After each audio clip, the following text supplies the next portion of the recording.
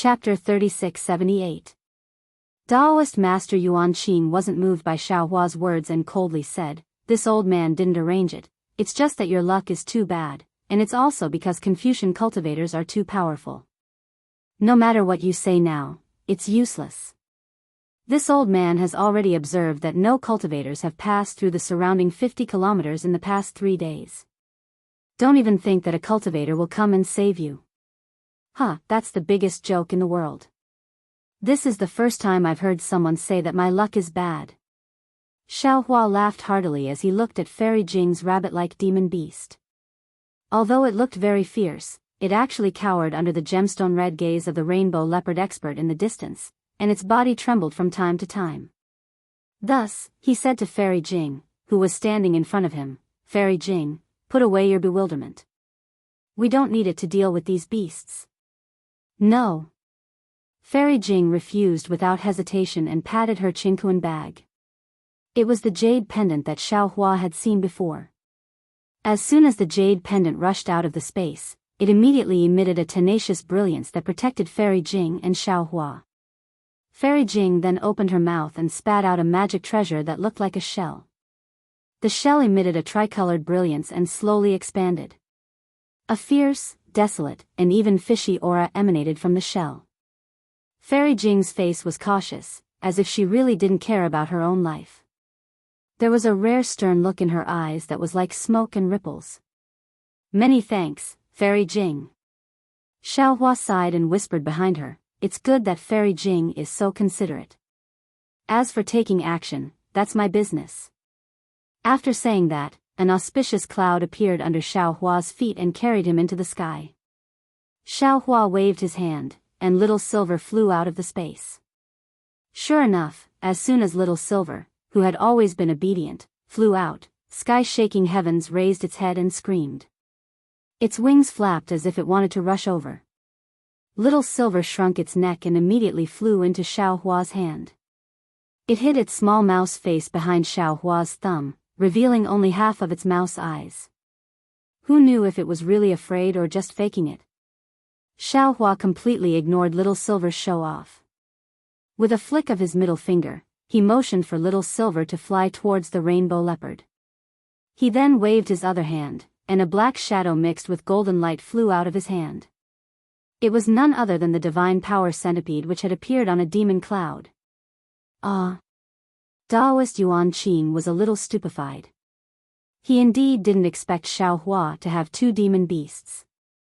But when he saw the divine power centipede, he sneered and waved his hand.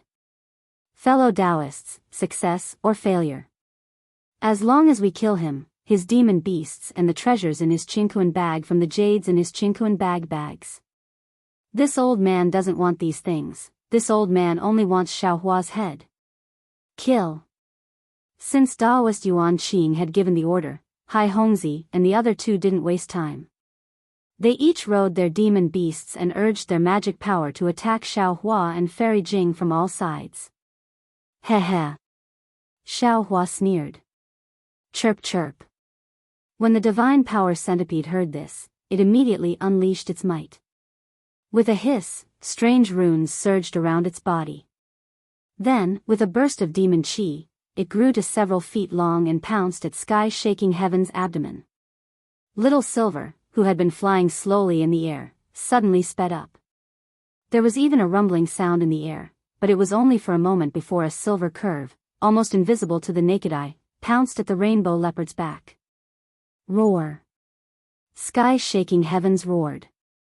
Roar. The rainbow leopard also roared.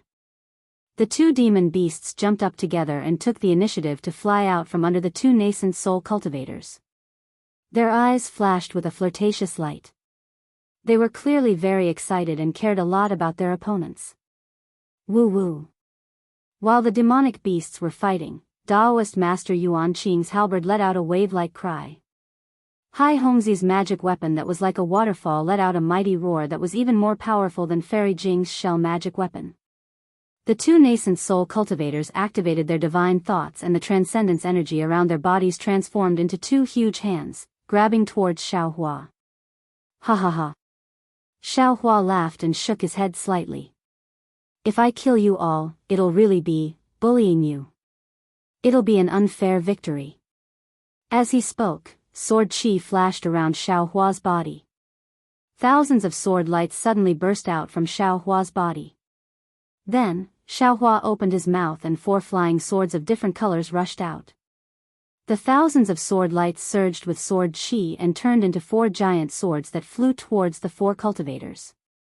The sword chi was imposing, the sword light was cold, and an austere aura sealed off the entire area. You're a Confucian cultivator?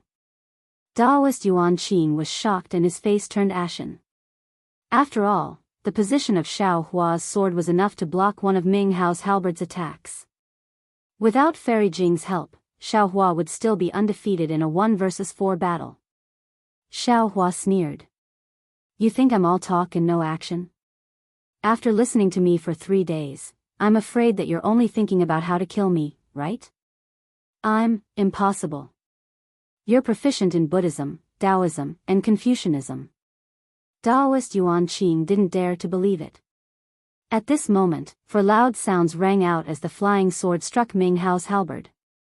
Ming Hao's halberd, which hadn't been damaged even during the Jade Pavilion conference, was instantly pushed back several meters by Xiao Hua's flying swords. A deep crack appeared on it, and it looked like it was about to break. With Ming Hao's halberd in such a state, Hai Hongzi's magic weapon was even worse. With a loud bang, the sword light was split in half, and Hai Hongzi's figure flew back several meters, his face dark red. The other 2 cultivators were even more miserable. Not only were their nascent souls' hands shattered, but their left and right arms were also shattered by the sword light. Their faces flashed with astonishment, as if they had never seen such tyrannical sword chi before. Let's go. Daoist Yuan Qing was indeed an ambitious and ruthless person. Seeing that Xiao Hua was unstoppable, he immediately made a decision. We don't need to tangle with him. As long as we pass the news of him attacking Star Lord Palace's Star Lord well to Mount Yaotai, Senior Kong Hongwu will naturally personally take his dog head. Aoo. At this moment, the arrogant rainbow leopard let out a miserable roar, leaving behind its last sound in this world. Then, its body fell from the sky. That cute little silver swung its body and carefully used its little paws to wash its face in the air. It was unknown whether it was because of mysophobia or because it was shy. Hiss. The thin and small cultivator sucked in a breath of cold air. He didn't know that he was even more shocked that his arm was injured by Xiao Hua, but before he could urge his body to fly back, Ga. An extremely heavy hissing sound came from afar. The demonic cloud in the sky suddenly flourished, and then a bloody light suddenly appeared. The sky-shaking heavens was actually split in half from head to toe by a black light. Daoist Yuan Qing was scared silly. He had really calculated for a long time and thought of many possibilities, but he still neglected to consider that Xiao Hua actually had the cultivation of a Confucian cultivator. Even if his dantian was shattered and his nascent soul was destroyed, he still couldn't be Xiao Hua's opponent. This so-called demonic beast divine power centipede was even more unexpected, and he didn't even consider it. After all, it was already good for a Daoist cultivator to have a demonic beast as a companion. How could they raise a second demonic beast? Go, go, go. This was Daoist Yuan Qing's only thought at this time. Trembling with fear, he didn't dare to stay any longer. Unfortunately, this simple thought couldn't be realized now. Just when the 4 nascent soul cultivators wanted to urge their magic power to escape, they suddenly felt an incomparably powerful force confining them. Oh, it couldn't be said to be confinement, because there wasn't the slightest bit of magic power fluctuation. It was a kind of pure power. Daoist Yuan Qing turned pale with fright. He hurriedly rubbed his hands, and several rays of light suddenly appeared in the void. The light around Daoist Yuan Qing violently trembled, and cracks that could be seen with the naked eye appeared in midair. The hand of a nascent soul? When Hai Hongzi saw this, a familiar feeling spontaneously arose, and he couldn't help but involuntarily cry out. How can your divine sense, how can it be so strong? Another nascent soul cultivator was so scared that he trembled slightly, and said in a low voice, Are you a nascent soul cultivator? Go to hell. Xiaohua didn't answer, and indifferently opened his mouth, like a god in the sky. The actions of these 4 people were no different from bandits. What was special was that they had superhuman divine abilities. If they were left in the world, they would only be able to kill more Daoist cultivators. Following Xiaohua's words, the 4 divine senses were like hammers, rushing down, and a rumbling sound rang out in the air. See. Falling stone array. Fairy Jing had already put away her magic treasure, and when she heard the familiar whistling sound, she couldn't help but think of the huge falling stone that made her tremble with fear. Facing this divine sense hammer that was comparable to falling stars, the 4 nascent soul cultivators' faces were ashen. They finally understood why Xiaohua wasn't afraid of them. With such a strong divine sense, even if he didn't have a dantian, then, so what? Fight. Daoist Yuanqing let out a heart-wrenching roar, and just as he opened his mouth and spat out a mouthful of blood essence, a withered green wooden vine flew out. Boom! Light flashed around Daoist Yuanqing's body, and the strong impact instantly tore his body into pieces. A 6-foot-long nascent soul flashed inside his body, and its figure slightly drifted, as if it was about to teleport. Unfortunately, when Xiaohua stretched out his hand, the space around the nascent soul was like iron, and the nascent soul couldn't disappear after squeezing for a moment. Xiaohua waved his hand, and the nascent soul immediately fell into his hand. Xiaohua didn't hesitate to stretch out his left index finger, and a faint crystal thread entered the space between the nascent soul's eyebrows. After a moment, several dark green lights flashed between Xiaohua's eyebrows, and strands of ghost-like light once again fell between the nascent soul's eyebrows. After that, there was nothing after that.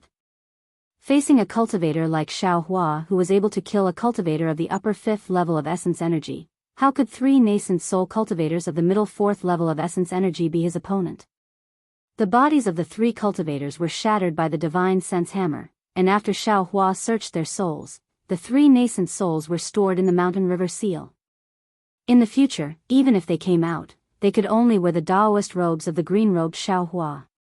A painstakingly planned ambush was only a wedding dress for someone else. Chapter 3679. Seeing Xiaohua deal with 4 cultivators who were more powerful than her so easily, Fairy Jing had an indescribable feeling in her heart. It was as if she had been cheated, but also as if she was relaxed. She even felt that it was only natural. As for Xiaohua's method of dealing with the 4 nascent soul cultivators, Fairy Jing didn't think much of it. She knew that if she and Xiaohua had fallen into their hands, it would have been even worse. However, she was still a little curious. She didn't understand why he had to keep the 4 nascent soul cultivators alive. Of course, she wouldn't ask too much. She landed on the flying boat with a smile in her eyes. Fellow Daoist Xiao, do you still need me to steer the boat for you? Hee, of course not. Xiaohua laughed and waved his hand, and the Pegasus pulled the flying carriage out. Fairy Jing's eyes lit up at the sight of such an arrogant Pegasus, and she smiled. Fellow Daoist Xiao is indeed very resourceful. This kind of light feather unicorn is very rare in the world. Oh. This is called a light feather unicorn? Xiaohua raised his eyebrows. I thought it was a Pegasus. Although Pegasuses also have light feathers, they don't have a horn. Fairy Jing landed on the flying carriage with a smile. Moreover, Pegasuses are most particular about the purity of their bloodline. The Immortal Palace would never let their Pegasuses. At this point, Fairy Jing stopped talking. She looked at the light feather heavenly horse with some envy and said, actually, it's this kind of demonic beast with an impure bloodline that has the potential to develop. It can have unexpected abilities. Xiaohua also landed on the flying carriage. He patted the Pegasus with his hand and put little silver on its back. He put away the divine power centipede and said, I didn't expect Fairy Jing to know so much about demon beasts. Fairy Jing pursed her lips and smiled. Didn't I tell you before? I established my country by the sea, and there are often demons of the 1,000 demons sacred realm, who come to trade. It would be strange if I didn't know about this. That's right. Hearing this, Xiaohua seemed to have thought of something. He extended his hand and said, Fairy Jing, if possible, please give your magic treasure to me. I'll find some time to refine it for you. If it has the power of a spirit treasure, consider it my apology for deceiving you." When Fairy Jing heard this, her face turned red, and her eyes flickered. She bit her lips and said in a low voice, "Fellow Daoist Xiao, I appreciate your kindness. It's just that my magic treasure is different from others. I can only refine it myself, and no one else can help me." "Oh. There's such a strange thing?" Xiao Hua was stunned and wanted to ask more, but seeing Fairy Jing's awkward expression, he knew that her magic treasure was a bit strange, so he didn't ask any more questions. He scratched his head and said, "This is troublesome. This Xiao has to do something to feel at ease." Fairy Jing pursed her lips and said, "If fellow Daoist Xiao has the heart, just like what you said a few days ago, explaining cultivation to me again, I would be very grateful." "Good," Xiao Hua said with a smile. "This Xiao likes this kind of business that only talks and doesn't make a loss. Fairy Jing, if you have any questions, feel free to ask. This Xiao can help you resolve them." Fairy Jing was stunned by this question. She opened her mouth, but didn't know what to say. After all, what Xiao Hua said in 3 days was enough for her to comprehend for many years. Even someone as strong as Daoist Yuanqing praised that 3 days was equivalent to 300 years of bitter cultivation. Although this was a bit exaggerated, it also showed that what Xiao Hua said was indeed profound. Fairy Jing had already heard a lot.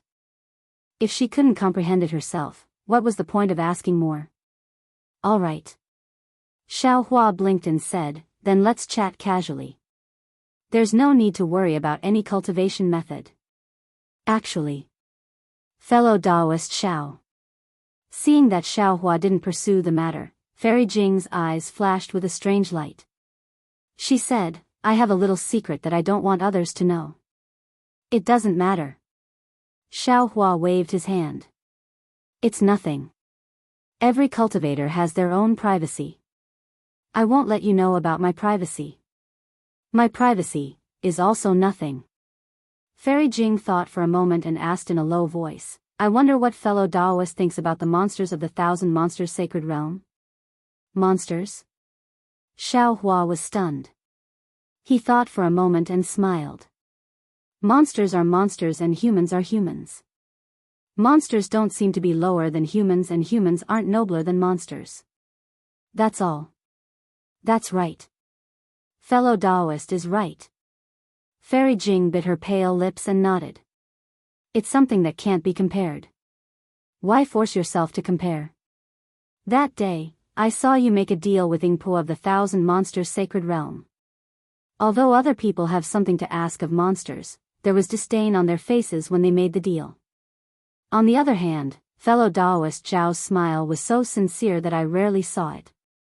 So, I really feel that, in the eyes of fellow Daoist, monsters and humans are equal."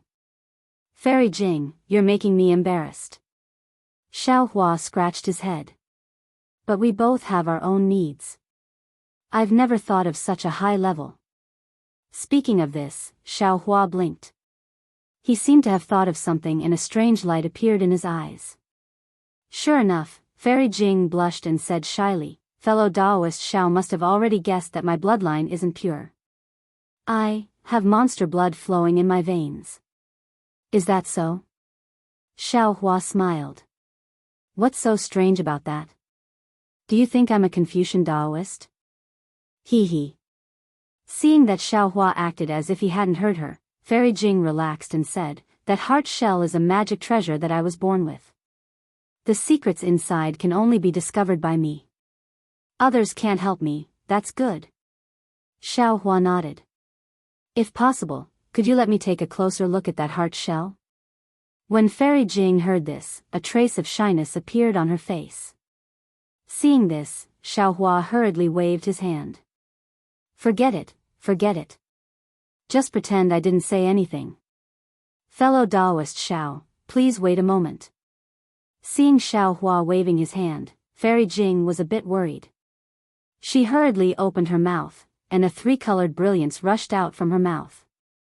The fist-sized heart shell flew out and landed on Fairy Jing's hand.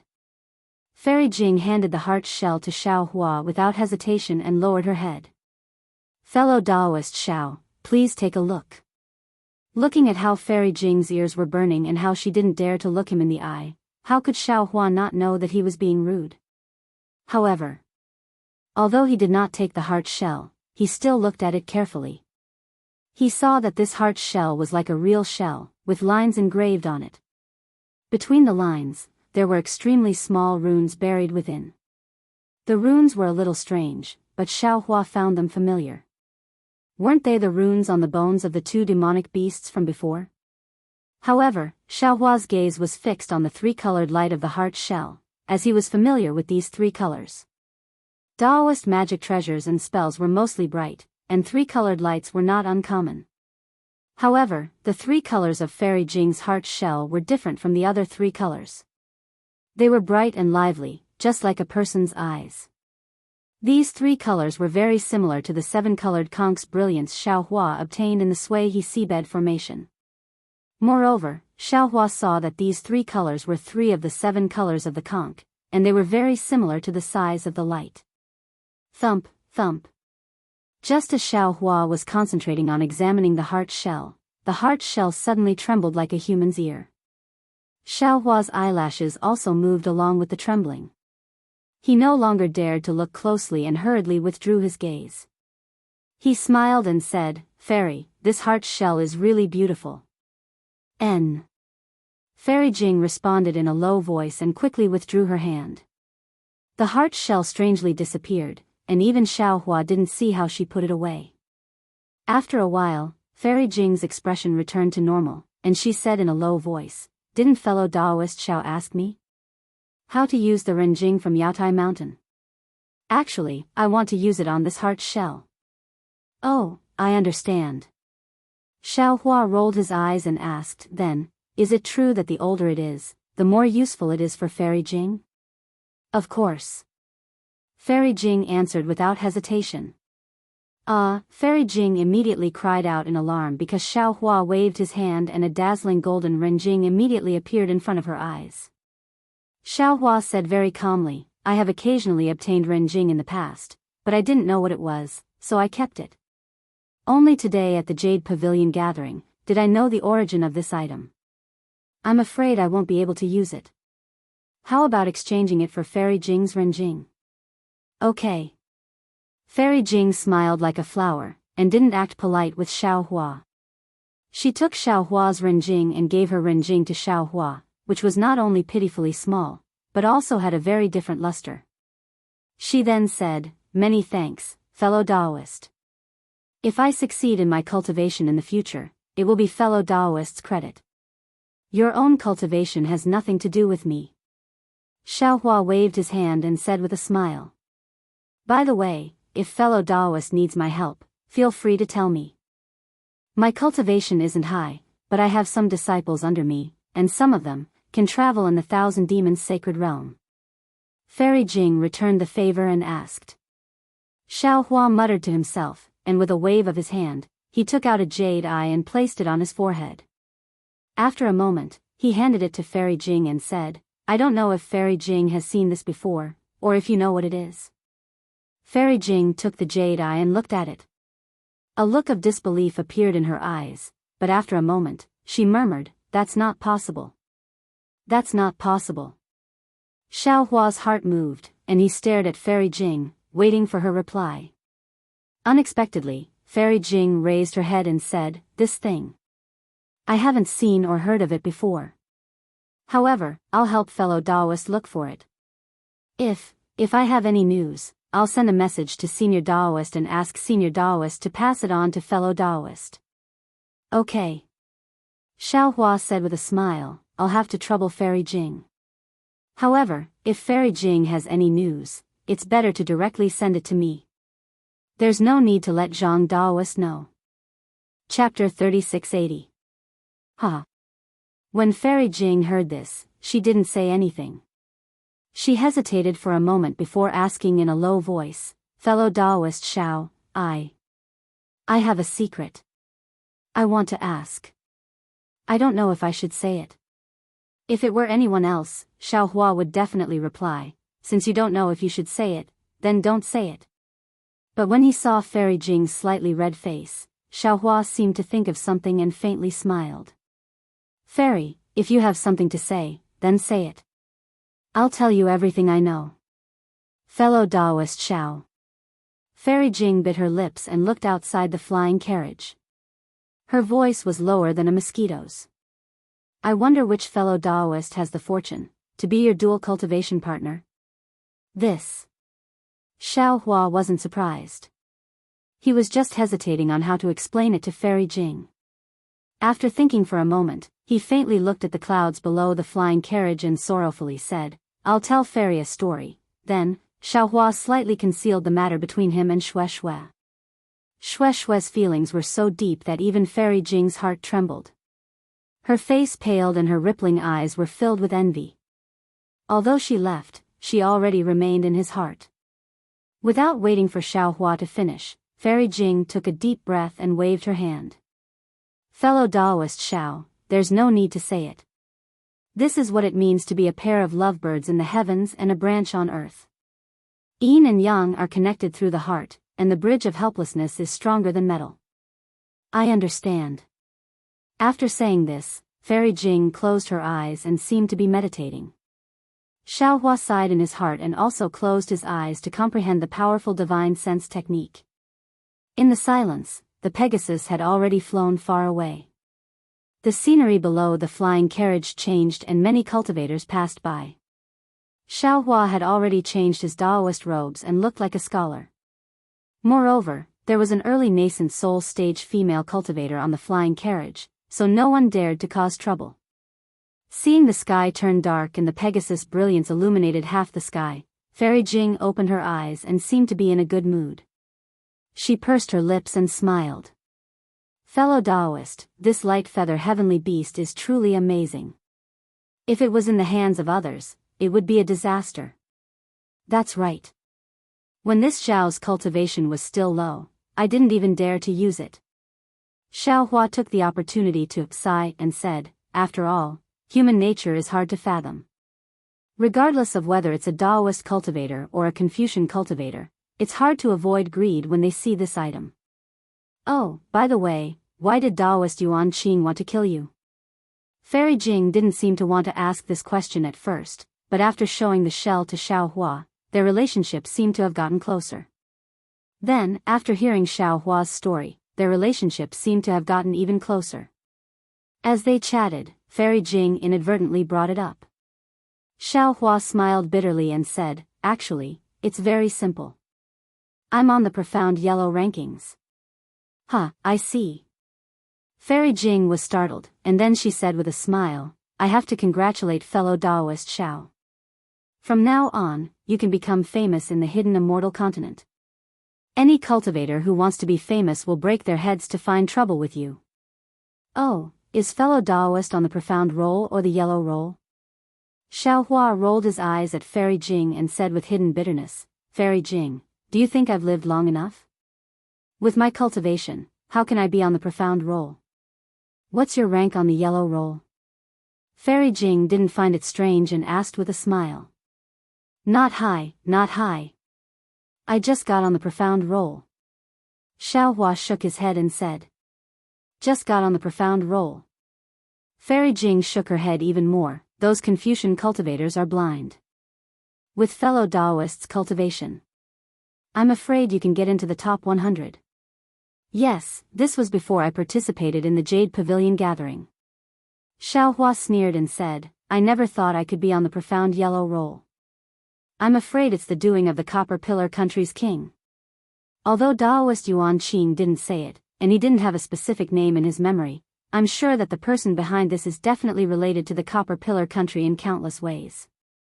Speaking until here, Xiaohua was slightly startled, as if he thought of something. He didn't have many enemies on the hidden immortal continent. The Copper Pillar country was one, and the other was the Duanmu family. Of course, the Duanmu family was a colossus, and Xiaohua only offended 1 or 2 disciples. However, Xiaohua couldn't rule out the possibility that Duanmu Qing and Duanmu Qiu weren't involved.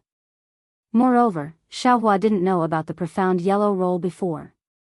He just found out from Daoist Yuan Qing's memory that it was a hidden Confucian power on the hidden immortal continent, the profound yellow roll. It was a bounty list set up by the Daoist disciples who had grudges with Confucian cultivators. The profound roll was ranked 180, and the yellow roll was ranked 360. The difference between the profound roll and the yellow roll was in strength. The yellow roll was generally below the 5th grade, while the profound roll was for old monsters above the 5th grade. As for the profound roll and yellow roll's ranking, it was based on the bounty and had nothing to do with one's cultivation. Of course, it was only average. Those with higher cultivation would naturally have higher bounties. Daoist Yuan Qing's memory didn't have the details of the profound yellow roll, and Xiaohua only knew that he just got on the yellow roll. However, Xiaohua couldn't ask Fairy Jing anything. After sneering, he said, "When I return to the Black Wind Ridge and destroy the Copper Pillar Nation, my ranking will probably rise." Hee hee. Fairy Jing pursed her lips and laughed. If fellow Daoist Xiao destroys the Copper Pillar Nation, wouldn't the bounty be gone? Then how can fellow Daoists still be on the roll? Hee hee, that's true. Xiaohua came to a realization, looks like the Copper Pillar Nation is definitely going to be destroyed. Fairy Jing was a little puzzled and asked curiously, since fellow Daoist Xiao has such a deep grudge with the Copper Pillar Nation, why don't you just return to the Black Wind Ridge? With fellow Daoists' current cultivation, not to mention relying on Xiong Yi and the others, you should be able to restore the country by yourself, right? It's very simple. Xiaohua had previously concealed something from Fairy Jing, but now he thought for a moment and said, "I'm not helping Jiang country alone. There's another person inside, and that's Xiao Jian. He is also the former king of the single Yang country that Xiao Jun and Jiji spoke of." As he spoke, Xiaohua briefly recounted the whole story of the matter, and then he sighed and said, "This Xiao has always felt that Xiao Jun was an ungrateful and shameless person. But all the way until now, this Xiao feels that. I seem to have been deceived by Xiao Jian. The heartless one should be Xiao Jian, and the loyal one should be Xiao Jun. For the truth of the matter, I have no choice but to go to the single Yang country and see for myself. Furthermore, the princess of Jiang country is a pitiful person, and she is also Yuanya. The only thing in my heart, I can't help but be cautious. I can't let Xiao Jian ruin the establishment of Jiang country. Still, there's such a strange thing." Xiaohua's story was not short, and Fairy Jing listened with relish. At this moment, she was rather envious. I really didn't think that there would be such a romantic encounter in this world. Furthermore, fellow Daoist Xiao is indeed a man of his word. For the sake of the previous promise, for the sake of the Imperial Master's fortune, he actually participated in the Jade Pavilion meeting with such a profound cultivation. I truly admire him. Speaking up to here, Fairy Jing comforted Xiaohua. Actually, fellow Daoist Xiao doesn't need to blame yourself. Although your cultivation far surpasses ours, you don't have the experience of establishing a country. It's normal for you to be deceived. Since fellow Daoist has the heart to investigate, you definitely know who Xiao Jian is.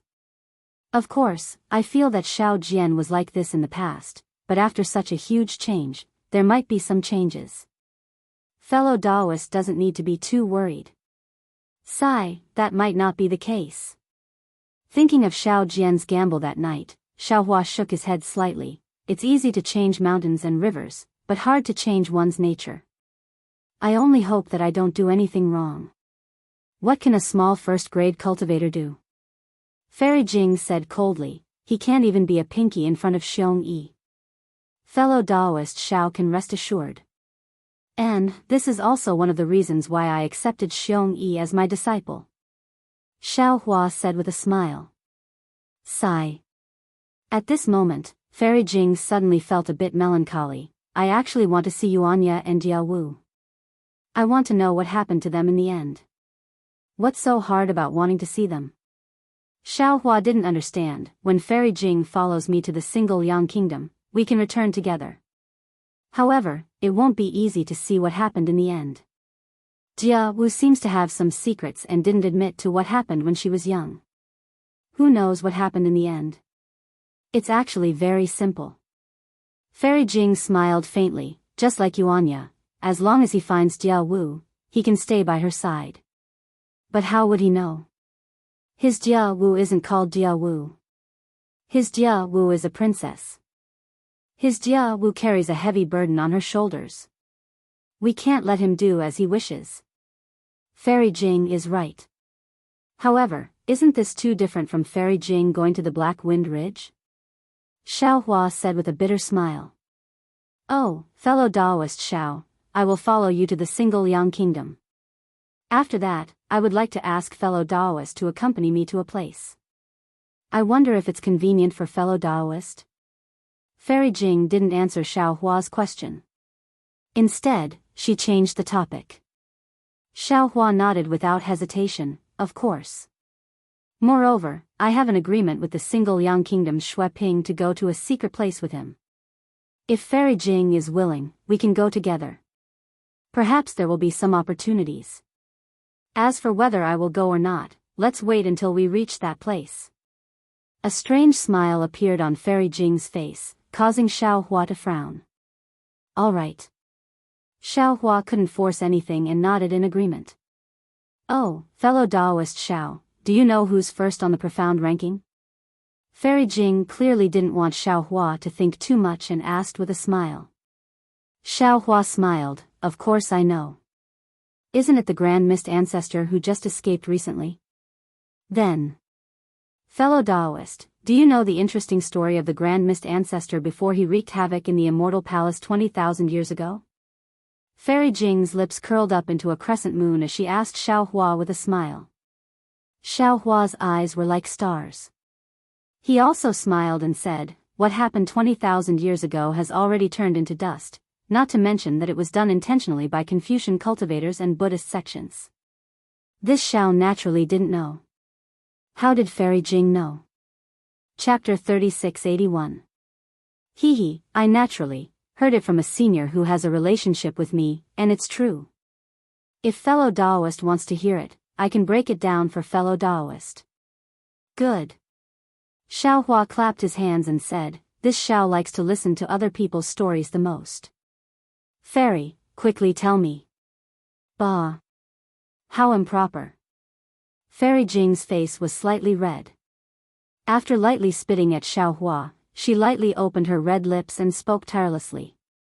At this moment, the stars were shining, the crescent moon was like a hook, the distant mountains were faintly discernible, and the clothes were fluttering near the water. The sound of wind whistling entered his ears, the sound of pine trees rustling in his heart, and the fairy was softly telling stories of the past. In the night, Xiaohua was clearly somewhat intoxicated. In the past, Xiaohua didn't feel that the hidden immortal continent was very big, especially since each small country was only a few hundred to 1,000 li. It was much smaller than a city in the Dawn Rain continent. However, after coming to the Yaotai mountain to participate in the Yaotai conference, he realized that he was still wrong. Although the countries of the hidden immortal continent were small, there were many countries, and the entire continent might not be small. And under Fairy Jing's guidance, this time, he flew to the Single Yang country. Even with the speed of a Pegasus, it actually took him half a month to fly.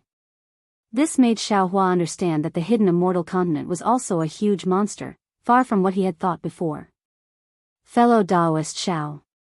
Seeing the scenery in front of them change, the mountains began to gradually lower, the water began to surge, and small streams separated from the big river, turning the fertile land on the ground into pieces. Fairy Jing stood up and said, 300 li ahead should be the border of the Single Yang country. Oh. Fairy Jing's divine sense can actually see 300 li ahead? Xiaohua stood up and said with a smile, seems like you also have a cultivation secret technique. You know all of my remaining secrets. Fairy Jing said with a smile, it's not a secret technique, just a kind of talent. Xiaohua rubbed his nose and smiled bitterly. This Xiao has racked his brains to find secret techniques and treasures, but I can't compare to you. You're already so powerful from the start. TSK. Fairy Jing curled her lips even more. Don't talk about cultivation. You're someone who has a chance to be on the Xian ranking. How can an ordinary person like me compare to you? Hee hee. Xiao Hua smiled faintly and looked up. He saw that below him was a water village with little lakes all over. Paddy fields were either in the wilderness or on the hillside. Occasionally, there were terraced fields that Xiao Hua was familiar with. It was as if ripples were spreading all over the foothills. In the mountains and on the terraced fields, there were villagers working. Under the shade of the trees, by the river, there were laughing children. In the ravines and on the lakes, there were small boats either casting nets or drifting. It was a picture of a land of plenty. There were also melodious songs that sounded like the cries of orioles coming from the boat from time to time. While they spread across the land, there was also a sonorous voice that sounded like a lion's roar coming from the shore. It resonated with the woman's voice, adding a bit of vitality to the beautiful scenery. Not bad. Fairy Jing was in the air and couldn't help but praise. Let's not talk about the monarch of the Chanyang country. Just the simple customs of the people and their rich lives are enough to make this concubine have a whole new level of respect for Xiao Jun. Xiao Hua smiled and said, moreover, this place is so far away from the Yaotai mountain. As the monarch of a country, Xiao Jun is actually so far away from the capital. He's not afraid of chaos in the country. It's commendable that the monarch can do this. Do you still want to look deeper? Fairy Jing asked with a smile. There shouldn't be any need. Xiao Hua nodded slightly, but since we're here and the scenery is so beautiful, why not stop for half a day? Good. Fairy Jing was also happy. She pointed at the Pegasus and flying chariot and said with a smile, since that's the case, why don't fellow Daoist put away the Pegasus and flying chariot? We'll go in disguise. As you wish. Xiao Hua laughed loudly. This was a good show that he was good at. However, after Xiao Hua put away the flying chariot, he suddenly raised his eyebrows and looked into the distance. His eyes revealed a kind of surprise. Fairy Jing sensed it and hurriedly looked over. She saw a small mountain in the distance. The mountain was covered with terraced fields. The terraced fields were filled with water, shining brightly and somewhat dazzlingly. It was noon and the sun was high in the sky. However, there were many people farming in the terraced fields. There was nothing strange about the hard-working situation. However, these people were all bald. Although they were wearing monk robes, the robes weren't very clean. Some were stained with mud and some were filthy. Many of the monks farming looked tired. Their monk robes were loose, and they were actually lying down under the shade of the trees to rest. How could they look like senior monks? Hee, it's a bit strange. Fairy Jing said with a smile, the Buddhist disciples this concubine knows all hold alms bowls in their hands and go around begging alms. Each of them has a noble and virtuous face and looks like an otherworldly expert. Why are the monks here so vulgar and want to farm by themselves? I'll go down and take a look. Xiao Hua had a smile on his face, looking very interested. When the two descended from the sky, their appearances hadn't changed, but their clothes had been changed. Xiao Hua was wearing Confucian robes and holding a folding fan in his hand, looking like an elegant young master. Fairy Jing had changed into ordinary clothes. However, since she hadn't changed her appearance, her beauty was still far beyond that of ordinary people. The two walked along the road for a while, but all the people on the road, whether they were in a carriage or walking, couldn't help but look at Fairy Jing. Many people even drooled. Xiao Hua bitterly smiled and transmitted, Fairy Jing, why don't you change your appearance a bit? If you go and look like this, why would we need to descend from the sky? Hee. Fairy Jing covered her mouth and laughed. She followed Xiao Hua into the nearby forest. When she appeared in the distance, her appearance had become ordinary. That's more like it.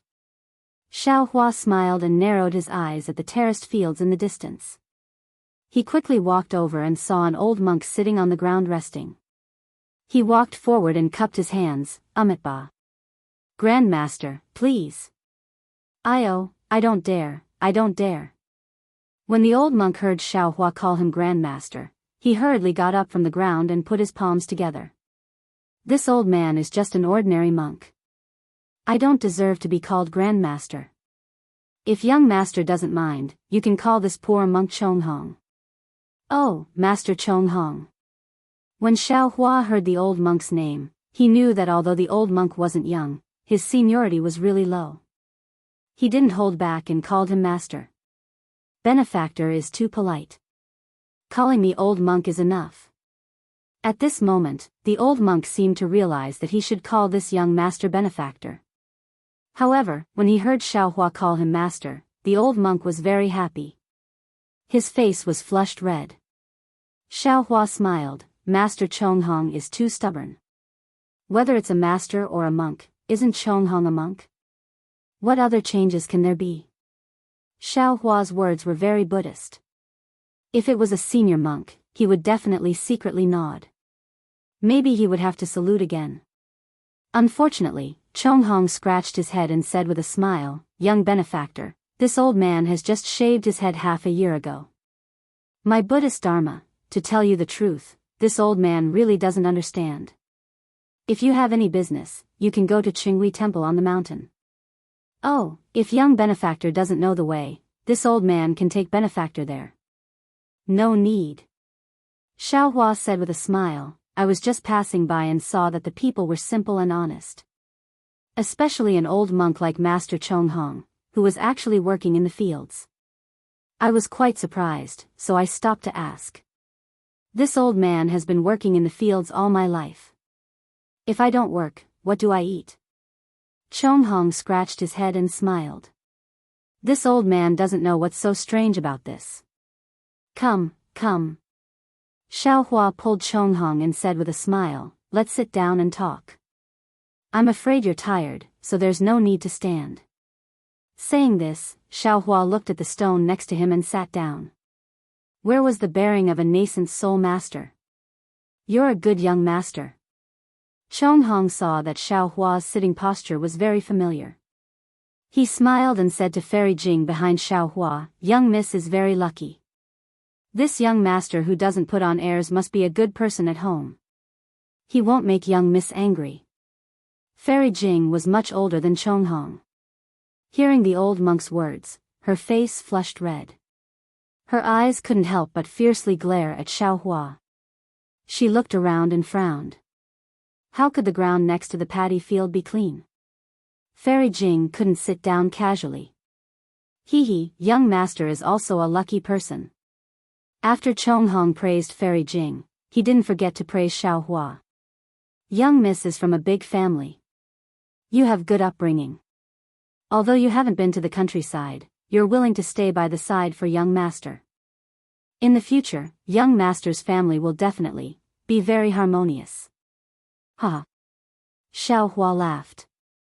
He knew that the old monk was talking about the table. He cupped his hands and said, "Old master, sit down. Let's chat casually." All right. The old monk Chonghong sat down and reached for something at his waist. Unfortunately, it was empty. He smacked his lips and said, "Sigh, everything is good about being a monk. There's food and drink, and there's work to do. It's a pity that there are more rules. This old man has smoked tobacco for God knows how many years, and now I have to quit." Xiao Hua said with a smile, "Since you can't quit, then don't. Why make things difficult for yourself? That won't do." Old monk Chonghong hurriedly waved his hand. "Since this old man entered Buddhism, I have to abide by the commandments of Buddhism. This old man can't lose face for my Buddhism." Then the old monk looked at Xiao Hua with vigilance. "Young master, are you testing this old man?" Hee, monks should call themselves poor monks. Young master should also be called benefactor." Xiao Hua replied with a smile. "That's different." The old monk proudly waved his hand and said, "That won't do. Just like a senior monk." Chapter 3682. The old monk proudly said, "This old man's master said that the title is a mark. No matter what the title is, it's fine as long as others know it. Even if it's Buddha, this old man should praise Amitabha. It's normal for this old man to call him Buddha. At the very least, this old man doesn't open his mouth. It's not wrong for this old man to say it in his heart. But the precepts of Buddhism are that this old monk is fundamentally different from the old farmer. Only by abiding by these rules can this old man be a monk. Otherwise, this old man isn't a monk. Namo Maitreya Buddha. Xiaohua couldn't help but recite the name of Buddha. He nodded and said, "Old master is right. This young man is a bit stubborn." Oh. The old monk naturally couldn't hear the difference, but Fairy Jing was a bit stunned. She looked at Xiaohua strangely. She had never heard the name of Namo Maitreya Buddha before. "Young master, what do you want to ask?" The old monk regretfully raised his finger and sniffed deeply a few times. He lifted his hand and pulled out a few blades of grass from the ground. While speaking, he put the roots in front of his yellowed teeth and chewed. Strands of grass-green juice seeped out from the roots, emitting a wave of fragrance. Xiaohua looked at the old monk's somewhat familiar actions and said with a smile, "This young man has been to many places and seen many monks. Those monks are different from old master. They wear clean monk robes and kasayas. They hold wooden fish and prayer beads. The most important thing is that they hold bags. They don't farm. They beg alms every day and ask people to give them alms. So when I saw old master, this young man felt very strange. Could it be that the monks of Danliang are different from other places?" The old monk scratched his head and said with a bitter smile, "Young master, you've stumped this old man." In the past, this old man had never seen any monks. Later, Qinghui Temple appeared in Centipede Ridge, and then there were monks in Qinghui Temple. Since the day this old man saw monks, monks have to farm. This old man has never seen a monk who doesn't work. This old man can't answer you. Xiaohua thought for a moment and said with a smile, "Master Chonghong, it's fine if you don't know. In a while, this young man will pay a visit to Qinghui Temple's abbot and ask. Then can master tell this young man why you didn't live a good life and insist on becoming a monk? Why are we having such peaceful days?" The old monk Chonghong blinked his eyes, looked at Xiaohua and said, "Little Gongzi, which eyes of yours saw that this old man was living a good life before? What's wrong with me becoming a monk?" Xiaohua didn't know whether to laugh or cry. "It's still my fault. I've always felt that monks who leave home in the temple are all lonely lamps and shadows. It's very boring. Chanting sutras every day is tiring, and there are so many rules and precepts. How can it compare to being outside the temple? That's what the young master and young lady think." The old monk Chonghong said with a smile, "Young master has a wife to warm his bed. Naturally, he doesn't need to become a monk. But I'm different." Fairy Jing couldn't help but blush and lower her head. She really didn't understand why Xiaohua was so interested in such a vulgar old farmer. Chonghong then explained the reason why he wanted to become a monk. The old monk's experience could be considered complicated. When he was young, he was considered a good laborer in the village. However, his family was poor and he couldn't find a wife. Later on, a woman from another country who fled to the Chaoyang country passed by and stayed in his home. However, later on, there was war at the border of the Chaoyang country. This area became the territory of another country. The people in the village were either killed or fled. The old monk's family was separated during the flight. When the old monk returned, everything had changed. In order to wait for his lost family, the old monk stayed in the village. His family didn't come, but time came. Although the old monk could farm and make a living, it wasn't easy to live alone. If he married again, he would be too old and wouldn't be easy to find. Helpless, the old monk found the Qinghui Temple in Centipede Ridge and donated his paddy field to the temple. He even shaved his head and became a monk. Every day, he ate and drank in the temple and farmed the temple's fields. His daily life was taken care of by the young monks of the temple. It was much better than before. Hearing Chonghong's words, Xiaohua frowned. It wasn't right to say that the Qinghui Temple took over the villagers' fields and turned it into their private property. After all, Chonghong volunteered. Moreover, Chonghong said very clearly that there were many other old monks who were in a similar situation. These old monks all volunteered to donate their fields to the temple. Chonghong and the other old monks were not able to grow all of these crops by themselves, but there were strong and healthy young monks in the temple. Usually, these old monks could not eat meat or fish, but they did not lack any other vegetables. They even had some silver and copper coins distributed to them. Not only that, there were monks in the Qinghui temple urging Chonghong and the other old monks to chant sutras every day. Even if these old monks couldn't read, the monks would recite the sutras line by line and let these old monks chant along. The monks' usual homework was also necessary. Of course, the time for this homework might be much less than in ordinary temples. When Xiao Hua heard the old monk Chonghong talk about Qinghui temple, not only were there old monks like them, there were also some orphans who had been acolytes since they were young. Normally, the poor people around Centipede Ridge and those who had difficulties would come to Qinghui temple to find a monk to solve their problems. Xiao Hua couldn't help but turn to look at Fairy Jing and whisper, "The old are taken care of, the young are taught, the poor have support, the widows, lonely, and disabled are all taken care of." Although Fairy Jing wasn't a Confucian cultivator, she was in charge of a country and had heard of this. She nodded slightly, "You're right. The state teacher of the single Yang country isn't simple." "Yes, after hearing Master Chonghong's words, I have an urge to meet this Buddhist state teacher," Xiao Hua said with a smile. He then asked old monk Chonghong, "Old master, do you know Xiao Jian?" "Xiao Jian?" The old monk was stunned and shook his head slightly. "Which village is he from?" "Huh, Xiao Jian isn't a young man. He's the previous king of your single Yang country." Xiao Hua smiled and explained, "Do you know this person?"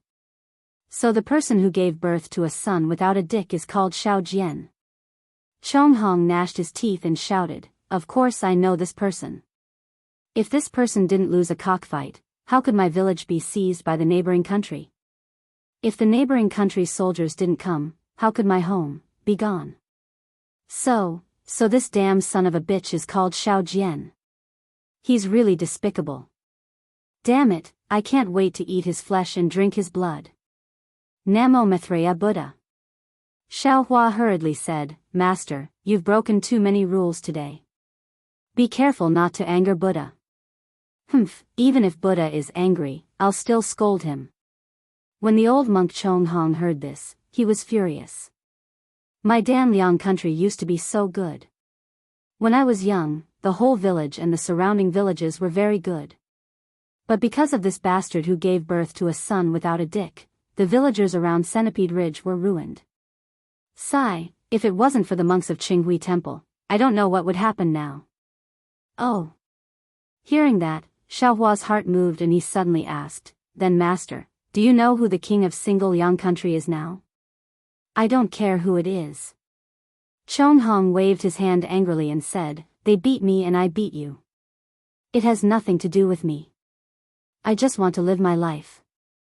"Huh, then there haven't been any wars in the past 10 years, right?" Xiao Hua asked again. "Of course not." Chonghong smiled and said, "With Buddha in my single Yang country, how could there be wars? That makes sense." Xiao Hua smiled and stood up, saying, "Master Chonghong, do you have time to bring me to visit the abbot of Qinghui Temple?" Of course. Chonghong hurriedly stood up and raised his right hand habitually to knock on the stone below him. Unfortunately, he knocked on empty air this time. The old monk was a little embarrassed and said with a smile, "Sigh, it's a habit of many years. It's not easy to change." But Master said it well, as long as you have Buddha in your heart, all habits can be changed. Probably. Of course, it's also because of Buddha's blessings. Xiao Hua replied with a smile. "Let's go, young master, please follow me to Centipede Ridge. The abbot of Qinghui Temple likes knowledgeable people the most. I remember that many scholars came to the temple in the past." Although the old monk, Chonghong, was not young, he walked as if he was flying. He walked very quickly on the mountain path, talking as he walked. Although Centipede Ridge was called a mountain, it should be called a ridge. It wasn't high, but the ridge was quite big and extended for a long time. It was like a centipede with many hillsides. In addition to the common trees on Centipede Ridge, there were also many fruit trees. These fruit trees formed a forest. Where there were no fruit trees, sometimes there were melon gardens, sometimes there were wheat fields, and occasionally there were rows of bean sprouts. There were also some monks in these places. Some were old, some were young, and some were guarded by bald novice monks. These monks, like Chonghong, all had smiles on their faces. Perhaps they couldn't say Amitba, or perhaps they didn't have clean monk robes, but when they saw Xiaohua and Fairy Jing, they all put their palms together and smiled as they saluted, making Xiaohua happy. Chonghong. Not far away, there was an enormous temple that covered the entire mountain ridge. Large and small monks' residences were covered in green cypress trees. A somewhat rough voice came from the mountain path. Why didn't you work in the fields and come back? Are you hungry? Xiaohua raised his head and looked over. He saw a thin and small middle-aged monk wearing a moon-white monk robe. The robe looked extremely shabby, but the shabbiness of the monk's robe paled in comparison to the monk's distressed expression. Master. Chonghong saw this person and immediately stopped. He put his palms together and said respectfully, "Disciple was just working in the fields and happened to meet these two benefactors looking for Qinghui Temple. Disciple was afraid that they would find the wrong place, so I brought them here." Chapter 3683. I know. You can go. When the middle-aged monk heard this, he said lightly. Then, he took out a fist-sized fruit from a bamboo basket and handed it to Chonghong. This is what this penniless monk picked up from the ground. Take it to fill your stomach first. It's still early, so bear with it if you're hungry. Thank you, Master. Chonghong spoke respectfully. After receiving the fruit and bowing, he smiled at Xiaohua and Fairy Jing before turning around and leaving. This poor monk Jian Dong greets the two benefactors. Jian Dong's tone began to sound like that of an ordinary monk. Xiaohua and Fairy Jing cupped their hands casually as a greeting. Xiaohua looked at the bamboo basket in Jian Dong's hand and smiled. What is Master doing? Aren't you chanting in the temple? Why are you strolling around with a bamboo basket in your hand? Fairy Jing was a bit confused. Xiaohua had clearly asked Chonghong this question. She didn't know why he would ask again for no reason. Jian Dong put his palms together and said in a low voice, Amitba.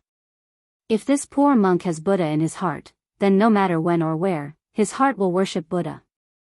If this poor monk doesn't have Buddha in his heart, then even if he sits in the temple with a scroll in his hand and a wooden fish in front of him, the golden Buddha sitting in the hall of great strength would still ignore this poor monk. What you say makes sense. Xiaohua didn't comment and said, actually, you can send the strong men of the temple for the things in your hands. You don't have to come in person. Jian Dong's expression didn't change.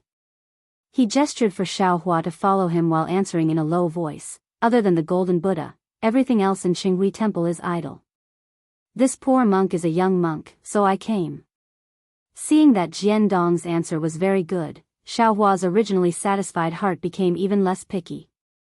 Soon after, Xiaohua didn't ask any more questions. He only pointed at the surrounding fruit trees and melon fields and asked some questions. His tone was no different from that of a farmer in the countryside. At first, when Jian Dong saw Xiaohua asking about the temple, he felt somewhat disgusted. But then he listened to Xiaohua's words, which were related to the livelihood of farming and mulberry trees, and had the intention of asking for guidance. He thought Xiaohua was a young official who happened to pass by today to collect materials, so he answered with great care, not hiding anything from him. Before arriving at the gate of Qinghui Temple, Xiaohua had already asked about the temple's affairs. As expected, the Chanyang state had given Qinghui Ridge to Qinghui Temple as a property. However, Qinghui Temple didn't encircle the ridge like the other temples. Instead, they divided the ridge into different areas and planted different things according to the soil and water. They even cultivated the land of Centipede Ridge together with the land under the ridge, regardless of whether the land belonged to Qinghui Temple or not. What was special about Centipede Ridge was that other than being used by the temple, it was also given to the surrounding villagers. Even the child beggars who had fled to this place were given to them. To put it bluntly, Qinghui Temple was like some kind-hearted rich people in the countryside. However, Qinghui Temple was different from these rich people. Qinghui Temple didn't accumulate money at all. Xiaohua sighed slightly. The Buddhist doctrine of Buddhism was profound and taught all living things to be good. However, there was one thing that was hard for people to accept. The monks in the temple always considered themselves to be monks. They didn't produce anything themselves and only wanted people to worship them. They called it giving alms and soliciting alms.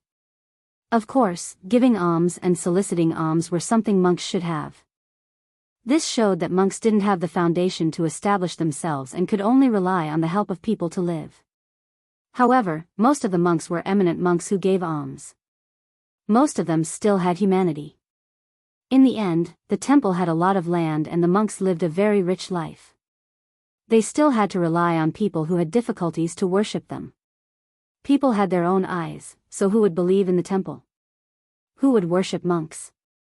As time passed, the Buddhist sect began to appear hypocritical.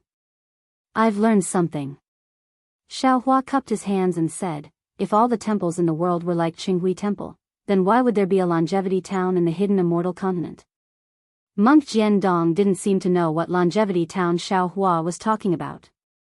He only smiled and said, young benefactor, I'm afraid you came from another country and aren't a citizen of my country. In my country, all the temples are like this. Really? Xiaohua raised his eyebrows and was somewhat surprised. Jiandong didn't answer Xiaohua's words. He looked at the stairs in front of him and then looked at Fairy Jing behind him. He bowed and said, Amitba. Female benefactor, my Qinghui temple doesn't allow women to set foot in. Female benefactor, please serve tea outside. Fairy Jing's eyes flashed with slight anger. How could she put this secular temple in her eyes? However, Xiaohua's smile and warm words calmed her down. You wait here first. I'll come out immediately after I visit the temple's abbot. Xiaohua didn't say, fairy, or fellow Daoist, but it sounded warm, as if there was a kind of indescribable intimacy contained within. Fairy Jing agreed in a low voice. She turned her head and walked towards the mountain plum trees in front of the mountain gate. Benefactor, please. Jiandong raised his hand and gestured. He took the lead and walked up the stairs to the mountain gate. Xiaohua didn't release his divine sense, but he had already seen the exterior of Qinghui Temple on the way. This was a regular temple. It looked very big, but the buildings inside were simple. There was a main hall, a meditation room, and there seemed to be a forest of pagodas behind. Moreover, these buildings didn't look very new and were somewhat old. In particular, some places had a lot of moss because of the year-round rain collection. Although the mountain gate and stairs in front of Xiaohua were very clean and tidy, they were also somewhat shabby. They weren't even as bright as the mountain gate of Longevity Town's Shaojin Temple. Xiaohua followed Jiandong up the stairs and stepped through the mountain gate. What greeted him was a main hall and square. There was an incense burner in the square and incense in the main hall. However, there were sparse villagers kowtowing and offering incense. There were several young novice monks accompanying them. The incense burner didn't seem very vigorous. Chongshi. Jiandong walked in and took a look. He called out to a young novice monk who was standing in front of the incense burner. Master. The young novice monk carefully placed the incense stick in his hand on the incense burner and hurriedly ran over. He put his palms together and bowed respectfully to Xiaohua. Greetings, benefactor. Take this benefactor to see the abbot. Master will go to the kitchen. Jiandong instructed the young novice monk. He then said to Xiaohua, this poor monk will deliver tea to the benefactor. Thank you for your trouble, master. Xiaohua nodded. Soon after, under the guidance of the little monk, Xiaohua walked through the main hall and went all the way inside. In the end, he actually passed through the meditation room and came to a pine forest. He saw a slightly withered old monk wearing a shabby kasaya sitting on a mountain rock. He was holding a shiny prayer bead in his hand and his mouth was slightly moving as he chanted. Martial ancestor. The young novice monk didn't dare to approach. He stood still from afar and bowed. A benefactor came to pay a visit. This disciple has brought him here. Who would have thought that the old monk didn't pay any attention to him? He only closed his eyes and slightly moved his hands. He was chanting scriptures word by word. Benefactor. The young novice monk turned his head and said apologetically, "Martial ancestor is like this. If you want to wait, you can wait here for a moment. If you feel impatient, please turn back. This little monk still has some matters to attend to and can't accompany Benefactor here." After he finished speaking, the young novice monk respectfully bowed and slowly walked away. Looking at his appearance, he was already used to this kind of situation. Moreover, his attitude was definitely not disrespectful. Xiaohua didn't mind that the group of monks had left him hanging. He faintly smiled and quietly stood there, listening to the old monk chanting scriptures. The old monk's voice was extremely soft and even somewhat vague. However, Xiaohua heard it clearly. It was the Vimalaku Sutra. The Vimalaku Sutra wasn't a scripture that ordinary monks often chanted. The things inside were rather obscure. Even Buddha Sarira Bodhi had read it before, but he didn't understand it too well. When he heard the scriptures, Xiaohua felt somewhat disdainful at first. However, after a moment, a trace of seriousness appeared on his face. He then slightly closed his eyes and quietly listened. The old monk's chanting voice was like a gurgling stream flowing through the pines and into Xiaohua's ears. After a full 4 hours, the sky was already dark, but the old monk still didn't stop. Monk Jian Dong also came twice. When he saw Xiaohua quietly standing there, he didn't dare to disturb him and quietly left. Outside the temple, Fairy Jing took out a praying mat from her Qingquan bag and sat down. She didn't cultivate and only silently recited Xiaohua's teachings. As for Monk Jian Dong's tea, she didn't even touch it. The sky was already dark. Naturally, the monks who were working at the foot of the mountain returned. The group of monks was very well behaved. Their footsteps weren't loud and they didn't make any noise. When they saw Fairy Jing, who still had an outstanding appearance, they didn't dare to look at her too much and carefully entered the temple. Old monk Chonghong was naturally among them. He opened his mouth but didn't say anything and followed the others into the temple. Not long after, the sound of chanting came from inside the temple. Then, the bell rang and waves of the fragrance of vegetarian food came from inside the temple. In the twilight, Jian Dong came back with a basket and some food to invite Fairy Jing to eat. Fairy Jing slightly opened her eyes and looked at him. She only said 3 words, "No need." Then, she ignored Jian Dong. Jian Dong was helpless and could only put the basket next to Fairy Jing. Then, the young monk called Chong Shi stood guard at the side. "This Xiaohua is a bit strange." Fairy Jing was comprehending the mysteries of Xiaohua's teachings while also being puzzled. "It's just a temple, what's so good about it? Could it be that there's a hidden Buddhist expert?" When she thought of a Buddhist expert, Fairy Jing's eyes suddenly opened. Xiaohua had already said that he was proficient in Taoism, Confucianism, and Buddhism. Fairy Jing had seen Xiaohua's Daoist abilities and Confucian abilities, but she had never seen Xiaohua's Buddhist abilities. Could it be that Xiaohua really met a Buddhist expert in the temple? Fairy Jing originally wanted to release her divine sense, but she hesitated. She didn't know if her divine sense would disturb Xiaohua. Forget it, so be it. Fairy Jing closed her eyes again. Sometimes, waiting is also beautiful.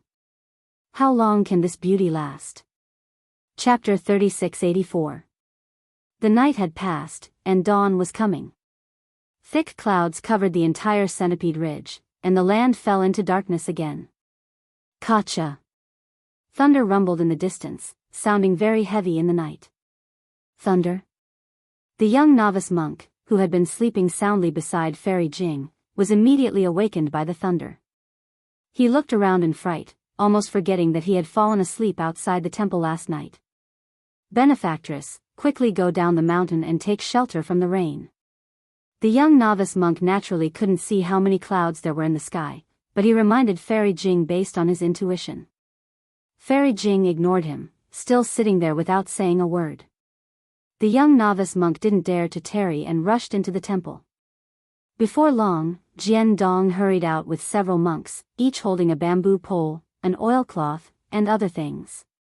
The monk seemed very familiar with what to do, and quickly set up a tent to protect Fairy Jing. Seeing the strong wind, the oilcloth was blown a bit askew, but the foundation was very solid, so there was no need to worry about it being blown away. Jiandong opened his mouth, wanting to say something, but seeing that Fairy Jing didn't say anything, he shut up. The young novice monk first stood in the tent for a while, seemingly wanting to accompany Fairy Jing. Unfortunately, it didn't take long for him to start trembling in fear. Fairy Jing gave a rare smile and said to him, "You can go back. I'm fine here." "No." Chong Shi gritted his teeth. "Benefactress is a guest of Qinghui Temple. Although I can't let you take shelter in the temple," but, while he was speaking, the rain had already started falling, smashing on the ground and the oilcloth. It was very fierce. The young novice monk shrunk his neck, not daring to say anything, and naturally leaned toward Fairy Jing. Although he was a young novice monk, Fairy Jing still wasn't used to it. She frowned slightly and blocked the young novice monk's approach. However, after a while, although it was raining heavily outside the tent, there wasn't a trace of coldness inside. Not only did the rain not fall in, but the wind also couldn't blow in. Outside the temple, there was such a heavy storm. Inside the temple, under the pine forest, it was the same. Moreover, the pine forest was like a wave amidst the strong wind. Strange sounds rang out one after another, as if there were many demons and ghosts dancing in the surroundings. Streams of rain poured down like a downpour. Clouds gushed out from Xiao Hua's body, blocking everything outside his body. However, the old monk's body did not have any protection. He allowed the strong wind to blow his monk robes away, and allowed the raindrops to hit his body. Amidst the sound of wind and rain, the chanting of sutras continued. Xiao Hua had the intention to investigate. His gaze fell on the old monk's body. The wind and rain fell on his body, but the old monk didn't seem to feel it at all. It was as if this was the sunlight, as if this was the air. He didn't need to pay attention to it at all. All the old monk did was to rotate the prayer beads and recite the sutra. The heavy rain wreaked havoc for more than half a day, and it only cleared up at dusk. The entire sky was bright, and an enormous rainbow streaked across the sky, leaving behind a brilliant and extraordinary splendor. Benefactor. Is there something you need? The chanting old monk finally opened his mouth after reciting the last few words. His voice was a bit shaky, as if he hadn't spoken for a long time. In this world, other than the world-venerated one, where else could there be? Xiao Hua indifferently replied. Oh. When the old monk heard this, he opened his eyes. His gaze was rather deep, and the wrinkles on his forehead also accumulated. Xiao Hua understood. If it wasn't for the heavy rain, perhaps there would still be dust and stains between the old monk's wrinkles. This poor monk, Shinku, greets fellow immortal. The old monk did not get up. He put his palms together and said, "This one is Xiao Hua." Xiao Hua cupped his hands in return and said, "This one greets Zen Master Shinku." Fellow immortal. You must be an expert Confucian cultivator. I wonder what advice you have for coming to my Qinghui temple. Shinku looked at the clouds around Xiao Hua's body and asked indifferently. Xiao Hua didn't hide anything and said, "On my way here, this one saw your temple's monks farming at the foot of Centipede Mountain Ridge. I also saw the piece of the villagers near Centipede Mountain Ridge. It was different from what this one had seen before. Therefore, I was curious and came to pay you a visit. If that's the case, fellow immortal may leave." Shinku replied, treating his words like gold. Xiao Hua scratched his head and thought for a while, then said, "This one wants to give some food to Qinghui Temple. Is that possible? If fellow immortal has the heart, you can go to the main hall. There's no need to look for this poor monk. Then, what if this one wants to discuss Buddhism with Zen Master?" Xiao Hua asked with interest. Oh. Since when did Confucian cultivators talk about Buddhism? Shinku raised his eyebrows. However, he said with a bitter expression, "However, fellow immortal is wrong. Buddhism is only in the heart. Even I, the Buddha, can only smile. If I were to preach it, would it still be a true scripture? Forget it, forget it. I won't discuss Buddhism with great monk. Which sect are you from? Xiaohua smiled and waved his hand. In this poor monk's eyes, there is Namo Dipankara archaic Buddha in the past. In this poor monk's eyes, there is Namo Maitreya Buddha in the present. In this poor monk's eyes, there is Namo Shakyamuni Buddha in the future. How can there still be any sects in this world? Hearing this, Xiaohua's nose almost went crooked from anger. This old monk's question was not answered. It was a common method of Buddhism. However, in the end, Xiaohua still couldn't figure out this old monk's background. Old monk, you're no fun at all. Xiaohua coldly said, Buddhism pays particular attention to opening the door of convenience. Although this one is a Confucian cultivator, this one also understands Buddhist principles and wants to discuss with Grandmaster. You look like you're rejecting this one at the door, so how can you talk about merit? What cultivation are you talking about? Cultivation is cultivation. Merit is also merit. The two can't be mixed up. Jianghu seemed to feel that he had gone too far. His tone softened. My Buddha talks about fate. If benefactor is fated with my Buddha, this poor monk doesn't need to say anything more. Benefactor will naturally enter my Buddhism. If benefactor isn't fated with my Buddha, what can this poor monk do even if this poor monk is eloquent? Then why is this monk sitting as the abbot of Qinghui Temple? Why are there so many benevolent fields around Centipede Ridge? Isn't this merit to attract the villagers to Buddhism? Isn't it to let the light of Buddha shine on the single Yang kingdom? The sea of bitterness is boundless. Repent and you'll see the shore. This poor monk doesn't want any merit. The light of Buddha doesn't need eyes merit to shine on the single Yang kingdom. Jianghu replied faintly, this poor monk only knows that cultivation is life. Every action and word is cultivation.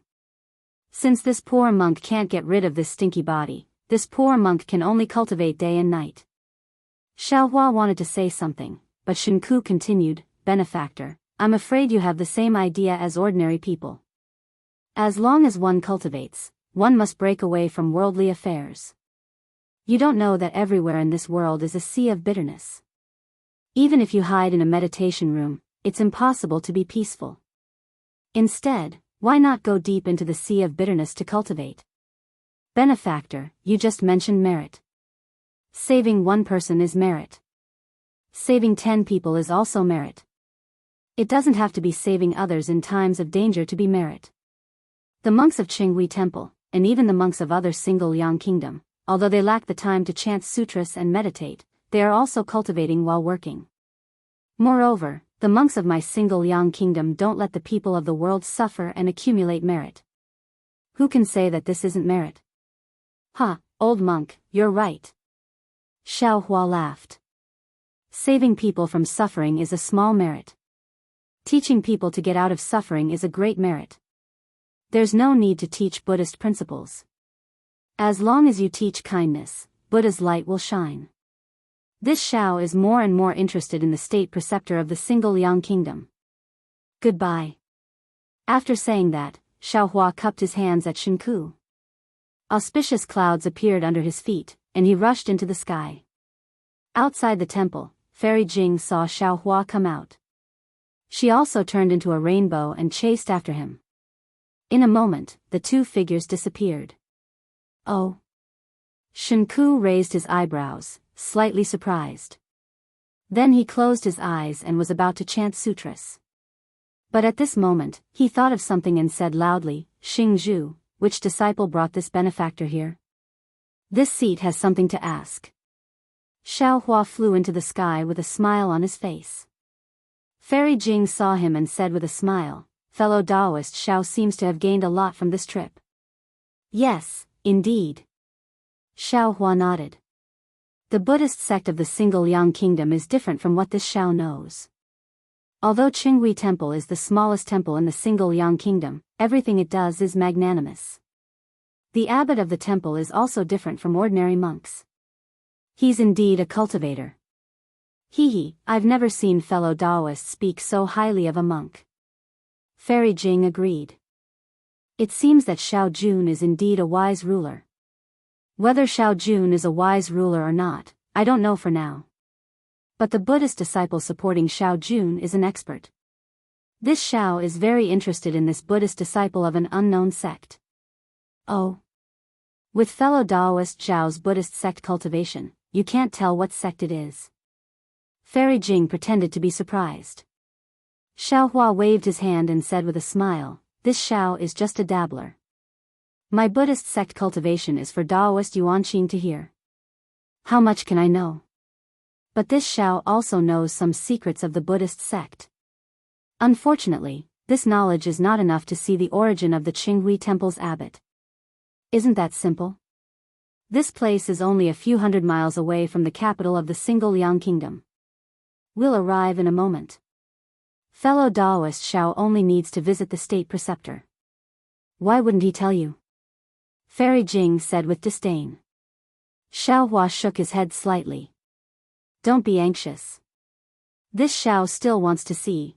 I'll listen to fellow Daoist's instructions." Fairy Jing nodded her head in a virtuous manner. She didn't feel any annoyance beside Xiao Hua. She seemed to want this road to be further and further, or even to have no end. After flying for a while, they arrived at another place. Some monks were farming, but there were no mountains here. Instead, there were many lakes. An exquisite temple was built between the lakes and mountains. Xiao Hua didn't hesitate to descend from the cloud. What Xiao Hua didn't know was that not long after he landed, a Buddhist light flew out from the Qinghui Temple of the Taowu mountain range. It quickly flew over his head in the direction of the capital of the single Liang Kingdom. 2 days later, Xiao Hua once again flew out of the small temple with a smile on his face. Fairy Jing simply used the auspicious cloud technique to follow behind him. When they encountered another temple, Xiao Hua didn't stop but directly flew past it. It seemed that he was satisfied with what he saw in the two temples. Chapter 3685. Fellow Daoist, are you not going to go down and take a look? Fairy Jing asked with a smile, clearly trying to find something to talk about. Xiao Hua replied, "Since I already know, I naturally don't need to go down." Fellow Daoist, aren't you afraid that Xiao Jun arranged this beforehand? Fairy Jing reminded Xiao Hua. If the ruler of a country can arrange farming to such an extent, he must be a wise ruler. Xiao Hua smiled. Fairy Jing, you might not understand farming and don't understand that farming is not easy to fake. Indeed. Fairy Jing also sighed. Although I am in charge of a country, most of the country's affairs are handled by the ruler. I only deal with the provocations of Confucian cultivators and my own cultivation. Right. Speaking of which, I finally understand why Xiao Jun wants to go to Yaotai Mountain. I already know. Fairy Jing pursed her lips and smiled. Although these Buddhist disciples cultivate, not many of them cultivate Buddhist protective divine abilities. This way, it will be difficult for the Chanyang country to resist the provocations of the nearby Confucian cultivator country. That's right. Nothing in the world is perfect. Advantages always come with disadvantages. Xiao Hua sighed. The Chanyang country's state teachers' actions have made the people rich, but the country isn't strong.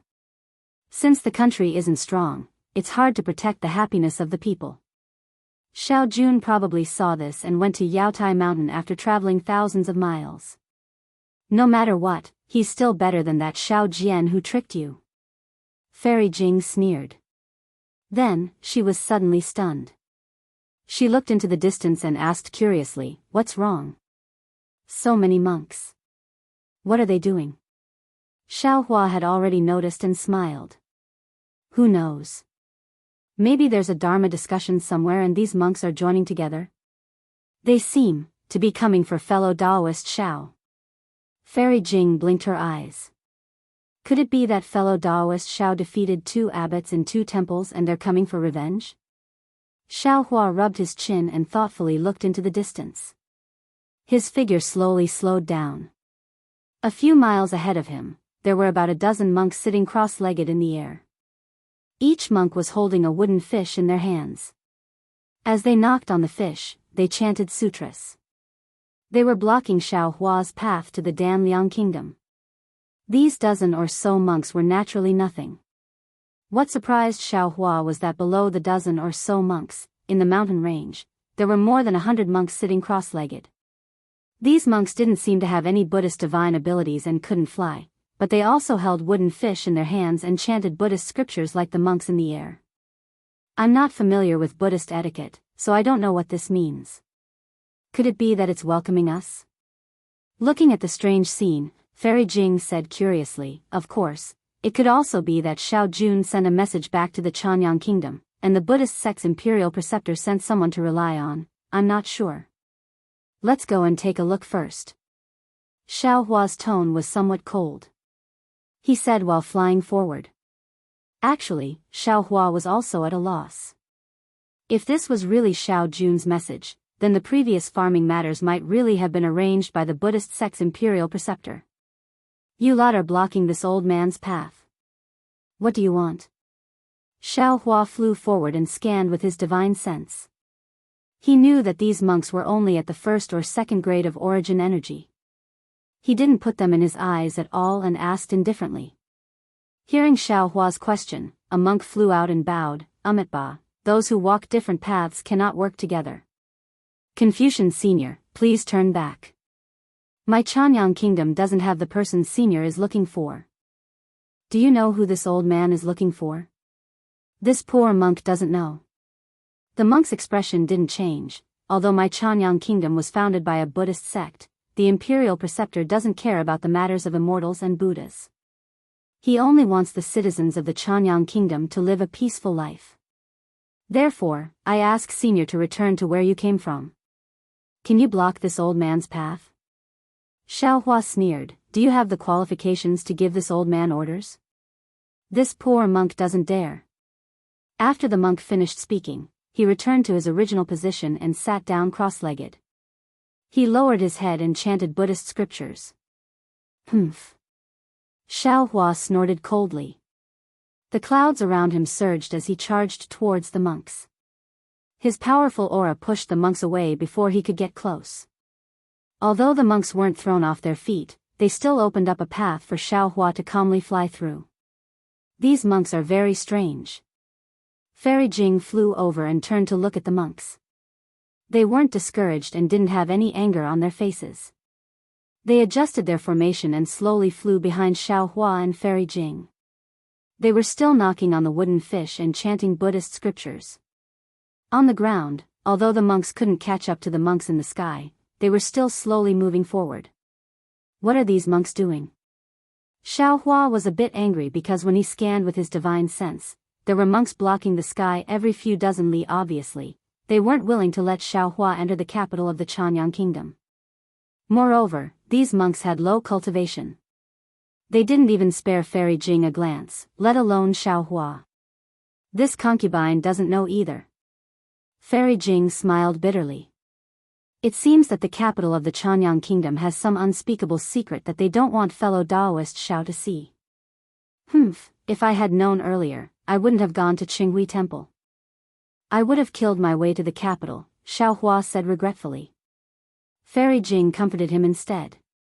Fellow Daoist, don't think too much. If you went there directly, I'm afraid you would have seen everything. Now that fellow Daoist is pressuring them step by step, they're giving themselves away. If I think about it carefully. Xiao Hua narrowed his eyes. Apart from Xiao Jun and Jiji, who else knows that the two of us came to the Chanyang kingdom? If they didn't send a message or even rush back to the Chanyang kingdom, how could these Buddhist monks stop me? Fellow Daoist, you've stayed in these two temples for a while. We can't rule out the possibility that they send a message. Fairy Jing flew slowly with Xiao Hua while thinking. Of course, it's also possible that they sent a message. Xiao Hua nodded. But I didn't reveal any Daoist abilities. I'm only dressed like a Confucian cultivator. How could these monks know that I'm Xiao? Besides, they're only the smallest temple in the Chanyang kingdom. How could they know the secrets of the Chanyang kingdom? Yes, fellow Daoists' words are reasonable. Xiao Jun must have sent a message back. Fairy Jing thought for a while. There didn't seem to be too many possibilities, so she could only agree. Also, Xiao Hua looked at the monk blocking his way and said thoughtfully, there's also the possibility that it's a misunderstanding. Let this Xiao go and ask. With that, Xiao Hua urged his cloud to fly in front of the monk. Sure enough, when the monk saw Xiao Hua flying over, he immediately flew out and said in a somewhat silly voice, we Buddhist disciples only want to accumulate merit in the Chanyang kingdom. We don't want to get involved in a battle between immortals and Buddhas. Senior, please turn back. There's nothing in front of us that Senior wants. Yes, let me ask you. What is it that I'm looking for? Who is it that I'm looking for? Xiao Hua said indifferently. Who ordered you to come here? Has Xiao Jun already returned? This poor monk doesn't know what Senior is talking about. The monk wasn't angry. He put his palms together and said, the sea of bitterness is boundless. Turn back and the shore is before it's too late. You. Xiao Hua was a bit angry and said sternly, fine, this old man will only ask you one thing. Has Xiao Jun already returned to the Chanyang kingdom? If the Xiao Jun you're talking about is the king of my Chanyang kingdom, then this poor monk can tell Senior where the king is if not in the dragon court. The monk said indifferently, however, although Senior is a Confucian expert, my Chanyang kingdom is a Buddhist country. There's Buddhist light shining in the kingdom. Senior, go. Not waiting for the monk to finish speaking, Xiao Hua sneered, opened his mouth, and a mouthful of true qi rushed out, causing the monk to tumble down, and said, this old man wants to find someone. Actually, you juniors can stop me. Go. Call Xiao Jun out for this old man. Senior, please turn back. Please turn back. When a monk fell down, dozens of monks stood up. The monks behind the monk immediately knocked on the wooden fish and chanted something as though they were chanting scriptures. Each of them even used Buddhist divine arts. Xiao Hua was quite noisy when he heard it. It was like a swarm of flies were flying around his ears. Humph. Xiao Hua raised his hand and wanted to fling it out. However, after thinking about it, he didn't want to waste time with these little monks. He activated the clouds around him and rushed over again. Just like before, he flew away easily. Hee hee. It was rare for Fairy Jing to see Xiao Hua so impatient. She pursed her lips and chased after him. Where is Xiao Jun? Not long after, another group of monks appeared. Their cultivation had clearly increased. Xiao Hua didn't say anything and immediately shouted, hurry up and tell him to come see me. Amitba. The unknown monk put his palms together and said, Senior, please turn back. My family's grandmaster said that the person Senior is looking for is not in the Chanyang kingdom. Senior, please don't go any further, humph. Without waiting for the monk to finish, Xiao Hua flew over the monk's head. The monk could only lead the group of monks to chase after him. Fellow Daoist Xiao, please calm down. Fairy Jing knew that Xiao Hua was deceived by Xiao Jian and Xiao Jun again and again. She was really angry. She hurriedly whispered, perhaps there really is a misunderstanding. Indeed. I asked where Xiao Jun was, but they said the person I was looking for wasn't here. This person and Xiao Jun might not be the same person. Although Xiao Hua was angry, he didn't lose his head. He nodded and said, actually, if they weren't both surnamed Xiao, I wouldn't have bothered with them. Hee hee, and you say you're not angry. Fairy Jing heard Xiao Hua say, and chuckled. All right, there are more monks blocking the way. I'll ask them carefully. Xiao Hua's face was a bit red. The matter between Xiao Jun and Xiao Jian was after all the master of the Chanyang kingdom. Everyone knew that even an upright official couldn't resolve family matters. It was normal that Xiao Hua couldn't tell. In front of Xiao Hua was a short and shriveled old monk. He didn't look young. Xiao Hua stood in the air and cupped his hands, Venerable, please. Amitba, Senior, please return. The old monk didn't beat around the bush with Xiao Hua. He put his palms together and went straight to the point. Chapter 3686. Xiao Hua's body swayed in the air. Fortunately, Xiaohua's personality was good. If it was someone else, they would have already attacked. Xiaohua took a deep breath and asked, I know you don't want me to go to the Chanyang kingdom because the person I'm looking for isn't there. But the problem is this person Xiao Jun? I'm only looking for Xiao Jun to ask him some questions. I don't want his life. What are you afraid of? Besides, I've already seen Xiao Jun on Yaotai Mountain. Even if I had any ill intentions, I wouldn't have attacked him there. Why must I chase him all the way to the Chanyang kingdom? Or, who do you think I'm looking for? Ba, I don't know. The old monk said he didn't know anything. Senior, please turn back. Then, Xiaohua took another breath and asked, is Xiao Jun in the Chanyang kingdom? I don't know. The old monk answered again. Senior, please turn back. Xiaohua opened his mouth and a green light shot out. It instantly approached the old monk's forehead. It was a flying sword light that touched the old monk's withered skin. Unfortunately, the old monk didn't even blink. He said in a low voice, Ba, I know I'm not Senior's match. If Senior wants to kill me, then do as you wish. Buddha is merciful. I'll let Senior do as you wish. You're crazy. Why would I kill someone for no reason? Xiaohua was so angry that he had nowhere to vent. He snorted and ignored the old monk. His figure rushed into the air and flew away. Seeing Fairy Jing chase after him, Xiaohua smiled bitterly. This Buddhist disciple is good at everything, but he's stubborn. He knows he's not my match, but he still wants to stop me. Oh, right, he asked but didn't answer. Even now, I don't know why they're doing this. Or maybe they don't know at all. Fairy Jing said with a smile. Things are getting more and more interesting. I feel that it's the Buddhist sect's imperial preceptor who has nothing to do with Xiao Jun, that's right.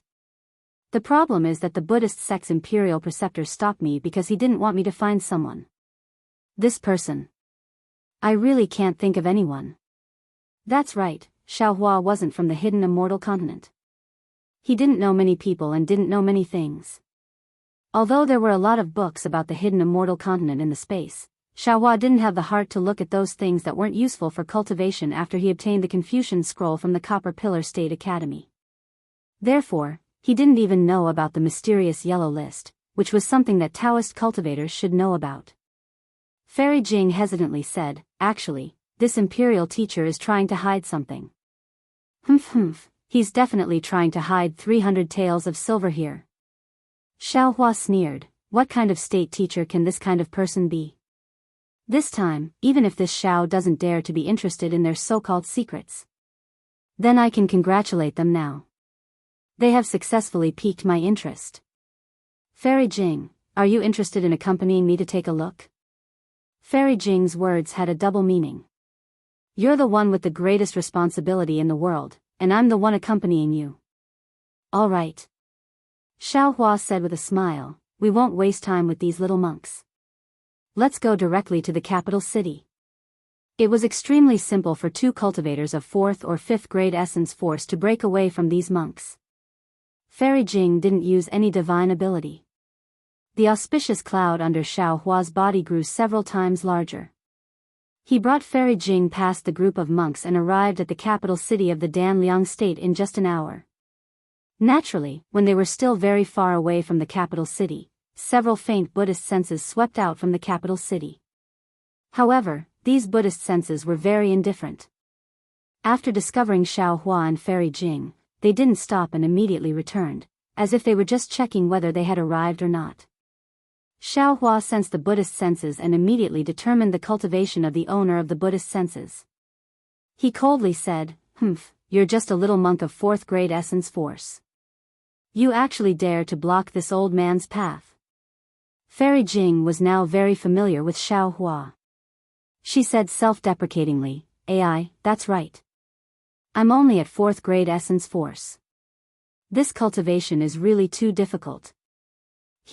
Fairy Jing will definitely be able to divide your attention in the future. Oh, you'll definitely be able to astral projection. Right now, you're just accumulating. Xiao Hua said with a smile. Astral projection, astral projection. I'm both looking forward to it and afraid. Fairy Jing's face revealed an indescribable expression. Let's just leave it to fate. Oh. Why? Xiao Hua naturally knew the difficulty of advancing to 5th grade essence force. However, he still pretended to be curious and asked. However, before Fairy Jing could answer, 2 figures flew out from the direction of the Danliang State's capital city. They stepped on a thin layer of Buddhist light and flew in front of Xiao Hua and Fairy Jing. And, they're finally out. Xiao Hua muttered. His figure stopped in midair. Fairy Jing also urged her auspicious cloud to fly a distance away. This poor monk Jingyi greets fellow immortal Xiao. The monk in front was thin and tall. He wore a shabby monk's robe. His exposed hands and arms were extremely thin. He was simply skin and bones without a trace of flesh. Looking at his head, it was also like a skeleton. There were many wrinkles that looked like they were carved by a knife. Hearing this, Xiao Hua narrowed his eyes and said coldly, fellow immortal Xiao. It seems like Great Master Jingyi already knows this Xiao's name. I presume you also know this Xiao's intentions? Humph. A monk at the side coldly snorted. He waved the shabby monk's staff in his hand. We have already let so many disciples block you. We don't want to shed all pretense of cordiality with you. Since someone wants to force us to our deaths, then don't blame this poor monk for being impolite. Shut your mouth. Although Jingyi was angry, his tone was still indifferent. You are a Buddhist disciple. How can you be so competitive like ordinary people? It is also fate that fellow immortal Xiao came to my Danliang state. I'm afraid this is Buddha's test for us. After speaking, Jingyi turned to Xiao Hua and said, fellow immortal Xiao, the person you are looking for, is really not in the Danliang state. Please return. Xiao Hua smiled and asked with interest, let's not talk about who this Xiao is looking for. This Xiao wants to ask you. Monks don't lie. Are you speaking the truth? Jingyi indifferently replied, that's right. This poor monk is not lying. I will not deceive fellow immortal. Since the person this Xiao is looking for is not in the Danliang state, you can just let this Xiao come to the capital city. Why block this Xiao on the way? Xiao Hua asked directly. My Danliang state does not want to get involved in disputes. Jingyi replied, if fellow immortal Xiao comes to the Danliang state, there will be chaos in the future. Therefore, this poor monk does not want fellow immortal to come. Then the person you are talking about, who is it? Xiao Hua stared at Jingyi and asked with a smile that was not a smile. Jingyi slightly shook his head. Fellow immortal knows. Why do you need this poor monk to speak? I presume Great Master knows about soul-searching techniques? Xiao Hua raised his hand and threatened, this Xiao only needs to press this finger on Great Master's forehead. This Xiao knows what Great Master is thinking. Fellow immortal can try. Jingyi was not afraid at all. His gaze did not shrink. Xiao Hua looked at Jingyi's dirty clothes and thoughtfully asked, Great Master Jingyi is from the Duda lineage, right? You clearly know, yet you still ask? Jingyi could not bear it anymore and angrily said, who doesn't know what you are planning? Xiao Hua ignored Jingyi and said again, in fact, before I saw Great Master, I didn't think of it. Even in Qinghui Temple, that little monk Shenku didn't say anything. However, since he didn't say which sect he belonged to, then, he should belong to the Duda's branch. Do you think this Xiao is right? That's right. Fellow immortals' eyes are like torches. This poor monk is indeed Ku Duda. The word Ku completely explained Duda's cultivation. Xiao Hua said, although Buddhism does not advocate Ku Duda's arduous cultivation, even the revered one of the world praised his ascetic cultivation. However, this Xiao is somewhat puzzled. Duda has 13 items. How many items can Great Master hold? Since Great Master has the position of state teacher and the help of the Danliang state, how many more ascetic cultivations does Great Master have? Amitba. The sea of bitterness is boundless. Where is not ascetic cultivation? Jingyi put her palms together and said softly, in the past, the revered one of the world fed the eagle with his body and abandoned his body. Today, this old monk will throw his body into the secular world. What is wrong with that? The revered one of the world sacrificed his body to save a pigeon. This old monk will sacrifice his body to save hundreds of thousands of people in the Danliang state. What is wrong with that? Ah. Xiao Hua was stunned. He somewhat understood the intention of Danliang state teacher Jingyi. Jingyi treated the position of state teacher as a kind of ascetic cultivation. She treated the responsibility of state teacher as a part of the sea of bitterness. She used it to sharpen her Buddhist nature in the secular world. Ku Duda's ascetic cultivation was indeed effective. Whether it was Buddhist Dharma or Buddhist techniques, they were far superior to ordinary Buddhas. However, just as Jingyi said, Ku Duda was usually alone. His methods of accumulating merit were limited. Even if he had great magic power, he could not accumulate much. However, if he became a state teacher, the amount of merit he could accumulate was incomparable. However, Xiao Hua immediately smiled bitterly. Daoist cultivators treated state teachers as glory, splendor, and wealth. They treated the power of a country as their reliance for cultivation.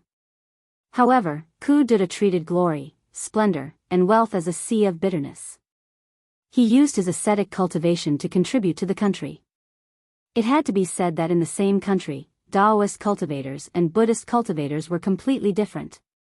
Xiao Hua turned his head to look at Fairy Jing. Fairy Jing had a contemplative look on her face. She seemed to have some thoughts.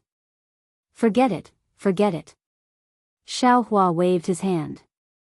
Whether it is Buddhist or Daoist, whether it is ascetic cultivation or chanting sutras, it is all cultivation. I do not understand Duda's ascetic cultivation, nor do I understand the accumulation of merit. I originally wanted to take a look at the situation in the Danliang state. I wanted to see whether Xiao Jian or Xiao Jun was a wise ruler. However, Grandmaster has repeatedly stopped me. Now, I want Grandmaster to give me an explanation. Xiao Jian? Xiao Jun? Jingyi was slightly stunned. Fellow immortal, is related to the two of them by blood? No. Xiao Hua waved his hand. Grandmaster, there is no need to guess blindly. Do you think Xiao Jun or Xiao Jian is better? Both of them are dung. Jingyi answered without hesitation. You and I are also dung. Only Buddha is real. When Xiao Hua heard this, he almost fell from the sky. He really wanted to choke Jingyi's neck and ask if he could speak properly. Chapter 3687. Alright, great master, tell me. Who do you not want me to see? This person is definitely not Xiao Jun. Xiao Hua went straight to the point. No. Who is it? This person is the person that fellow immortal Xiao is looking for, but in reality, he is not the person in fellow immortal Zhao's heart. Furthermore, this old monk does not lie. That person is really not in the single Yang kingdom. Jingyi spoke in riddles again. Woo. Hearing a huge gust of wind, Jingyi and Jinko suddenly felt as if the space around them had solidified. Not only were they unable to move, even breathing became difficult. Jinko turned pale with fright. The Buddhist staff in his hand trembled and Buddhist light shone brightly. Unfortunately, before his telekinesis could reach the Buddhist staff, he saw Xiao Hua suddenly stretch out his hand and grab Jingyi's neck. He said fiercely, "Little monk, can you speak properly? Who exactly is this person?" Jingyi did not resist and allowed Xiao Hua to grab his neck. He said with a hoarse voice, "This old monk cannot say and does not want to say. If this old monk says, I'm afraid. Fellow immortal Xiao will not be able to leave the single Yang kingdom. I'm also afraid that the single Yang kingdom will no longer exist." Who?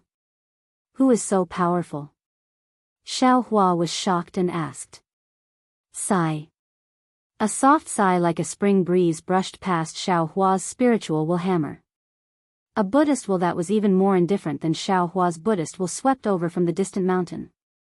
A voice that was louder than a golden bell rang in Xiao Hua's ears. If you are looking for this old monk, then come over.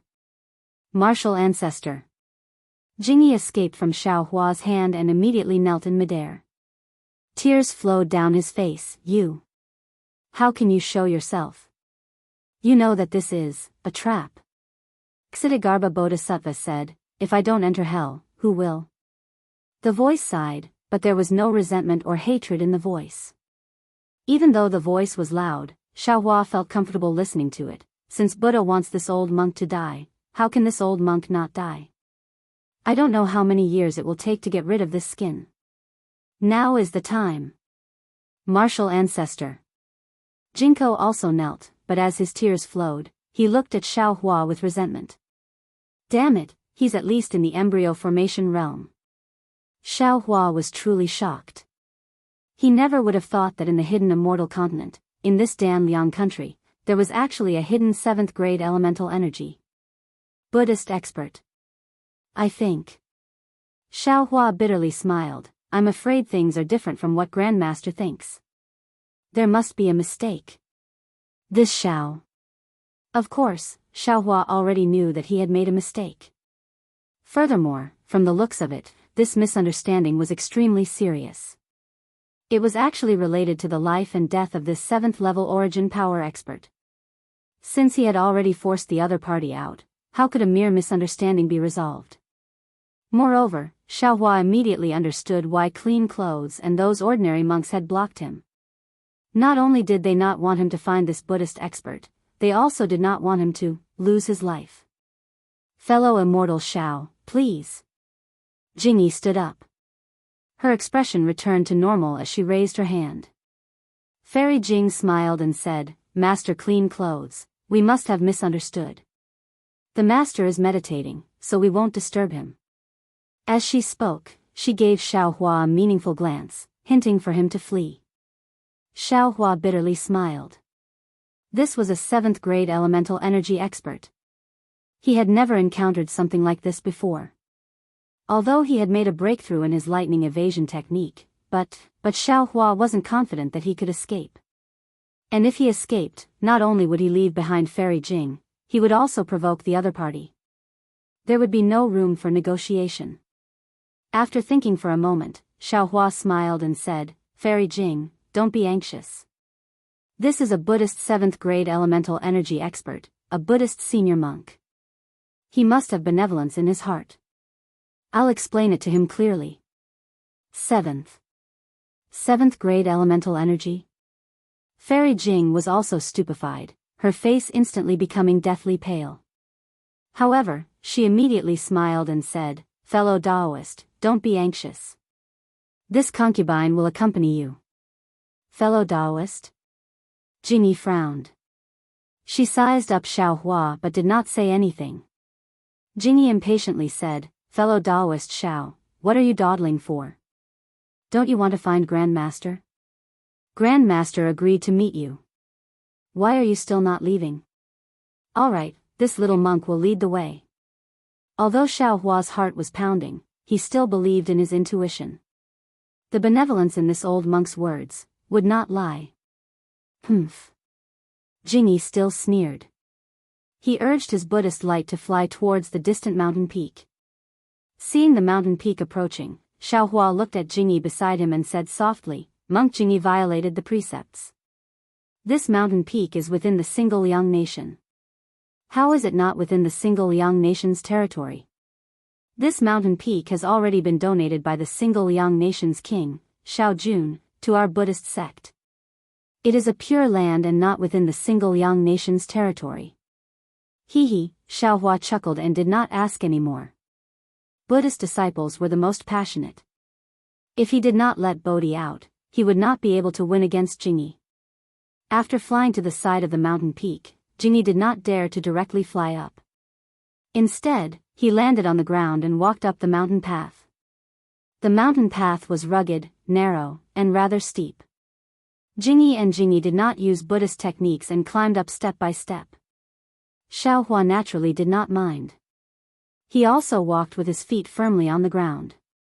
As for Fairy Jing, how could she walk? However, after walking a few steps, light clouds appeared under her feet. When they arrived at the waist of the mountain, they walked to a cave full of thorns. Jingyi and Jingyi knelt on the ground and kowtowed. Martial ancestor, disciples have brought 2 people here. Do you really want to see them? Come in. That voice was still faint, as if it was neither sad nor happy. Jingyi and Jingyi saw that they could not persuade their martial ancestor. They stood up and stood at the 2 sides of the cave. They put their palms together and said, 2 immortal friends, please. Looking at the pitch-black cave, Xiaohua did not dare to release his divine sense. He turned to look at Fairy Jing and said, Fairy Jing, wait outside. I can go in by myself. No need. Since we are here, I will also pay my respects to the Buddhist seniors. Fairy Jing's eyes were sincere as she looked at Xiaohua. She had the determination to advance and retreat together. All right. Xiaohua was helpless. He took the lead and walked into the cave. Fairy Jing did not hesitate to follow. The cave was very big and also very dark. There was no light, but it was nothing for Xiaohua and Fairy Jing. Xiaohua walked into the cave and saw that at the end of the cave was a huge wall. In front of the wall was a square stone. A tall and thin monk wearing a shabby monk robe was sitting there facing the wall. Looking at the back of the monk, Xiaohua respectfully put his palms together and bowed. Junior Xiaohua greets the Buddhist seniors. Junior Li Jing greets the senior. Fairy Jing did not dare to be negligent and also bowed. Xiaohua, are you looking for this old monk? As the monk spoke, he slowly turned around. Xiaohua stared unblinkingly at the monk as he turned around. When he saw the monk's appearance, there was a boom sound. It was as if a thunderbolt had struck his head. Xiaohua's mind was filled with an explosion. He had never seen this monk before, but he clearly remembered this monk's appearance. Although this monk's face was very thin, his appearance had changed too much. Wasn't it the appearance of the shabby golden body in the Jianghu temple of the longevity town? Wasn't it Xiaohua's disguised appearance of Ci Hang? This was the fake Ci Hang meeting the real Ci Hang. Moreover, in a flash, Xiaohua immediately understood everything. It must be what he had said in front of the Qinghui Temple of the Centipede Territory. If all the temples in the world were like Qinghui Temple, then why would there be a longevity town in the hidden immortal continent? This attracted the attention of others, who thought that he came from the longevity town. Now that his Dao cultivation had not recovered, he only used the cultivation of a Confucian cultivator. They thought that he was a Confucian cultivator. The news was naturally sent from the Qinghui Temple to the state preceptor of the Danliang country, Jingyi. Jingyi only needed a little analysis to conclude that he knew about this monk and came to the Danliang country to look for this monk. Jingyi definitely knew that his grandmaster was not Ci Hang, not the owner of the 99 zhang golden body in the longevity town, so he wanted to stop him. However, he could not say it clearly. He could only say that although the Ci Hang Xiaohua was looking for looked exactly the same as his grandmaster, and even his grandmaster left merit in the longevity town and set up a statue, his grandmaster was not Ci Hang. Jingyi did not lie to Xiaohua. Moreover, as the state preceptor, Jingyi could clearly see that the longevity town, which was hundreds of thousands of li away, was now at the peak of the storm. As long as his grandmaster appeared, he would definitely be killed by the Confucian cultivators. He naturally did not want Xiaohua to see his grandmaster. It's a misunderstanding. After thinking it through, Xiaohua hurriedly bowed again.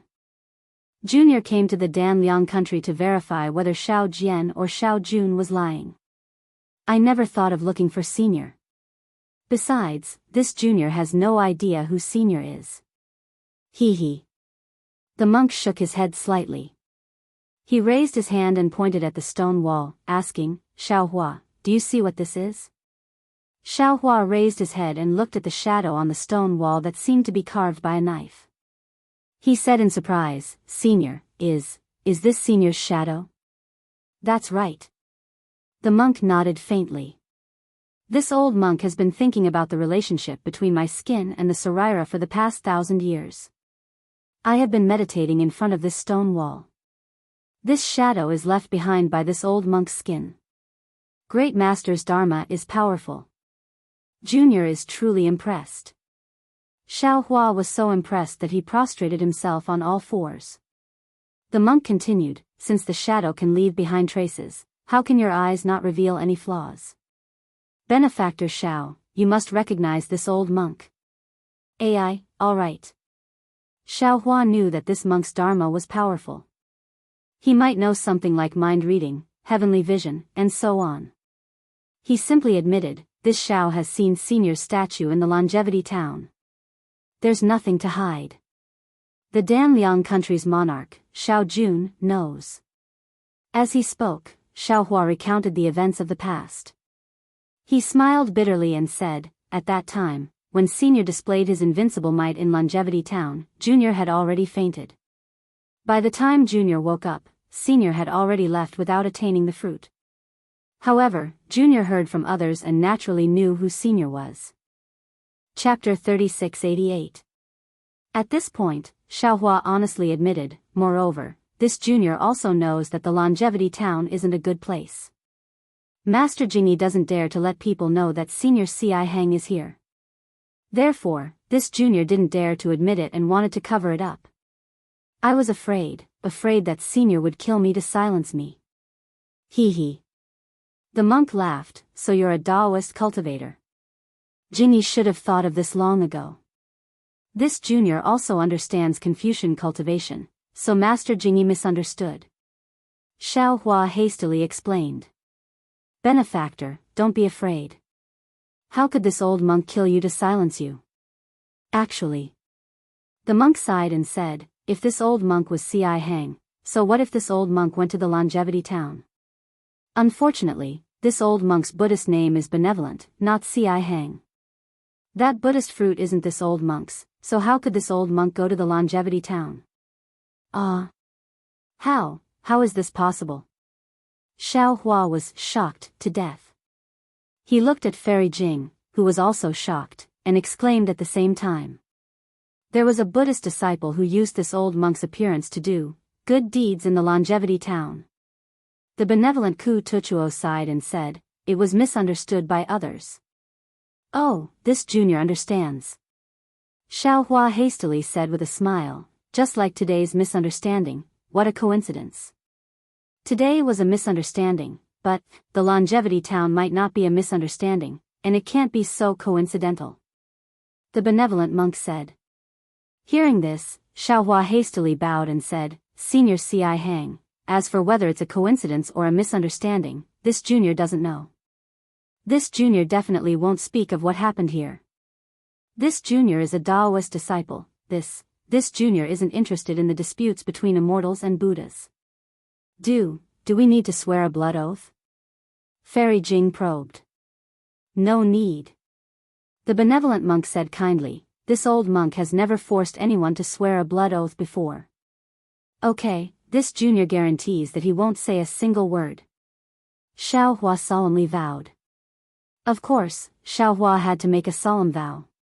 He definitely wouldn't say a single word about this matter, because he was the real C.I. Hang, a fake C.I. Hang. How could he reveal the real C.I. Hang, a fake C.I. Hang? Fairy Jing was overjoyed as she said, this Junior is the same. This matter concerns Senior's life.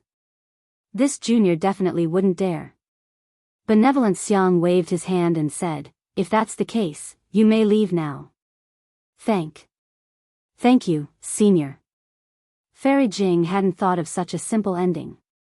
She bowed, looked at Xiao Hua, and prepared to leave.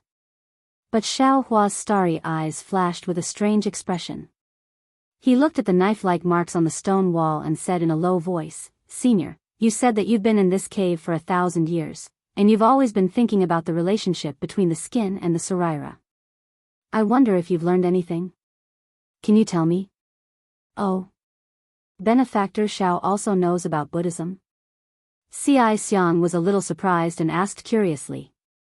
Xiao Hua had a humble expression on his face. This Junior has been curious since young.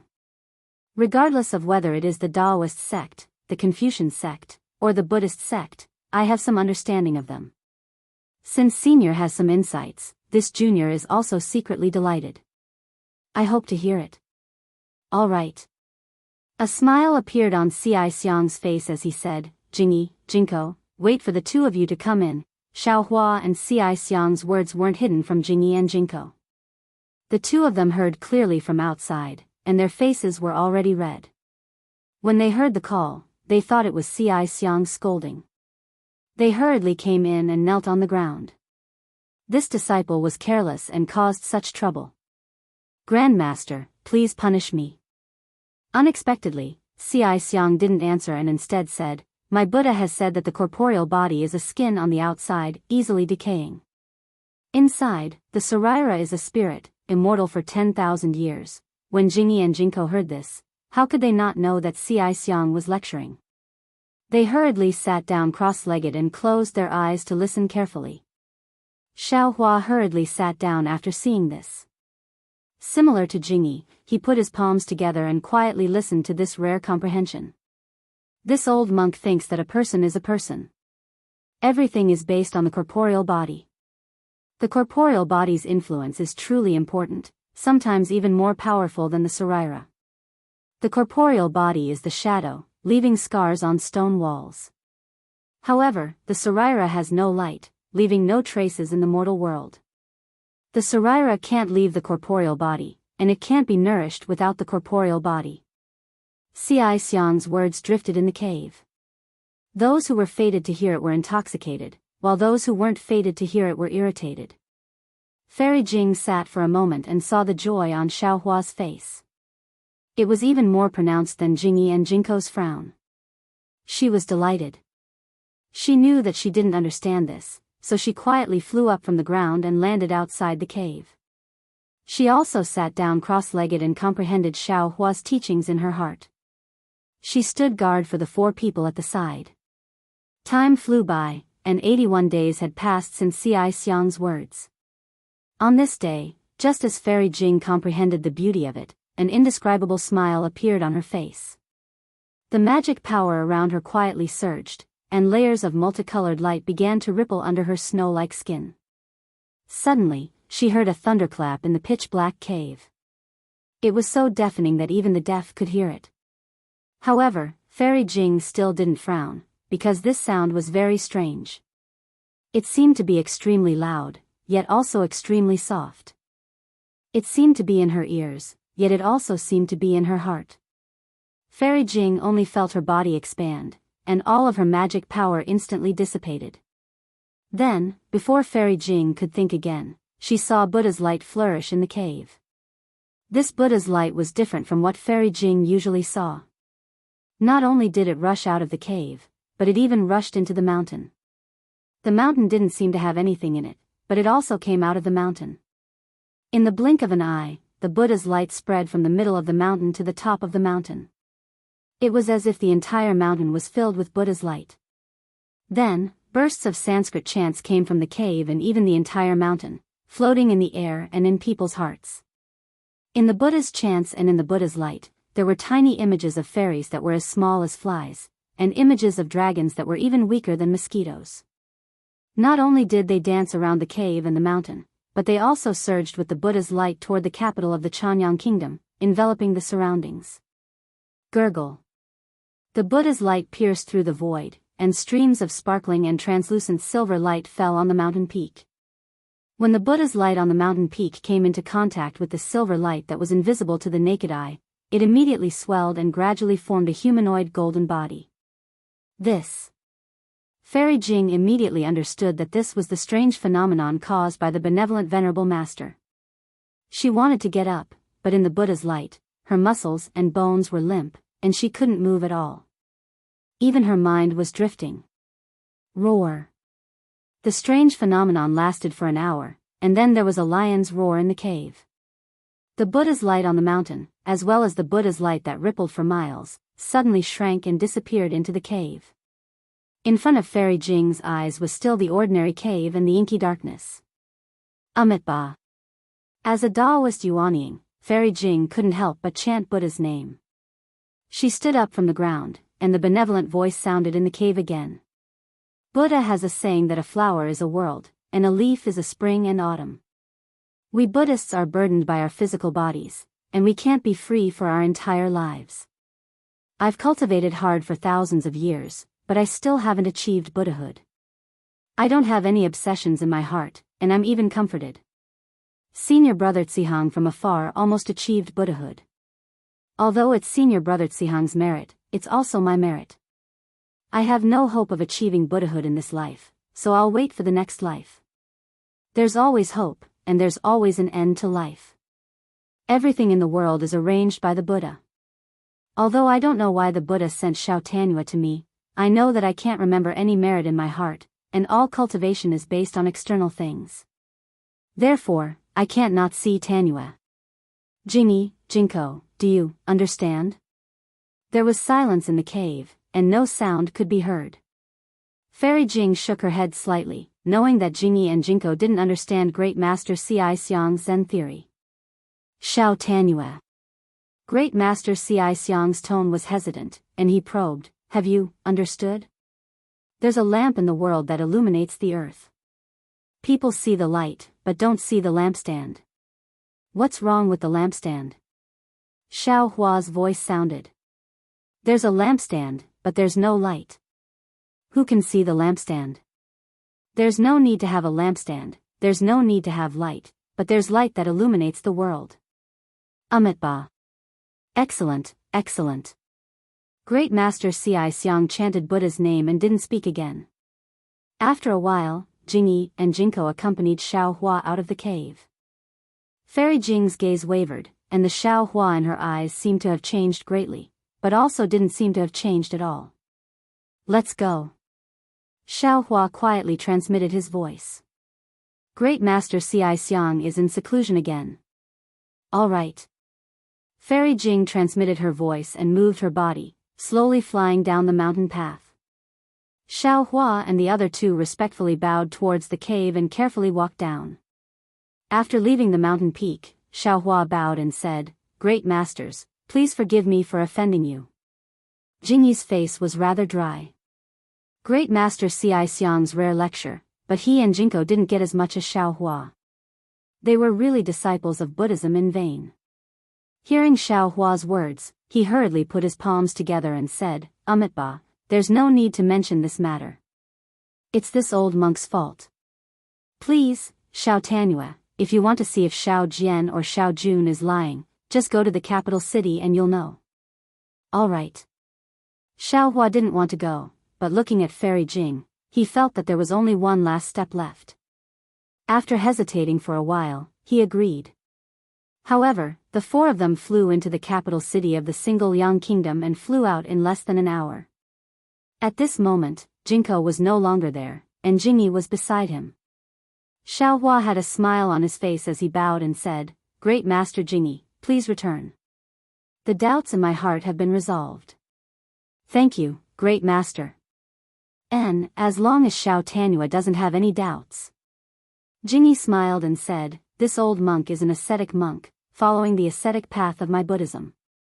It's rare for Xiao Jun to be able to participate in the daily practice, which surprised this old monk. That's right.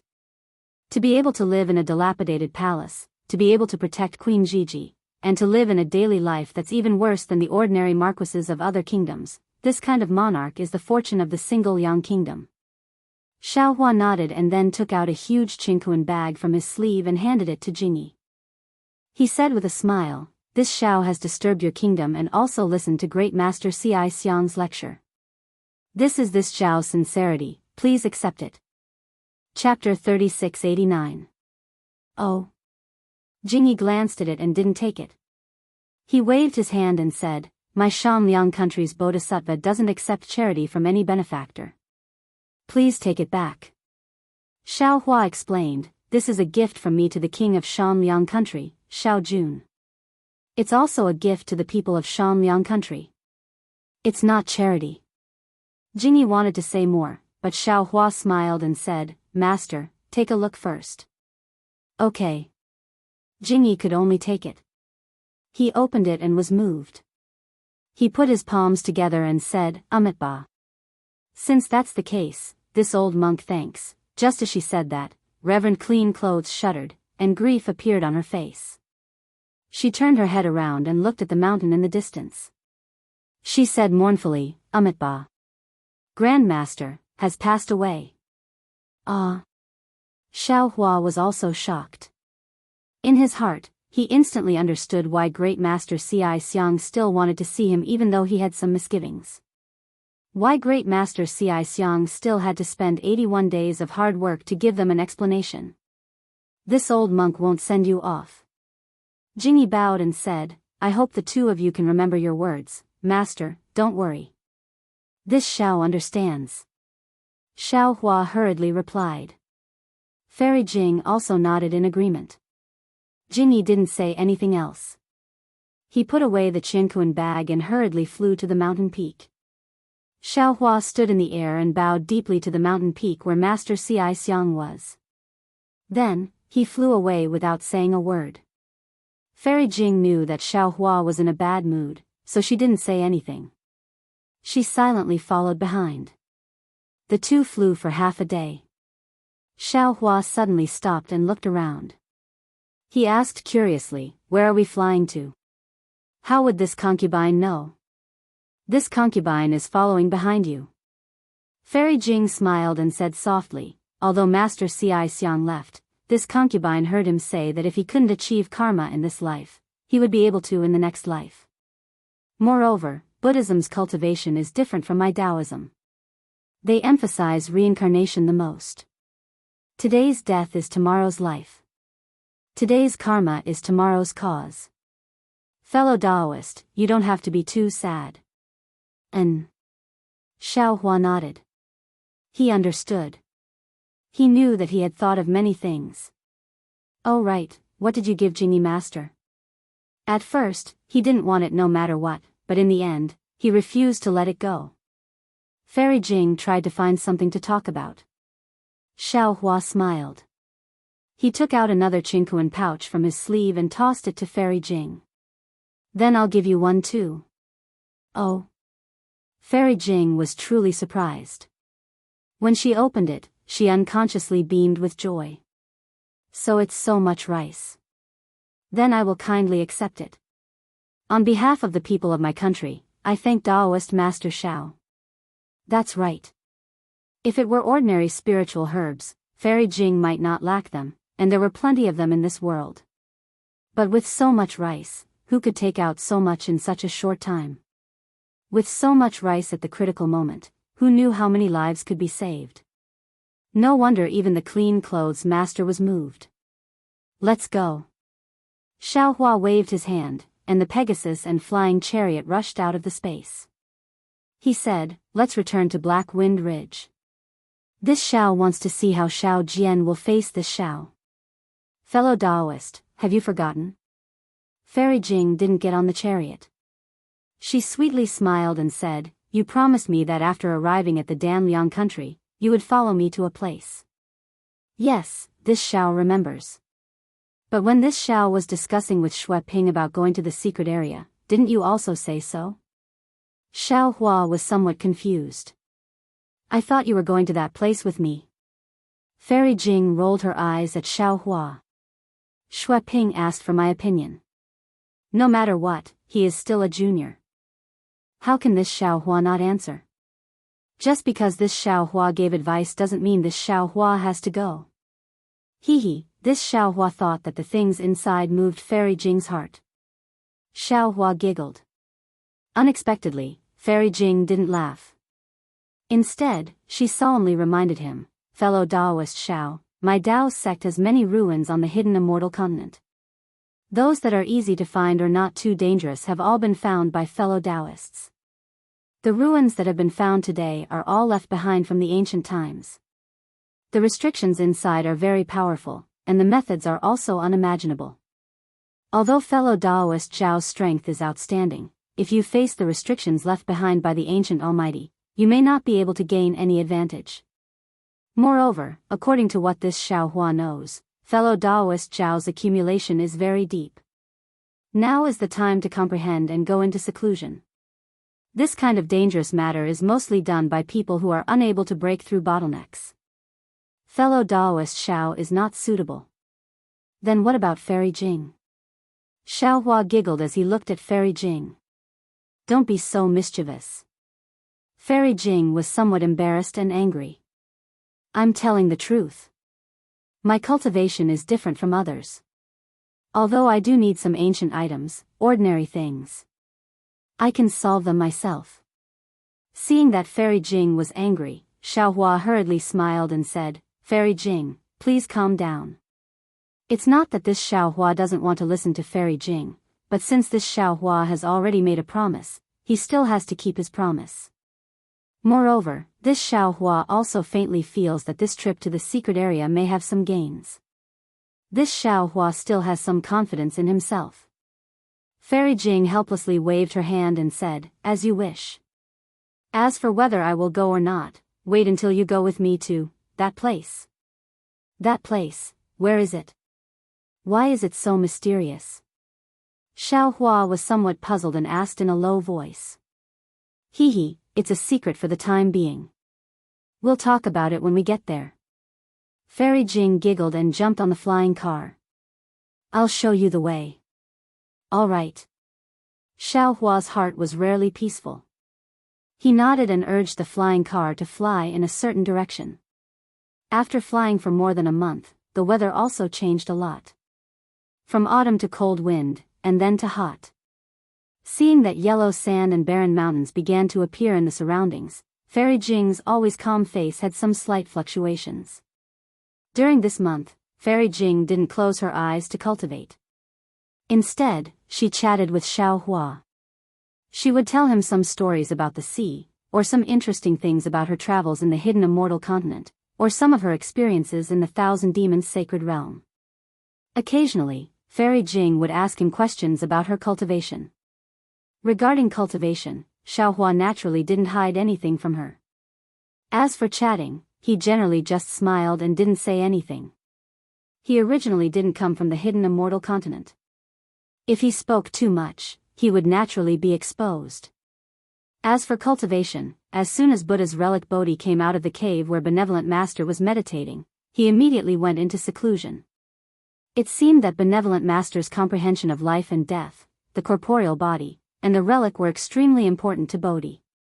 In fact, even Xiaohua understood that Bodhi was one of his primordial spirits. Bodhi's corporeal body was actually his relic, and his corporeal body was the corporeal body of the Buddha's relic. Benevolent Master's so-called spirit was Bodhi, and the relationship between the corporeal body and the relic was ultimately the relationship between Xiaohua and Bodhi. If Bodhi could comprehend this point, it would most likely be extremely beneficial to him and Bodhi. As for the place in Xiaohua's dantian that was injured by Kong Hongwu, it had already recovered under green-robed Xiaohua's wholehearted efforts.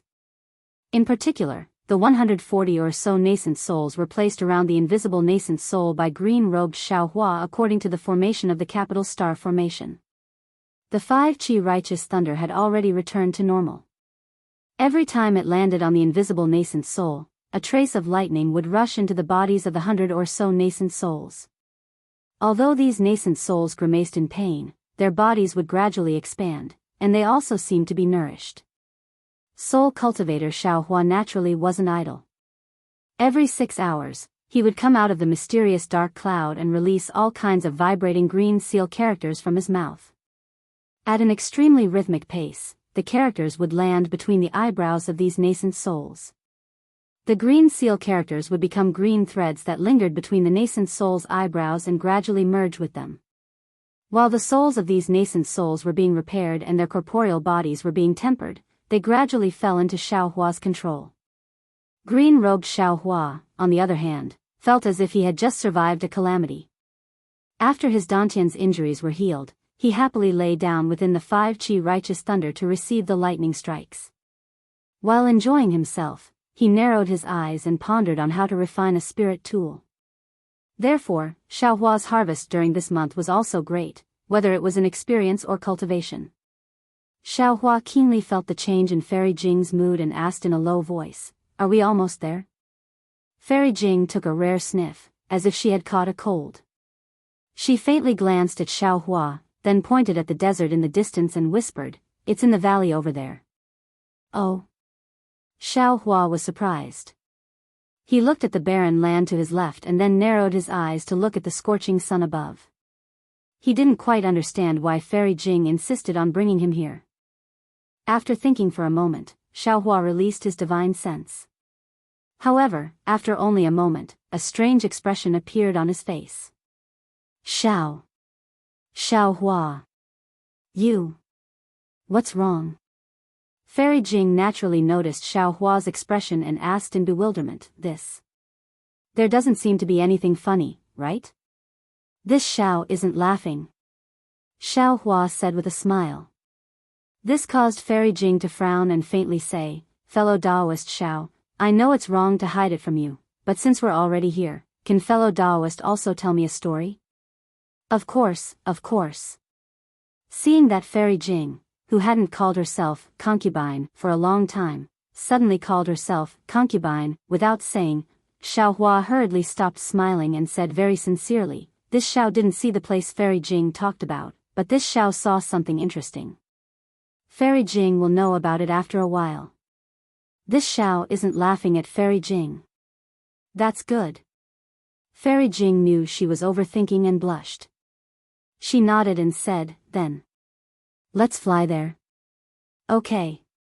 Xiao Hua pointed in a direction similar to where Fairy Jing was going. A long time ago, there was a girl who liked to cultivate. Fairy Jing sat on the flying carriage and said in an indifferent tone, as if she was really telling a story. However, Xiao Hua understood that this should be Fairy Jing's own experience, just like how he told Shui. Chapter 3690. Fairy Jing's story was naturally Fairy Jing's love story. It sounded very ordinary. The young Fairy Jing met a cultivator she fell in love with. Unfortunately, this cultivator was a Confucian cultivator and not a Daoist cultivator. In the beginning, the Confucian cultivator still insisted on his love and resisted the resistance from his family. Unfortunately, nothing in this world was perfect. After Fairy Jing told him about her bloodline, the Confucian cultivator was completely defeated. In his eyes, the human bloodline was incomparably noble and the bloodline of a Confucian family was incomparable. He couldn't accept that his lover had a demonic bloodline. Fairy Jing looked at the departing figure of the Confucian cultivator and collapsed on the ground. Her heart was incomparably gloomy. However, this decadence only lasted for a moment. When Fairy Jing got up, she was an incomparably strong Daoist cultivator. Moreover, her Dao heart was so firm that it was beyond ordinary. Xiao Hua, do you believe in love at first sight? Fairy Jing's face, which had turned pale because of the opening of her scar, was now somewhat flushed. Xiao Hua nodded. He unconsciously thought of Fairy Xianxia and even Jiu. I also believe in it. Fairy Jing firmly nodded. However, she immediately became a bit disappointed. However, I also know that emotions that start easily are also easily lost. Love that doesn't sharpen together won't last long. I feel that I can't compare to the love of that female cultivator in your story. Your past life. I didn't have time to participate. As for your future, I don't dare to participate. I don't think. Facing Fairy Jing's confession, Xiao Hua bit his lips. He didn't know how to face it and didn't know how to open his mouth. Fortunately, just when Xiao Hua was feeling very awkward, whoosh. A communication talisman unexpectedly flew over, and a voice came from afar. Xiao. Fellow Daoist Xiao, why are you here? Xiao Hua hastily got up and said to Fairy Jing with a smile, Fairy Jing, look, this is what this Xiao was talking about before. This Xiao laughed because he saw him. Hee. Fairy Jing felt a bit regretful. After all, she didn't hear Xiao Hua's reply. However, if he didn't reply, wouldn't she be more satisfied? Fairy Jing, who had reached the 4th grade of elemental energy, didn't know how she should face Xiao Hua's reply. When Fairy Jing raised her head, she saw a young man in scholarly robes flying over from the distance. The young man had a pleasant smile on his face. Who else could this young man be but Fujiwen? Ah. When Fujiwen saw Xiao Hua's Pegasus and flying chariot, he naturally knew that Xiao Hua was on the chariot. However, he didn't rashly release his divine sense. When he flew closer, he saw that there was also a female cultivator on the flying chariot. He swept his divine sense and involuntarily cast a spell. However, he couldn't help but be shocked. This female cultivator's cultivation was actually unfathomable. How could he not know that this female cultivator was a Dao sect senior? When Fujiwen flew closer, he immediately bowed and respectfully said, "Junior Fujiwen greets senior." "Get up." Fairy Jing flicked her sleeves and smiled. "I hope that fellow Daoist Xiao doesn't mind. You should address him as an equal. Little friend Fu, there is no need to be so polite." Ah. Hearing Fairy Jing's words, Fujiwen was even more shocked. When he first met Xiao Hua, although Xiao Hua displayed his invincible might and charged into the Copper Pillar Nation's Imperial Academy alone, Xiao Hua's cultivation was only around the middle of the 3rd grade. It had only been a few years. How could Fujiwen believe that even Fairy Jing was inferior to him? However, Fujiwen used a spell to probe again.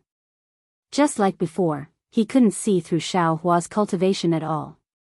"Hee, little friend Fu, don't look. Even I can't see through fellow Daoist Zhao's cultivation." Fairy Jing naturally noticed Fujiwen's spell and smiled. Even an early nascent soul cultivator became his disciple. "What do you think his cultivation is?" Hee. Xiao Hua looked at Fujiwen's shocked face and said self-deprecatingly, "A few years ago, this Xiao took the initiative to ask someone to become his disciple. Someone even made excuses." Fujiwen's face suddenly turned red. Wasn't this talking about him? Xiao. Senior Xiao. Fujiwen didn't dare to call Xiao Hua fellow Daoist anymore. He whispered, "Why is senior here?" Hee, Xiao Hua laughed, "Come up and talk. You've seen this heavenly horse before." Aoo. The heavenly horse neighed and wagged its tail intimately at Fujiwen, as if it understood Xiao Hua's words. "Yes, sir." Fujiwen obediently got on the flying carriage and stood respectfully at the side. "You still remember Xiao Jian, right?" Xiao Hua knew that he would never see that unrestrained scholar in front of him again, so he asked with a smile. Fujiwen nodded. "Junior knows." Junior's impression of him is not very good. Junior had told Senior before. "Yes." Xiao Hua nodded. "This old man wants to help the princess of the Jiang country establish a country. This Xiao Jian is one of the people this old man will rely on in the future. Therefore, after this old man obtained the Imperial Master's lot at the Jade Pavilion meeting, I came to the Danliang country accompanied by Fairy Jing to investigate Xiao Jian's background." Then, what was the result? Fujiwen looked at Xiao Hua's face, as if he had already understood something, but he still asked. "What else could it be?" Xiao Hua shook his head slightly. "This old man is very disappointed. I hope this matter will not affect Senior's wish to establish a Dao sect." Fujiwen glanced at Fairy Jing and said in a low voice. It doesn't matter." Xiao Hua laughed. "This old man has already dealt with it, so there shouldn't be any mistakes. On the other hand, this old man remembers that you should be from the Yu province's Ping Shan country. Why? Why did you suddenly come here?" Fujiwen bit his lips slightly and said, "Junior, used to be from the Yu province's Ping Shan country, but now and in the future, I will no longer be from the Ping Shan country, nor will I be a disciple of the Fu family." "Oh. Why?" Xiao Hua was surprised. "Could it be that you were expelled from the family?" "That's right." Fujiwen sighed deeply. "Right now, this junior is cultivating in a hut not far away." "For your wife?" Xiao Hua also looked at Fairy Jing, hesitated for a moment, and asked in a low voice, "Then, why did you build a hut here?" "I won't hide it from the two seniors, that's right." Fujiwen said with a bitter smile. "Back then, I went against my father's order and swore that I would grow old with my wife, which provoked the family's anger. However, the old housekeeper always mediated, so the family didn't send down any lightning. The old housekeeper passed away last year, and this junior no longer had any protection in the family. My father gave a restriction that if I wanted to protect my wife, I would be expelled from the family, and if I wanted to stay in the family, I would have to abandon my wife. What an infatuated man. Fairy Jing praised.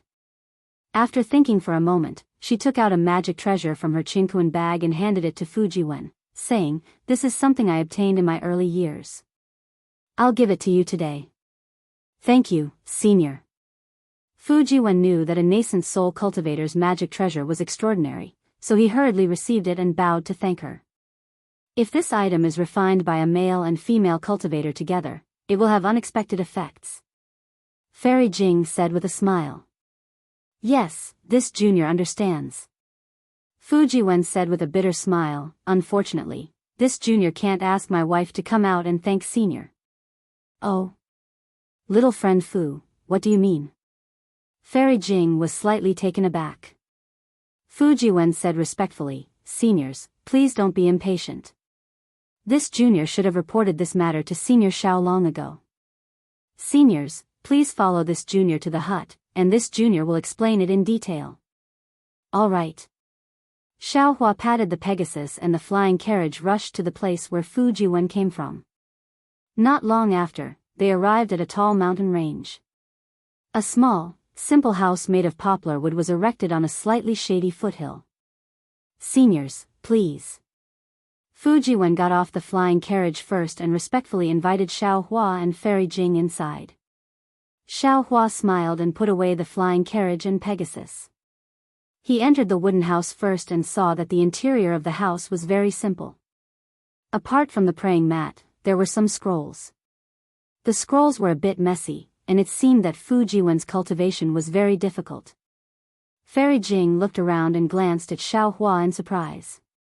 Because there was no trace of a second cultivator in the wooden house, Fairy Jing didn't know where the wife Fujiwen mentioned was. After the two sat down, Fujiwen took out some spirit fruits from his small cosmos pouch and respectfully handed them over. He then said with a smile, "Didn't Senior Xiao ask before? The reason why this junior built a hut here is very simple. It's because this junior first met his wife here." "Hee, so that's how it is." Xiaohua smiled and picked up the spirit fruit. He tasted it and said, "Then the memories here must be very beautiful." "It's not that beautiful." Fujiwen said with an embarrassed smile. The situation at that time was very strange and almost scared this junior to death. With that, Fujiwen carefully took out a fist-sized wooden box from his bosom. Xiaohua saw the wooden box clearly. It was the thunder amplification wood that he gave to Fujiwen at the auction in Jianghu that day. Xiaohua's heart moved and he became pensive. Sure enough, Fujiwen took out a wooden box made of thunder amplification wood and carefully opened it. Inside the wooden box, there was a fist-sized odd-shaped jade crystal. The jade crystal was suffused with rays of multicolored light. Lines of multicolored inscriptions flowed on the surface of the jade crystal like chains. Layers of lightning mist floated on these inscriptions. Heaven's Punishment Prison Crystal. When Fairy Jing saw this item, her face showed surprise. She let out a low cry as if she had seen something terrifying. Heaven's Punishment Prison Crystal? Xiaohua frowned and carefully thought about it. It was as if he had never seen this item in the scrolls. Fairy Jing glanced at Fujiwen with dissatisfaction. She raised her hand to stop Xiaohua's hand and then transmitted a few words. Sure enough, Xiaohua's face was a bit strange. Chapter 3691. On the other hand, Fujiwen blinked, not understanding what Fairy Jing was talking about. He then looked at Xiaohua and Fairy Jing in surprise and awkwardly put away the wooden box in his hand. Hearing Fairy Jing's words, Xiaohua stared into Fujiwen's eyes and kindly asked, "Fujiwen, do you know that this is a Heaven's Punishment Prison Crystal?" Reporting to Senior, this junior doesn't know. Fujiwen honestly replied. Fairy Jing sneered, "Even if you don't know, does your family not know?" But at this point, Fairy Jing seemed to realize something and shook her head. This old one understands. As the saying goes, knowing the law and breaking the law adds 3 levels of punishment. If you don't know that this is a Heaven's Punishment prison crystal, even if the Immortal Palace's law enforcers catch you, your punishment won't be too strict. This is your Fu family protecting you. The Immortal Palace's law enforcers? Fu Jiwen's face instantly paled. Although he didn't know what a Heaven's Punishment prison crystal was, he knew what a law enforcer was. After a while, he said in a low voice, "My Fu family is originally a small family in the peaceful mountain country. We might not be as knowledgeable as Senior and might not know the origin of this item. Perhaps." Fairy Jing saw that Fu Jiwen didn't seem to be faking it and said thoughtfully, "Since you really don't know the origin of this item, then you didn't purposely lead the disaster to Xiaohua." This old one misunderstood. "Huh," Xiaohua laughed, "Fairy Jing is overthinking. This Xiao and Fu Jiwen can be considered friends in times of trouble. He wouldn't have any dirty thoughts. It doesn't matter whether he has it or not." Fairy Jing glanced at the Heaven's Punishment prison crystal floating in the clouds and said indifferently, "If this old one encounters this item of Heaven's Punishment, I will definitely throw it away immediately. The farther the better." "No," Fu Jiwen said resolutely, "this junior's wife is inside. This junior will never abandon her." Fairy Jing narrowed her eyes. She looked at Xiaohua and said in a warm voice, "Actually, although fellow Daoist Xiao hasn't said anything yet, I presume fellow Daoist already has a plan in mind? This matter is Fu Jiwen's private matter. All the decisions are in his hands." Xiaohua similarly did not hesitate as he spoke with a grin. "That's true." Fairy Jing nodded. She turned to look at Fu Jiwen and said, "Fu Jiwen, I can see that you're an infatuated person, so why don't you say a few more words? The decision is still in your hands." Fairy Jing pointed at the Heaven's Punishment prison crystal and explained, "The Heaven's Punishment prison crystal, as the name suggests, is a punishment from the heavens. It imprisons those who break the law within 3 inches of heaven and earth." Confucian cultivators had a painted ground as a prison, and this was the case when they refused to make any progress. This punishment is one of the methods the Celestial Palace uses to punish those who break the laws of the Celestial Palace. The sinner is imprisoned in the crystal and can't cultivate, talk to others, or see others. The sinner's entire world is a 3-inch well. It's worse than being a frog in a well. Moreover, during the imprisonment, there will be divine lightning from the heavens every day to destroy their body and soul. It's said that the suffering inside is unbearable for ordinary people. "I see. This junior understands." Fu Jiwen's eyes were filled with tenderness. He was very grateful for Fairy Jing's explanation. Fairy Jing continued, "Above the Heaven's Punishment prison crystal is the law chain of the Celestial Palace. Without the jade seal of the Celestial Palace, it can't be unlocked. Only at the end of the punishment will the law chain be unlocked. Anyone who dares to try to break it will be seen as going against the Celestial Palace and violating the laws of the heavens. If the punishment is light, the Celestial Palace will send celestial soldiers to encircle them. If the punishment is heavy, the Celestial Palace will send law enforcers to the lower realm to kill them." At this point, Fairy Jing paused again and looked deeply at Fu Jiwen. She said warmly, "Fu Jiwen, you are infatuated with your wife, but she clearly lied to you. She is using you." Yes, since Fu Jiwen still didn't know this was the Heaven's Punishment prison crystal, it meant that the sinner inside the crystal didn't tell Fu Jiwen the truth. The Heaven's Punishment prison crystal was such an important punishment that even Fairy Jing knew about it. How could the sinner not know? If she didn't tell Fu Jiwen, wouldn't she be pulling Fu Jiwen into this whirlpool? Who would have thought that when Fu Jiwen heard this, his eyes would be filled with deep emotions? He bowed respectfully and said, "Senior, thank you for your concern for me. Things are not as you think. My wife did not deceive me. She even asked me to throw away the Heavenly Punishment prison crystal. But I really couldn't bear to do so. It was all my own doing." "Oh." Fairy Jing was a bit confused. She also knew that this matter was a bit strange. According to what she knew, the sinner inside the Heaven's Punishment prison crystal couldn't communicate with the outside world. The sinner didn't even know where they were. Even if they fell into an abyss, even if they encountered a landslide and the Heaven's Punishment prison crystal was buried underground, the sinner inside wouldn't be able to escape. She didn't know how Fu Jiwen contacted the sinner inside and even called her his wife. That's strange. Tell me about it. However, Fairy Jing suddenly realized something and hurriedly waved her hand. Wait, it's better not to talk about this. Fairy Jing said to Xiao Hua, fellow Daoist Xiao, this matter involves the law of the Celestial Palace. It's not something that Daoist cultivators like us can come into contact with. Even a first-rate scholarly cultivator clan would probably avoid it if they were to encounter it. Hee. How could Xiao Hua, who had even killed the Hall Master of Star Lord Hall, be afraid of this? Especially Fu Jiwen, who he admired a lot. Xiao Hua smiled faintly and said, Fairy Jing, don't be afraid. Let's listen first. I'm very curious. What kind of law did the woman who made Fu Jiwen fall in love with her commit? All right. Fairy Jing knew that she couldn't persuade Xiao Hua, so she could only nod. Fu Jiwen carefully put the Heaven's Punishment prison crystal into the wooden box. Looking at the time, he hid it close to his body again. He stood there and explained the whole matter in detail. It was really a sad but beautiful story.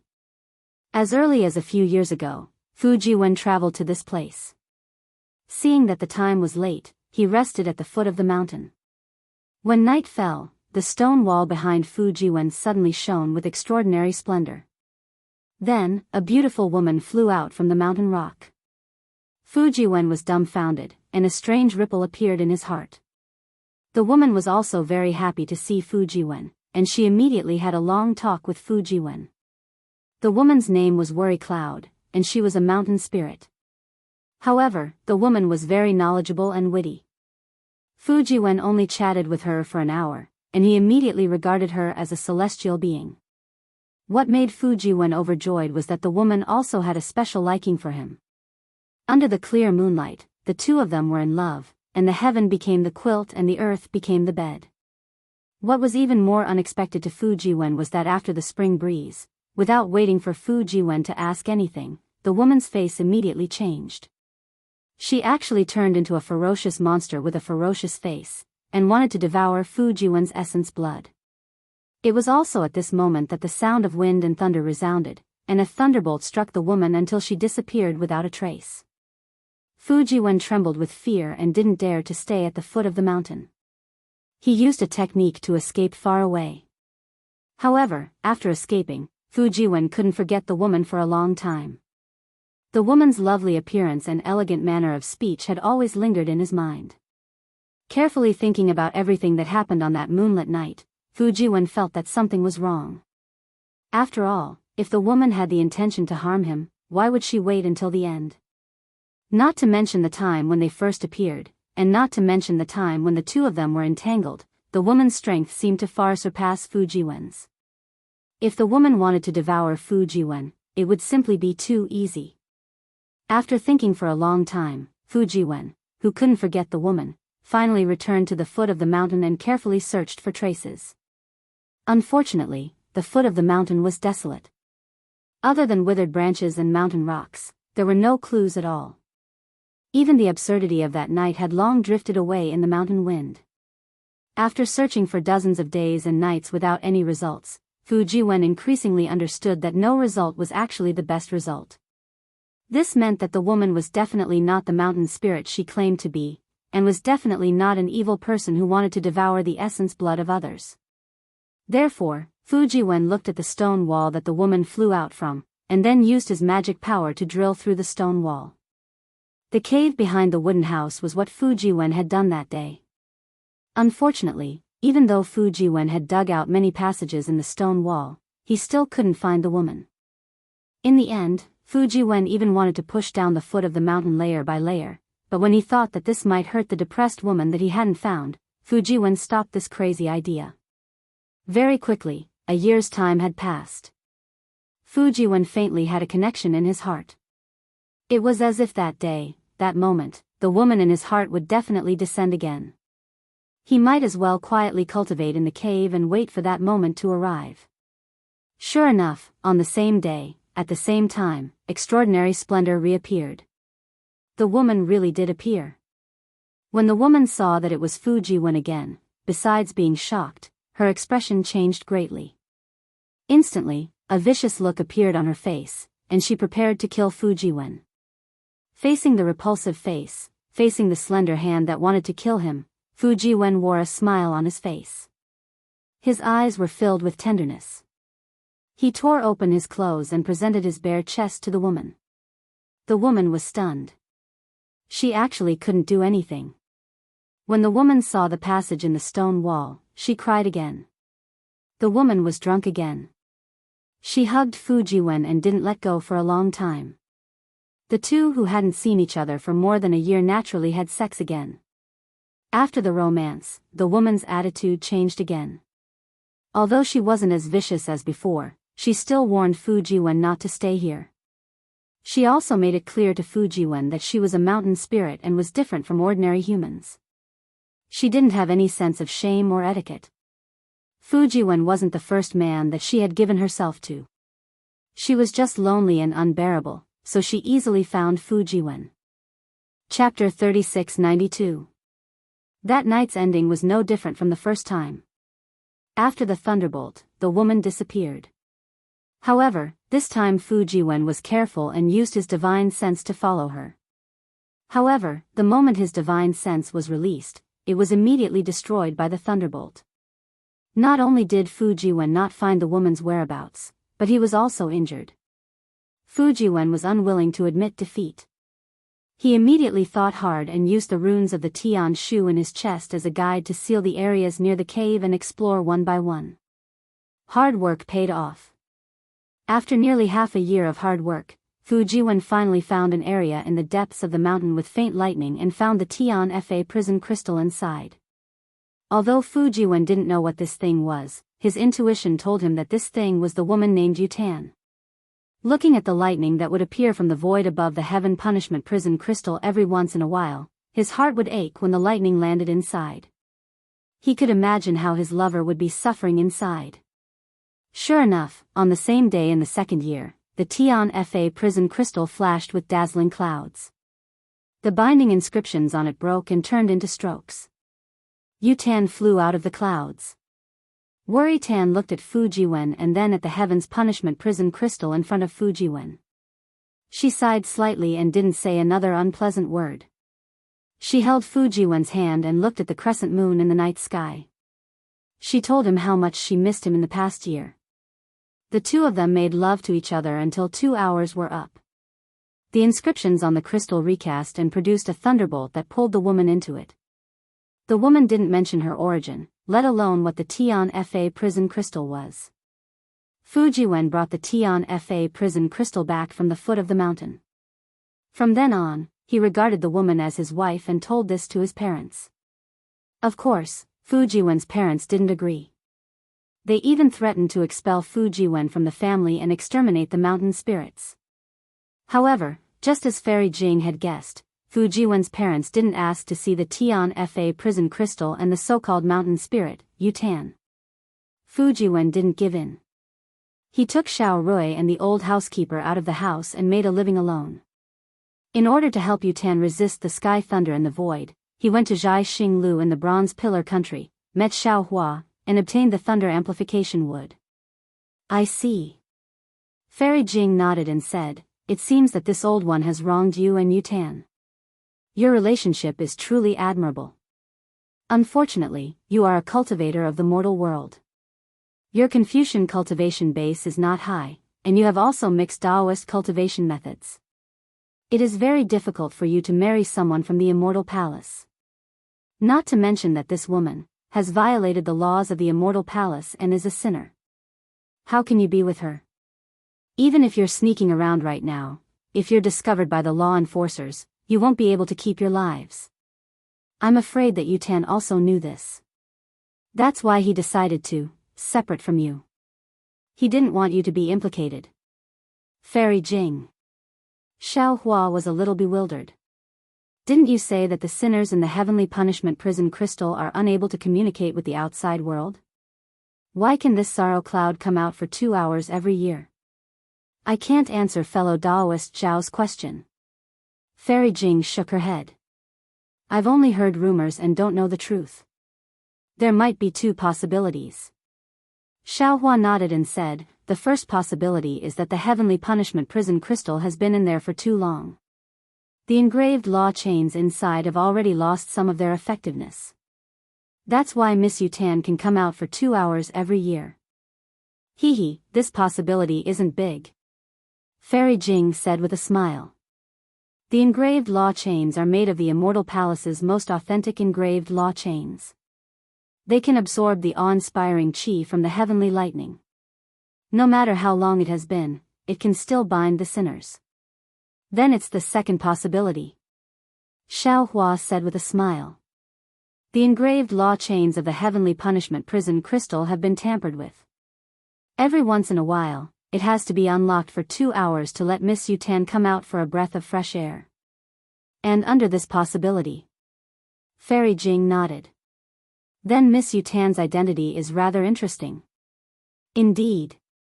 Xiaohua looked at Fujiwen. That Miss Yutan is most likely a member of the Immortal Palace's inner family. She has committed a great crime. Although there is the punishment of the Immortal Palace, there is still someone who can reach out and block some of it for her, inner family? Impossible. Fairy Jing said with a smile. How could the Empress bloodline be so carelessly left in the hidden immortal continent? I'm afraid she has some relationship with the inner family, a female official, or a side branch of the Empress. However, judging from this woman's scheming, it's more likely that she's a female official. Scheming? Xiaohua was slightly taken aback. Soon after, he understood a little. Disregarding everything else, this woman had been with Fujiwen for so many years without revealing any of her background. It was impossible for an ordinary woman to do that. It doesn't matter who she is. Fujiwen didn't care. He smiled and said, since this junior believes that she is my wife, this junior will stay with her for a lifetime. A lifetime? That's your lifetime. Fairy Jing sneered.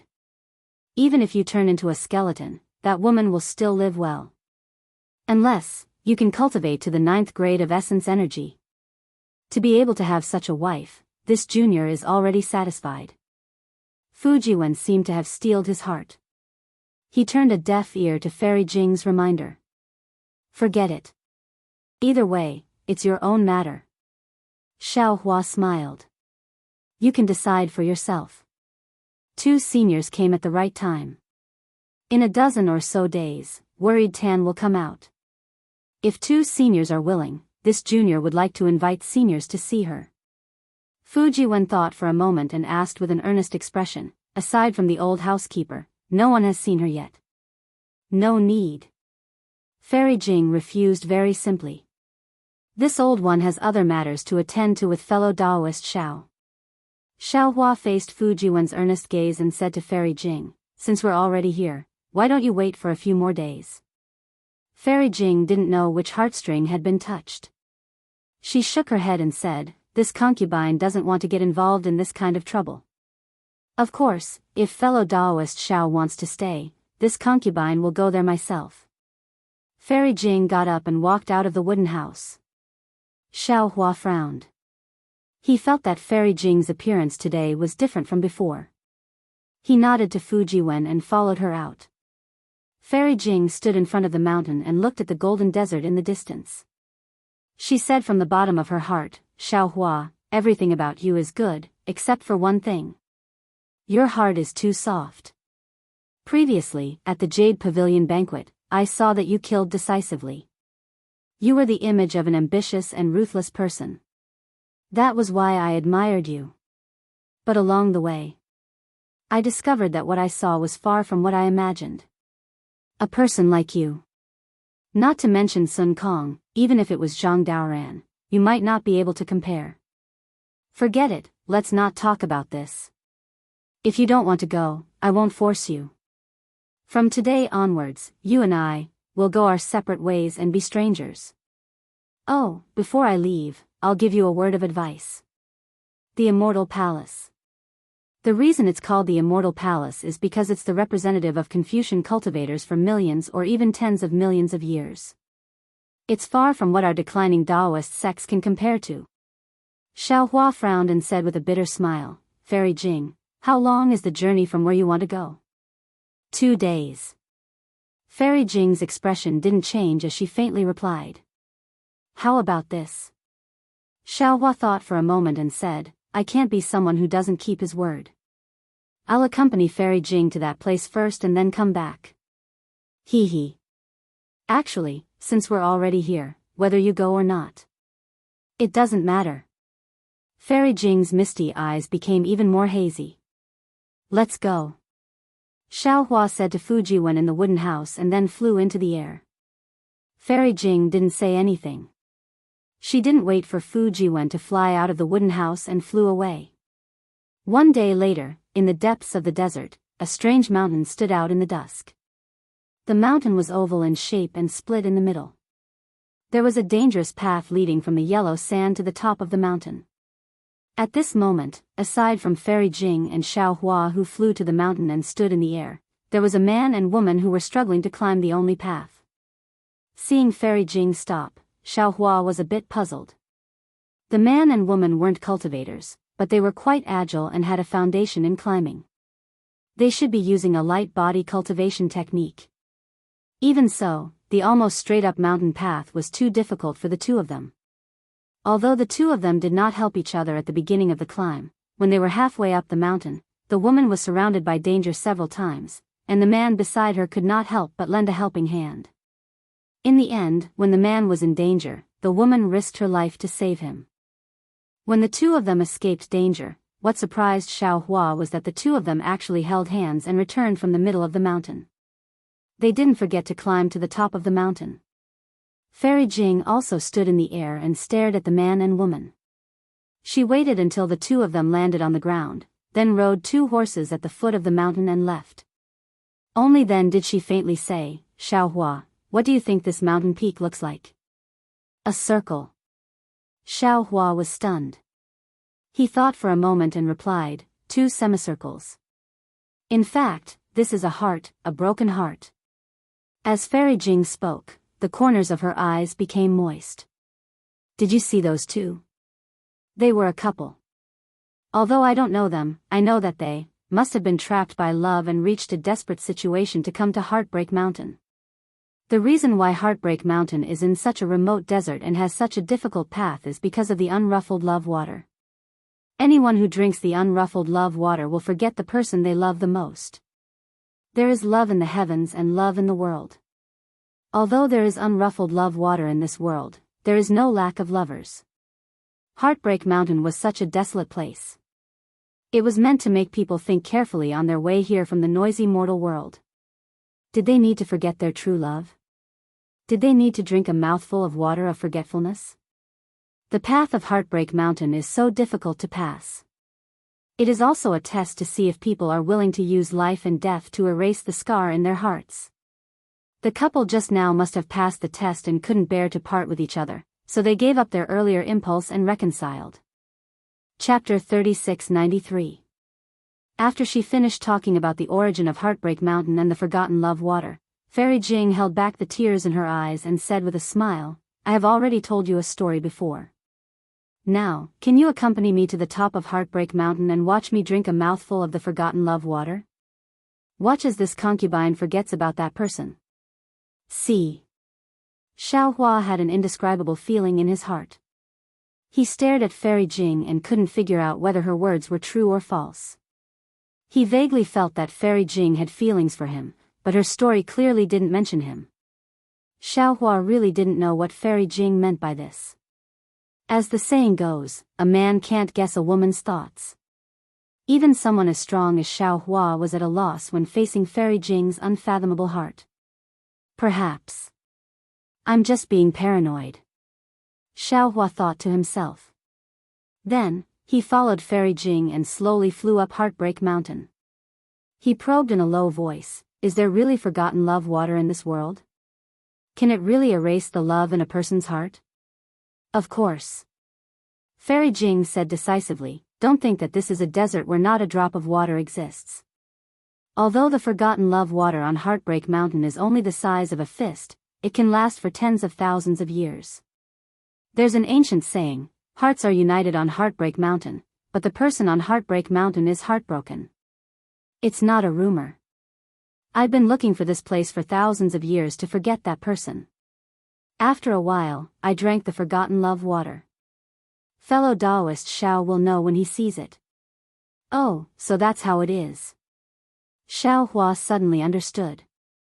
His heart suddenly lightened, but he sighed and said, it's really hard on Fairy Jing. Actually, sometimes, a true love is a rare memory that doesn't necessarily have to be forgotten. For a male cultivator like fellow Daoist Xiao, it's a beautiful memory. But for female cultivators like me, it might be a disgrace. How can I cultivate when I have to face the unhappiness in my heart every day? The danger of an unstable Dao heart doesn't disappear. I'll tell fellow Daoist Xiao. Fairy Jing smiled sweetly, as if she could really forget that person after drinking the forgotten love water. Forget it, I'll listen to your decision. Xiao Hua knew that for Fairy Jing, forgetting someone was much more realistic than missing someone. This method of severing emotions was the best choice for a cultivator like Fairy Jing. While the two of them were speechless, they had already landed on the peak of Heartbreak Mountain. The mountain peak was not big, only a few hundred feet. There was a deep crack across the mountain peak, which was where the mountain peak had split open. In the center of the crack, there was a stone stool that looked like a wine cup. The stone stool was as tall as a person and was extremely clean. In the center of the stone stool was a heart-shaped groove, and within it, there was a fist-sized spring that flashed with a blood-red color. Are you sure this Wangqing water is not poisonous? Xiao Hua was a bit worried. He looked at the color of the spring water and then looked at the setting sun that was only left with a smear of blood red at the edge of the desert. At this time, Fairy Jing was really tender. Although she didn't look at Xiao Hua, her face that was looking at the setting sun in the distance revealed a kind of deep longing. She then looked at Xiao Hua as if she would never recognize him again in the future. Xiao Hua smiled and said, "Don't worry. If it's as Fairy Jing said, this Wangqing water can only make you forget the person you love the most, then after drinking the Wangqing water, you will definitely remember this Xiao." This Xiao, Shu. Fairy Jing stretched out her white hand, placed it in front of Xiao Hua's lips, and said in a low voice, "Fellow Daoist Xiao, I still have a very important matter to ask of you." "Oh? Is there any danger?" Xiao Hua's heart trembled. "No." Fairy Jing smiled sadly and said, "There is no danger. I just want to ask fellow Daoist Xiao that after I drink the Wangqing water, fellow Daoist Xiao must not tell the story I told you before. Otherwise, all my previous efforts will be wasted." "Don't worry," Xiao Hua said with a smile. "When did Fairy tell this Xiao a story? This Xiao seems to have never heard of it." If Xiao Hua was joking like this normally, Fairy Jing would have already laughed. But today, Fairy Jing couldn't laugh no matter what.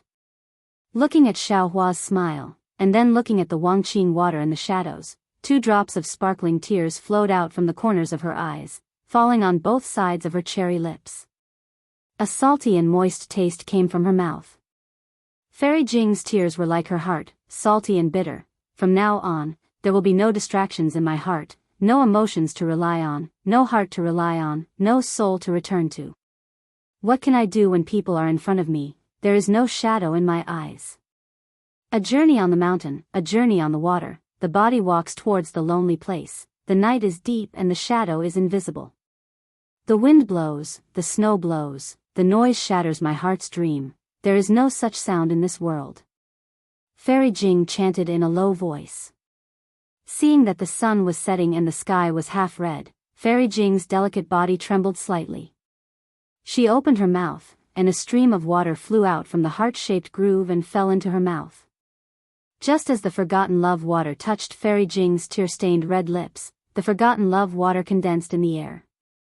Fairy Jing stared at Xiao Hua and said, "Xiao Hua, thank you." Then, Fairy Jing closed her eyes and the Wangqing water fell into her mouth. After a while, Fairy Jing opened her eyes and looked around strangely.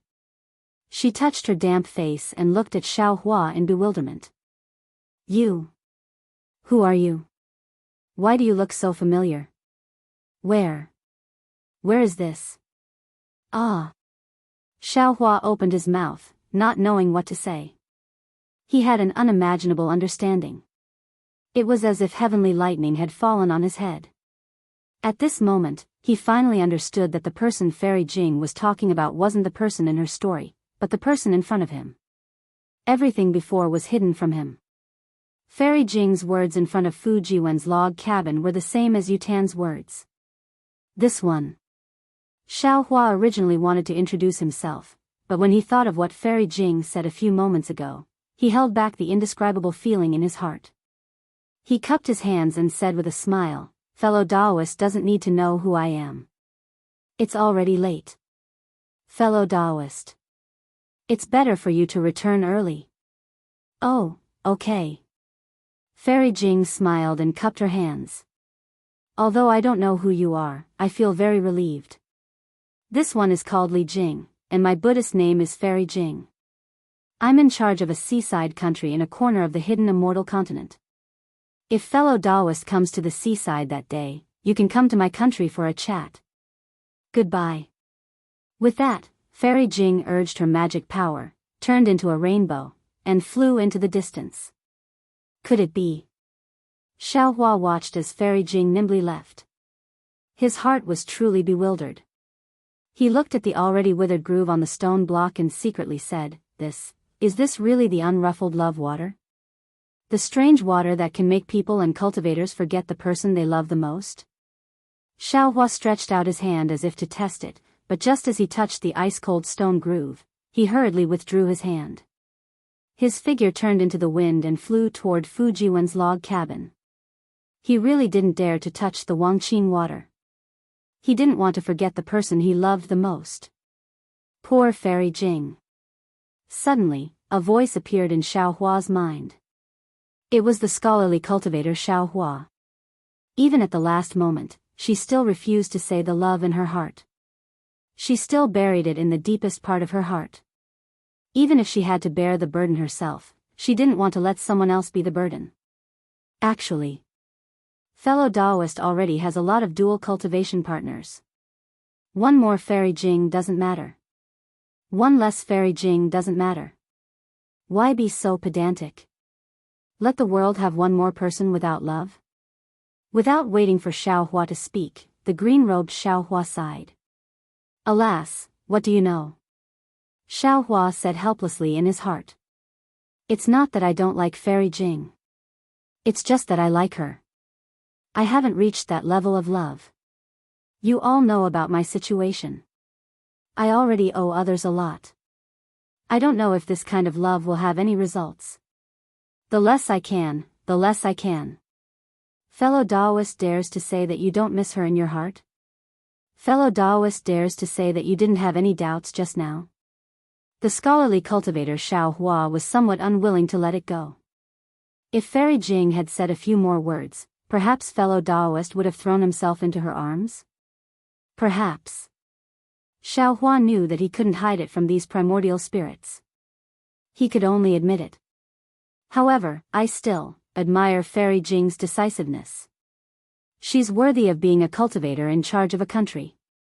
Although her cultivation isn't very high, her way of dealing with people is much better than my indecisiveness. Hee, she's already at the early nascent soul stage. Her cultivation isn't high. The green-robed Xiaohua mocked. Daoist Zhao's vision is also very high now. Alas, you all can say whatever you want. Perhaps this is fate. Actually, Xiaohua's heart was also very uncomfortable. It was as if he had lost something for no reason. His heart was empty. "I-oh." Suddenly, the green-robed Xiaohua exclaimed. "Interesting. Fellow Daoist, do you feel like your heart is being twisted by a knife?" "A bit, but fellow Daoist's words are too exaggerated." Xiaohua's heart moved. He also felt the green-robed Xiaohua's surprise. "Fellow Daoist, do you have something to say?" "Good." The green-robed Xiaohua laughed. Now that someone has delivered himself to your door to let you vent your anger, give I another Daoist robe. Who? Xiao Hua was about to release his divine sense when the green-robed Xiao Hua hastily shouted. Don't. If you release your divine sense, won't Daoist Huada run away? Why is Daoist Huada here? Could it be that he also wants to forget the person he loves the most? The scholarly cultivator Xiao Hua was also very surprised. Xiao Hua was even more puzzled. He asked, Daoist Huada is coming here. I didn't know, how did you know? Hee, of course it's the result of fellow Daoists stealing. The green-robed Xiao Hua explained. I had been thinking about how to refine Daoist Huada's fire gourd into a sword gourd for the past few days. I still haven't killed the trace of Daoist Huada's primordial spirit in the gourd, so I can sense Daoist Huada's movements within a certain range. At this point, the green-robed Xiao Hua paused for a moment and said again. Fellow Daoist has already ordered I to refine a spirit treasure. I presume you're also thinking about how to refine your life treasure. Chapter 3694. Xiao Hua smiled bitterly. Looking at the desolate Heartbreak Mountain in the night, he sighed and said, Fairy Jing said it well. On Cast Emotion Mountain, one's heart is united, but on Heartbreak Mountain, one's heart is broken. The night on Heartbreak Mountain is truly desolate. Over there. The green-robed Xiao Hua pointed in a direction. Xiao Hua used the wind evasion technique and flew for a while. Under the guidance of the green-robed Xiao Hua, he used the trace concealing technique to hide. Only then did he use his mind to enter his body. He saw that around the tricolored heaven's heart in his dantian, balls of true energy were constantly surging like flames. They seemed to have some spirituality, but if one looked carefully, they would feel that this spirituality was a bit forced, or rather, it was a bit passive. It wasn't the kind of rare spirituality. Looking outside the 5 brocade cloud painting, the endless amount of righteous qi was much more vast than before.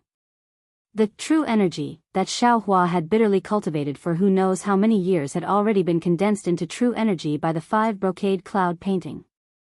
There was not a trace of impurities in his dantian. Fellow immortal Confucian cultivator, how do you feel? Jade Archive Xiao Hua looked at the scholar's primordial spirit and asked with a smile. The Confucian cultivator Xiao Hua waved his hand, and the scroll in his hand turned into countless words. These words turned into birds and fishes, or plants. Some of them turned into birds and fishes, and some of them turned into plants, and some of them turned into plants, and they covered the nearby area with green leaves. If fellow immortal had asked me before the year, I might have proudly shown off to fellow immortal. Xiao Hua indifferently replied, after all, fellow immortal has been tempering the true energy in your chest for the longest time. After the seal was broken, I worked hard to catch up. Now, my strength is close to fellow immortals. Of course, according to the realm of Confucian cultivators, my cultivation is not worth mentioning. However, fellow immortal from the Buddhist sect received guidance from Grandmaster Wuxia Xianxia and went into seclusion. His thoughts made me feel a lot. Just as fellow immortal has been pondering, Buddhism, Taoism, and Confucianism have their own strengths. What is the true essence of each sect's cultivation? Perhaps I already know a little bit. Fellow immortal, please speak. Jade Archive Xiao Hua said with a smile. Taoism's techniques are ever-changing and have the ability to reach the heavens. Whether it was the Confucian cultivators or the Buddhist cultivators, they were far inferior in this aspect. If I simply pursue the ability of Confucianism and cultivate the Tao of primordial spirit, I will follow the prescribed path of refining essence into qi, refining qi into spirit, refining spirit into void, and refining void into heaven. In the end, I will be neglecting the essentials and pursuing the trifles. It is better for me to abandon these appearances and search for the foundation of Confucianism. When Xiao Hua heard this, he clapped his hands and said, Immortal friend is right. I also feel that Great Master Wuxia Xianxia's words are right. If the Buddhist sect's Fozi doesn't properly handle the relationship between the corporeal body and the Sarira, even if he reincarnates for 10,000 years, he still won't be able to reach the peak. If Confucian scholars don't understand the essence of true energy and cultivation, What can they do even if they reach the void refinement and heaven fusion stage? Daoist cultivators are the same. They don't know the foundation of Daoist cultivation. Even if they cultivate to the transcending tribulation stage, I'm afraid they won't be able to achieve anything. Xiao Hua echoed. That's why we each have our own responsibilities. There's no need to compete with each other. The so-called realm, the so-called means, they are all just appearances. Only by grasping the foundation can we achieve the great Tao. Green-robed Xiao Hua also spoke from his lower dantian. Good. Xiao Hua clapped his hands and opened his mouth. The imperial star spike and imperial shield flew out. He said with a smile, to be honest, I already don't want to refine these two imperial tools. This is because the Tao of imperial tools of Confucianism is far inferior to the Tao of Daoist magic tools. It has already deviated from the foundation of Confucianism. Immortal friend, you should still slowly refine them. Xiao Hua waved his hand and said, it's currently a chaotic world. You and I can't cultivate peacefully. One more life-saving means is one more opportunity to explore the essence of cultivation. Xiao Hua agreed and sucked the two imperial tools into his mouth. Green-robed fellow Daoist. Xiao Hua said with a smile, presumably, you also understand.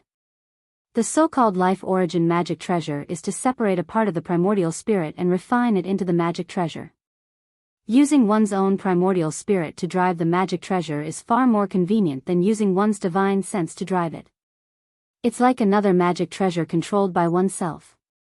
This way, although cultivators can't refine spirit tools, with a life origin magic treasure fused with the primordial spirit, it's possible to touch the threshold of spirit tools. Indeed. Green-robed Xiao Hua nodded. Moreover, fellow Daoist already knew that your primordial spirit can no longer be split after going through the three gold lightning tribulation. Presumably, you've already given up on the idea of refining a life origin magic treasure, right? No. Xiao Hua shook his head. Actually, the origin of a life origin magic treasure, other than the function that I just mentioned, has another function. I know. Among the Daoist magic skills, there is a primordial spirit entrustment technique. Green-robed Xiao Hua had read who knows how many ancient books and secret techniques. He naturally understood very well. A small part of the refining method of this life origin magic treasure was born from this. Yes, the primordial spirit entrustment technique is a great magic skill. It's impossible for ordinary cultivators to successfully cultivate it. Some almighty experts changed this magic skill and taught it to their own disciples, thus obtaining a life origin magic treasure. Xiao Hua said with a smile.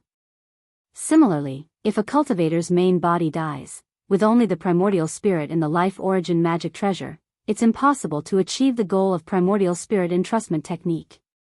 However, other methods can be thought of, such as possession, to leave a chance of survival. If that's the case. To be honest, I and the others. I'm afraid we're all fellow Daoists' life origin magic treasure. Green-robed Xiao Hua said with a sigh. Why is fellow Daoist still entangled with the life origin magic treasure?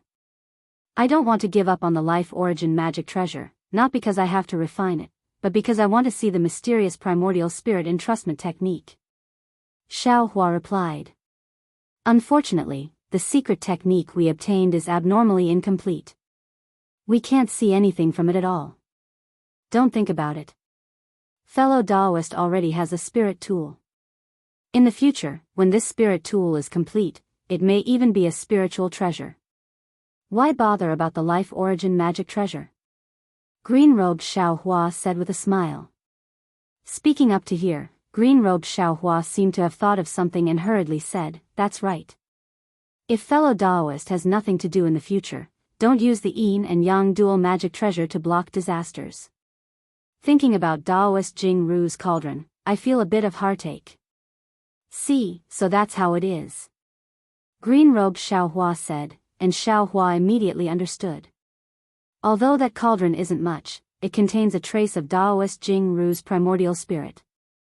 It can be considered half a spirit tool. This spirit tool is not a tool spirit. After the yin and yang dual magic treasure, it will certainly have spirituality. In the future, if there's a coincidence, it can be compared to a heavenly spiritual treasure. How can it be just a heavenly spiritual treasure? Green-robed Xiaohua sneered. It's also possible to advance to the Xiantian realm. Fellow Daoist, you're more prodigal than I. I'm happy, so what? Xiaohua rolled his eyes. Who asked I to be rich? Not only do I have the ocean overturning seal, but I also have the Tingjiao scissors and the Kunlun mirror. Although I don't know where the other half of the Tingjiao scissors is, as long as the Kunlun mirror returns to the Dawn Rain continent and finds the golden core cultivator of the rock border sect, Changya Feng, I'll be able to obtain the last fragment of the Kunlun mirror.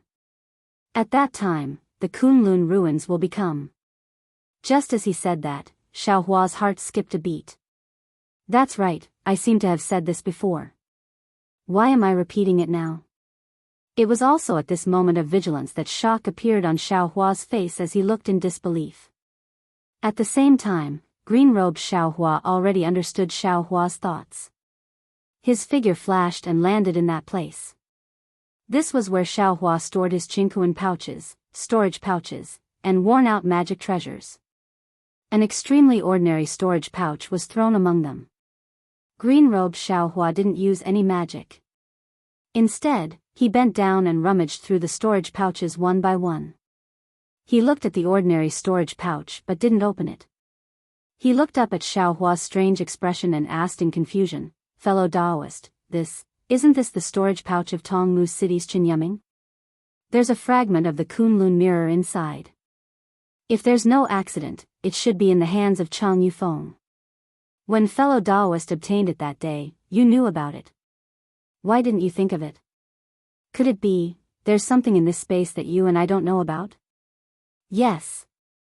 Xiaohua raised his head and looked meaningfully at Xiaohua of the heavenly Tao above the starry sky. He said word by word, everything in this world is under the control of the heavenly Tao. Although you and I control this space, you and I aren't the heavenly Tao. It's impossible for us to know everything in this space. Moreover, even if we become immortals, gods, and the so-called heavenly Tao saints, don't forget, there are 50 Dayan numbers, 49 Dayan numbers, and there's still the evasive one.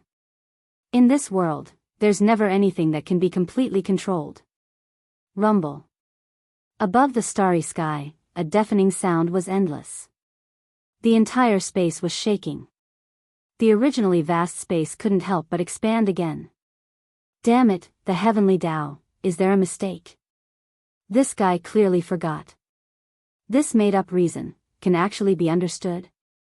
Green-robed Xiaohua was dumbfounded. He held his forehead and shouted. "Ha, green-robed fellow Daoist, there's no place without knowledge under the heavenly Tao. You've only cultivated for a short time, so learn slowly." Xiaohua proudly took Chen Yuming's storage bag, took out the last fragment of the Kunlun mirror, looked at it, and threw it to green-robed Xiaohua. "When you're refining the Kunlun mirror, think about it carefully. How did this Kunlun mirror get from Chang Yifeng to Chen Yuming? Maybe you'll know something." Huh? Green-robed Xiaohua naturally wasn't convinced. He originally wanted to retort, but his face suddenly revealed a strange expression. He then said with a smile, "All right, this poor Daoist won't talk nonsense with you anymore. Either way, you and I will benefit. At this time, Huada is already here. How about it? Fellow Daoist, you can't let him run away this time, right? Fellow Daoist, you should watch the show from the side. When fellow Daoist makes a move, I will help fellow Daoist to kill this guy." Chapter 3695. Good. Jade Archive. Xiaohua nodded. This Huada Jinren is really hateful. He is especially good at borrowing power and stirring up trouble. At the Jade Pavilion conference, he was lucky to escape by using the Confucian cultivator's formation. This time, we must take his life. With that, Jade Archive Xiaohua left his body and hid to the side to observe. In the night sky, several figures flew over from the distance. However, these figures did not fly directly. Instead, they flew and stopped. Quite a few times, they even flew in other directions. Under the moonlight, the faces of 8 cultivators appeared. The one in front was Xianxia, who was wearing an emperor's robe. Next to him was Wuxia, who had changed into a Daoist robe. At this time, Wuxia had a smile in her eyes, unwilling to leave Xianxia for a moment. Although the two were not flying hand in hand, their hearts were vaguely limitless. Behind Wuxia was the smiling Huadazinren, but he deliberately kept a certain distance from the two and did not disturb them.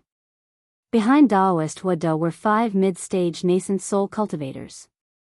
They all had different appearances and expressions, but all of them had respectful expressions on their faces as they carefully followed behind the 3. Xianxia accompanied Wuxia to a mountain peak. The two circled around the mountain and met again in the air above the mountain peak.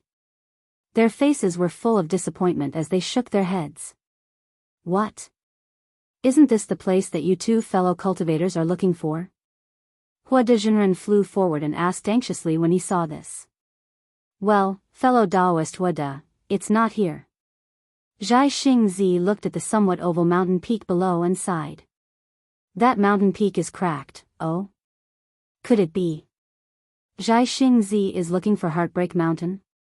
Xiao Hua was slightly stunned. Who is the female cultivator beside Xianxia? But, within 400 miles of my spiritual sense, there is no such mountain. Fellow Daoist and fairy are mistaken? Huadazinren was somewhat puzzled. No, it must be nearby. I know. Wuxia thought for a moment and shook her head. Although I don't know why, I know that as long as I find that place, I will be able to solve my confusion. That's right, this old man has the same idea. Xianxia nodded. Fellow Daoist Huada, fellow Daoists, thank you for your hard work. Let's go take a look over there. Xianxia raised his hand in the direction of Heartbreak Mountain. All right. Adept Huada felt somewhat helpless, but he still smiled and said, as long as fellow Daoist Jiaxing and fairy Jiaxing can solve the mystery in your hearts, it's no problem for us to work a little harder. Humph, you were the one who insisted on following us. Wuxia snorted as if she was looking down on Huadazinren. Jiaxingzi blurted out, how can you speak to Daoist Huada like that? As expected, how do you know my nickname? Wuxia's face was filled with surprise and joy. I don't know either. A rare look of embarrassment appeared on Jiaxingzi's face, but his eyes were the same as Wuxia's, showing surprise. Wuxia shouted, I knew it. You and I must have known each other in our previous lives. Otherwise, it wouldn't be so coincidental. Ouch. Just as Wuxia was pleasantly surprised, there was a sudden scream. Wuxia's body fell like a rock, straight towards the sharp rock beneath her. Jiaxingzi hurriedly moved his body and immediately landed below Wuxia. He shouted as he was about to catch Wuxia. However, just as he extended his arm, Jiaxingzi's expression changed slightly. The protective light flashing around his body suddenly disappeared.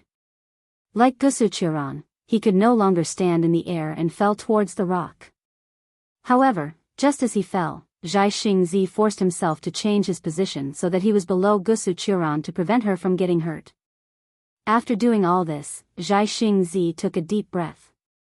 He wanted to circulate his true origin and fly up again.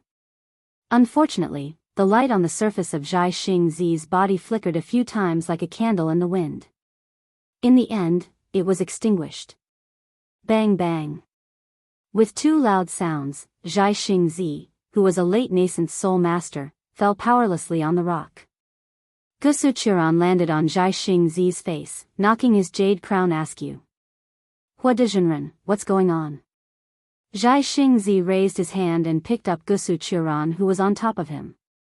He struggled to stand up and sat on a big rock. He looked at Huadazinren, who was looking at him with a cold smile in the distance, and asked faintly. Wuxia, who was sitting in Jiaxingzi's arms, lowered her head shyly at first. When she heard Jiaxingzi's words, she immediately came to her senses.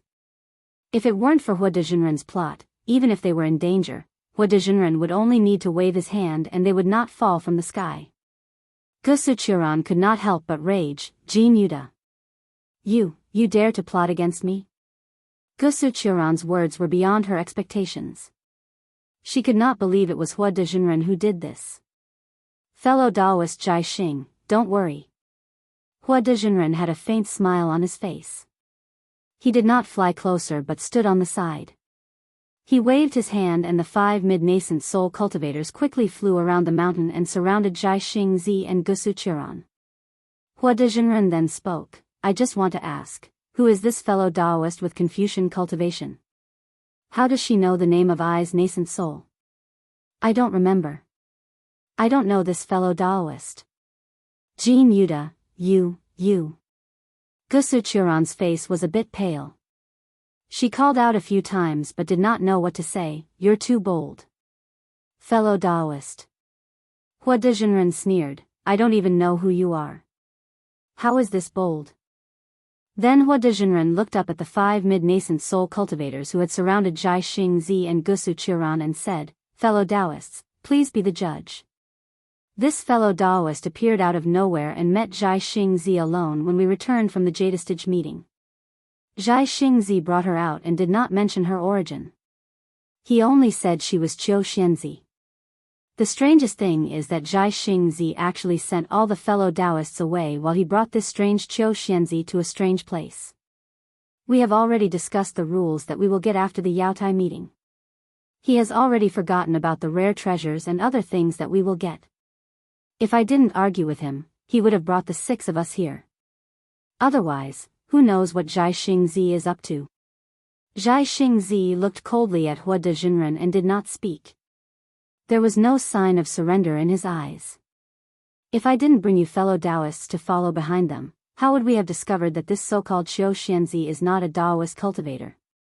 Perhaps she knows the simple spells of our Daoism, or perhaps she has our Daoism's mental cultivation method, but this old man can see clearly that she is a genuine Confucian cultivator. Hua Dezhenren did not hesitate to reveal Gusuchuran's background. Since we know that Qiu Xianzi is a Confucian cultivator, then... Fellow Daoists, can you think about it more? We just took the pure young ancestor from Jadestage Mountain and Qiu Xianzi appeared. What does this mean? Think about it, what else can it mean? It means that Jai Xingzi is not the Jai Xingzi we trusted before. He is in cahoots with Confucian cultivators. And this Qiu Xianzi.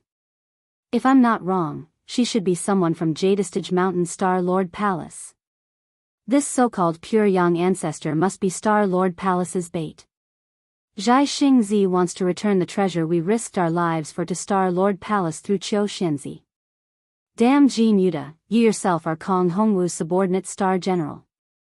You unexpectedly slander others, falsely accuse the star plucking? The matter involved the star plucking. Gusuchuran could not help but be furious, cursing. Oh. Qiu Xianzi is truly incredible. How do you know that I am Kong Hongwu's Star General? Hua Dezhenren asked thoughtfully, if you are not from Star Lord Palace, how do you know?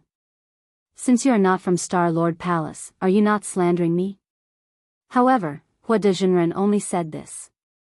He then said to the 5 middle-stage nascent soul cultivators, you didn't believe me before, not daring to help me kill the lackeys of Confucian cultivators. Do you understand now?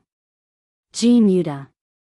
Gusuchuran bit her lip, her eyes flashing with anger. You are truly despicable. Of course you know who I am, but how can I not know who you are? Gusuchuran turned to the nascent soul state cultivator next to her and said, Jin Yuda was a pawn that Star Lord Palace placed among the Dao cultivators. When I saw you all, the first person I contacted was naturally Jai Xingzi, but the second was him. You may not have noticed Jin Yuda's expression at that time. It was very interesting. His face was ashen. Why? He was afraid I would expose his true face. Fine, now that things have come to this, I will make it clear to you. I am naturally from Star Lord Palace, and I have an agreement with Jin Yuda. We can't expose each other's details. However, I really didn't expect that Jin Yuda, a little star general like you would dare to make a move against me. You. Are you tired of living? Lady Chiu, I don't know what you are talking about. You can make up all you want, but I've always been upright. How many cultivators on hidden immortal continents say that I'm from Star-Lord Palace? It doesn't matter whether you're there or not. Hua Dezhenren's face was full of sorrow. I believe I am worthy of heaven and earth. I believe I am worthy of my conscience. This is enough. Damn it. Gusu Qiuran was obviously not as good as Hua Dezhenren. She cursed and struggled with all her might. Unfortunately, no matter how she urged her true qi, it was useless. Heart-corroding bone? Suddenly, Gusu Qiuran understood and exclaimed, You actually got Star-Lord Palace's secret poison from Kong Hongwu? You really deserve to die. Chapter 3696. Qiu Xianxia, why don't you honestly admit how you colluded with Jianghu? Daoist would decide again, what's the point of clinging to this old man? To tell the truth, if it wasn't for the 5 fellows seeing the truth, how could this old man allow you dogs to live until today? And this old man's actions are open and aboveboard. This old man absolutely won't be criticized. Using poison is open and aboveboard? Gusu Qiuran sneered, others don't know your face, but how could I not know? Daoist Wada righteously said, your cultivations are similar to this old man's. This old man admits he is not your opponent, but for the sake of the hidden immortal continent's safety, this old man would rather destroy his own reputation.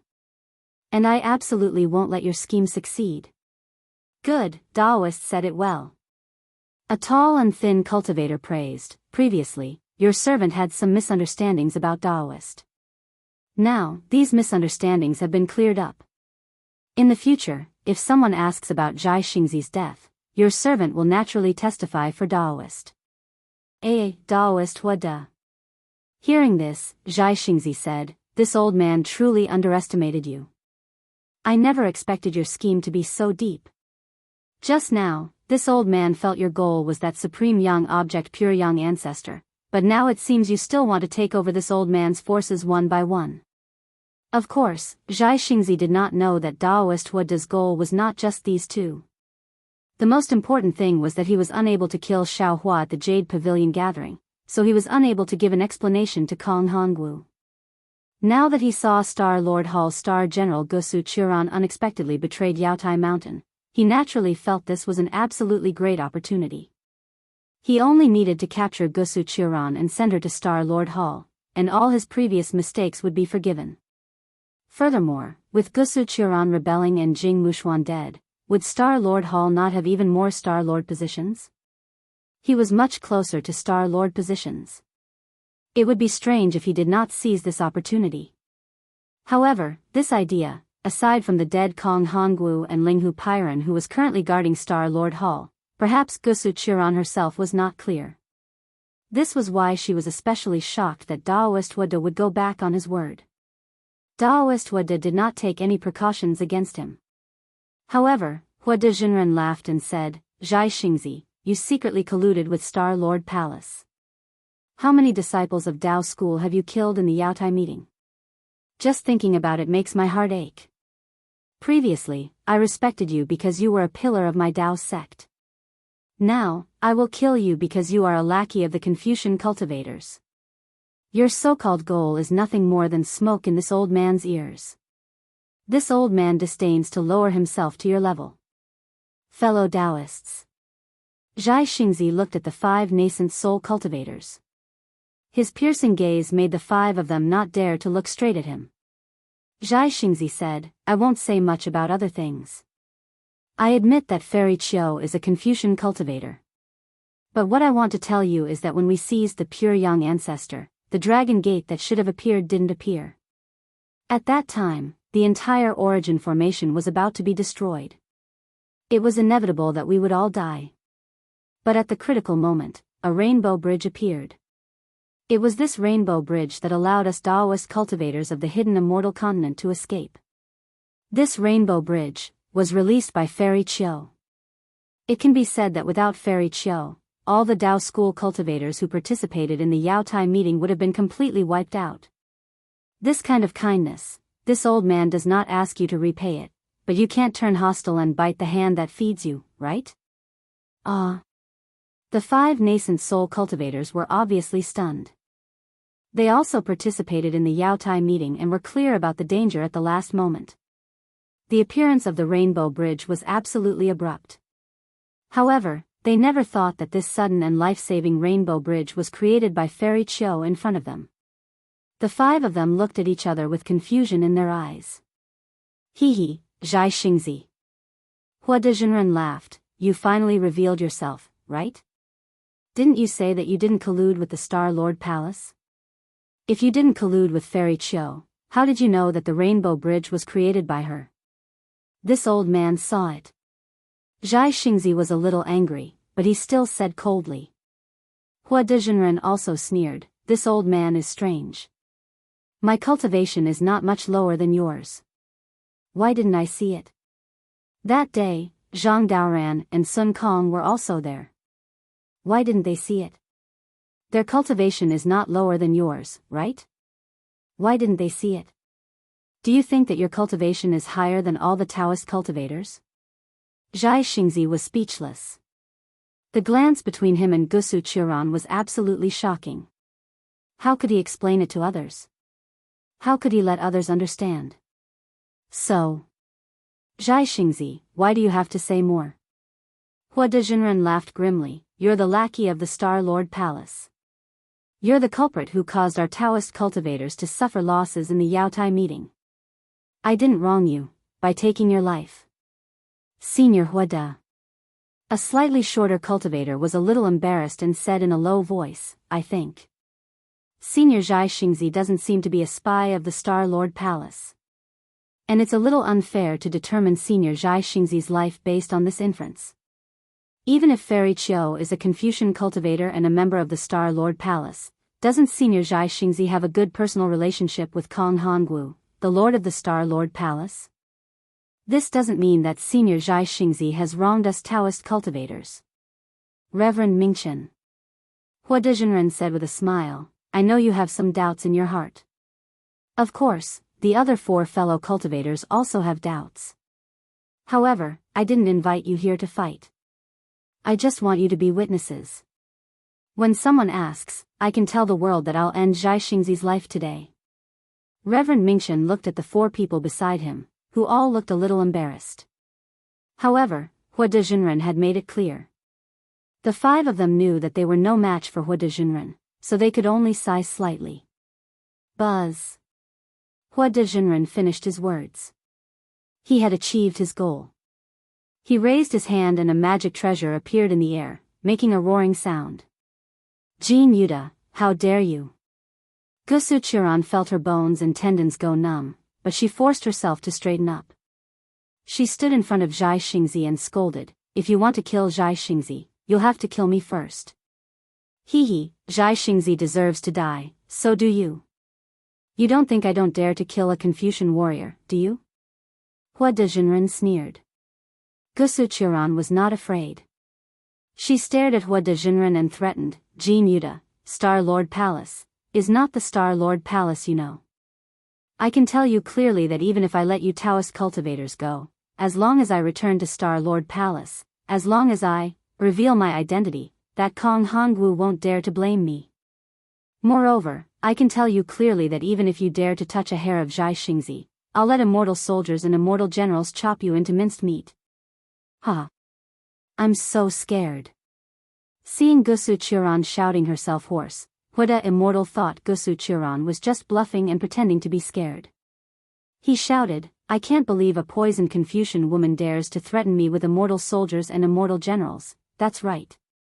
People who have been poisoned by the heart and bone corroding poison cannot threaten you. Suddenly, a cold voice sounded in the air. 6 nascent soul cultivators and dozens of gold core disciples of the new country were poisoned to death by you. The state preceptor of the Kujiang country, the state preceptor of the Fu country, and the state preceptor of the Lingqing country were also killed by you. There were also 4 nascent soul cultivators and dozens of gold core cultivators from the Luoshui country and Jianghu country of Yongzhou. You also shamelessly offered the monarch of the Luoshui country, Luo Qing, and Jihong ferry of the Yongzhou country to Jingmubai of Star Lord Palace. Ji Muda. Do you think these Taoist cultivators who were poisoned by you can't threaten you? You. Who are you? After hearing these words, Hua de Daoist was scared out of his wits. These were his absolute secrets. He thought that he did it without anyone knowing. Outside of Kong Honggu and Jingmubao, no one else knew about it. But now, it was suddenly exposed by someone. How could he not be frightened? At the same time, he released his divine sense and frantically scanned the source of the voice. However, just as Hua de Jinren released his divine sense, the voice sounded from another place. It was cold and terrifying. Who I am is not important. What is important is... What did you do? You are Kong Hongwu's lackey. How dare you sow discord and slander Zhai Xingzi? Although I don't know if Zhai Xingzi is a spy of Star Lord Palace, looking at you jumping up and down, I know he is being slandered. Go to hell. How could Hua de Jinren dare to let the voice speak again?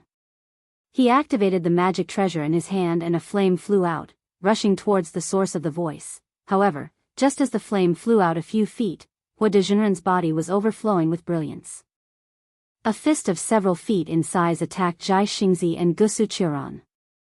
Moreover, Hua de Jinren did not wait for the fist to completely hit Zhai Xingzi, who was no longer able to resist. He immediately turned into a rainbow and fled into the distance. Everything was done in a split second. Hua de Jinren made a prompt decision. Zhai Xingzi roared, "Qiu, get out of the way." As he spoke, starlight shone above Zhai Xingzi's head and countless runes surged out. Gusu Qiran's expression changed greatly and she shouted, "Zhai Xingzi! Don't!" Obviously, Gusu Qiran had seen Zhai Xingzi's determination to sacrifice himself to protect her. He. Even your natal magic treasure has been taken by me. Why are you still so arrogant? At this critical moment, the entire mountain peak was suddenly enveloped by an incomparably powerful restrictive formation. Xiao Hua's tall and thin figure slowly appeared in the sky. His pair of phoenix eyes flashed with ridicule, and he was still holding a fire gourd in his hand. Chapter 3697. Xiao Hua. Hua de Jinren felt his whole body sink into a quagmire. Moreover, this restriction was becoming harder and harder. Not only was his body unable to move, but it was also difficult for the world's yuan qi to flow in. When he heard the voice, although he didn't look back, Hua de Jinren still screamed as if he had seen a ghost. He really didn't expect to meet Xiao Hua here. Daoist Master Xiao. At the same time, 3 of the 5 Yuanying middle-stage cultivators were shocked, as if they had heard of Xiao Hua's name. Xiao Hua was slightly surprised. He glanced at them and didn't pay any attention to them.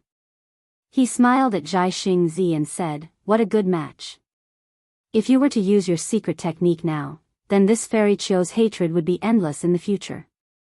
Fellow Daoist.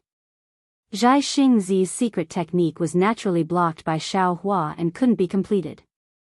Now that he heard Xiao Hua's words, he didn't know whether to laugh or cry. There were many Daoist cultivators in the hidden immortal continent, but who would dare to say such words to Zhai Xingzi? Wang. Hua de Jinren didn't dare to be negligent. His whole body was covered in flames. Waves of abnormally strong fluctuations were produced from his body. Xiao Hua's restriction immediately began to collapse. Following the loosening of the restriction, a thin crimson crystal thread flew out from Hua de Jinren's head like an arrow. Immediately after, a violent explosion was produced. A passage of fire was immediately revealed. Hua de Jinren's body suddenly turned into a rainbow and flew out of Xiao Hua's restriction in a flash. Seeing Hua de Jinren escape, Xiao Hua wasn't nervous at all. He smiled and said, "Damn it, old man Hua de, look at you. Your life source magic treasure is in my hands. Where can you run to?" While speaking, Xiao Hua waved his hand. A golden light chased after him like a thunderbolt. At the same time, a light pillar also shot out from Xiao Hua's head like lightning. What was special was that between Xiao Hua's curved eyebrows, a layer of dark green brilliance emerged. Hundreds of soul strands, which were invisible to the naked eye, stretched out from the delirium dharma eye and landed on the fire gourd. Sizzle. A series of noises, which sounded like water droplets falling into a pot of oil, was heard. A faint shadow was dragged out from the fire gourd by the soul strands. Looking at the appearance of the shadow, wasn't it Hua de Zhenren? Those who deserve to die, will die in the end. No matter how many times you escape, Xiao Hua indifferently said as several hundred soul strands stirred with a shua shua sound. Daoist Xiao, save me. Daoist Xiao, save me. Daoist Huada's primordial spirit screamed crazily, as if he was in extreme pain. Fellow Daoists from the New Nation won't let you go. Fellow Daoists from the Kujiang Nation, the Fu Nation, and the Lingqing Nation won't let you go. The Luo River Nation, Jingyu Nation, and Fairy Jihong also won't let you go. Xiao Hua coldly said. With a twist of his soul thread, Daoist Huada's primordial spirit immediately turned into a blue dot and scattered in the air. Ah! In the distance, Daoist Huada also screamed in pain as his primordial spirit was destroyed. He held his head with his hands and rolled in the air. How could he still have the strength to escape? In fact, as early as when Xiao Hua obtained Daoist Jing Ru's natal magic weapon, he could also control it like this.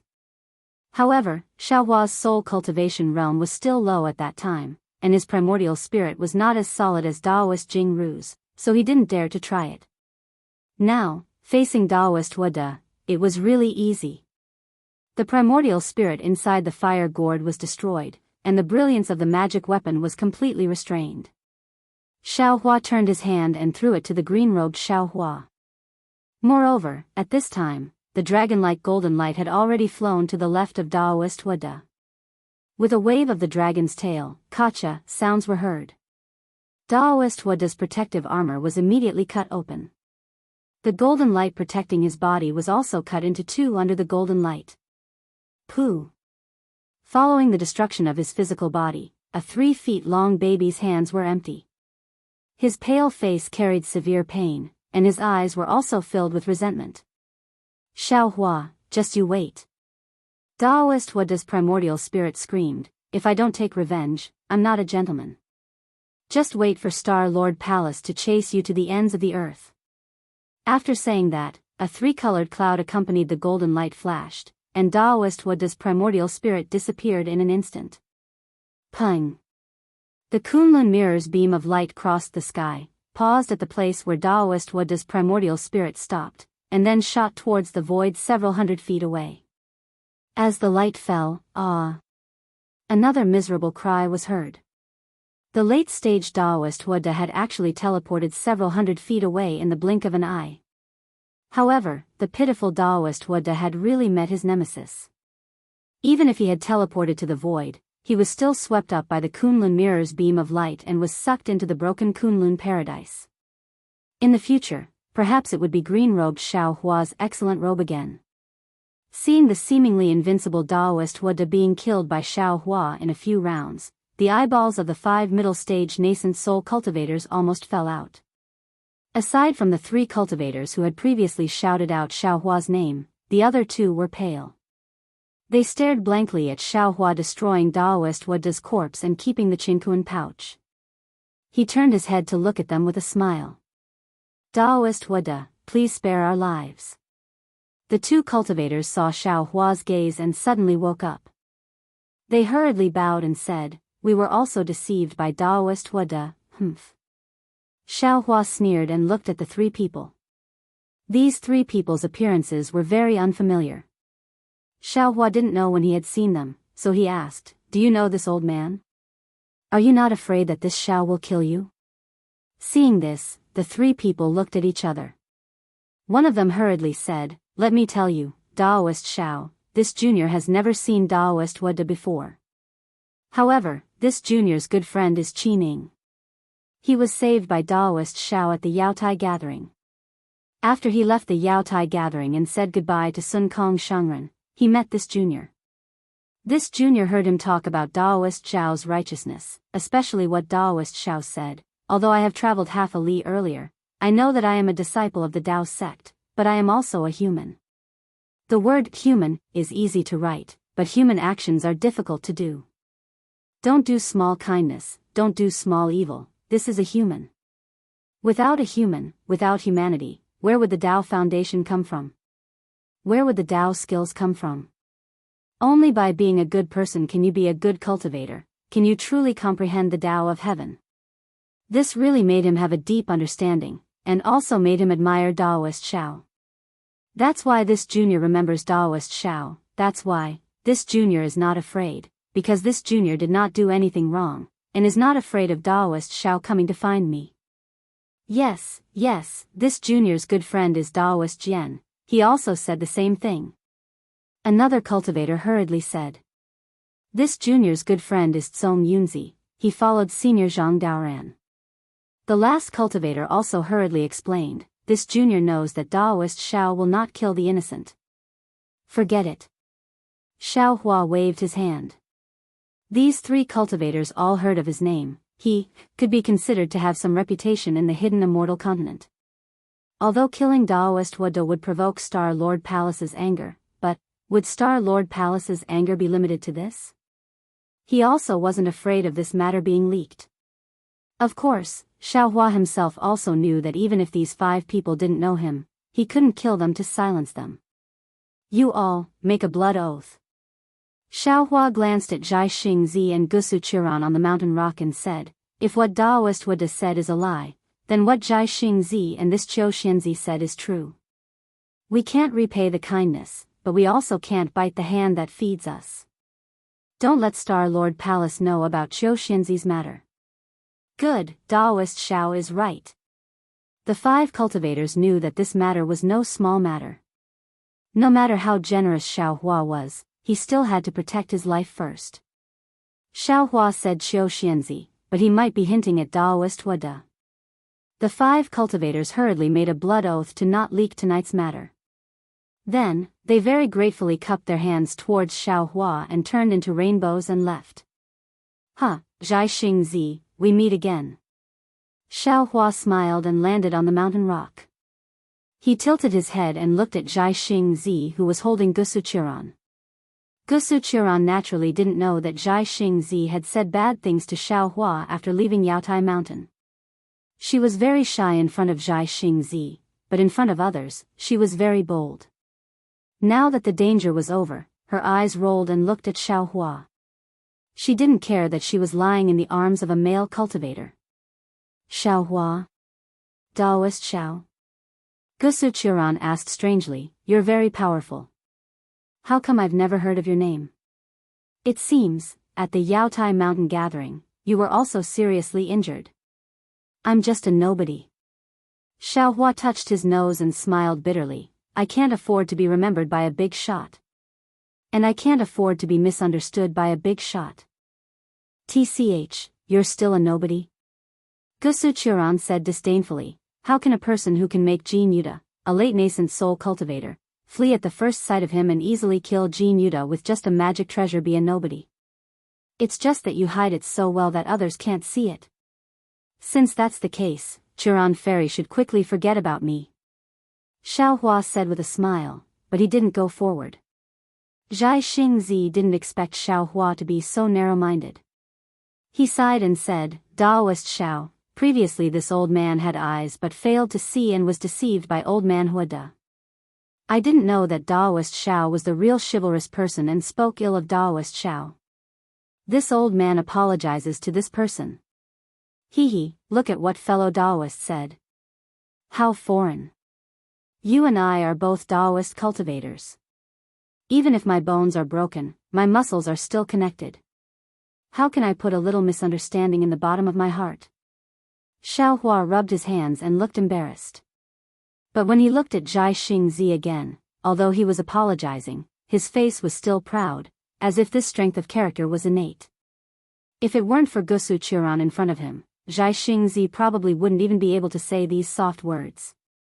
Seeing that Xiao Hua still didn't go forward and still had a smile on his face, Zhai Xingzi suddenly understood and a bitter smile appeared in his eyes. He knew that Xiao Hua was definitely not an otherworldly expert. He immediately said in a loud voice, Daoist Xiao, this old man can't thank you enough for saving me today. This old man sees that you and old man Huada are both good at fire attacks. This old man obtained the pure young ancestor on Yaotai Mountain, but it's useless in my hands. Chapter 3698. Io, you can't do that. When Xiao Hua heard this, he smiled from ear to ear. He rubbed his hands and said, this Xiao doesn't even know what the pure young ancestor is, so how would I know that I'm useful? It's not too late to talk about it later, right? Xiao Hua walked towards Zhai Xingzi. Zhai Xingzi's heart was as clear as a mirror. However, he was reassured by Xiao Hua's attitude. If a person had no greed, then, could he still be called a person? Moreover, if Xiao Hua accepted his gift of gratitude, he would definitely do his best to detoxify him. How can that be? Zhai Xingzi smiled, I'm a man of my word. Since I've said it, I can't take it back. If you don't believe me, you can take the jade box out of my Qingquan bag. All right. Xiao Hua nodded, if you're really useless, then I'll accept it. However, it's not too late to wait until you're able to move. Xiao Hua looked at Zhai Xingzi and Gusu Qiran awkwardly. I only know some basic detoxification techniques. I'm afraid I can't detoxify Star Lord Palace's secret poison. Since Qiu Qiran is, from Star Lord Palace, you must know how to detoxify it? Gusu Qiran was furious. This heart-corroding bone-corroding poison is controlled by Star Lord Palace's Palace Lord. How can we have it? Damn Jean Yuta, I really want to chop you into minced meat. However, Gusu Qiran looked at Zhai Xingzi embarrassedly, afraid that Zhai Xingzi wouldn't like it. Alas, old Huda really did bad things. Fairy Jihong was such a good girl, yet she was harmed by him. I didn't think of it. Zhai Xingzi sighs. He glances at Xiao Hua and asks curiously, that's right, Daoist Master Xiao, are the things you said true? Even Qiu Er doesn't know about these things. Huada Zhenren felt that only he, Jing Mushue, and Sheng Guanyi Ran knew about this evil deed.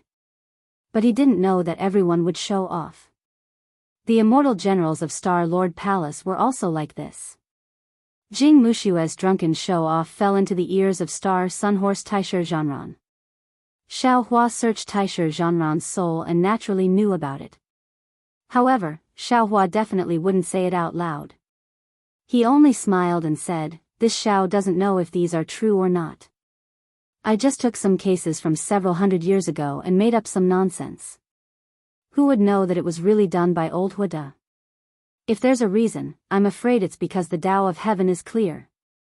Xiao Hua, take the Star Child away and send me back to Star Lord Palace. Gusu Qiran said, Kong Hongwu won't dare to make things difficult for me. I'll go find you after I get the antidote. Xiao Hua naturally knew that Star Lord Hall must be in a mess right now. Kong Hongwu was dead, so where could Gusu Qiran get the antidote? Besides, with Star Lord Palace's current vigilance, would Gusu Qiran come out after returning? Of course, Xiao Hua had Kong Hongwu's Qingquan pouch in the space. It might also have the antidote, but Xiao Hua wouldn't take it out unless he had no other choice. Qiu Er, you can't go back. Without waiting for Xiao Hua to speak, Star Child whispered, you saved my Dao sect cultivators. Even if Kong Hongwu doesn't dare to touch you, what about the others? You'll only be walking into a trap if you go back. But if I don't go back, how can you cure the poison? Gusu Qiran whispered, this is the heart-corroding bone, a poison that kills the nascent spirit and nascent soul. So it's like this. Star Child smiled and said to Xiao Hua, how about this, Daoist Xiao, I'll have to trouble you. Send me and Qiu Er back to Star Lord Palace and say that you captured us, Star Child. Gusu Qiran saw that Star Child was just against her going back. Now that she heard that the poison could harm the nascent spirit, she knew that he was thinking for her safety. She whispered, although I don't know why I'm so in love with you, you'd better not go. You'll only die in vain, I'll be happy to accompany you in death. Star Child looked at Gusu Qiran with the same expression, although I don't know why, when I see you. I can't take my eyes off you, alas, it's a pity that we still haven't found the unforgettable place. Gusu Qiran sighed. Hee hee, it's really funny. Xiaohua laughed from the side. It's really a touching scene of a couple in love. But have you all forgotten? How far is this place from Yaotai Mountain? Even if I fly there, can you all last until then? Alas, not bad.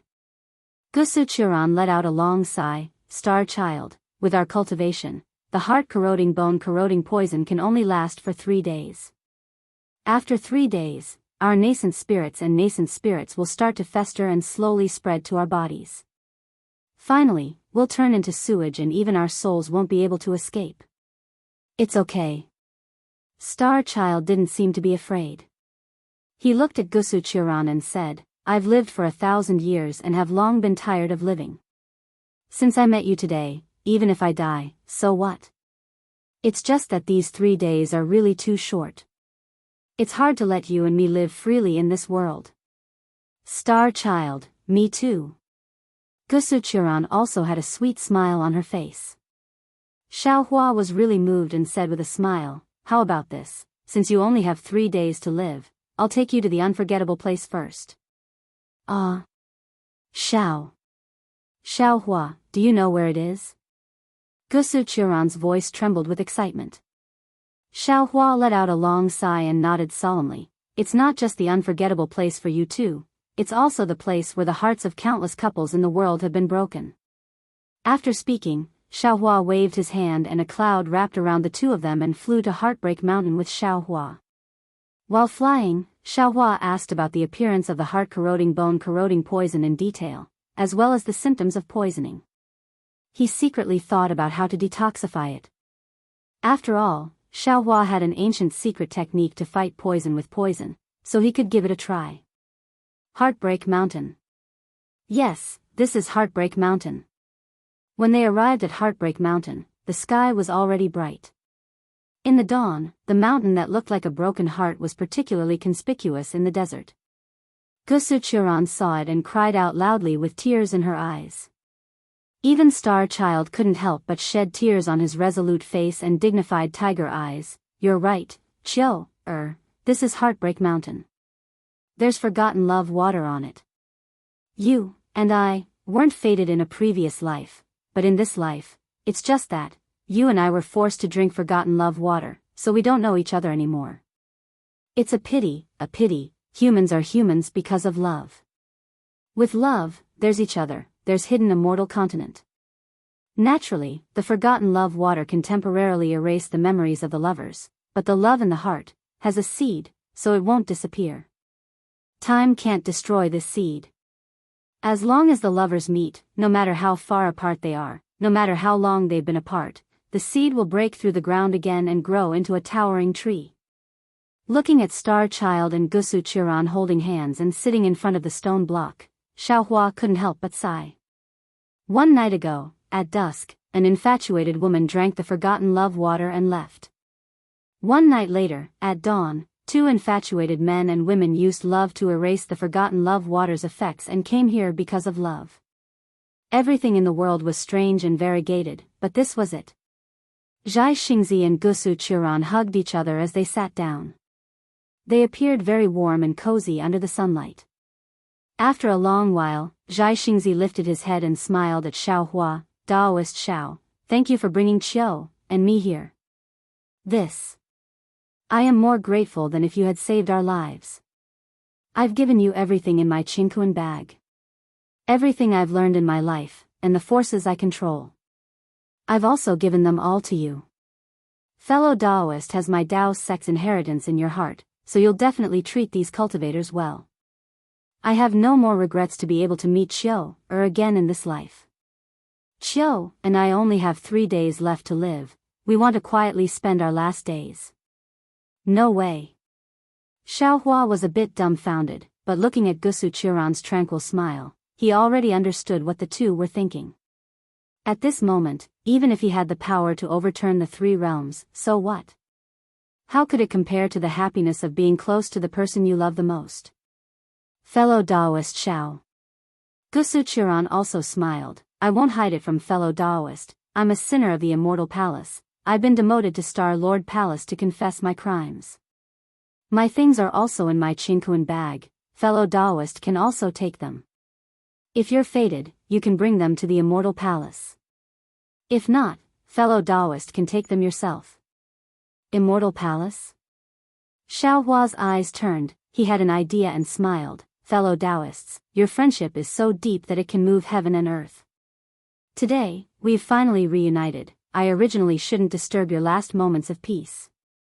However, if fellow Daoists can help those two couples in the same situation as you two, wouldn't it be more meaningful than waiting for death here?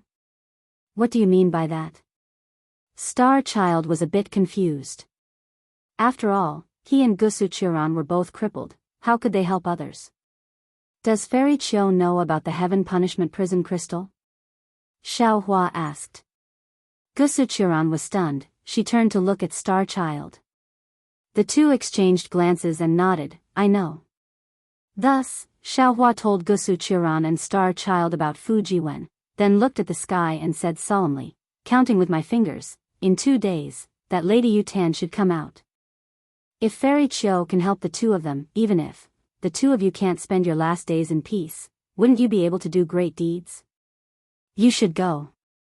Without waiting for Gusu Qiuran to speak, Star Child said decisively, such a sentimental little guy, how can we not help? Hee, I'll listen to Star Child's instructions. Gusu Qiuran replied sweetly, then said to Xiao Hua, however, I can't guarantee that I can help.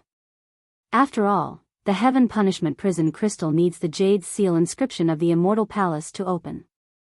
I can only give some suggestions or ideas. Chapter 3699. Hearing Qiu Xianxia talk about the Jade Seal inscription, Xiao Hua's heart moved. He said with a smile, well said, Qiu Xianxia. This Xiao has been thinking hard for a long time, but I don't know how to help you two detoxify. This inscription has enlightened this Xiao. If you two don't worry, this Xiao can try to cure it, but this Xiao can't guarantee. Really? Gusu Qiuran was overjoyed. But Zhai Xingzi frowned. He looked at Xiao Hua and said, Daoist Xiao, if we don't go to Fujiwen's place, can you help us cure the poison?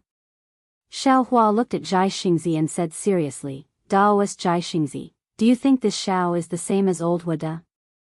This Xiao just didn't know how to cure the poison. Hearing Qiu Xianxi's words, this heart-corroding bone-corroding poison was refined by the Immortal Palace. It must be tried from the perspective of a Confucian cultivator. But Gusu Qiuran nodded like a chick pecking rice. Yes, but Daoist Xiao knows my Confucian cultivation method? Qiu Xianxi doesn't need to worry about this. Let this Xiao think about it carefully first. Saying this, Xiao Hua waved his hand and pulled the two up from the mountain rock. Auspicious clouds appeared under his feet and he took the two to Fujiwen's wooden house. A day later, Xiao Hua took Zhai Xingzi and Gusu Qiuran to Fujiwen's wooden house. Looking at the small wooden house and the cave on the stone wall, Zhai Xingzi and Gusu Qiuran knew that Xiao Hua was telling the truth. When Fujiwen came to greet them, the two's expression was very good. However, Fujiwen was stunned. He knew that Xiao Hua would definitely come back and that Xianxi Jing might not necessarily follow. He didn't expect Xiao Hua to bring two dispirited seniors. However, Fujiwen didn't dare to say anything. He hurriedly tidied up the house and invited the two seniors to sit.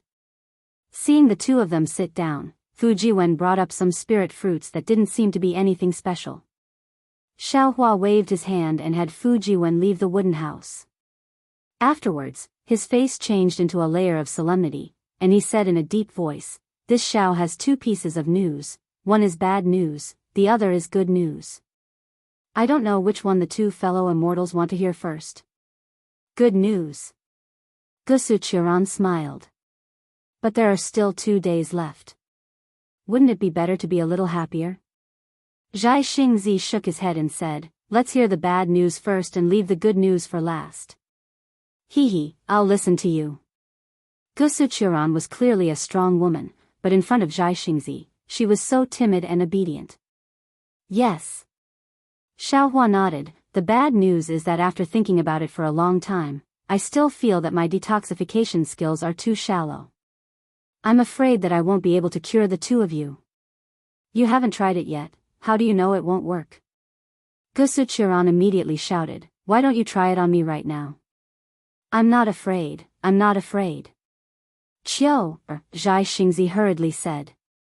If you want to try, you should try it on me. Why are you snatching it? Of course not. Gusu Qiran retorted, in this life, I've let you do whatever you want, but today, you have to listen to me. Since you've been listening for a lifetime, why? Zhai Xingzi said. Suddenly, his heart moved. Looking at the smile on Xiaohua's face, he couldn't help but laugh. Daoist Xiao, then, what's the good news? At this time, Zhai Xingzi seemed to understand something. Xiaohua was definitely not the kind of cultivator who was inflexible. Instead, he liked to watch others make a fool of themselves. Cough cough. Xiaohua awkwardly touched his nose and said, Qiu is really impatient. Why didn't you wait for this Xiao to finish? You didn't say it yourself, and you said I was impatient. Gusu Qiran of course also realized that Xiaohua was laughing at her. Ha ha ha. Xiaohua laughed. With a wave of his hand, he took out a jade bottle and said, the good news is naturally, this Xiao found the antidote from old man Huada's universe bag. Impossible. Gusu Qiran immediately shouted, even I don't have this kind of secret medicine, how could Jianghu have it? Xiaohua shrugged and said very confidently, this Xiao doesn't know. Anyway, if you don't want to take it, I'll throw it away. With that, Xiaohua pretended to throw it away. This old man will try it first. Zhai Xingzi didn't know whether to laugh or cry and hurriedly said. I'll try it first. Gusu Qiran rushed to say. Xiaohua walked in front of Zhai Xingzi and rolled his eyes at Gusu Qiran. Qiu is a fairy of the immortal palace, don't you know that men and women shouldn't touch each other? You can watch from the side first. You. Gusu Qiran pouted. Her gray face showed a kind of anger, as if no one other than Zhai Xingzi could make her suffer like this. Xiaohua opened the jade bottle and a refreshing sweet fragrance immediately spread out. Xiaohua pointed his finger and a drop of milk-like juice fell into Zhai Xingzi's mouth. Gusu Qiran had never seen a real heart and bone-corroding antidote before. Her eyes unconsciously widened and her heart jumped as she stared straight at Zhai Xingzi. After the antidote entered his mouth, Zhai Xingzi immediately closed his eyes. After a while, he opened his eyes. His eyes were dim and he slightly shook his head, impossible. Xiaohua scratched his head and looked at the antidote in his hand, this should be, at this time, Zhai Xingzi's slightly regretful voice sounded, alas, it's a pity that this is the antidote. Otherwise, this old man would like to see Daoist Zhao's detoxification technique, Che. Xiaohua flung his hand and threw the jade bottle at Zhai Xingzi, not caring whether Zhai Xingzi could really move or not.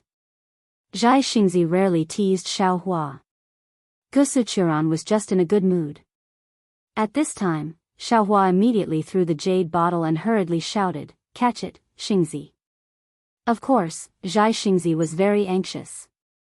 The antidote was not wrong, but how could it be so effective? Zhai Xingzi's primordial spirit and Yuanying had just recovered. His limbs were still stiff and it was impossible for him to catch the jade bottle. Seeing the jade bottle fall on his body, Zhai Xingzi was flustered. After catching the jade bottle with great difficulty, his forehead was already covered with sweat.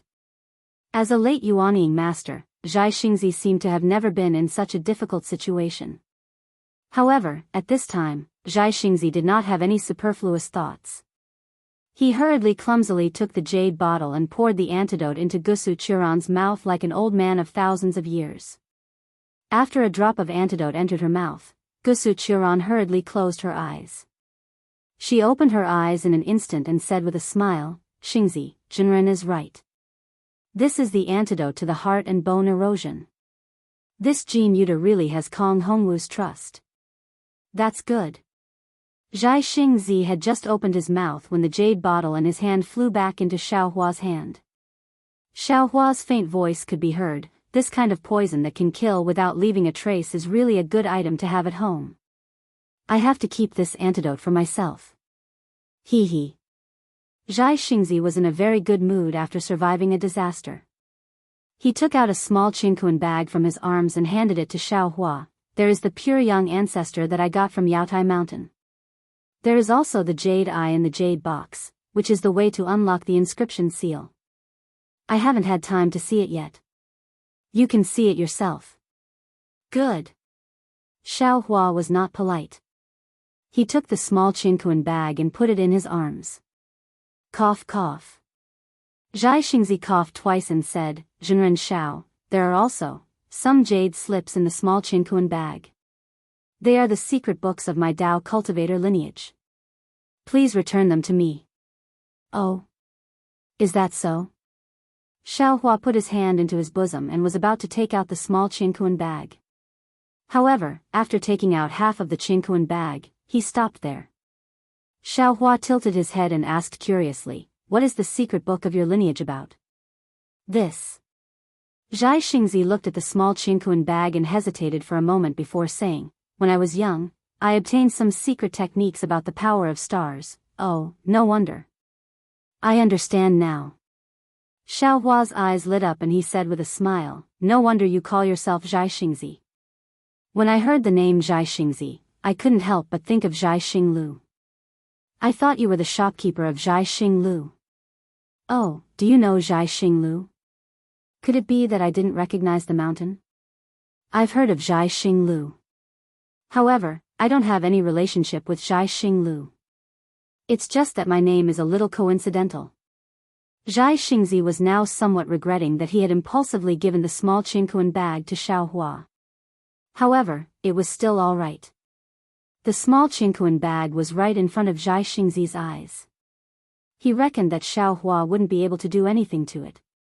Xiaohua nodded and took out the small Qingquan bag from his bosom. However, he stopped as if he had thought of something again. He didn't return the small Qingquan bag to Zhai Xingzi. Instead, he blinked his eyes and asked, then has Zhai Xingzi been to Zhai Xinglu before? I once saw a map of the stars in Zhai Xinglu and was deeply moved by it. Cough cough. Zhai Xingzi coughed again. He shook his head and said, I've never been to Zhai Xinglu before. If I have time in the future, I'll go back and take a look. Daoist Master Xiao, please take the jade box away and return the Qingquan bag to me. Oh, all right.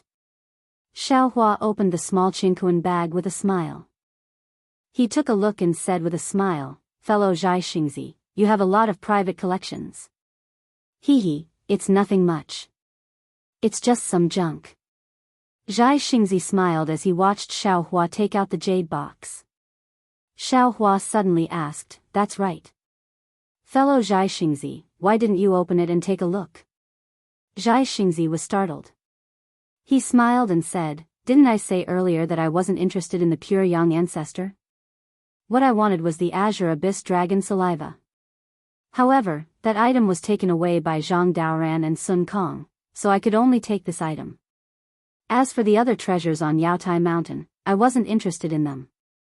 Therefore, I never opened them. At this point, Zhai Xingzi hesitated for a moment and said, actually, I have a secret technique that I haven't been able to make any progress in. It requires the help of a treasure with the power of the stars and moon. Therefore, I wanted to use this item to exchange for a treasure with the power of the stars and moon. However, before I could say anything, I was framed by Huada. Chapter 3700. Really? Xiaohua clapped his hands and said, that's really too much. I don't know if it's my fate or Zhai Xing's. Oh. What do you mean? Zhai Xingzi was stunned. He looked away from the small universal pouch in Xiaohua's hand. Xiaohua looked very excited. He glanced at Gusu Qiran and said, I have an appointment with a Daoist cultivator from the Single Yang Kingdom. We'll go treasure hunting somewhere in the Jing province in a month. Single Yang Kingdom? Zhai Xingzi frowned. He looked at Xiaohua and asked, which Daoist is the state teacher of the Single Yang Kingdom? How come I've never heard of him?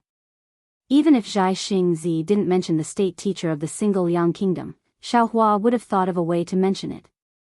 Now that Zhai Xingzi was so cooperative, he immediately told Xiao Jian and Xiao Jun's story with a smile. He then explained that Daoist isn't a state teacher. I just happened to meet him.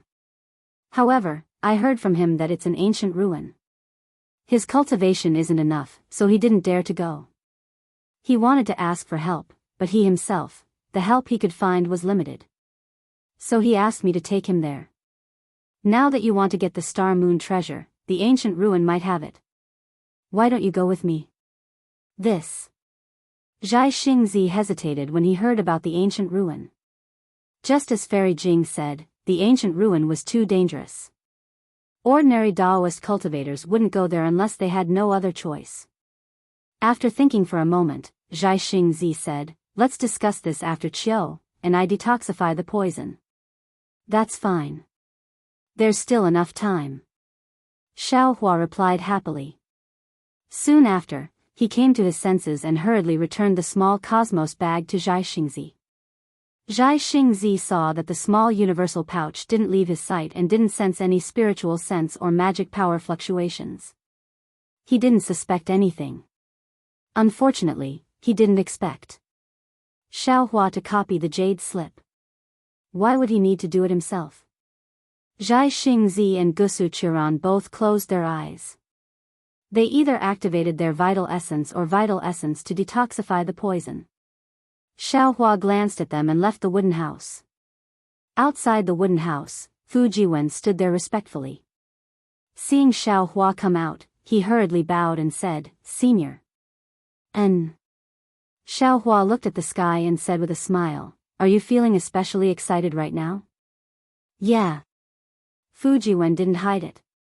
Junior can only see my wife for 2 hours a year, so of course I'm excited. Hee hee. Xiaohua smiled and said somewhat disrespectfully, Unfortunately, no matter how excited you are this year, I'm afraid you won't have enough time. Fu Jiwen blushed and smiled. Senior, has Fairy Jing left? Yeah, she's gone. Xiaohua was somewhat disappointed and frustrated. Some people are very smart and can always be melancholy without rain. Stupid people like you and me are unable to reach that level. It's fine if this old man is stupid, but I've never seen you. You clearly know that this kind of marriage is impossible, but you still wait for it year after year. In the eyes of a smart person, this kind of wait is not worth it. Where is Senior? Fu Jiwen faintly smiled. Since Fairy Jing has left, she must have realized that Senior is as stupid as this Junior. Perhaps. Xiaohua stretched. Everyone has their own choice, and everyone has their own path to walk. Bystanders can't force them. Yes, this Junior understands. Fu Jiwen lowered his head. After a while, he quietly said, I wonder who these two seniors are. One is a late-stage nascent soul Daoist master. The other is a Confucian master who has refined his spirit back to the void. Xiaohua said indifferently. But they're also a pair of ill-fated mandarin ducks. Ah. Fu Jiwen was really shocked. He didn't expect that the two poison people had such a great background. They were both people that he couldn't compare to, so he couldn't help but cry out in a low voice. What's so strange about it? Xiaohua glared at him. You'll be such a person sooner or later, as long as you walk your own path. Yes, yes. Fu Jiwen was sweating profusely. He was only at the 2nd level of essence energy. He was far from the upper 4th level and 5th level of essence energy. Even if he had this ambition in his heart, he didn't dare to say it out loud.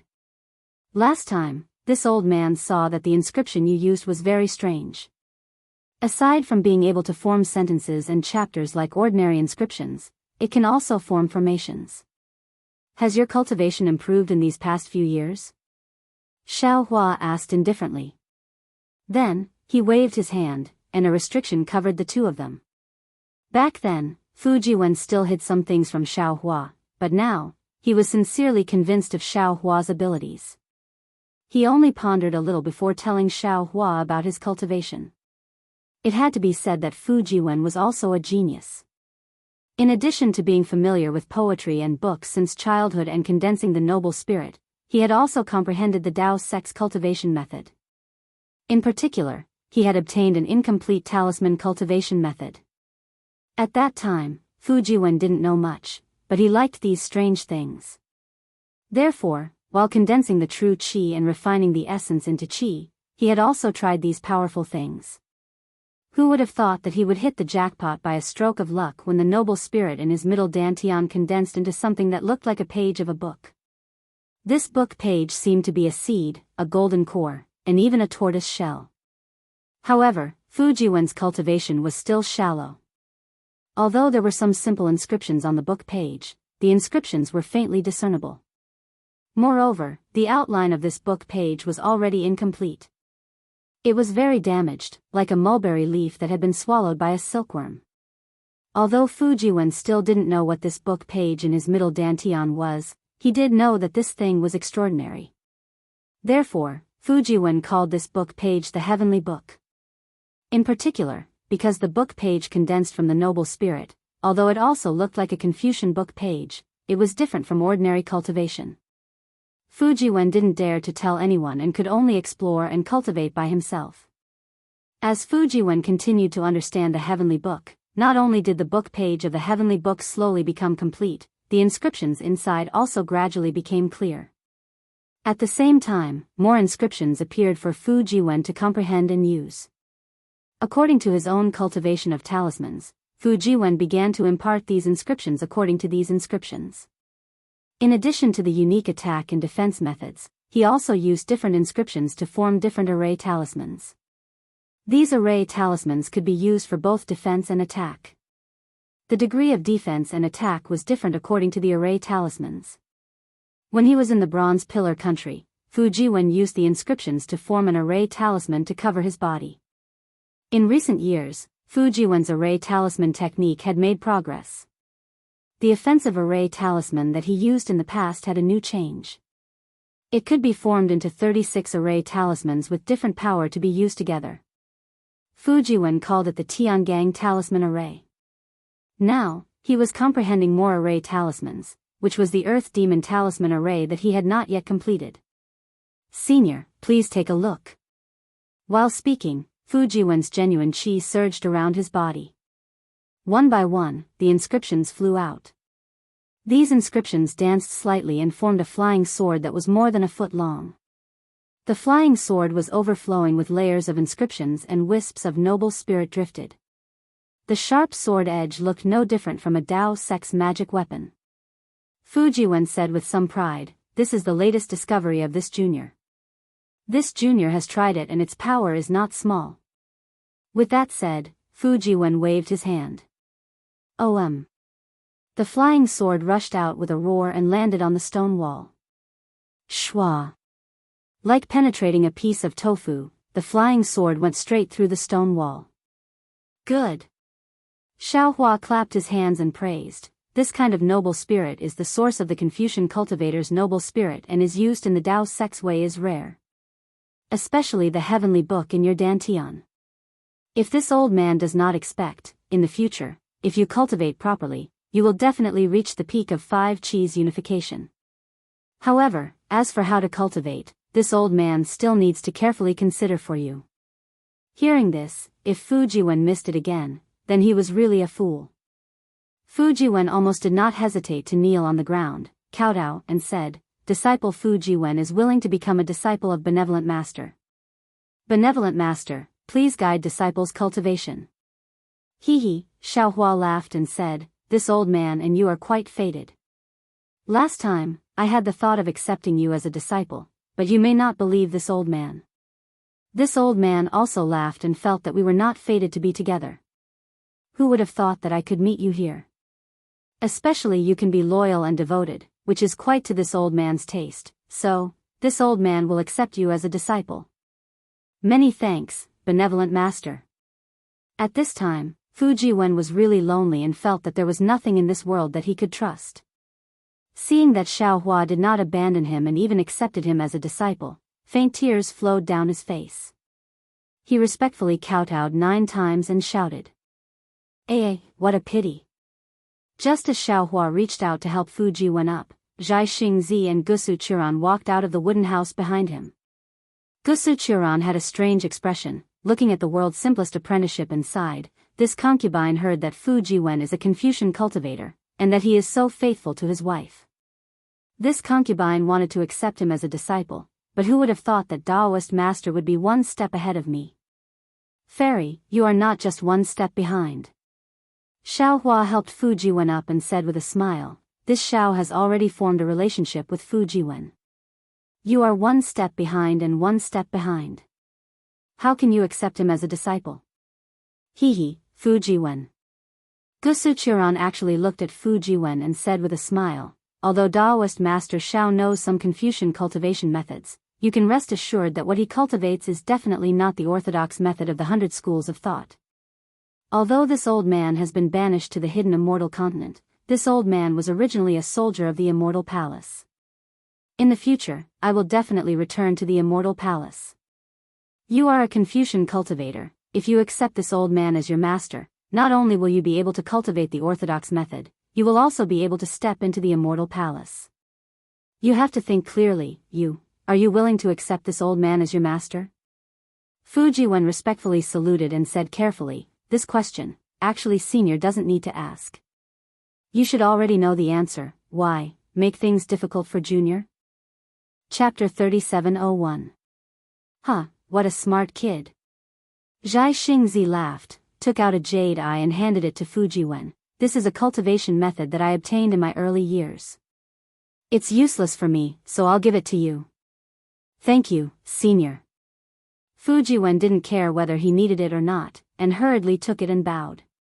Gusu Qiran was a bit embarrassed. She looked at Zhai Xingzi and said, I came out in a hurry, so I didn't bring any imperial tools.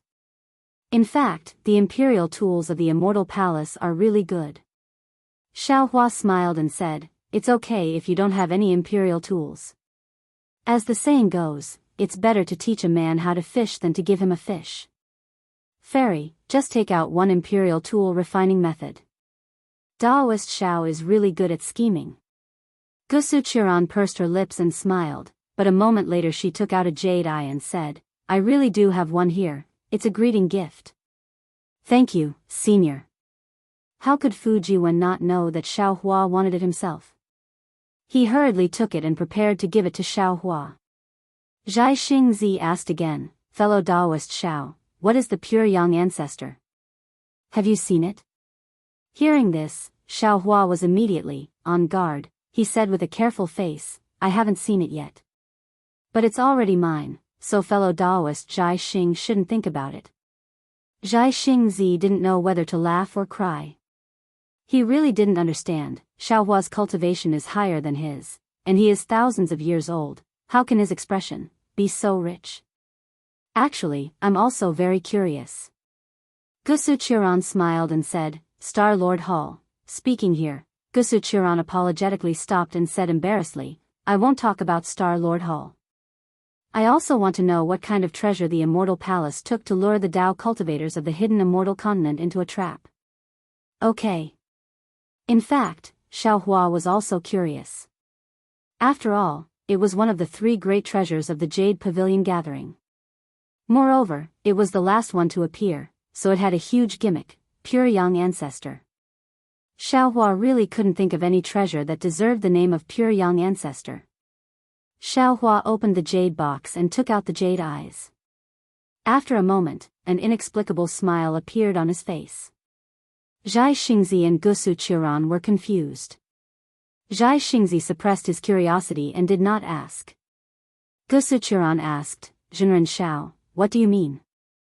There's no other reason. Xiaohua said with a smile, opening the inscription chain requires the true qi of a Confucian cultivator, and there are also requirements for the control of the true qi. If there's even the slightest mistake, the inscription chain will explode, and the things inside will disappear. I knew it. How is it possible for a pie to fall from the sky? Zhai Xingzi mocked himself. This old man doesn't have the confidence to open these inscription chains. I'll leave it to you. Xiaohua handed the jade eyes in his hand to Fujiwen and said, "Help your master first." "Me?" Fujiwen was surprised, but he didn't dare to hesitate. He quickly took the jade eyes and looked at it carefully. Gusuchiran smiled and said, "If you are not confident, then let me help you. Or, it won't be too late for me to help you after I recover my cultivation." "It doesn't matter, I can do it myself." Xiaohua smiled and waved his hand. "It's just that I want to see Fujiwen's background." Fujiwen looked at the cultivation method for an entire meal, then handed the jade pupils over to Xiaohua, an eager expression appearing on his face. Seeing this, Xiaohua simply didn't ask any more questions. He tossed the jade box in his hand and said with a smile, "You open it." "Yes, master." Fujiwen took a deep breath, and a huge vortex appeared above his head. The awe-inspiring qi rushed into the vortex, and then Fujiwen opened his mouth, and hundreds of inscriptions flew out in a very orderly manner. Buzz buzz buzz. As soon as these inscriptions appeared, they immediately flashed with different lights. As the lights flashed, the inscriptions also made strange sounds. When the sounds fell into Gusuchiran's ears, a kind of surprise arose spontaneously. Fujiwen raised his hand and put his index finger and middle finger together, as if he was making a sword gesture. Quick! As Fujiwen chanted the incantation, the hundreds of inscriptions rushed toward the inscription chains in the jade box. The inscriptions were only a few feet away from the jade box. The chains of inscriptions inside the jade box seemed to have sensed something and instantly shone brightly. Wisps of clouds emerged from between the inscriptions. Immediately, several chains of inscriptions began to circulate within the clouds, as if several dragons were roaring in the clouds. Shwa! Fujiwen urged the inscriptions to rush into the jade box. In the blink of an eye, the inscriptions were divided into several parts, and each part covered an inscription chain. Moreover, the inscriptions were a little slow at first, but gradually they became similar to the inscriptions' chains. In the end, they were almost exactly the same as the inscriptions' chains. Fall. Just as Fujiwen urged the inscriptions to circulate in the same way as the inscriptions' chains in the jade box, Fujiwen shouted. Boom! The hundreds of inscriptions immediately turned into array talismans and fell into the inscriptions' chains. Salala. An unpleasant and obscure sound came out, like the friction between flying swords. The hundreds of inscriptions were like ants falling between the inscriptions' chains. Separate. Fujiwen saw that his formation talisman could easily fall into the inscription chain, and his face was filled with joy. He reprimanded again without hesitation. Swish. Like the sound of rain hitting banana leaves, the inscription chains fell from the jade box one by one like dead insects. Good. Others may not know, but when Gusuchiran saw this control of inscriptions, she couldn't help but applaud, and even said with great regret, "What a pity." It seemed that it was a great pity that she couldn't accept Fujiwen as her disciple. Good. Xiaohua smiled faintly, and gently opened his mouth. Puff. A sharp sword cry sounded, and a green light seemed to break the restriction formation under the inscriptions. Immediately, a hot and sharp green light gushed out from the restriction formation, and wherever the green light passed, the void was burned and cracked. Tai he green light? Seeing the slightly familiar green light, Xiaohua couldn't help but be happy. He opened his mouth again, and the flying swords of Tai Wei green light and Tai Yi green light fell into it. Whoosh whoosh whoosh. The Tai Yi green light seemed to have spiritual qi, and rushed into the air with the flying swords of Tai Wei green light and Tai Yi green light, revealing a red and delicate object in the Tai Yi green light. This is innate fire essence. Zhai Xingzi didn't know how powerful it was, and when he couldn't see it clearly with his naked eyes, he released his newly recovered divine sense. As soon as his divine sense scanned the object, it was immediately burned by the object, and even cut by the sharp Tai Yi green light. Zhai Xingzi immediately thought of the legendary object. No wonder it's called pure young ancestor. Gusuchiran was also shocked, its innate fire essence. How strange. Xiaohua smacked his lips. He knew better than anyone that innate fire essence, innate gold essence, and innate jellyfish couldn't be wrapped with divine sense, and couldn't be taken away by ordinary techniques. Therefore, even when Kong Hongwu said it was pure young ancestor, he didn't think that it was innate fire essence, because he didn't think that the Confucian cultivator had any means to take innate fire essence, let alone put it in a jade box. Zhai Xingzi felt lucky and said, luckily, that old man Huade gave himself away first. If he had hidden for another half a year, I would have given him the innate fire essence when I saw that I couldn't use it. When he finished refining it, I'm afraid that even I wouldn't be his opponent. Xiaohua didn't answer Zhai Xingzi. With a wave of his hand, his mind wrapped around the entire jade box and the scattered restrictions, sending them all into the space. As for the Taihe green light, Xiaohua had already absorbed it into his middle dantian, fusing it with the sword intent of the 9 stars soaring the sun for Xiaohua to refine. Fellow Daoist Zhai Xing, Xiaohua received the innate fire essence and was very happy. He smiled and said, "This Xiao has great use for it, thank you very much. Since this Xiao obtained it, I hope you won't be empty-handed. What's your decision now?" "Go, Zhai Xingzi." Gusu Qiran smiled and said, "Now that we've reunited, although I don't know who forced us to drink the forgotten love water, it's obvious that their strength is far beyond ours. If I'm not mistaken, it should be the Immortal Palace's law enforcement envoy. If you want to stay with this concubine forever, your strength must be raised. Only after you reach the out-of-body realm can you negotiate with the Immortal Palace and make the Confucian family compromise. And what you said is very true." Zhai Xingzi nodded. "My cultivation hasn't improved for many years. If I don't go to the ancient ruins to gain experience, how can I break through the bottleneck? When my cultivation recovers in the next 2 days, I'll immediately go with Daoist Xiao. This concubine also wants to go." Gusu Qiran didn't hide her attachment. In the future, this concubine doesn't want to leave Zhai Xingzi for even half a step. "Good." Xiaohua clapped his hands and smiled. He originally wanted to pull a late nascent soul cultivator, but he didn't expect that the other party would give away a Confucian cultivator of the lower 5th level for free. This transaction was really interesting. "Humph." Gusu Qiran pouted and snorted, saying to Fujiwen, "Fujiwen, is your wife coming out tonight?" "Yes." Fujiwen's face was slightly red as he replied. "If possible, why don't you take out the Heaven Punishment Prison crystal and let this old one take a look?" Gusu Qiran asked, "Perhaps this old one can give you a surprise." Fujiwen was overjoyed and hurriedly took out the thunder amplification wood wooden box from his body. After opening it, he revealed the jade crystal inside. Gusu Qiran didn't reach out her hand. Instead, clouds flashed above her eyes, and circles of golden brilliance rotated in her eyes, falling towards the Heaven Punishment Prison crystal. Unfortunately, after looking at it for a cup of tea's time, her face still didn't change. When she withdrew the clear eyes technique, she shook her head and said, "This old one's words were too big.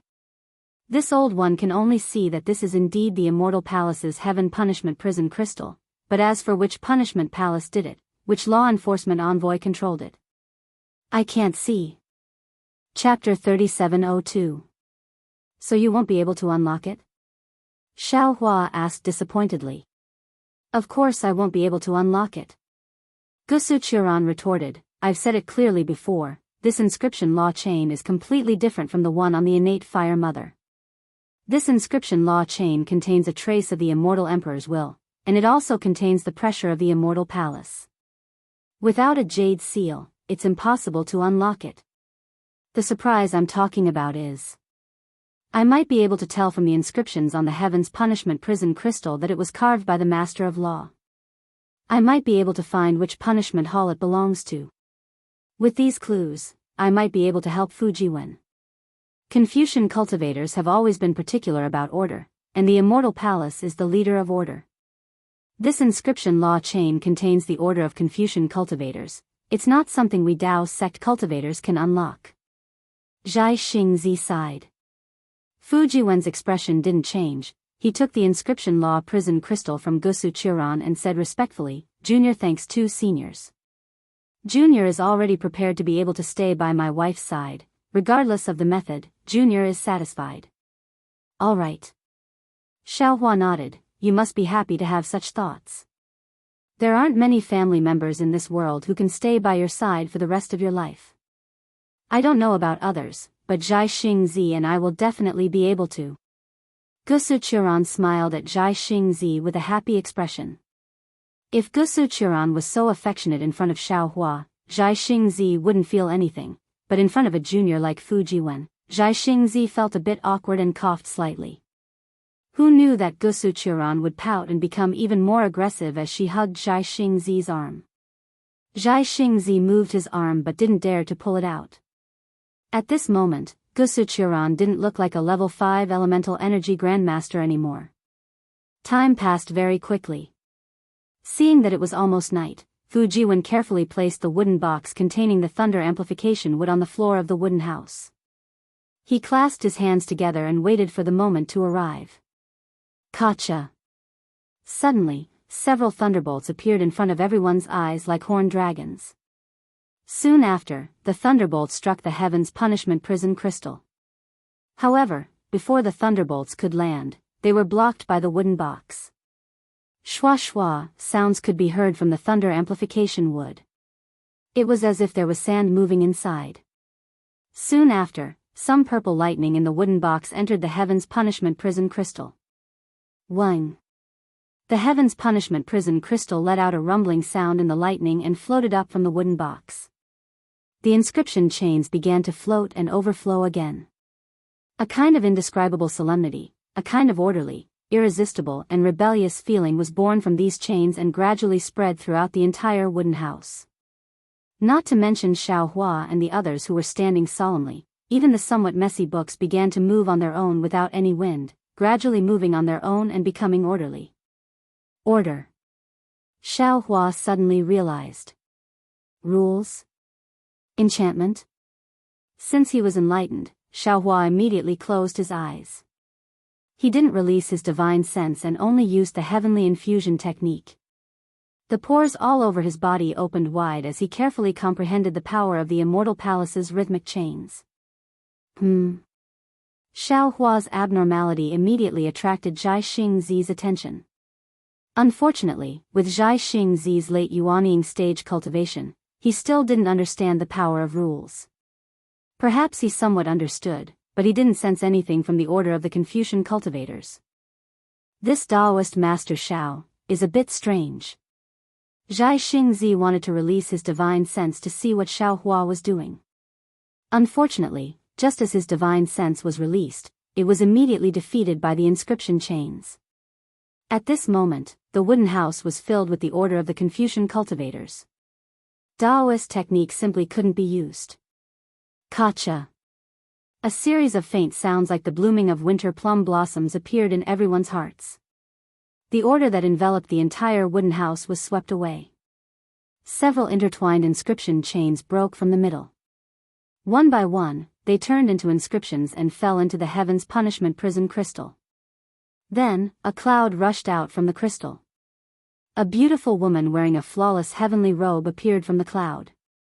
Fu. When the woman appeared, she didn't look at anyone else. She flew into Fu Jiwen's arms like a little bird. Fu Jiwen was greatly embarrassed. He hurriedly opened his mouth and prepared to remind Yutan. But at this moment, an even more surprised voice sounded. Baitan? Why? Why is it you? Ah. The woman called Yutan, but actually called Baitan, was greatly shocked. She unbelievably stuck her little face out of Fu Jiwen's arms. When she saw Gusu Churan, she was similarly shocked. Gusu Chodi.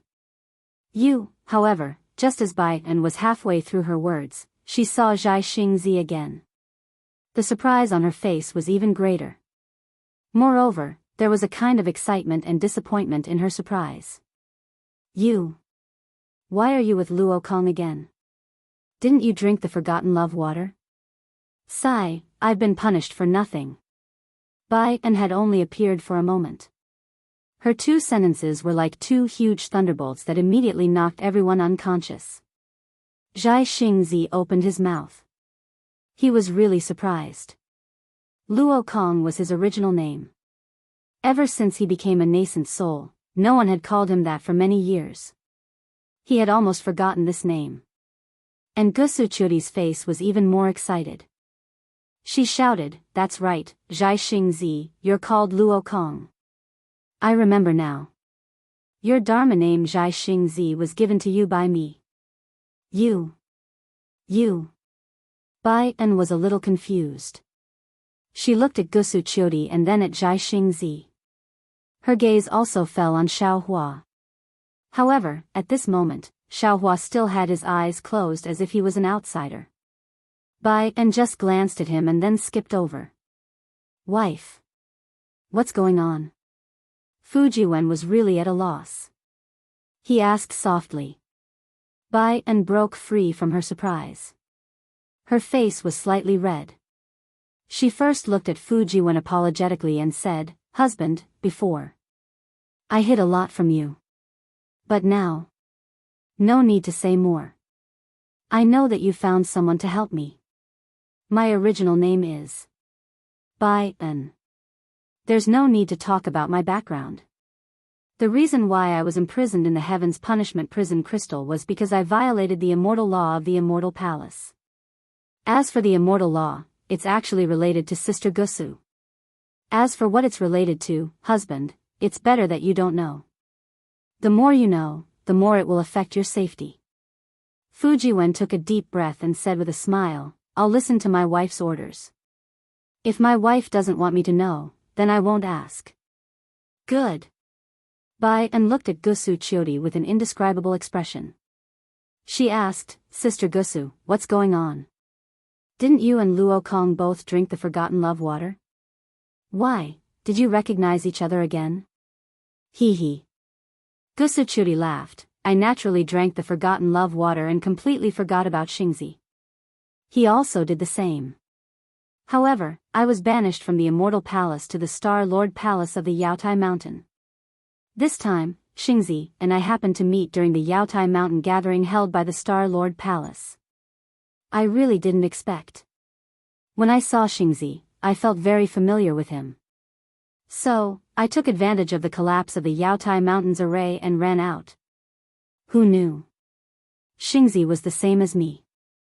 He also felt a rush of excitement. We even remembered the Broken Heart Mountain in our hearts. So, we came to the Broken Heart Mountain. Although we still don't know why we were forced to drink the forgotten love water, we've already guessed it." Speaking of this, Gusuchuri glanced at Xiaohua, who was daydreaming, and said, "We happened to meet your husband's master and followed him here. Who knew that we would actually meet you? I couldn't find any news about you in the Immortal Palace. I thought you were out on business. When I came to the hidden Immortal Continent, I didn't know anything. Who knew that you were actually imprisoned in the Heaven's Punishment Prison Crystal? From what you said just now, could it be that you, being punished by Heaven's punishment, has something to do with me?" "Nonsense." Bai En smiled bitterly. "If it wasn't for me sneaking into the Immortal Palace with you, how could you have met Luo Kong? If it wasn't for me leaking information, how could you have escaped from the Immortal Palace in advance? Your master was furious. Not only were you captured and forced to drink the forgotten love water, I naturally had to be punished too. Of course your family can protect you. But what about me? Although that person from the Emperor's Star Palace pleaded for mercy for me, but Heaven's face is hard to predict. In the end, I can't compare with you. Not only did you stay in the Immortal Palace to accept your punishment, you were also purposely arranged to go to the Star Lord Palace. Isn't this just to let you meet Luo Kong? Why is my life so bitter?" Hee, what's so bitter about you?" Gusuchuri smiled. "Although you were punished by Heaven's punishment and lonely for thousands of years, didn't you still find your ideal husband? Look at the thunder amplifying wood. Your thunderbolt technique must have reached an extremely high level, right? Oh, besides, you come out every year to get some fresh air. Isn't it also because someone tampered with it? What do you know? Tao Qing was helpless. You didn't go through the test of the Heaven's Punishment Prison Crystal. This isn't a place for people to stay. If it wasn't for the princess secretly giving it to me, I'm afraid I wouldn't be able to stand it. Don't worry, don't worry. Gusuchuri smiled. If I didn't know about you, I wouldn't have said anything. But since I know, I will definitely help you get out of this prison. Please don't. Tao Qing heard this and turned pale with fright. Clearly, she was frightened by Gusuchuri's recklessness. She hurriedly said, "You are already a criminal. Don't torture yourself. You only need to bring my news to that person from the Emperor's Star Palace. I'm sure she was also kept in the dark about me falling into the Heaven's Punishment prison crystal. She's the only one who can help me now." Got it, got it. Gusuchuri covered her mouth and laughed. It's not easy for you to come out. You should have a private conversation with your little husband. Us masters need to discuss this. Tao Qing heard this and blushed. She glared fiercely at Gusuchuri. Let's go, Jinren Xiao. Gusuchuri urged when she saw Xiao Hua not moving. Fujiwen, you take Tao Qing to the cave. Xiao Hua's voice was a bit strange, as if he was speaking from his stomach. Zhai Xingzi and Qiu Xianzi should leave too. I have some things to comprehend. Chapter 3703. Yes, Master. Fujiwen doesn't dare to be negligent. He hurriedly bows and answers while pulling Tao Qing. Tao Qing stares at Xiao Hua for a moment and doesn't dare to speak loudly. Following Fujiwen out of the wooden house, she lowers her voice and asks, "Husband, when did you acknowledge a master? This master of yours is very strange. I just acknowledged him." Fujiwen says with a smile, "However, I met him a few years ago. This thunder amplification wood was given to me by my master. I told you earlier." "Oh, it's that Daoist cultivator you're especially grateful to?" Tao Qing somewhat understands, but at that time when you told me, I didn't think he was very powerful. But now he's very strange? Fujiwen is somewhat puzzled. Yes, very powerful. Tao Qing looks at the cave and her eyebrows are already filled with spring. Her eyes overflow with light as she says in a low voice, "Follow your master well. In the future, your cultivation will definitely surpass Luo Kong." It has to be said that girls side with outsiders.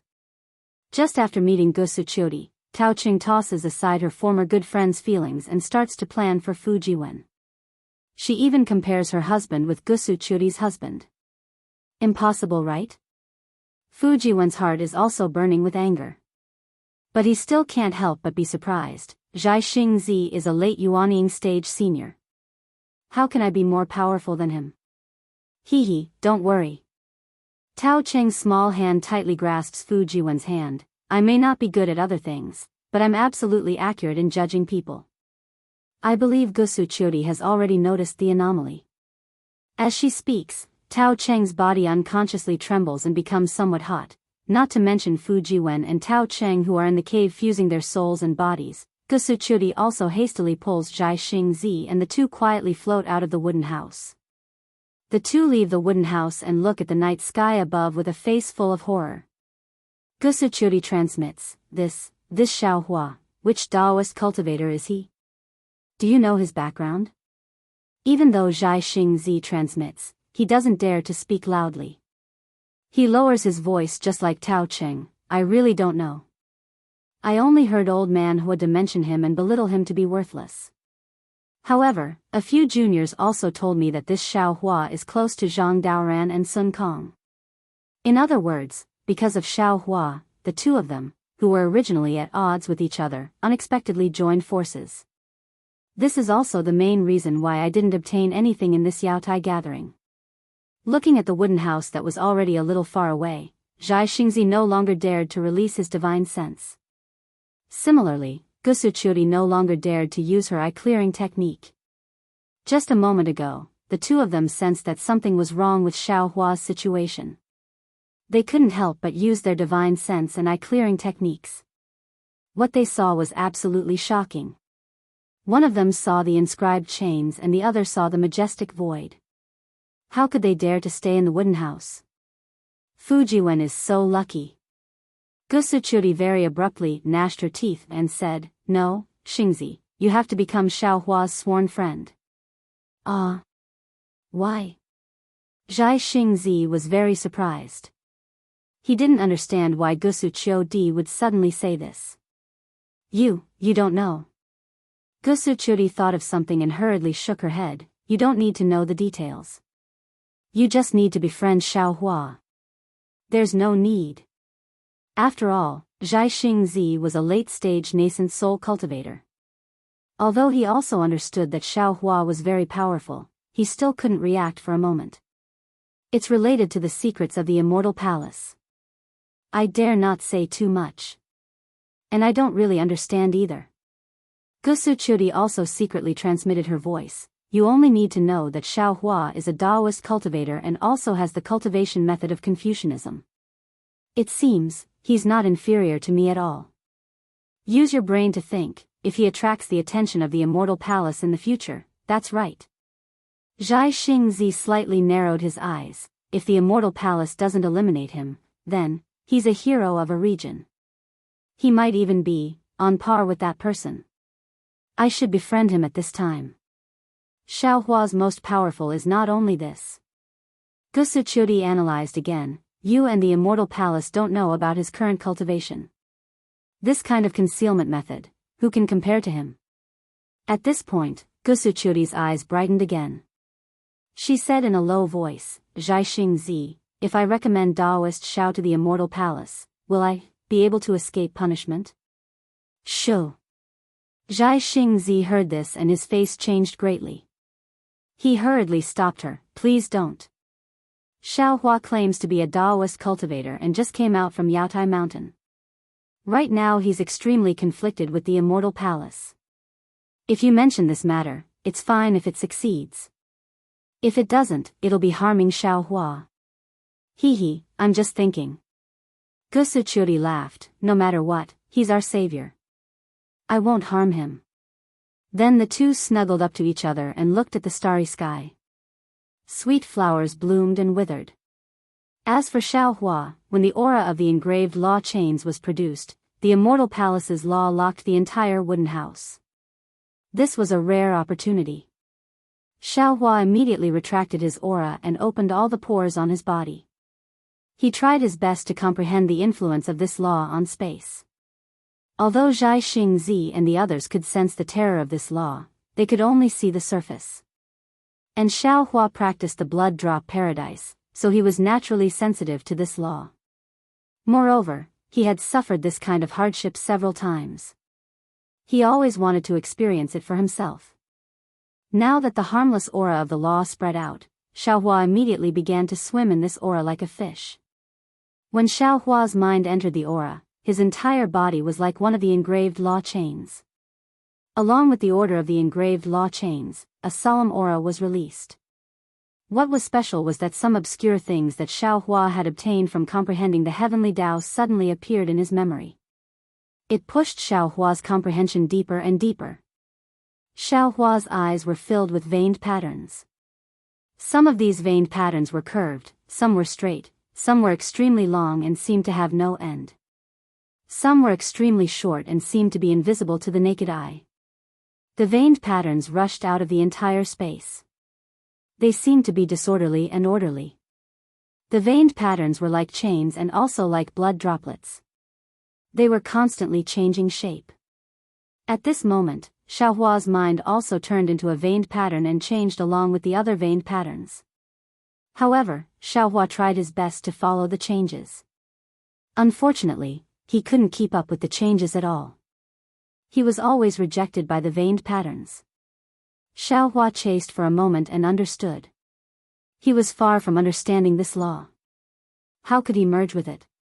As a result, he simply ignored it and let the veined patterns formed by his mind drift with the waves.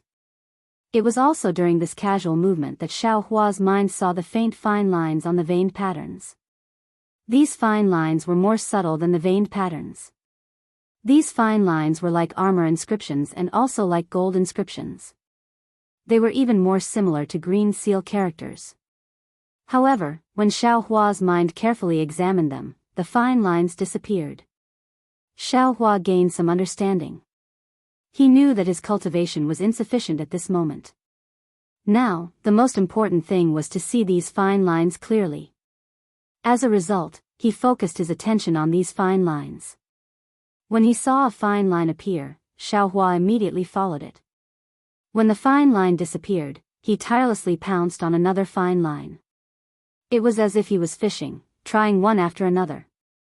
After an unknown amount of time, Xiaohua sensed that the number of fine lines he was seeing was increasing, and the fine lines were also becoming clearer. Seeing another fine line appear to his left, Xiaohua's attention immediately pounced over like a hungry tiger. Coincidentally, just as Xiaohua's attention shifted, another new fine line appeared midway. Xiaohua was completely caught off guard, and his entire mind immediately crashed into the fine line. Boom! Xiaohua only saw countless lights and shadows swaying in front of him. Some were fireballs flying, some were ghosts walking in the night, some were boundless waves, and some were brilliant stars. In an instant, Xiaohua's mind seemed to have turned into thousands of pieces and disappeared into these lights and shadows. At the same time, in another instant, all of his mind crashed into a ripple and appeared under the same starry sky. This. Xiaohua was greatly shocked, and he was extremely bewildered and astounded. Could it be? Could it be that an enormous starry sky is hidden within every tiny fine line that can't be any smaller? Every seemingly infinite starry sky, the law is just a tiny, fine line? Just as he was thinking, the thousands of pieces of his mind turned into thousands of stars, each with different trajectories, each with different fluctuations, and flew towards Xiaohua. Boom! There was another burst of sound that seemed to split heaven and earth. All of the pieces of his mind condensed together. Suddenly, Xiaohua had a kind of understanding. The starry sky in front of him was so familiar. Wasn't it the starry sky of the heavenly Tao in his space? At the same time, Xiaohua hurriedly waved his hand and a mirror appeared in front of him. Wasn't the thing condensed from the thousands of pieces of his mind Xiaohua? This. Jade Archive. Xiaohua hurriedly looked around, but under his body, wasn't it his own space? It was just that this space had been baptized by the falling stone matrix at the Jade Pavilion conference. With the expansion of his divine sense and mind, it was now 10 times bigger than before. It was at least hundreds of thousands of li wide. See. Jade Archive. Xiaohua turned pale with fright. An inconceivable feeling rushed into his heart. How could a fine line of law in the wooden house near Heartbreak Mountain be the starry sky of his space below it? The biggest secret in his heart was actually blocked by a fine line of law? What is the connection between them? Is it the law? Is it the law? Is it the boundary? Or is it the heavenly Tao's Xiaohua? The more Jade Archive Xiaohua thought, the more confused he became. He looked up at the starry sky of the heavenly Tao. That incomparably huge heavenly Tao's Xiaohua was also ethereal and boundless.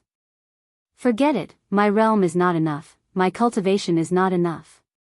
It's difficult to find the reason. Jade Archive Xiaohua sighed, but then he smiled again. I'm afraid this time's comprehension will end here. However, peering into the mystery of the law is extremely useful for I's cultivation. Chapter 3704. With that thought, Jade Archive Xiaohua exits the space. His mind returns to its original position and he opens his eyes. Seeing that the sky is bright, Xiaohua's heart moves. He pinches his fingers and does some calculations. He shakes his head slightly and walks out of the wooden house. Ha! Daoist Xiao, you are indeed powerful. The moment Xiaohua exits the wooden house, Xingzi immediately notices. He flies over from the top of the mountain and cups his hands. Just a mere 100 days of meditation actually allowed Daoist Xiao to advance so much. If I did not see it with my own eyes, would not dare to believe it. You flatter me, you flatter me. Xiaohua says with a smile. Even if I were to cultivate in seclusion for 100 days, I am afraid I would still not be able to catch up to Daoist Xiao's late nascent soul stage. I still have to continue working hard. Congratulations Daoist Xiao. Gusuchuri also flies over from afar. Following behind her is Fu Jiwen. Gusuchuri's face is also filled with shock as she speaks from afar. Congratulations, Master, for coming out of seclusion. Fu Jiwen is overjoyed. He lands on the ground and bows. Same to you, same to you. Xiaohua cups his hands towards Gusuchuri again. Looking at Fu Jiwen, he says with a smile, Master was actually in seclusion by accident and missed your good thing. Master is really embarrassed in his heart. Come, take out your heaven punishment prison crystal. Yes, Master. Fu Jiwen didn't know what was going on, so he respectfully took out the wooden box. Xiaohua raised his hand, and the heaven's punishment prison crystal flew out of the wooden box. Xiaohua's eyes narrowed slightly, and he looked at the somewhat familiar inscription law chains. He opened his mouth, and 3 green lights that looked similar, but were actually completely different, flew out. They instantly turned into hundreds of tiny sword hairs, and fell into the inscription law gaps on the chains. Ah? Gusuchuri did not expect Xiaohua to break the inscription law chains right after coming out of seclusion. Seeing the sword hairs enter, she hurriedly yells, Daoist Xiao, stop. It was a pity that Gusuchuri's words were too late. The sword tip strangely landed in the gap between the engraving law. At this moment, the engraving law chain was overflowing. The sword tip abruptly pierced through and nailed the entire chain. Shwa. Just like how the engraving law chain collapsed that night, hundreds of engraving laws began to flicker, kacha. A total of 9 different colored thunderbolts emerged from within the inscription rule, and then 9 dragon-shaped phantoms appeared from within the thunderbolts. The 9 dragons danced and condensed into an oval phantom, and a suffocating supreme aura immediately rushed out from the oval phantom, pushing everyone back by over 30 meters. Star Child, quick, quick, put me into your Chinkuan bag. Gusuchuri didn't have the time to explain in detail, she hastily shouted. When Zhai Xingzi saw Gusuchuri's panicked expression, he knew that something bad was going to happen. He flung his emperor robe and took out his Chinkuan bag, wanting to take Gusuchuri into it. Unfortunately, Gusuchuri's body only moved a few times, but she didn't fly up. Zhai Xingzi said anxiously, Qiu, your strength has surpassed mine, I can't use my Chinkuan pouch to keep you. I'll do it. When Xiaohua saw this, although he didn't know why Gusuchuri was panicking, he didn't dare to be negligent and hurriedly waved his hand. Boom. The Kunlun mirror's light beam rushed out and landed on Gusuchuri's body. Gusuchuri thought for a moment, then withdrew her resistance, and her body disappeared along with the light beam. Clear sky mirror? Zhai Xingzi's eyes flashed with a trace of surprise, and he asked in surprise. Without waiting for Xiaohua's reply, a loud rumbling sound of thunder filled the air. In an instant, the area within a radius of 1,000 miles was filled with red clouds. A kind of black clouds that suffocated everyone was like an invisible wave that drowned everyone in a moment. An enormous distorted light that could split the heaven and earth appeared in front of everyone amidst the sound of thunder. Which daring cultivator dares to touch the immortal palace's inscription rule? An ethereal voice that was sometimes high and sometimes low, sometimes far and sometimes close sounded in everyone's ears. This. Xiaohua's face turned ashen, and his body trembled as if he was scared out of his wits. He bowed and said, I don't know, what is this? You don't know, yet you dare to touch it? Thunderclaps resounded, but the shocking thunder still couldn't cover up that voice. You Daoist cultivators are truly daring. Say. Senior. Xiaohua gathered his courage and bowed, saying, I thought, this was a strange treasure sealed by a Confucian cultivator, so, even if it's a strange treasure, with your cultivation level, it's impossible for you to break it. Unless you can use the power of heaven and earth or a Daoist forbidden formation, that voice said coldly. This thing isn't for you to touch. Quickly return it to its original place. Today, I'm the one on duty. Since you're inexperienced and don't know the importance of this thing, I won't take your lives. If you try to break it in vain and get discovered by other enforcers, you'll definitely be struck by 10,000 lightning bolts, and your souls won't be able to reincarnate. After the voice finished speaking, another series of thunderclaps wreaked havoc within 1,000 miles. Soon after, the light shadow disappeared, the lightning disappeared, and even the red clouds dissipated. What? What does this mean? Xiao Hua's brows furrowed as he looked at the scorching sun in the sky, as if he was thinking of something. Xiao Hua's expression changed as he pondered. Cough cough, Daoist Master Xiao. Zhai Xingzi was still inferior to Xiao Hua. When the light shadow appeared, his entire nascent soul was imprisoned, and he couldn't use the mana in his body at all. He couldn't sense the qi of heaven and earth around him at all. After the person left, Zhai Xingzi let out a long breath. He looked at Xiao Hua, who was standing quietly, and coughed twice. Can you let Qiu out first? Xiao Hua nodded slightly. He waved his hand, and the Kunlun mirror appeared in his hand. With a flash of light, Gusu Chudi appeared in front of Zhai Xingzi with a happy expression. Without waiting for Zhai Xingzi to speak, Gusu Chudi asked first, Daoist Master Xiao, is the Kunlun mirror in your hand? Yes. Xiao Hua nodded slightly. How strange. Gusu Chudi said curiously, the Immortal Palace spent 1,000,000 years searching for the Kunlun ruins, but they only found a small fragment of the Kunlun mirror in the buried Immortal Continent. There were no other traces of the other parts. This fragment has no use at all. That's why the Immortal Emperor left the fragment in the buried Immortal Continent. Who knew that you actually have an almost complete Kunlun mirror? It's really strange. Xiao Hua was shocked and forced a smile. Since Fairy Qiu knows, I hope you can keep this a secret for me. Of course. Gusu Chudi smiled. I still have something to ask of you. How would I dare to leak it? What is it? Xiao Hua was slightly stunned.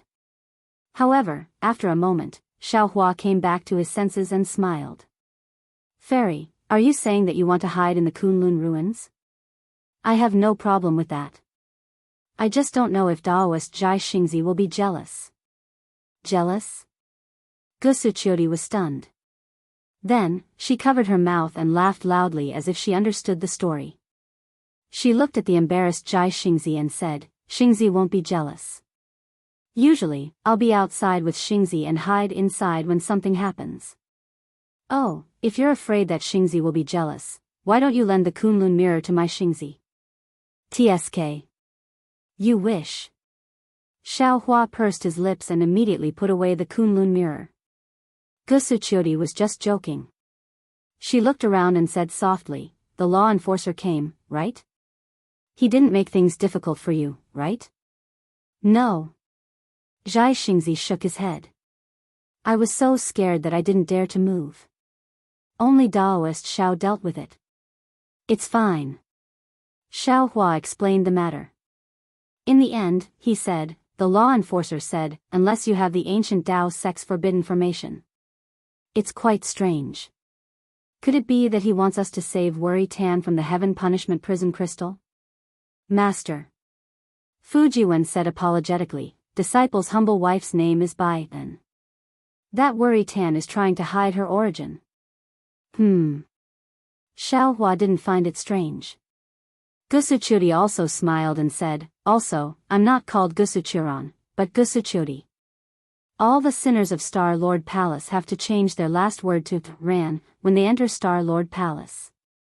Xiao Hua rolled his eyes and said with a bitter smile, Qiu Xianzi, I don't even know your name. Is that okay? Hee hee. Gusu Chudi smiled and said, let's not talk about names. Daoist Zhao's intuition is right. This law enforcer. Although I don't know who he is, he should be on good terms with the school of the Emperor Star. If I'm not wrong, he should be the one who showed mercy to Bai then. School of the Emperor Star? Xiao Hua raised his eyebrows and asked curiously, where is that? This is a place of the Immortal Palace. Gusu Chudi shook her head and said, however, I don't dare to reveal the secrets of the Immortal Palace. Let Fujiwen tell you what happened that night. Yes. Fujiwen answered from the side and told Xiao Hua about what happened that night. Xiao Hua's heart was shaken as he listened. In just 2 hours, so many secrets had been revealed. It was really exciting. After Fujiwen finished, Xiaohua looked at Gusu Qiudi and asked with interest, so, Bai and was punished because of Qiu Xianzi. Could it be that Qiu Xianzi doesn't want Bai and to be freed? Of course I want to. Gusu Qiudi smiled bitterly and said, but I'm just a small general of the Immortal Palace.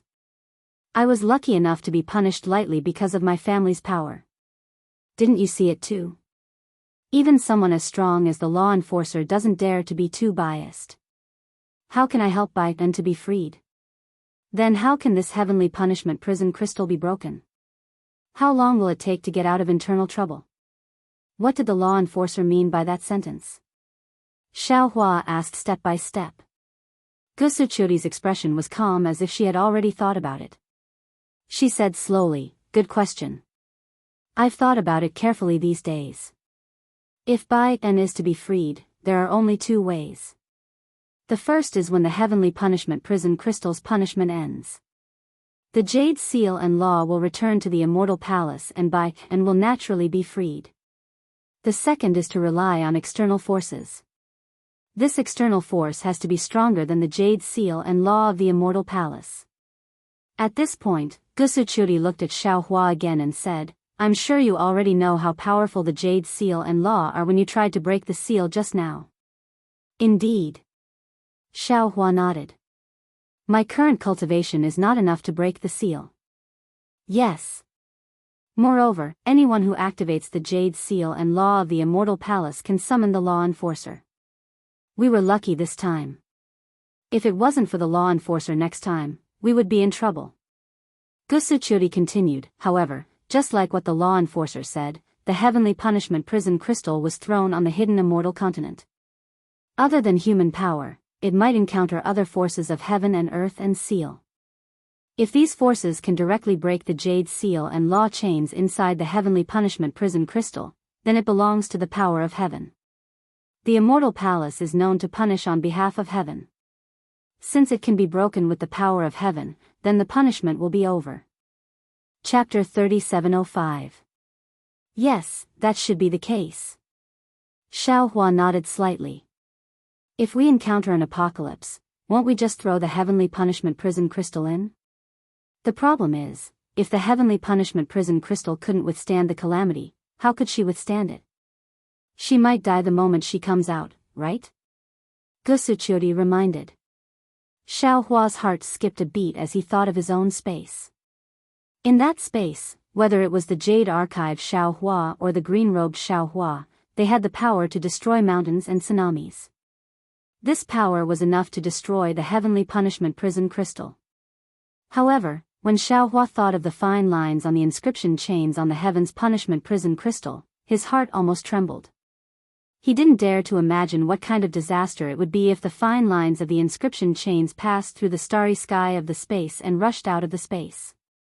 Not to mention that his greatest secret would be exposed. Even those magic treasures and spiritual herbs of immeasurable value within the space would bring a calamity to him, right?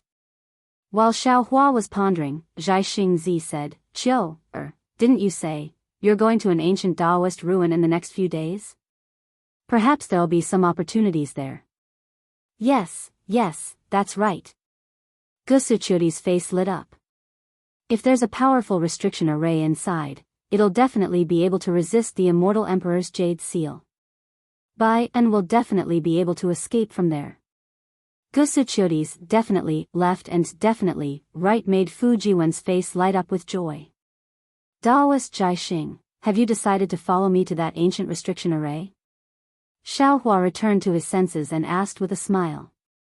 Xingzi was already used to Xiaohua's tone and asked back, when did I say I wasn't going? Not only Xingzi, but I also want to go. Gusu Qiudi shouted eagerly. Master. Fu Jiwen's tone was somewhat pleading. Needless to say, he also wanted Xiaohua to bring him along. Your cultivation is insufficient. If you go, it'll be dangerous. Xiaohua denied. You should go to Black Wind Ridge first. You're spoiling your disciple too much. Xingzi smiled. You said that Xue Ping was only at Foundation Establishment. Fu Jiwen is stronger than Xue Ping, right? If Xue Ping can go, why can't Fu Jiwen? Shueping's life was important, but Fu Jiwen's life wasn't. Besides, if Fu Jiwen doesn't go, who's going to bring the Heaven's Punishment Prison Crystal? Xiao Hua frowned slightly. What Zhai Xingzi said wasn't wrong. The ancient forbidden formation was indeed dangerous, but it was also a fortuitous encounter. Such a rare experience was absolutely important to Fu Jiwen. Don't you have the Kunlun mirror? Gusuchuri said with a smile, if things go south, you can just take Fu Jiwen into the Kunlun ruins. And, this Xiao will consider it again. Xiao Hua nodded slightly. Zhai Xingzi looks at Xiao Hua's old hen-like appearance and says with a smile, Zhenren Xiao, I'm afraid you don't have much time to think. Previously, you said that you would arrive at Jingzhou after a month or so. Now, half a year has almost passed and we still haven't moved. Only half an hour. This Xiao will consolidate my previous comprehension. Xiao Hua thought for a moment and then landed on the mountain peak. He sat down cross-legged and formed a seal with both hands. Immediately, the wind and clouds on the mountain peak changed and yuan qi of heaven and earth gathered. Gusuchuri was surprised and asked, Xingzi, what is Zhenren Xiao doing? Zhai Xingzi could not see the seal in Xiao Hua's hand and shook his head slightly. I don't understand either, but didn't you say? Consolidate your realm. Who would believe that? Gusuchuri snorted coldly. I realize that this Xiao Hua is very honest sometimes, but he's also very cunning at other times. Didn't the Confucian cultivators always say that there are no perfect people? Such a person is reassuring, Zhai Xingzi said with a smile. Of course, Xiao Hua was not consolidating his comprehension.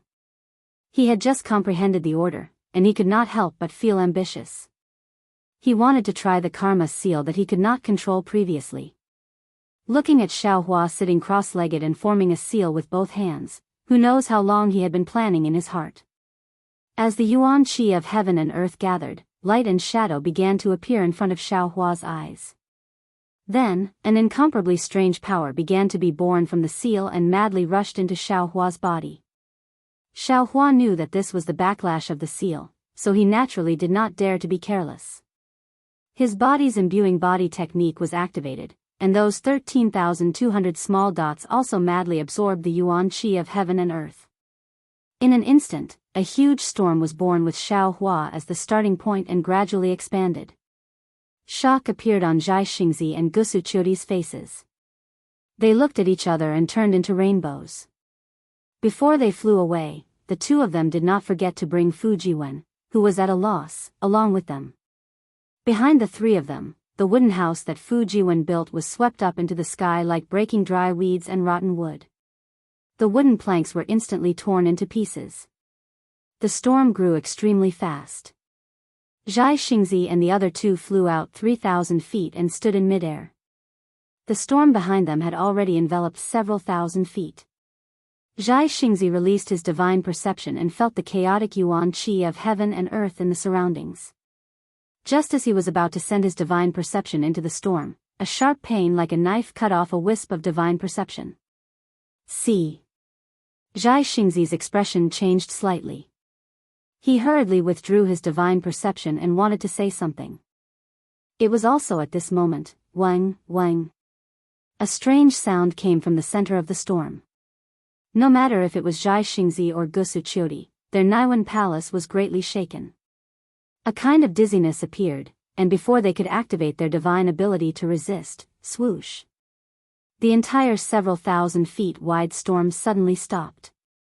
The time of stopping was extremely short, and in the blink of an eye, all of the storm abruptly shrunk back. A powerful suction force pulled the three of them into the storm. Gusuchuri was a great grandmaster who was at the lower stage of the 5th grade of essence energy. When had she ever been in such a difficult situation? Her entire body immediately glowed as she tried her best to resist. However, just as her true chi was generated, the suction force suddenly reversed and turned into a pushing force. Boom! The storm actually collapsed from the inside out. Gusuchuri was caught unprepared, and her figure flew very inelegantly into the sky. Sigh. The storm gradually calmed down. The mountain peak had already changed. Xiao Hua, who had already changed into a Daoist robe, flew out with a strange expression. Originally, he wanted to rush into the hand of Karma's spell with the remnants of the order that he had just comprehended. Unfortunately, his cultivation was still insufficient, and he still couldn't use this spell. However, Xiaohua didn't come out empty-handed. Just as the spell failed, Xiaohua was seized by a sudden impulse and realized that Fu Jiwen and the others had followed him into the ancient forbidden array. It was a frightening but not dangerous ending. As for the Heaven's Punishment Prison Crystal, Xiaohua didn't sense it at all. Daoist Xiao. Seeing such a huge formation, Xianxia called out, "Fellow Daoist," with a bit of embarrassment. Seeing Xiaohua fly out safely, he asked loudly, "Are you injured?"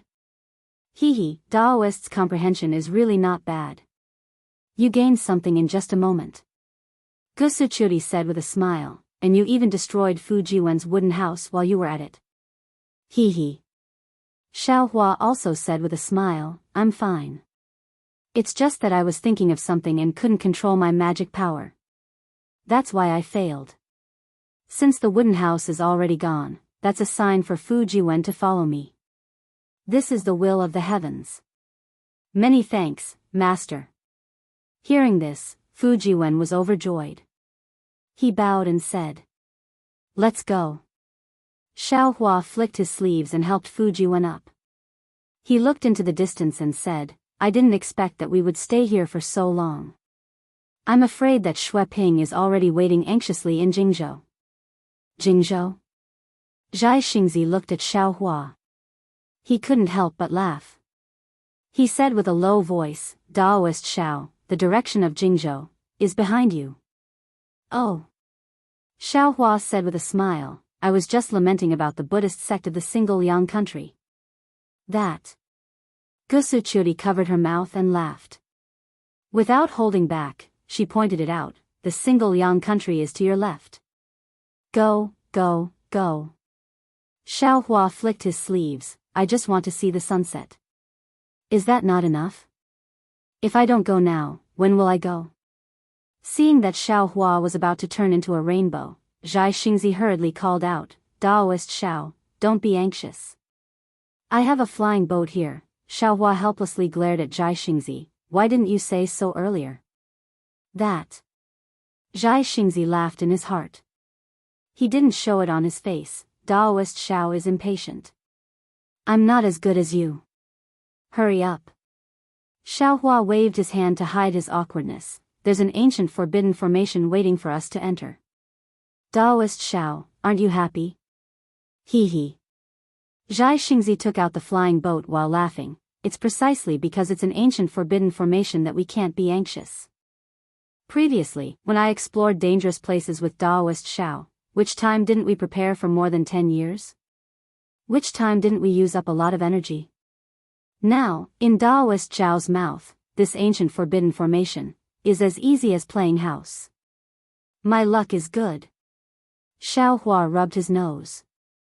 He inexplicably thought of Xian and the ancient forbidden formation at the bottom of the Saint River. "Let's go. Let's see how Xue Ping and the rest are preparing."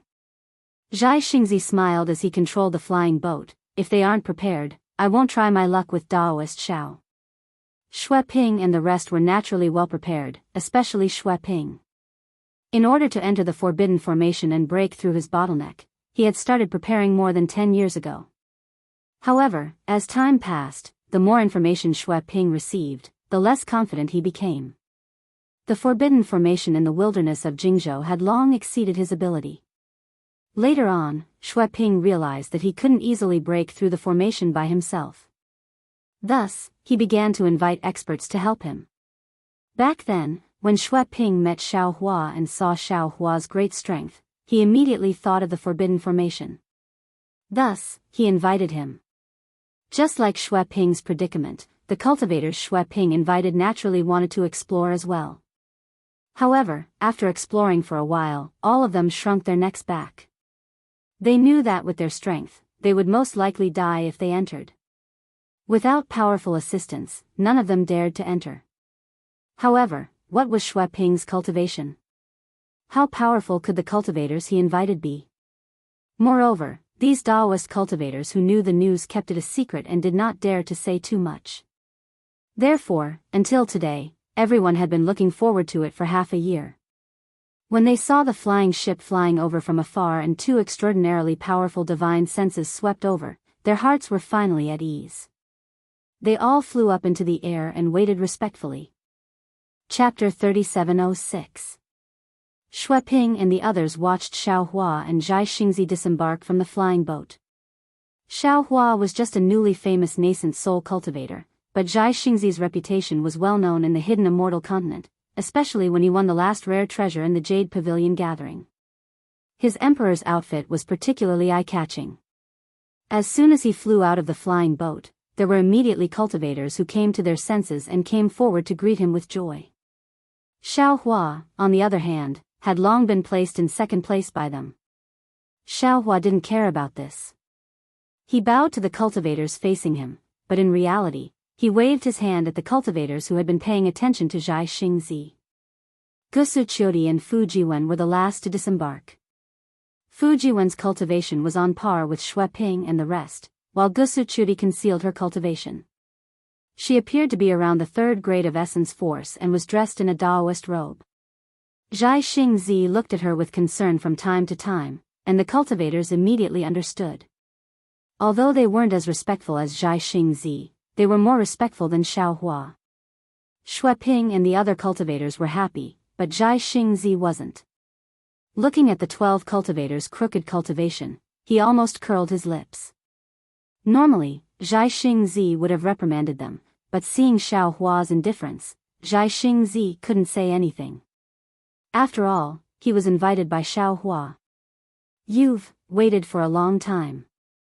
Are there only these few cultivators? Although Zhai Xingzi was dissatisfied, he still asked according to the discussion on the flying boat. Senior, please no. Xueping's cultivation wasn't the highest, but he was the first to initiate and knew that Zhai Xingzi was invited by Xiaohua.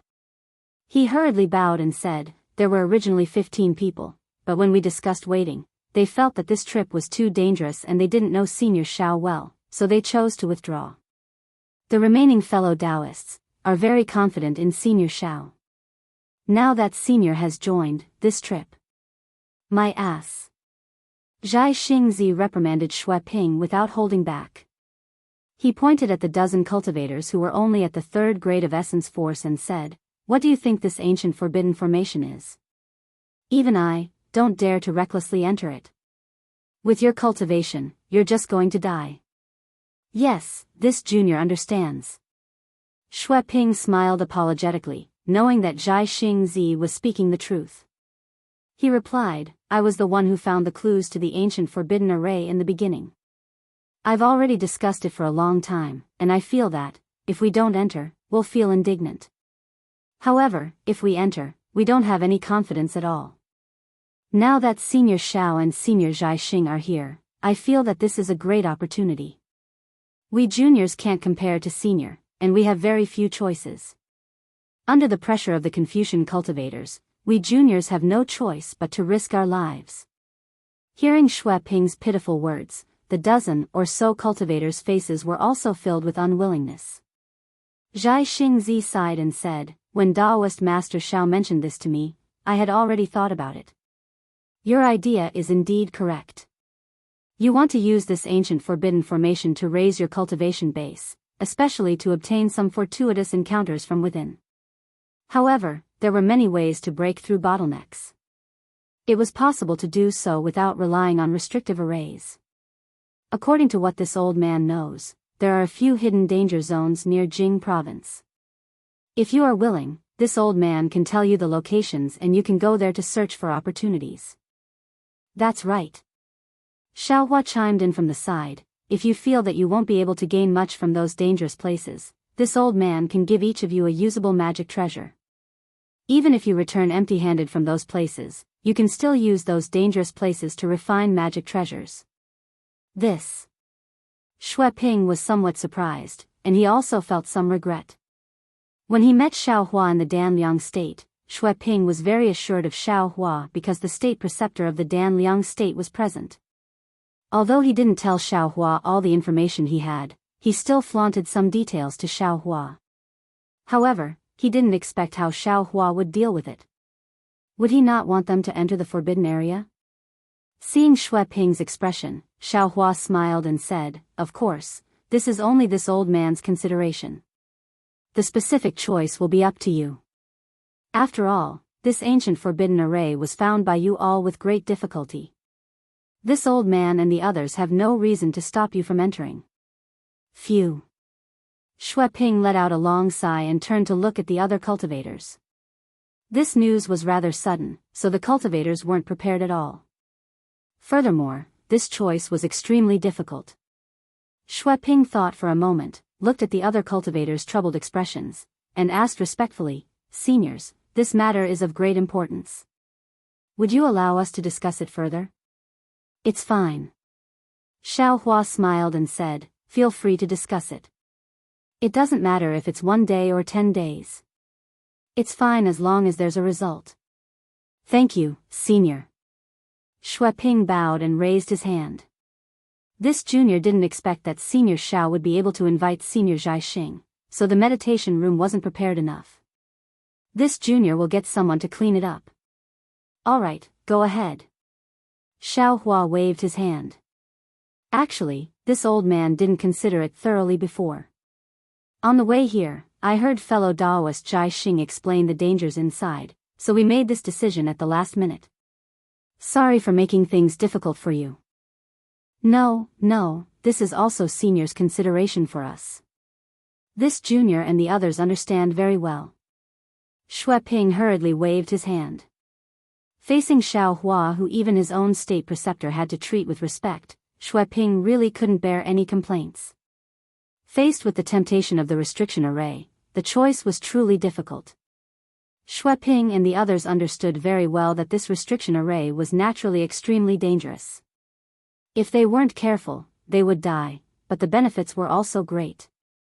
Not to mention that traveling between life and death was very beneficial to one's temperament, Dao foundation, and so on. Even if they obtained a damaged cultivation technique or an ancient Dharma artifact from the ancient restriction array, it would immediately allow their cultivation to enter another realm. Now that the Dao cultivation techniques of the hidden immortal continent had already been annihilated, Dharma artifacts, Dharma treasures, and so on were ordinary and mediocre. Any item from the restriction array would cause a sensation if taken out. Xue Ping and the others didn't dare to pin their hopes on a great opportunity like Xiao Hua and the others. They only needed a little from Xiao Hua and Jiaxing, and it would be enough for them to roam the hidden immortal continent freely. This was also the reason why they had always coveted the ancient restriction array even though they knew it was dangerous. Xiao Hua and Jiaxing didn't seem to be in a hurry. They each occupied a quiet room. Fujiwen waited in front of Xiao Hua's room while Gusu Chudi cultivated in Jiaxing's room. She actually seemed to have thrown the matter of Xue Ping and the others to the back of her mind. After more than 3 days, Xue Ping and the others finally came to a decision. It wasn't out of Jiaxing's expectations. 8 of Xue Ping's cultivators chose to follow Xiao Hua and the others into the restriction array, while the other 5 chose to withdraw. Jiaxing and Xiao Hua didn't go back on their words. They gave each of them a Dharma artifact and jade eye. The 5 cultivators were filled with joy as they left together. Presumably, they were going to travel to another dangerous place. "Alright, since you've chosen to enter the restriction array with me, then I'll have to make it clear." Jiaxing and Xiao Hua sat at the head of the cave abode that Xue Ping and the others had temporarily opened up. Looking at the 8 cultivators standing before them, Jiaxing was the first to speak. "Daoist Master Xiao and I will do our best to guarantee your safety. However, if you encounter a place that even we can't protect ourselves, we won't have the time to fend for ourselves." "Yes, we understand," Xue Ping and the others said respectfully. "We're already extremely grateful to be able to follow the 2 seniors into the restriction array and fulfill our wish." "Also," Xiao Hua added, "if the restriction array is divided into a few sections, then everyone should act according to your abilities. If there's some opportunity, then hurry up and leave. Don't lose your lives over there." Yes, we understand," Xue Ping and the others replied again. However, they were also unconvinced. After all, Fujiwen, who was behind Xiaohua, seemed to be less than a third-grade essence force cultivator. Since Fujiwen could enter, why couldn't they? After Zhai Xingzi gave a few more instructions, Xue Ping respectfully took out a few jade eyes from his bosom and handed them over. He said, "This is the information we have gathered over the past dozen years, regarding the Misty Mountain Maze Formation. Please take a look." Misty Mountain Maze Formation? Zhai Xing's face revealed a shocked expression. He waved his hand and took the jade eyes. He asked in a low voice, "Xue Ping, are you sure this is the Misty Mountain Maze Formation? I seem to have heard that the Misty Mountain Maze Formation is at Yongzhou's Misty Mountain." "Alright, I'll let you know." Xue Ping's face revealed a trace of pride. He cupped his hands and said, "To tell you the truth, we didn't know this was the famous Misty Mountain Maze Formation. We only thought it was an ordinary ruin. However, as we investigated further and searched for clues around the maze formation, we didn't dare to believe that the Misty Mountain Maze Formation, which was far away in Yongzhou, could be in Jingzhou. If it's really the Misty Mountain Maze Formation, then it's no wonder that countless Daoist cultivators have been searching for this maze formation in Yongzhou's Misty Mountain all these years. It's obvious that it's impossible to find it." Zhai Xing sighed.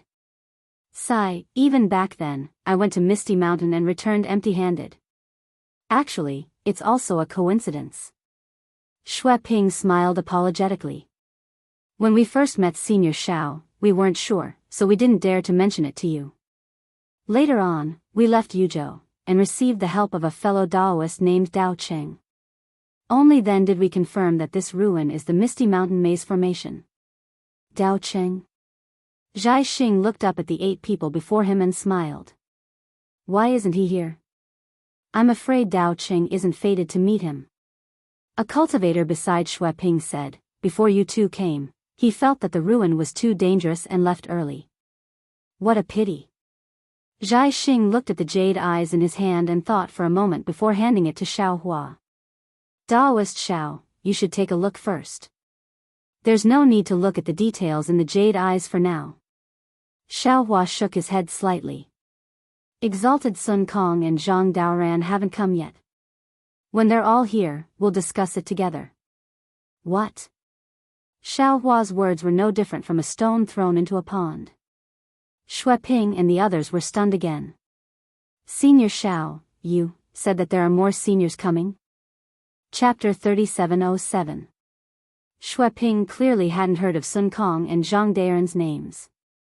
A cultivator beside him was overjoyed. "Senior, are you Sun Kong from Ji Province and Zhang Daoran from Jing Province?" "Of course, isn't this Jing Province? Since I'm here, how could I not inform him?" Xiaohua smiled. "Great." The cultivator praised. "Junior is a cultivator from Jing Province and has long heard of Senior Daoran's reputation. Unfortunately, I've never had the chance to meet you." Even when fellow Daoist Xue mentioned the ancient forbidden formation, Junior had thought of asking Senior Daoran to take action. However, Junior's status and cultivation were truly low and I didn't want more people to know about this matter. That's why I kept delaying it. If Senior Daoran were to join us, we would have a greater chance of success. "Hee, I hope so." Xiaohua looked at Zhai Xingzi and smiled. Finding Sun Kong Shangren and Zhang Daoran for help was Zhai Xingzi's idea. Xiaohua naturally didn't know that it was because Gusu Churi saw that Sun Kong Shangren and Zhang Daoran had a very good relationship with him at the Jade Pavilion conference. That was why she encouraged Zhai Xingzi to befriend Zhang Daoran and Sun Kong Shangren. He only felt that since Zhai Xingzi, Zhang Daoran, and Sun Kong Shangren were all late Yuanying stage cultivators with good temperaments, if they worked together, whether it was this ancient forbidden area or their future cultivation, it would be beneficial. Therefore, after thinking about it, he agreed. Xiaohua's communication methods naturally couldn't compare to Zhai Xingzi's. Xiaohua only gave the communication talisman to Zhai Xingzi and had him use an unknown magic tool to send it out. He didn't care about anything else and took the opportunity to find Xue Ping on the flying boat. Xue Ping took advantage of the gap between the cultivator's words and discussed with the other cultivators in a low voice. He immediately found out that the two cultivators who didn't come were also late nascent soul cultivators. His face lit up with joy and he was so happy that he couldn't stop smiling. Not only did he feel that he was lucky to have met Xiaohua that day, he also felt that it was fortunate that he didn't choose to leave a few days ago. Many thanks, Senior Xiao. Xue Ping sincerely thanked Xiaohua. Xiaohua pointed at Zhai Xingzi and said, "This idea came from fellow Daoist Zhai Xing. You should thank him." While Xue Ping and the others were complimenting Zhai Xingzi, Xiaohua gave Fu Jiwen a look. Fu Jiwen was slightly stunned at first, but he understood in an instant. After Xue Ping and the others had thanked Zhai Xingzi, he said, "Fellow Xue, I was born in Yu Province, which is quite far from Yong Province and Jing Province. I've never heard of this misty mountain maze. If you have the time, can you tell me about it?" Xue Ping already knew that Fu Jiwen was Xiaohua's disciple. Although Fu Jiwen and Xiaohua were not master and disciple in name, they were master and disciple in reality. In the future, Fu Jiwen's cultivation would definitely be above Xue Ping's. Therefore, Xue Ping did not dare to slight Fu Jiwen. He glanced at Zhai Xingzi and Xiaohua and said with a smile, "Since fellow Fu doesn't know, and Senior Xiao and Senior Zhai Xing are also free, then I'll explain it to you. Alright, all of you, sit down." Xiaohua smiled and took out a small Qingkuan pouch from his bosom and handed it to Fu Jiwen. "Since you asked Xue Ping to explain, you should at least show some appreciation. This is a spirit fruit that this old man has been waiting for a while. Share it with them." "Yes, Senior Xiao." Fu Jiwen did not address Xiaohua as master in front of so many cultivators. After receiving the small Qingkuan pouch, he took out some spirit fruits and spirit wine and gave them to Xue Ping and the other cultivators. Everyone sat down and tasted the spirit fruits and spirit wine while listening to Xue Ping's detailed explanation. Inside the cave, most people were tasting the spirit wine with relish, but Xiaohua was listening to Xue Ping's explanation with relish. Xue Ping had spent more than 10 years gathering information about the Misty Mountain Maze formation, so he naturally knew the records in his jade eyes. At this moment, he was extremely fluent in describing everything, no matter how big or small. Xiaohua nodded repeatedly as he listened. Not long after, Xiaohua already understood that this Misty Mountain Maze formation indeed had some background. It was indeed worthy of being a legendary ancient forbidden formation. This Misty Mountain Maze formation was different from the sage's palace under the river. It was not a place where relics were enshrined, nor was it a place where demonic artifacts were suppressed. Instead, it was a cave abode used by a famous ancient Daoist cultivator, Zhang Lungzi, for a long time before he underwent tribulation. Of course, Zhang Lungzi wasn't famous because he was a cultivator who went through tribulation, nor was it because he had ascended. Instead, it was because of the ink cloud pupil that appeared on the hidden immortal continent. Many of the ancient records recorded a heaven-shaking battle. This battle was a life and death battle between Zhang Lungzi and 1,000 demons' sacred realm demon ancestor. Zhang Lungzi was known as the most promising Daoist disciple to undergo tribulation and enter the Mahayana realm at that time, and the 1,000 demons' sacred realm demon ancestor was also known as the most promising one to become a great sage. There seemed to be no winner or loser in this life and death battle between the two, at least in the known ink cloud pupil, there was no record of victory or defeat. All the ink cloud pupil only described the ferocity of the battle between the man and the demon, the vastness of their magical powers, and the living beings within a radius of hundreds of thousands of kilometers that were affected. It was not an exaggeration to say that the sky was dark and the earth was falling apart. After the battle that lasted for more than 10 days, everything returned to normal. Neither the man nor the demon died. The demons seemed to have been defeated and left. Zhang Lungzi did not say anything and immediately entered the Misty Mountain Maze to cultivate in seclusion. When he came out of seclusion thousands of years later, Zhang Lungzi welcomed his heavenly tribulation. Zhang Lungzi easily passed the heavenly tribulation and reached the Mahayana realm. Then he sealed the Misty Mountain Maze and floated away, disappearing without a trace. As for whether he ascended or became an immortal, no one knew. According to the ink cloud pupil's records and the inference of others, the Misty Mountain Maze not only contained the magic treasures that Song Lungzi collected before his tribulation, but also all kinds of rare Daoist spirit pills. Of course, the most important thing was Song Lungzi's orthodoxy, as well as his comprehension after the battle and what he obtained before his tribulation.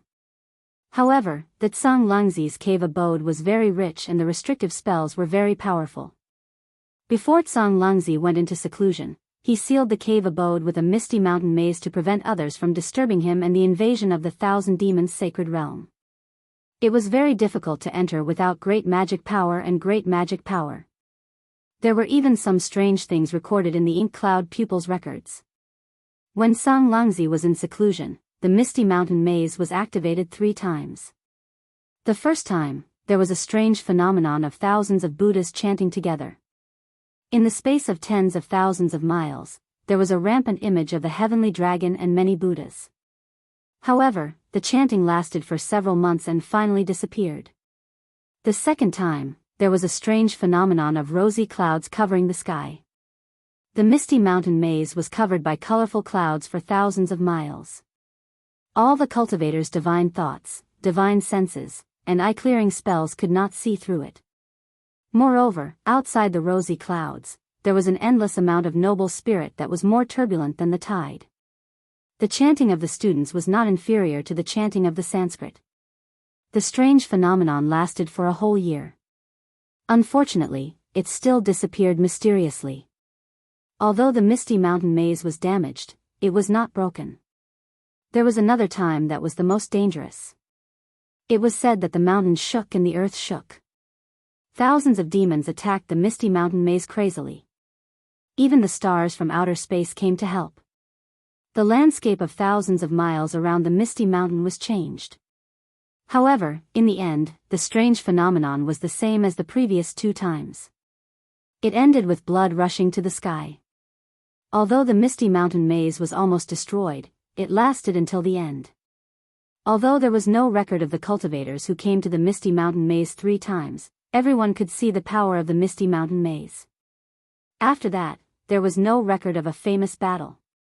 Of course, the reason why the Misty Mountain Maze had been preserved from ancient times until now was not only related to the power of the Misty Mountain Maze, but also to the illusory nature of the maze. This was because not only did that Song Lungzi enter and exit from different locations, but the locations of the 3 strange phenomena were also different. It seemed that other than that Song Lungzi, no one knew where the Misty Mountain Maze was. At first, Xiaohua was listening with interest. However, as he listened, the expression on his face changed. In the end, there was a strange look in his eyes as he looked at Xue Ping in disbelief. This was because, in his opinion, the secret land that Xue Ping could find could not be that great. At most, it was a place for training. Previously, he needed to rely on this secret land to shatter the earth crystal Yao milk in his body. However, now, he no longer needed to do so. However, since he had promised Xue Ping, at most, he would bring Xue Ping in for training and ensure Xue Ping's safety. Even in the country of Danliang, Xiaohua did not mind when Xue Ping bragged that he had accidentally found the ancient forbidden formation. After all, Xiaohua had seen the ancient forbidden formation before. However, at that time, he was already a little vigilant. That was why he brought Jianghu and Gusuchudi over. He even specially used the karma hand on Fujiwen. However, he never expected that the ancient forbidden formation would have such a great background. It was so great that it made him fearful. That was the cave abode of a great cultivator who was close to the tribulation stage. How could it be broken by a mere nascent soul stage cultivator like him? In particular, how could such an important maze be preserved until now? And it just had to be found by a small cultivator like Xue Ping who had just reached the 3rd level of cultivation? This was truly inconceivable. However, when Xiaohua shifted his gaze from Xue Ping to Jianghu, he could not help but be stunned. This was because Jianghu's face was no longer as surprised as before. His usually calm face was actually filled with eagerness. This was really rare for the extremely dignified Jianghu. Even Gusuchudi's eyes flashed with fanaticism. It was as if the danger of the misty mountain maze did not attract their attention. That. Xiaohua could not help but speak. He frowned and said to Xianxia, fellow Daoist Xianxia, don't you think that our strength is not enough to explore the cave abode of this tribulation stage senior? Shui Ping naturally stopped when Xiaohua spoke. He looked at Xiaohua in confusion. As for Xianxia, he raised his eyebrows and asked curiously, why do you say that? Our strength is around the lower 5th level of cultivation. Is it not enough to deal with this ancient maze? And this Xiao feels that it's beyond my ability. Xiaohua replied earnestly. Chapter 3708. I don't think so. Xianxia laughed. Shui Ping has already explained it clearly. Moreover, to be honest, I have some understanding of this misty mountain maze formation. Although Senior Tsang Langzi was a cultivator who went through the tribulation, he went through the tribulation after coming out of the misty mountain immortal abode. In other words, when he set up the maze formation in the Cloud Mountain immortal abode, he was merely a 7th grade essence force cultivator. Even though the maze formation was powerful and could withstand an 8th grade essence force cultivator, Daoist master, don't forget, that was during the ancient era, millions and millions of years before our Dao sect's legacy was wiped out. Time has always been the best method to break any formation. I don't think that after so many years of erosion, this misty mountain maze formation can still resist against an 8th grade essence force. Moreover, based on my previous experience of entering ancient formations, it is already not bad for this misty mountain maze formation to be able to resist against a 6th grade essence force. It might even be able to resist against an upper 5th grade essence force. Daoist master, have you entered an ancient formation before? Xiaohua asked thoughtfully. Yes. Xianxia nodded. My cultivation technique actually came from the ancient times. According to what I know, that formation was more than 1,000,000 years later than the Misty Mountain Maze formation. If I could break that formation with my cultivation back then, this Misty Mountain Maze formation shouldn't be a problem. I see. Xiaohua was still hesitant. Xianxia looked at Gusuchuri beside him and said, actually, I want to enter Senior Tsang Langzi's abode not only to break through my current bottleneck, but also to find the answer to a riddle. Riddle? Xiaohua frowned slightly, but then he came to a realization and smiled. The Misty Mountain Maze formation is merely the abode that Senior Tsang Langzi used to cultivate before his tribulation. I'm afraid it's not realistic for Daoist Xianxia to find the secret of ascension inside. No. Xianxia shook his head solemnly and said word by word, I didn't enter the Misty Mountain Maze formation to find the trace of Senior Tsang Langzi's ascension, but to find the mystery of our Daoist abode's destruction. It wasn't just Xiaohua.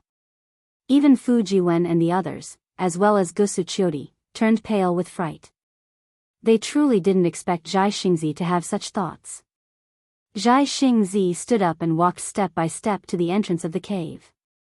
With both hands clasped behind his back, he looked at the clear sky outside the cave, took a deep breath and said, Our Dao League cultivators, regardless of whether they are of the 1st tier or the 4th tier, are all more profound and powerful than Confucian cultivators of the same tier.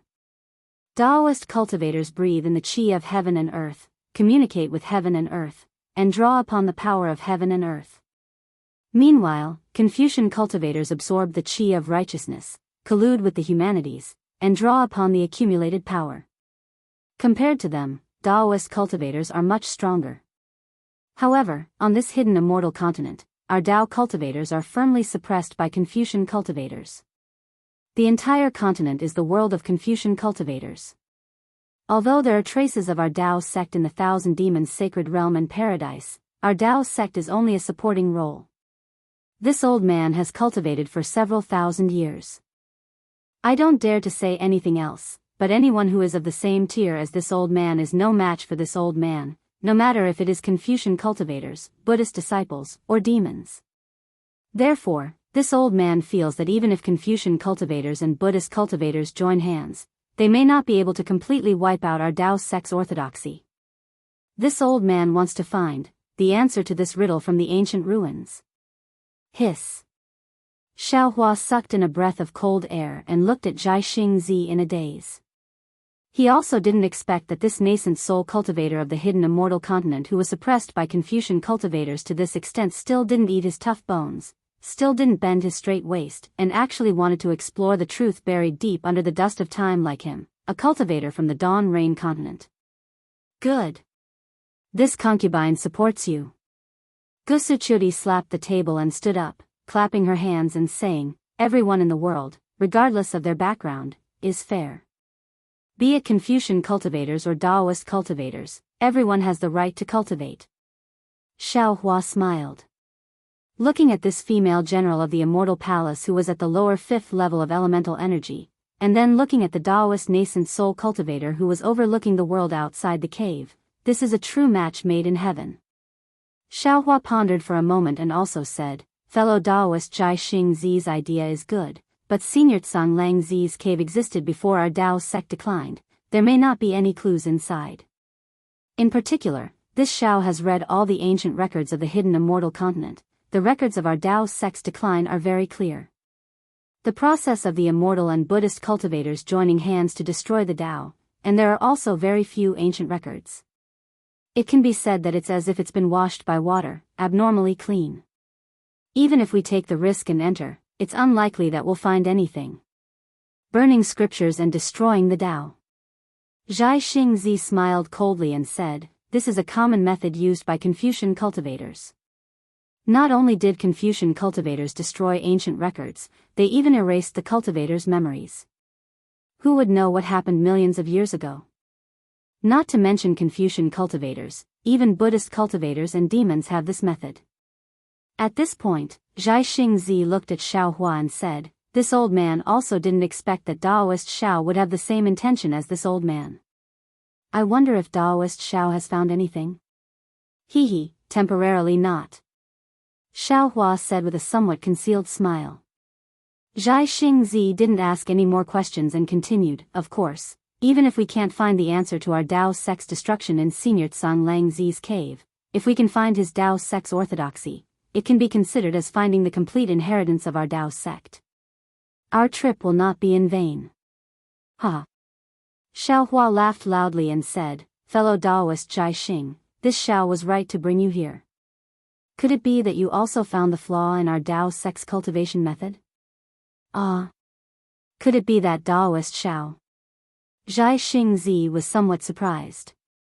He turned his head to look at Xiao Hua and said very thought-provoking, it seems that there are indeed many people with intentions in this world. Since we're all people with intentions, then we should be able to cooperate. Xiao Hua's words seemed to have a double meaning. Actually, Gusuchuri opened her mouth and seemed to want to say something. However, she only said 2 words and didn't say anything else. Regarding the Dao sect, Xiao Hua and Jai Xingzi could only stop at this point. Then, under Fu Jiwen's urging, Xue Ping roughly recounted the process of him finding the Misty Mountain Maze formation. Xiao Hua carefully listened and analyzed at the side, but it was obvious that Xue Ping's experience was impeccable. Over 10 years ago, Xue Ping accidentally stepped on dog shit, allowing him to be extremely lucky and find a trace of the Misty Mountain Maze formation. Then, over 10 years of painstaking investigation proved an old saying, there's nothing in this world that's difficult for those who are willing. This ancient forbidden formation that even nascent soul cultivators couldn't find after racking their brains was actually found by Xue Ping and other cultivators of the 2nd and 3rd grade. Forget it. After Xue Ping finished speaking, Xiao Hua waved his hand and looked at the extremely lucky Xue Ping, whose face was flushed red, and said, let's talk about what preparations you've made. Don't just prepare to break the formation empty-handed. Xue Ping's face was slightly red, and he smiled apologetically. Of course we've made some preparations. However, our strength is limited, and our knowledge is shallow. Especially after we found out that this was the Misty Mountain Maze formation, we realized that our preparations were indeed insufficient. However, the preparations we've made over these years have been recorded in the Jade Eyes. Senior will understand after taking a look. Jai Xingzi smiled and said, no matter, I've made some preparations myself. Moreover, the message talismans I sent to Master Sun Kong and Zhang Daoran also mentioned that they should have made some preparations. However, at this point, Xianxia smiled mysteriously and said, "Of course, I didn't know that this was the Misty Mountain Maze formation before coming here. Now that I know, there's still one more thing to prepare. Daoist Xiao, I'll have to trouble you to hold the fort here and wait for the two of you to arrive. I still have to make a trip out with Xiao, Xiaohua pondered for a moment and nodded, "Go ahead. Since we're going to enter the abode of an ancient tribulation transcending senior, no amount of caution is excessive. We have to consider all possibilities.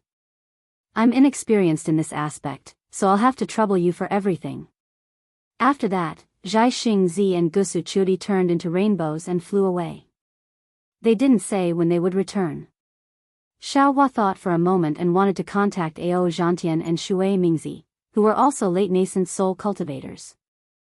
However, he only thought about it for a moment before tossing it aside. After all, there was a huge difference between making friends with sincerity and being forced to swear loyalty. If the two of them had any ulterior motives in the ancient maze formation, it wouldn't be good for either of them. After Xianxia flew away, Xiaohua stayed in the quiet room and cultivated. Fujiwen finally had a great teacher and wanted to ask Xiaohua more.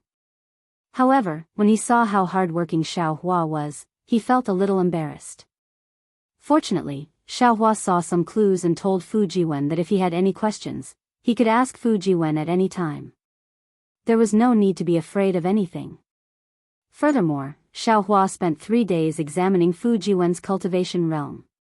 Finally, to Fujiwen's astonishment, Xiaohua gave him the cultivation method for the heavenly tomes and array talismans in his body.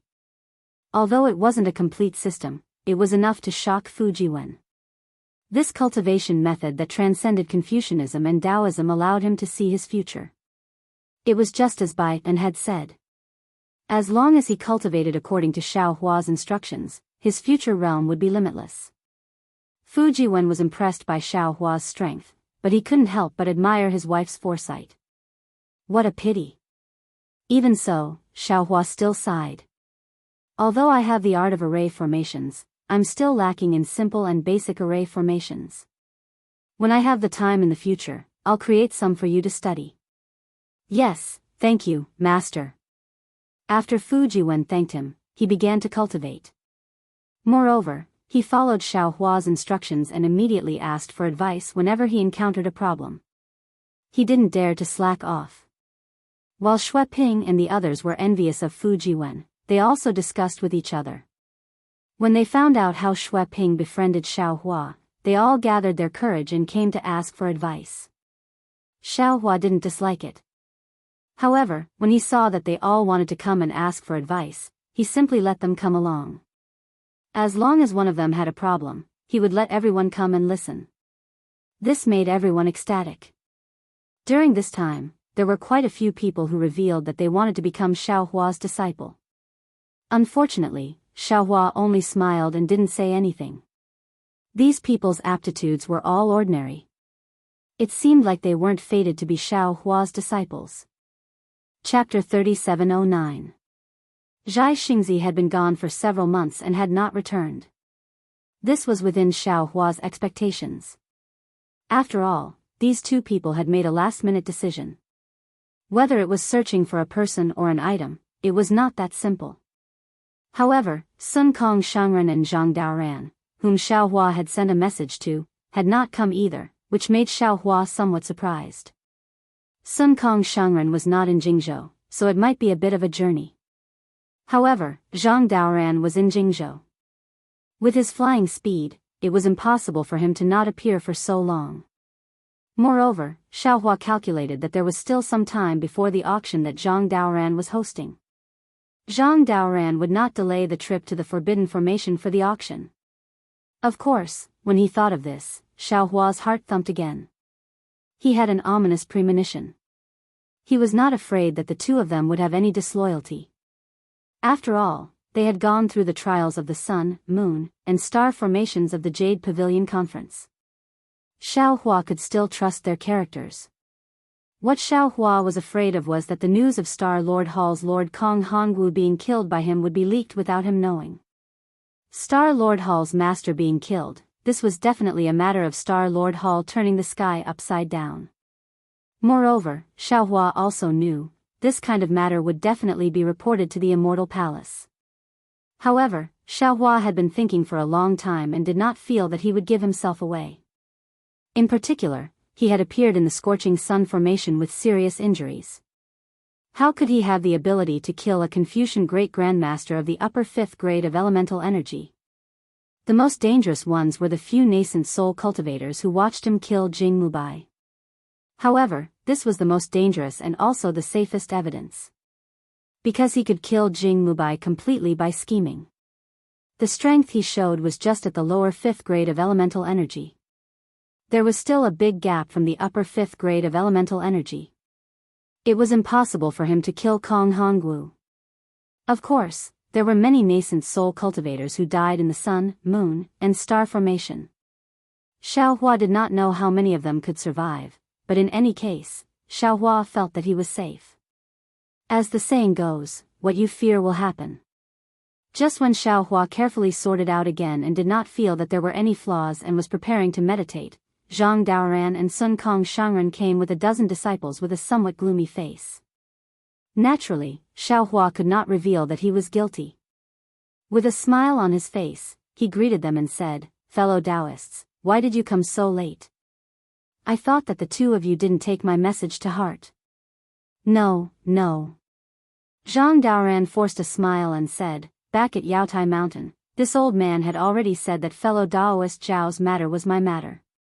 Now that fellow Daoist sent a message, how could this old man not come?" But suddenly, something happened. "Also, didn't you say that you sent a message to Brother Sun Kong? This old man sent him a message and waited for him to come to Jingzhou before we came together." "Oh. Something happened all of a sudden?" Xiaohua naturally asked in surprise. "What happened?" Zhang Daoran looked at Venerable Sun Kong. Their eyes met, as if the two had already discussed this along the way. Then, Zhang Daoran waved his hand and said in a low voice, "Let's talk after we enter the cave."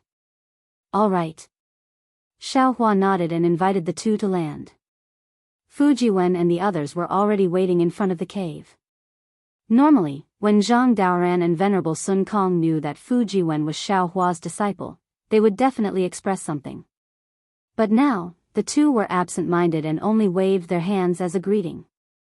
They left the group of disciples outside the cave to exchange greetings and followed Xiaohua into the quiet room. After Zhang Daoran waved his hand and laid down the restriction, he glanced at Venerable Sun Kong again and asked Xiaohua very seriously, "Brother Xiao, tell this old man the truth. This time, at the Yaotai Mountain gathering, did that person come?" "Who?" Xiaohua first raised his eyebrows and then frowned. As Xiaohua expected, there were indeed rumors about Star Lord Hall. But what puzzled him was that he did not understand who the person Zhang Daoran mentioned was. This. Xiaohua's reaction was not out of Venerable Sun Kong and Zhang Daoran's expectations. However, Zhang Daoran was slightly embarrassed and Venerable Sun Kong could not help but ask, "Brother Xiao, are you really not that person's subordinate?" Xiaohua's heart moved, seeming to have thought of something. He said with a smile, "Fellow Daoists are talking about Hong Shu." Unexpectedly, just as Xiaohua said a word, Zhang Daoran hurriedly raised his hand, stretched out his index finger and placed it by his mouth, saying in a low voice, "Brother Xiao, this person's name can't be spoken carelessly. This old man has already reached the stage of reversing yin and yang. If we mention his name, he will sense it." Xiaohua pondered slightly, then wrote a large Hong on the table and said in a low voice, "Fellow Daoists, are you talking about this senior?" "That's right." Venerable Sun Kong and Zhang Daoran's expressions were somewhat strange. They both nodded and replied, "To be honest, ever since we returned from Yaotai Mountain, the more we thought about it, the more we felt it was strange. Because with Brother Zhao's cultivation, how could you not have a reputation in hidden immortal continent? Although Jing province is far from you province, it's not at the end of the world. I seem to have never heard of a cultivator in Yu province called Xiaohua. So fellow Daoists feel that I am this senior's disciple?"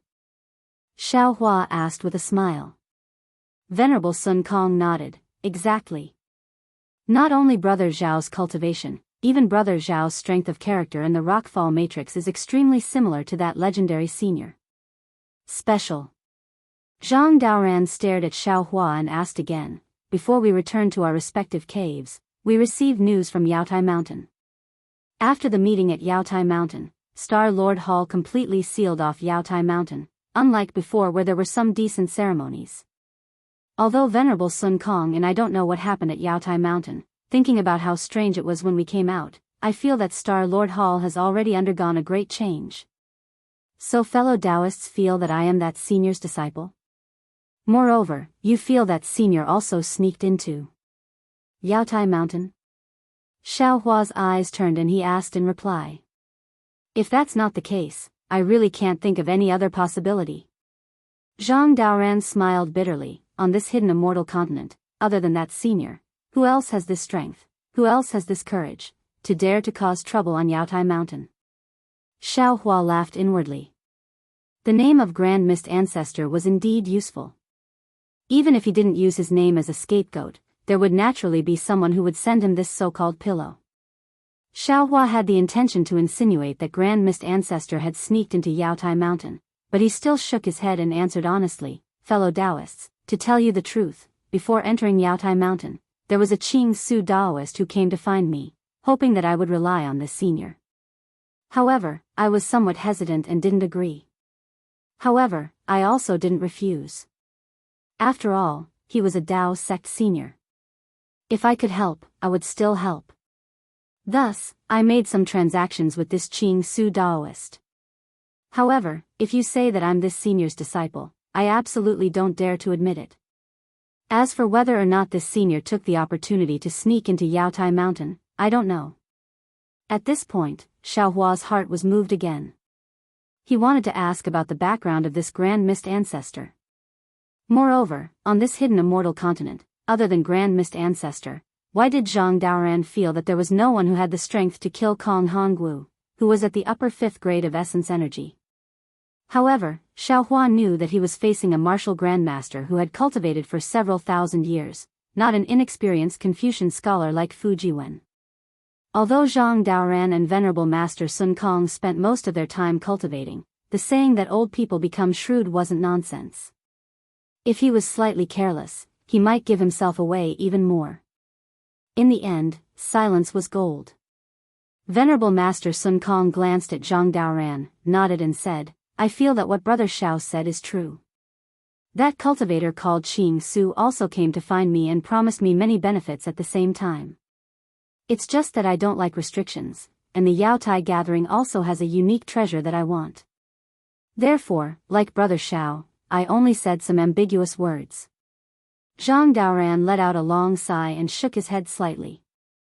Master Qing Su didn't come to find me, but I heard about some of his actions after he got out. Since we Daoist cultivators know about these actions, then Confucian cultivators should know even more. It looked like the incident at Star Lord Palace was caused by this old man. It should be a warning to the Immortal Palace and Confucian cultivators. The problem is, Xiao Hua continued to ask, what happened to Star Lord Hall? How should we deal with it? No one knows what happened to Star Lord Hall. Perhaps only Star Lord Hall's own Star Lord and Hall Master can know. Zhang Daoran smiled slightly at this time. What we need to do is the same as usual, just tuck our tails between our legs, that's all. However, we need to tuck our tails even tighter now to avoid being caught by Confucian cultivators. And the future of Hidden Immortal Continent. I'm afraid there will be some storms. At this point, Zhang Daoran said apologetically, also, this old man has already sent a message to the auction that the three of us discussed. Push it back 10 years. I believe they will know about the news of Star Lord Hall and understand our painstaking efforts. When Xiao Hua agreed, he was slightly distracted. Since Zhang Daoran's auction was postponed, what about him? Those Daoist cultivators who worked for him, should he also inform them not to go to Black Wind Ridge for the time being? However, Sun Kong disagreed and sneered. I don't think there's anything good about this. Since Star Lord Hall's matter has nothing to do with you and me, we should do what we should do. Why should we care about what Confucian cultivators think? The more you avoid it, the more they will think that you have a guilty conscience.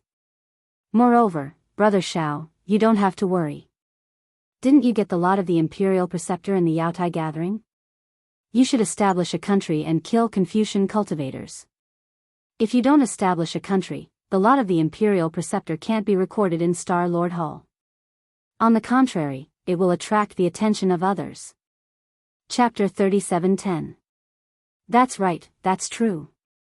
When Xiao Hua heard this, he immediately had a plan in his heart. I originally planned to return to Black Wind Ridge after exploring the ancient Forbidden Formation, but the information you two fellow Daoists had about Star Lord Hall really scared me. Now that I've heard Brother Sun Kong's words, I'm suddenly enlightened. Since it has nothing to do with us, we don't have to worry about anything we do. If that Confucian cultivator wants to find trouble with us, he doesn't need to see if we've done anything. Forget it, forget it. Zhang Daoran waved his hand. Since Brother Xiao isn't that senior's disciple, you naturally have nothing to do with this matter. We don't need to mention this anymore. Let's talk about this ancient Forbidden Formation. Hee hee. Xiao Hua smiled mysteriously and waved his sleeve. Several jade eyes appeared in front of them. Take a look first. It'll definitely exceed your expectations. Huh. Sure enough, when their divine senses saw the jade eyes, both of them were greatly shocked, and it was even more so than Xiao Hua and Zhai Xingzi. Zhang Daoran even cried out involuntarily, why have I never thought that this cloudy mountain maze formation is actually within my Jing province? Hee hee. Exalted Master Sun Kong laughed after recovering from his shock. Brother Daoran, although you were ahead of me before the Jade Pavilion meeting, I'm confident that I'll be able to keep pace with you after the restriction formation. Ha ha ha, I'm looking forward to it. Zhang Daoran also laughed. Right, where's Zhai Xingzi? Sun Kong only thought of Zhai Xingzi now. Where did that guy run off to? I don't know. Xiao Hua shrugged. Fellow Daoist Zhai Xing is so mysterious. I don't know if he's looking for someone or something. He disappeared with his lover. Lover? When did that guy have a dual cultivation partner? Sun Kong's eyeballs were about to fall out. That guy has always been arrogant and thinks he's on par with immortal emperors. How did he suddenly find a celestial empress? Ha ha ha, when he returns, you two will naturally know. Xiao Hua laughed. Zhang Daoran rubbed his nose and said strangely, Brother Xiao, not to mention that your luck is especially good, after this old man and Sun Kong met you, not only did we obtain two strange treasures, we even obtained the opportunity to enter the Misty Mountain Maze Formation. Let's talk about your social relations. Zhai Xingzi usually doesn't associate with Taoism cultivators. How did you meet him? About this. Xiao Hua was slightly hesitant, and he thought for a moment before he said with a flattering smile, the reason for this is slightly related to a secret, so it's inconvenient for me to explain. Let's wait for fellow Daoist Zhai Xing to return and see what he has to say. Then I won't ask. Sun Kong said with a smile, I believe in Brother Zhao's character. Since you feel that old man Zhai Xing can get along with you, then I'll believe you for once. Let's go explore the cave abode of this tribulation transcending senior. That. Zhang Daoran hastily called out to Sun Kong and handed him a jade eye. Brother Sun Kong, take a look at this. It seems like we should also go and make some preparations. Sun Kong took a look and exchanged glances with Zhang Daoran. However, this is Jing province.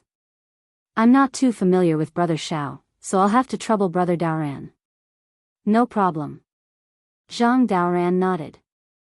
I'll go with my disciple to various places in Jing province to borrow some magic treasures from fellow Daoists that I'm familiar with. However, it's a bit impolite to ask my disciple to go to some places. If it's convenient, I'll write down the address in the jade eye. No problem, Sun Kong said with a smile, I still have some face. If Brother Daoran has something to say, feel free to say it.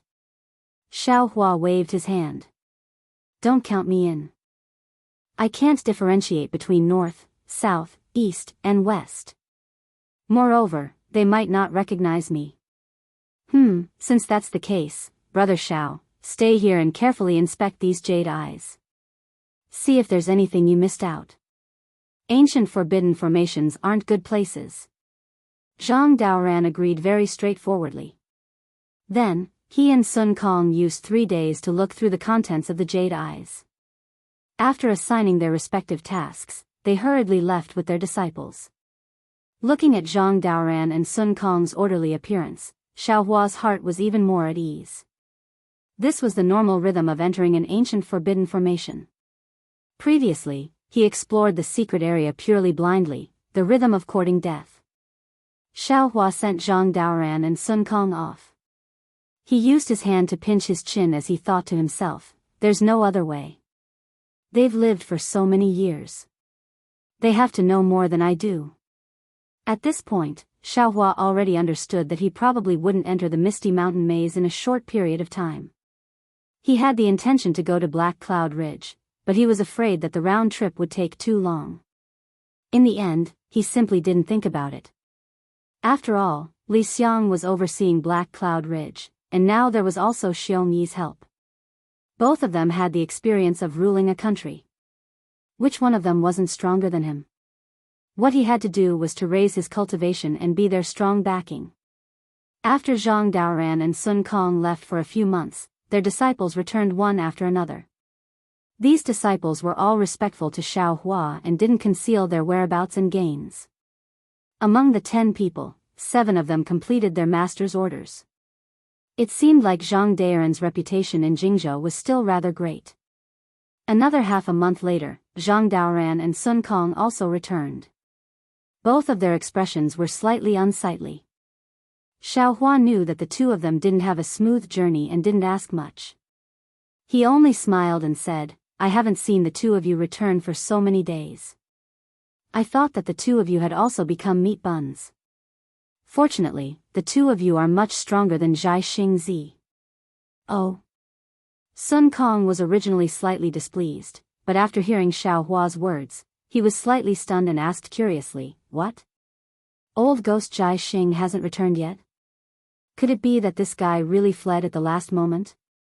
Zhang Daoran waved his hand and said in disbelief, impossible. Although Zhai Xingzi's starlight is arrogant, he has always been a man of his words. What he says is absolutely trustworthy.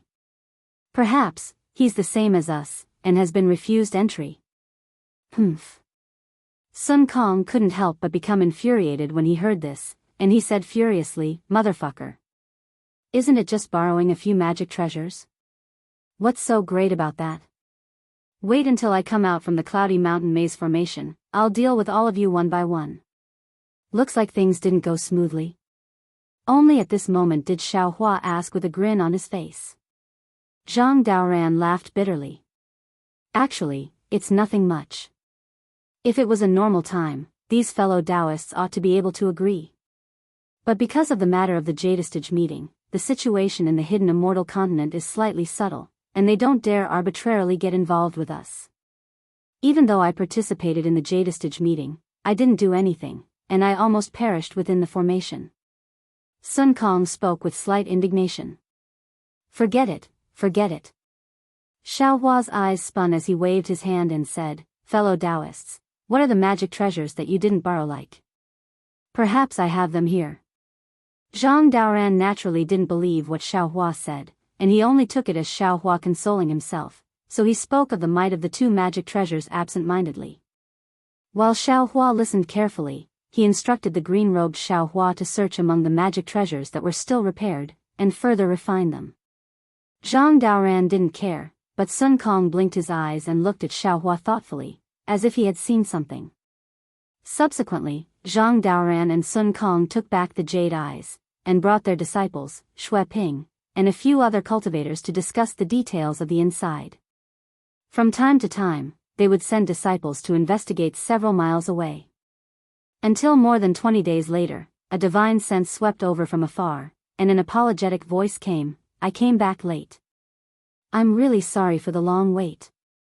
Hee hee, Meat Bun is back. Sun Kong withdrew his divine sense from the jade eyes, and as he spoke, he looked into the distance. Why did Zhai Xingzi bring back a Confucian cultivator? When Xiao Hua heard this, he immediately understood that this Confucian cultivator wasn't invited by Zhai Xingzi, and must be a close friend of Gusuqiu.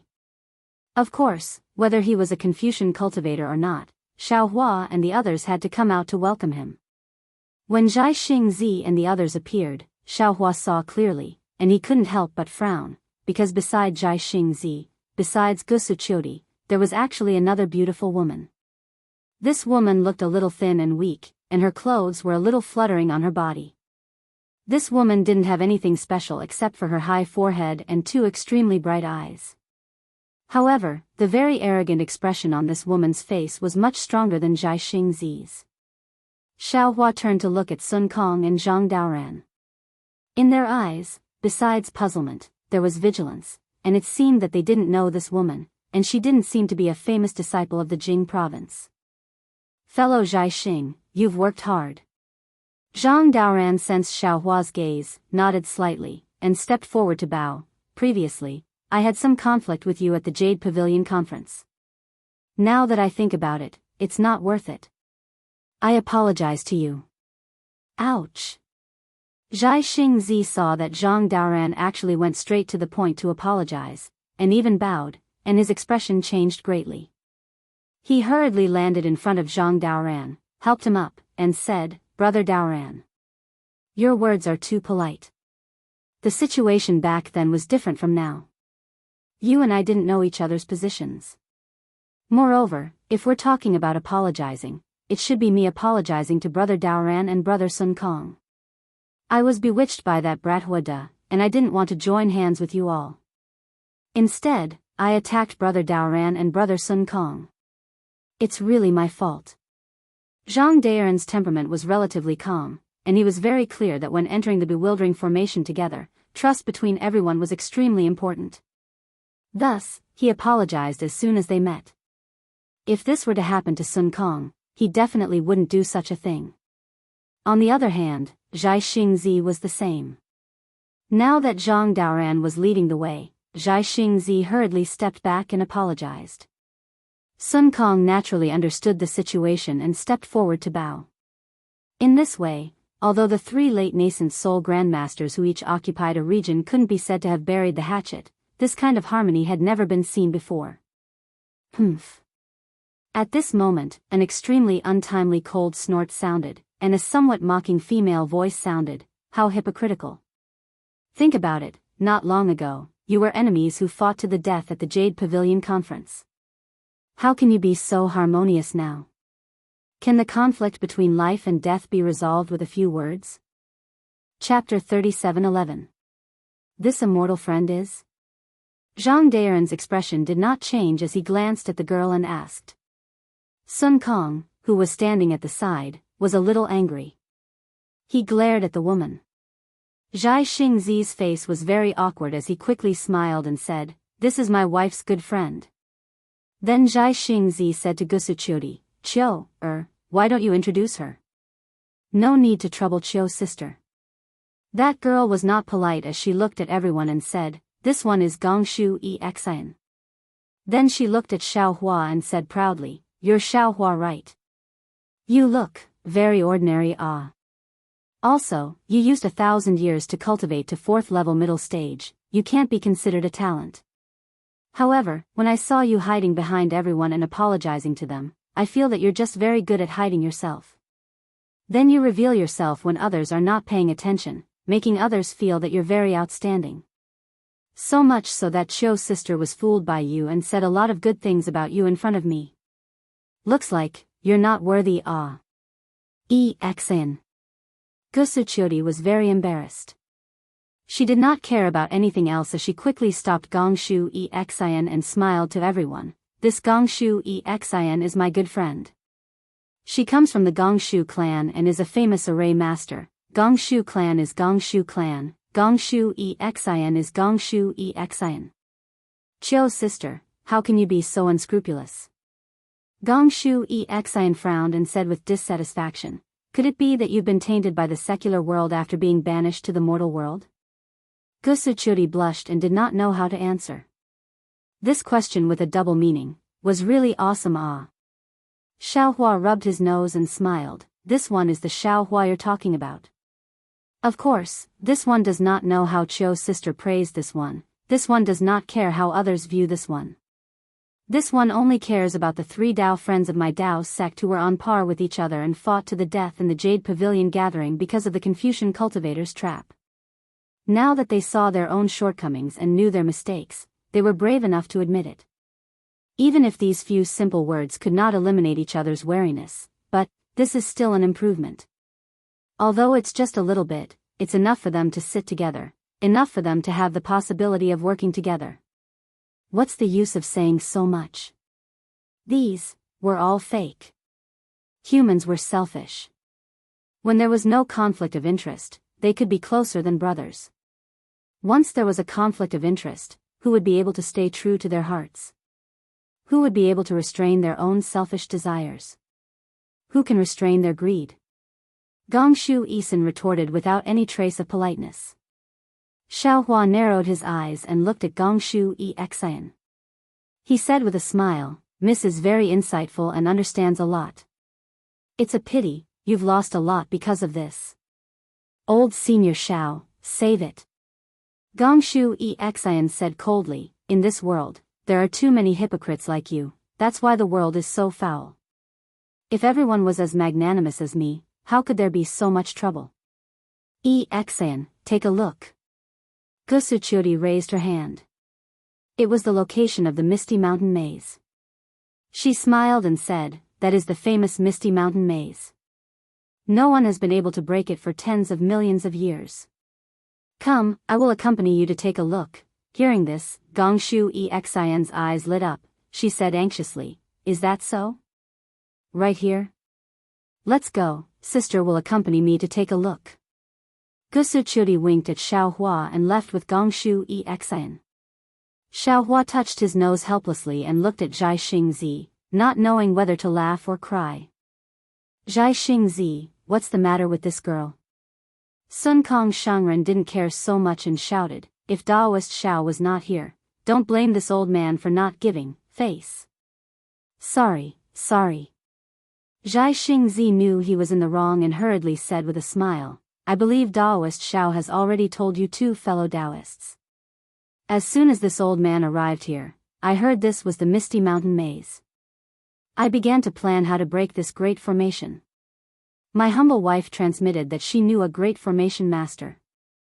This old man knew that our Dao sect's formation Dao had been lost for a long time. If we could find a great formation master, it would naturally be of great help to us. Therefore, this old man didn't tell Daoist Xiao.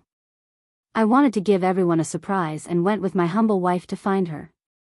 Unexpectedly, this lady Gongshu was really famous. There were many people begging her to break formations. She wouldn't meet with ordinary people. Because my humble wife was close friends with her, my humble wife was able to meet her. Unfortunately, when my humble wife met her, the Gongshu clan's clan head happened to have a clan order for her to help someone set up a formation. Naturally, she didn't dare to disobey the clan order. This old man and my humble wife could only accompany her. See, we were delayed after a round trip. However, this trip also broadened this old man's horizons. This Gongshu Xianxia's formation Dao is indeed formidable. That, a clan within 1,000 li radius was protected by her formation. In this old man's eyes, without the strength of mid-5th level origin energy, I'm afraid it's impossible to break through. Hiss. Sun Kong Shangren sucked in a breath and said in surprise, this little girl seems to only be mid-4th level origin energy. The formation she set up is actually so formidable. That's not the only thing that's formidable. Zhai Xingzi said with a smile, Brother Sun Kong, do you know why this little girl is so arrogant and doesn't put us late-stage nascent soul cultivators in her eyes? Why? Even Zhang Daoran was curious in his heart. Because. Zhai Xingzi said in a low voice, this lady Gongshu is only around 600 years old this year. Hiss. Zhang Daoran sucked in a breath of cold air. Sun Kong Shangren directly shouted, "Damn it, how is that possible? This girl is only around 600 years old. If she's this old man's disciple, I'm afraid she hasn't even cultivated to spirit solitude yet? If her talent is better, she should be able to cultivate to mid-golden core stage." Zhai Xingzi said with a smile, "When my humble wife told this old man was also shocked. This old man has never seen a cultivator who cultivates at such a godly speed." Jia. Sun Kong Shangren laughed, "You're Xiaohua right. You look very ordinary. Moreover, you used 1,000 years to cultivate to mid-4th level origin energy. You can't be considered a genius."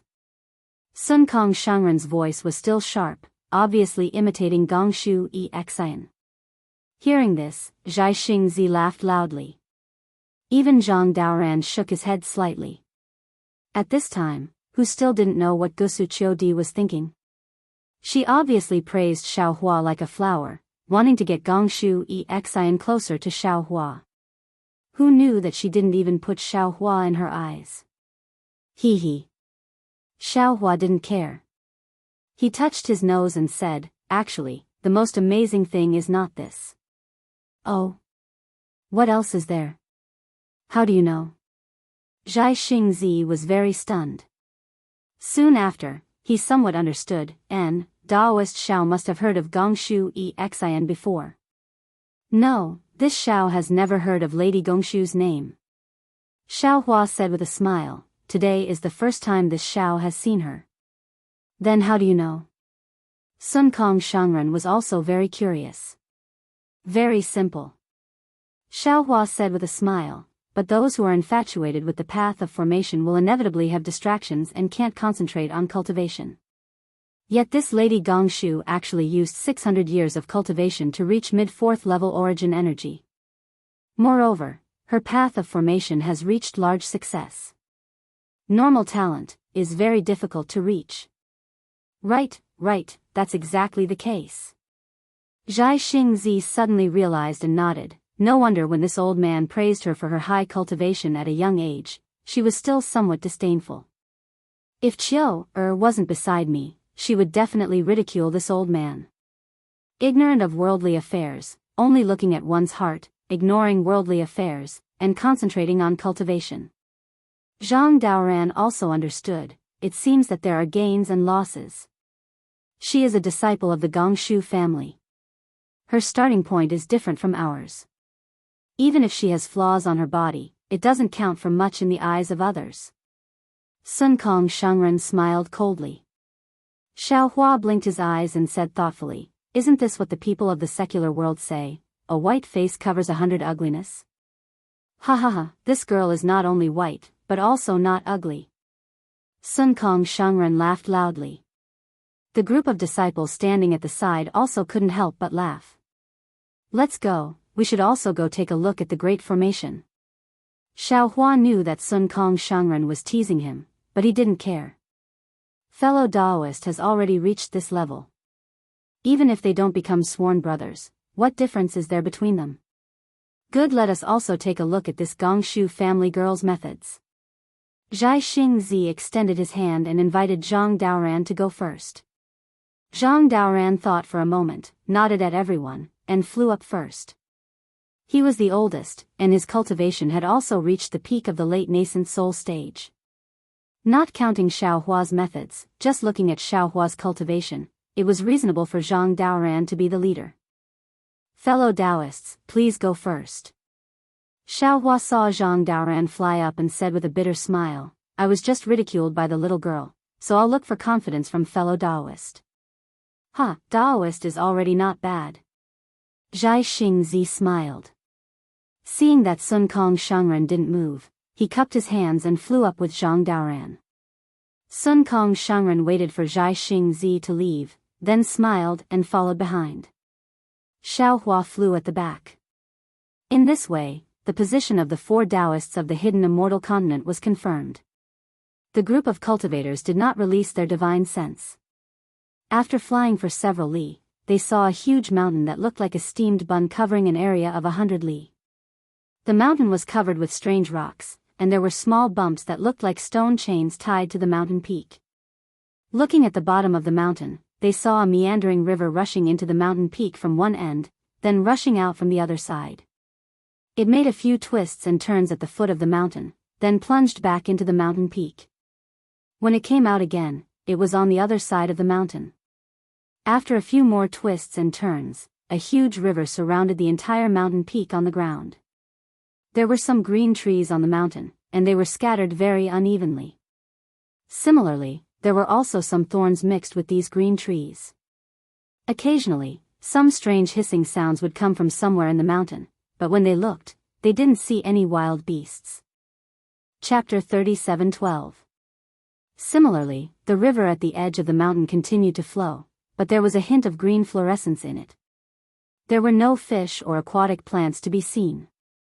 At the riverside, there were also fist-sized cobblestones. Each one was smoother than the next, shining under the sunlight. Aquatic plants that were usually seen at the riverside were nowhere to be seen here. Only a few thousand feet away from the riverside, there were sparse aquatic plants and moss. Only then did some tiny grasshoppers and other small things become active. The mountain looked a little strange, but when one's divine sense swept out, there were no fluctuations of magic power. Even the chi of heaven and earth was no different from other places. There were no signs of condensation. Furthermore, at the far end of the mountain, there was a large forest. The trees were lush, and the wind blew. It was full of vitality. Apart from the place where Xiaohua and the others came from, there was a large flat area that was several li wide. On the other side of the mountain, there were even taller mountain ranges. It seemed that those two mountain ranges were precipitous and had strange peaks that were even more imposing than this mountain. When Xiaohua and the others arrived, Gusu Qiudi and Gongshu Isan weren't near them. They probably went to the side to explore. Xiaohua and the others didn't mind. Zhang Daoran looked to the left, then turned to Shui Ping and the others and said, "After I got your jade eyes, I studied it carefully. I found that your opinions were not unanimous. Some said this was the Four Gates Dragon Binding Formation, some said it was the Milky Way Spirit Sealing Formation, and some said it was the Goldwater Flat Hill Formation. Now that we are going to break the formation, we have to understand the formation first." Shui Ping said respectfully, "Senior, please know that I was the first to arrive at this place according to the map. However, I'm not well versed in the Tao of array formations. Based on the trajectory of the mountain and the few jade eyes I have, I discovered that the ridges on the mountain are like chains. Furthermore, the mountain is above the water, which is very similar to the Four Gates Dragon Binding Array passed down in ancient times. As for the other formations, they are the opinions of the other Daoists. Of course, I know that our cultivation is shallow and our knowledge is even more limited. These things are recorded in the jade eyes for reference. It's nothing." Zhang Daoran nodded, then looked towards Zhai Xingzi and Xiaohua, asking, "Fellow Daoists, what do you think?" Zhai Xingzi smiled and said, "I've thought about it before, and I've even looked at the terrain here. But now that the formation master of the Gongshu family is here, I'd better not embarrass myself." "Ha, that's right." Xiaohua also said with a smile, "Everyone has their shortcomings and strengths. The matter of breaking the array should be left to Miss Gongshu." When Zhang Daoran was about to speak, Sun Kong waved his hand and said, "Although the girl from the Gongshu family is a formation master, all she knows is origin formations. We are Dao sect cultivators and Senior Tsang Langzi's cave is also a Dao sect formation. Even if we listen to the girl's opinion, we can't embarrass the Dao sect. We still have to say what we want to say." This old man had some misgivings earlier. "Now, I'm going to take a closer look. When I find something, I'll discuss it with you." "All right." Zhang Daoran nodded. "This old man will go with you." Then, he said to Xiaohua, "Brother Xiao, follow fellow Daoist Zhai Xing to find the girl from the Gongshu family." Xiaohua thought for a moment and said, "That girl is obviously disgusted with me. I'd better not provoke her. Fellow Daoist Zhai Xing can go by himself." "Fine." Zhai Xingzi knew that Gusu Qiudi helped Xiaohua and felt a little self-defeating. He smiled and said, "This old man will go by himself. Spiritual master, take these disciples and stand guard by the side." After saying that, the three of them flew away. Xiaohua said to Shui Ping and the others, "Let's go. Take this old man and take a look at this large array." Yes. Shui Ping and the others were very respectful. They took Xiaohua from the foot of the mountain and explored bit by bit.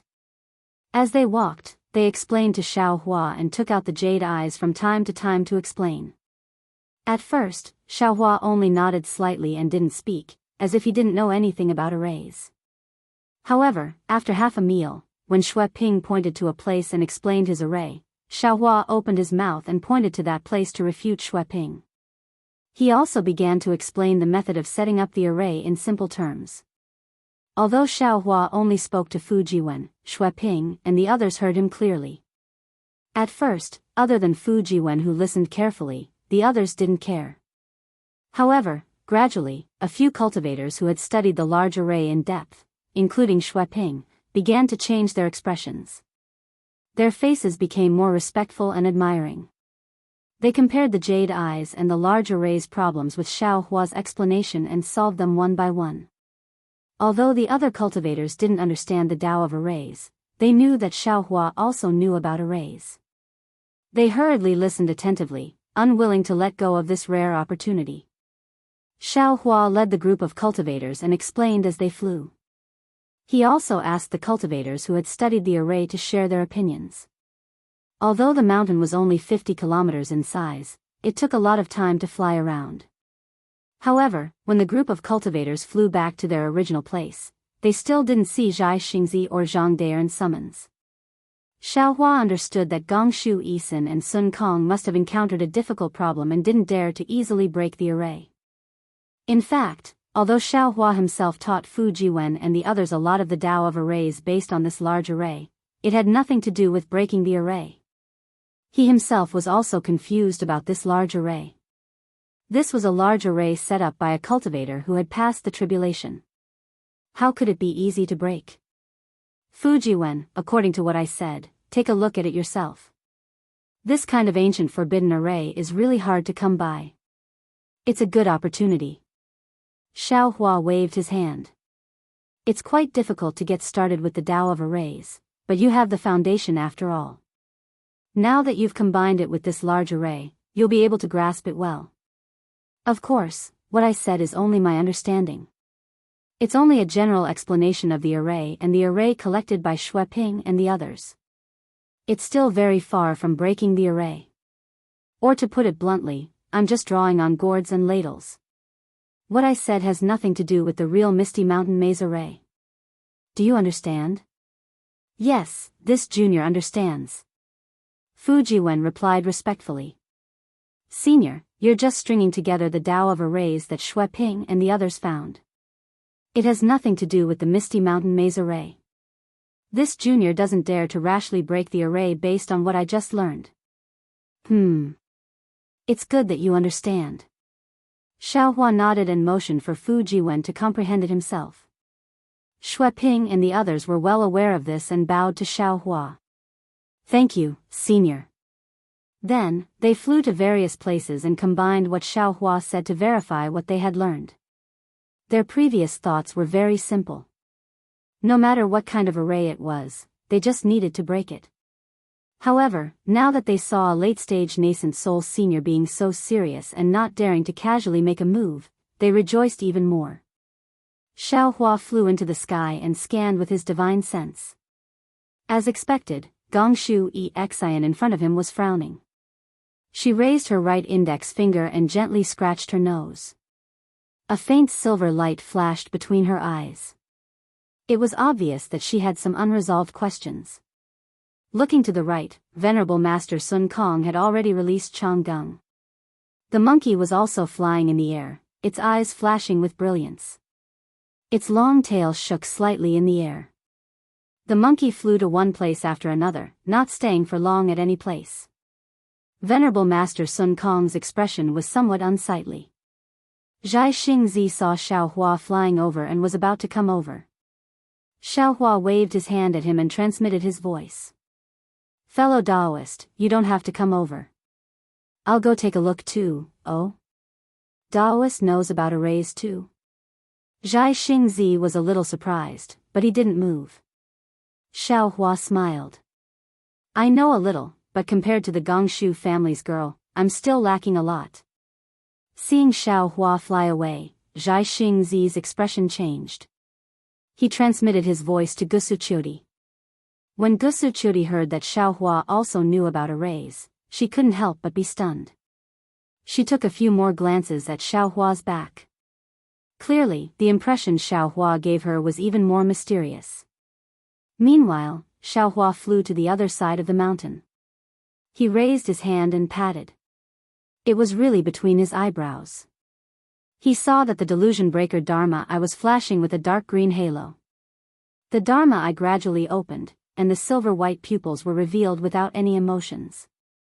Hiss. When the Dharma eye saw the situation in front of him, Xiaohua couldn't help but suck in a breath of cold air. He saw that below him, an oval-shaped light circle was flashing with a faint golden and green brilliance. Vaguely, there were some words flashing within the golden brilliance and green brilliance.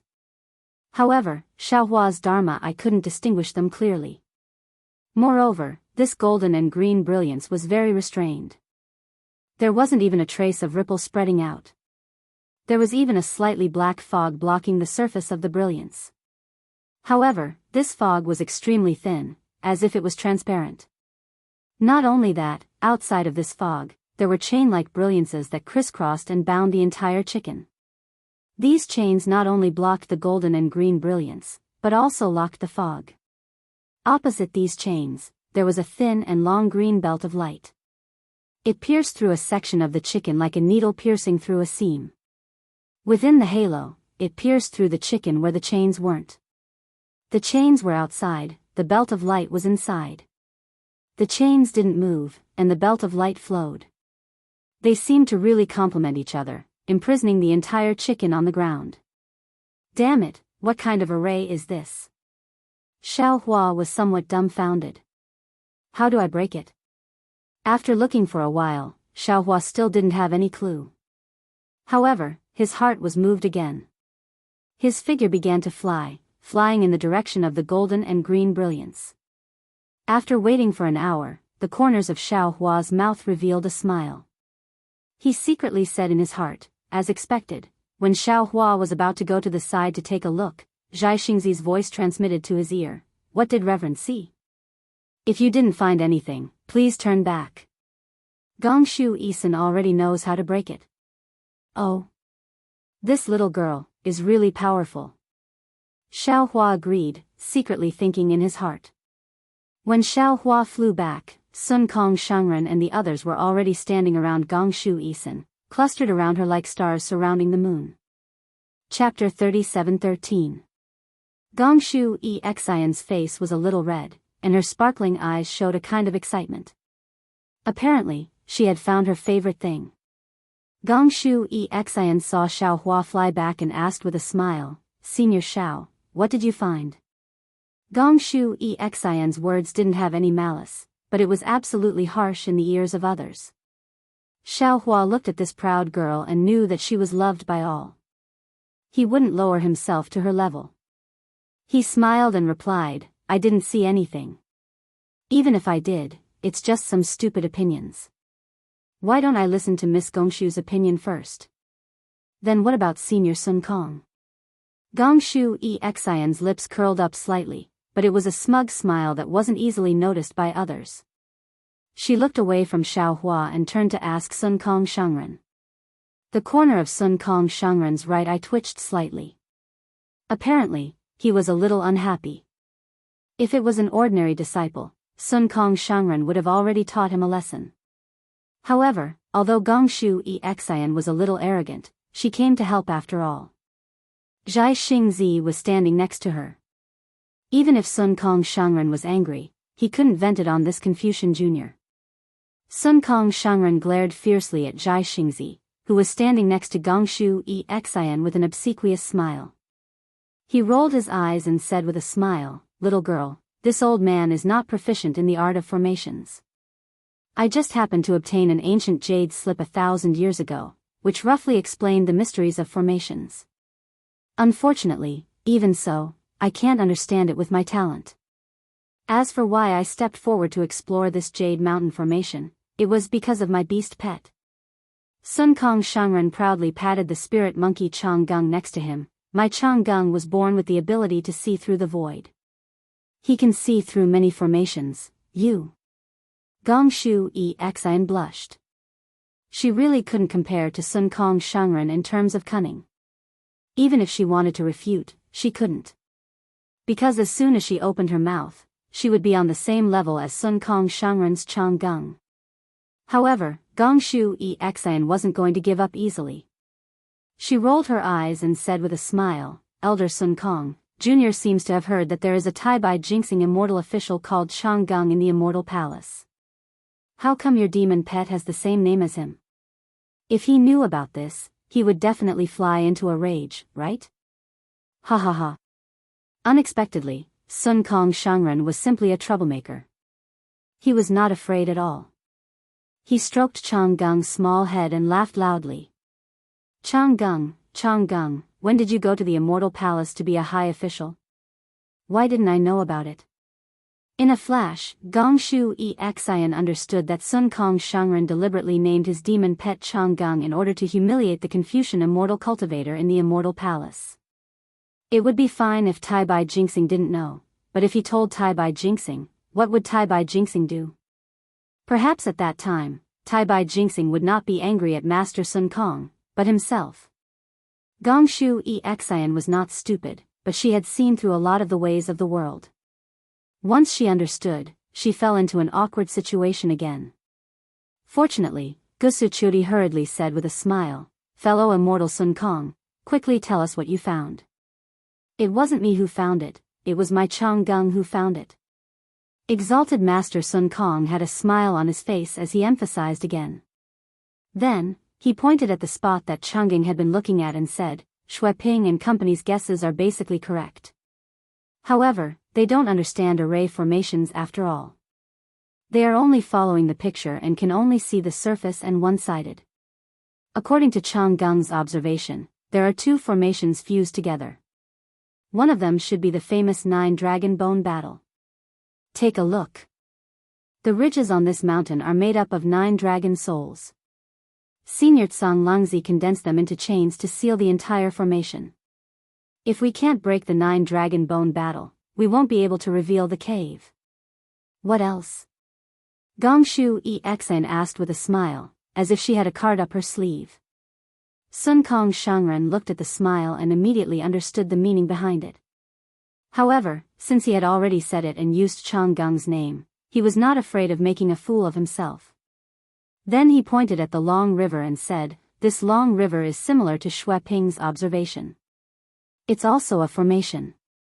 If I'm not wrong, it should be the 9 Yin demon subduing formation. However, this formation is a hidden one, which should complement the 9 Dragon Bone battle formation. One is bright and one is dark, one is Yin and one is Yang. If we want to show Senior Tsang Langzi's cave residence, we have to break the 2 formations at the same time. If we break one first, the other formations will counterattack. Of course, if we can't break any of the formations, the Yin and Yang formations will counterattack together, which will be more powerful. Presumably, the vision recorded in the jade eyes is that we can't break the formations at the same time and cause the formation to counterattack. Clap clap. Before Zhang Daoran and the others could speak, Gongshu Xian clapped her hands and said, Senior Sun Kong is indeed amazing. You really saw through this formation. Hee hee, little girl. Hearing Gongshu Xian's praise, Sun Kong Shangren didn't look happy at all. He said faintly, You should say the but first. As expected, Gongshu Xian continued, But you only saw through 30 to 40% of the formation. If you break the formation, I'm afraid we won't have any chance to enter. 30 to 40%? Not to mention Sun Kong Shangren, even Zhai Xingzi and the others were shocked. If what Gongshu Xian said was true, the 9 Dragon Bone Lock formation and the 9 Yin Demon subduing formation were only 30 to 40%, then didn't that mean there were still 2 or 3 other formations? They had never heard of a formation that could combine 4 great formations into one.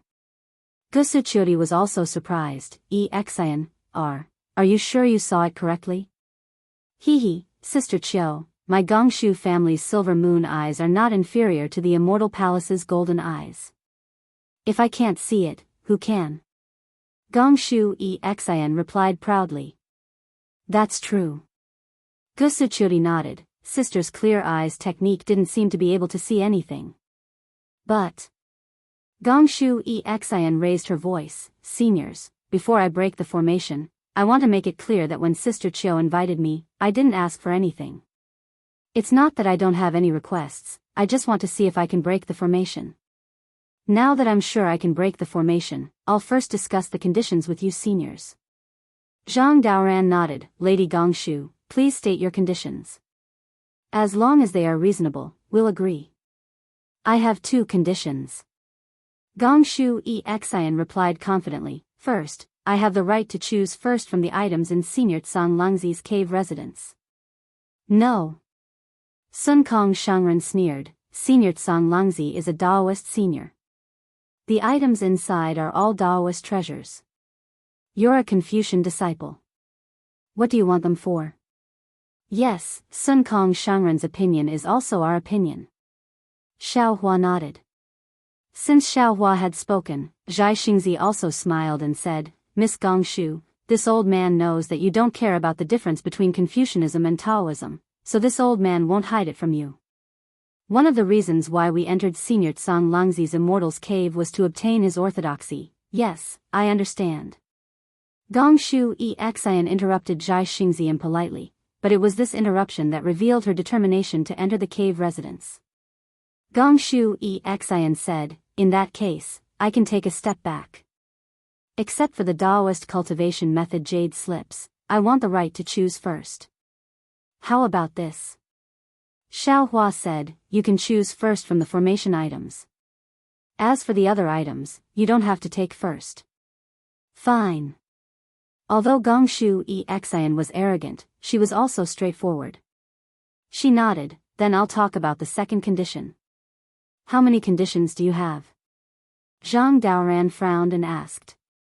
Just these 2. Good, please. Zhang Daoran saw Xiaohua's calmness and was relieved. The second condition is, in addition to the cultivation method, I want 50% of the treasures, medicinal pills, formations, and other items. Gongshu Xian's bright eyes curved into crescents. She knew her conditions were harsh, but Zhang Daoran and the others had to agree. Sure enough, Zhang Daoran heard this and felt bitter. The reason was obvious. Without Gongshu Xian, they couldn't break the formation and enter the cave residence. But even if he allowed Gongshu Xian to break the formation, with her cultivation level, she wouldn't be able to do it. The ones doing the work would still be the Daoist cultivators themselves. They put in a lot of effort, but a bossy Confucian cultivator took half of it. Zhang Daoran couldn't accept it. Zhang Daoran didn't want to agree, but other than Gongshu Xian, who could break the formation? No. Exalted Master Sun Kong immediately spoke and pointed at Xue Ping and the others. Senior Tsang Langzi's cave abode was discovered by these Dao sect disciples, so they should have 20% of the items inside. We should take 60% while the remaining 20% belongs to you. Hehe, then I'll have to ask all of you seniors to break the formation yourselves. I still want to live to see the sun rise tomorrow. Gongshu Xian didn't have any intention of bargaining and said with a smile. How about this? Gusuchuri naturally stepped forward and said with a smile, Xian, I don't want my share. You take 30%. After all, Senior Daoran and Daoist Shao are the main force.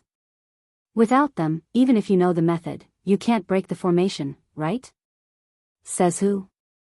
Gongshu Xian retorted, my Gongshu clan has no lack of 4th or 5th level cultivators. As long as there's an ancient maze formation here, it's easy to call a few over. Chapter 37:14. Xiaohua heard Gongshu Xian's tone and felt a bit better. He didn't know if he cared about Gusuchuri's face or if he met his own expectations. He thought for a bit and said, Miss Gongshu, if you want to invite Gongshu family cultivators, I think you should invite some 6th level essence energy cultivators.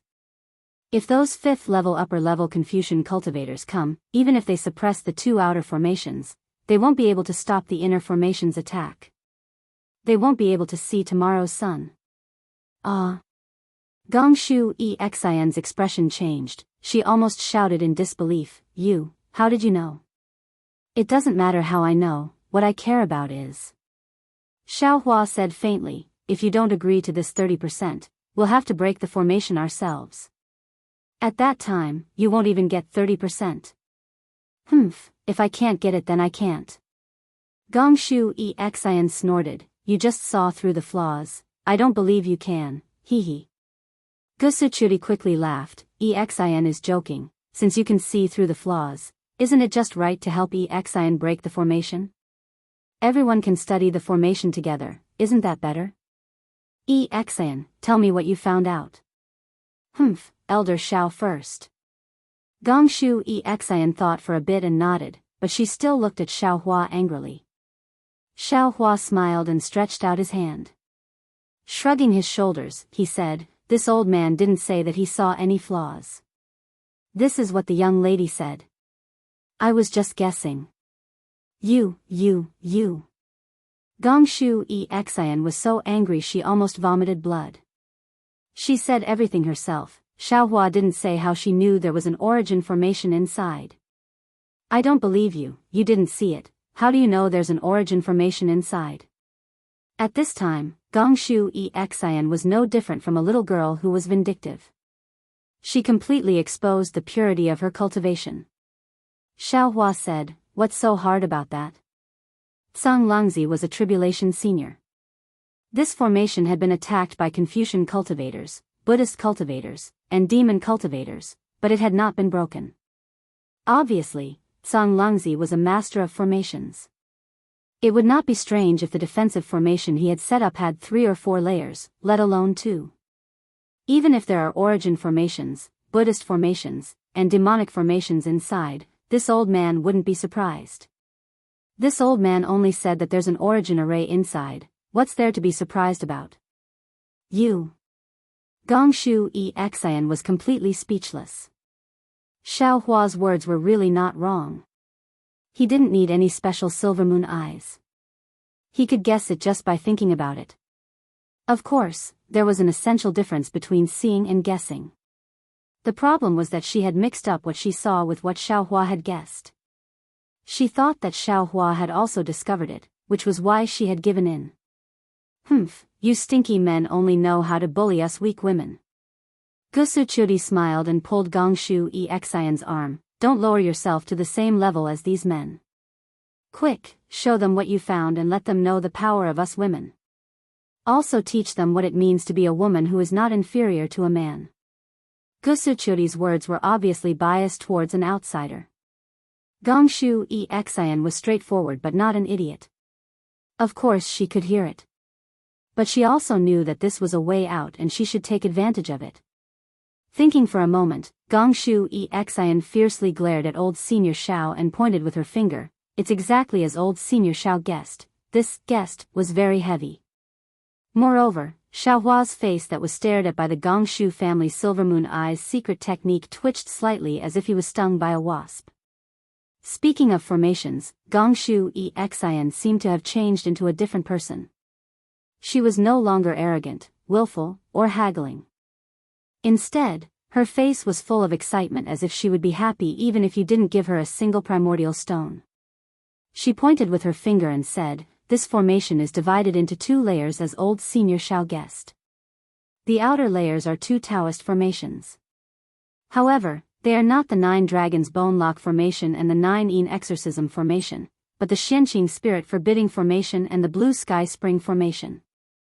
The 2 formations that old Senior Sun Kong mentioned are similar to the 2 formations that I mentioned, but there are essential differences. The 9 Dragons Bone Lock formation is a defensive formation, while the 9 Yin Exorcism formation is a suppressing formation. Old Senior Tsang Lungzi wouldn't place the 9-yin exorcism formation outside his cave residence to suppress himself, right? Sun Kong blinked his eyes and didn't say anything. The Xianxia spirit forbidding formation and the blue sky spring formation are different. They are both offensive formations. People often say that the strongest defense is offense. Old Senior Tsang Lungzi must know this very well. Of course, one of these two formations is in the light and the other is in the dark. It's just as old Senior Sun Kong said. Gongshu Isin continued, however, the difference between the Xianxia spirit forbidding formation and the 9 dragons bone lock formation is that, the spirit forbidding formation doesn't have a dragon vein inside. Instead, it imprisons a formation spirit. With this formation spirit, the entire formation isn't static.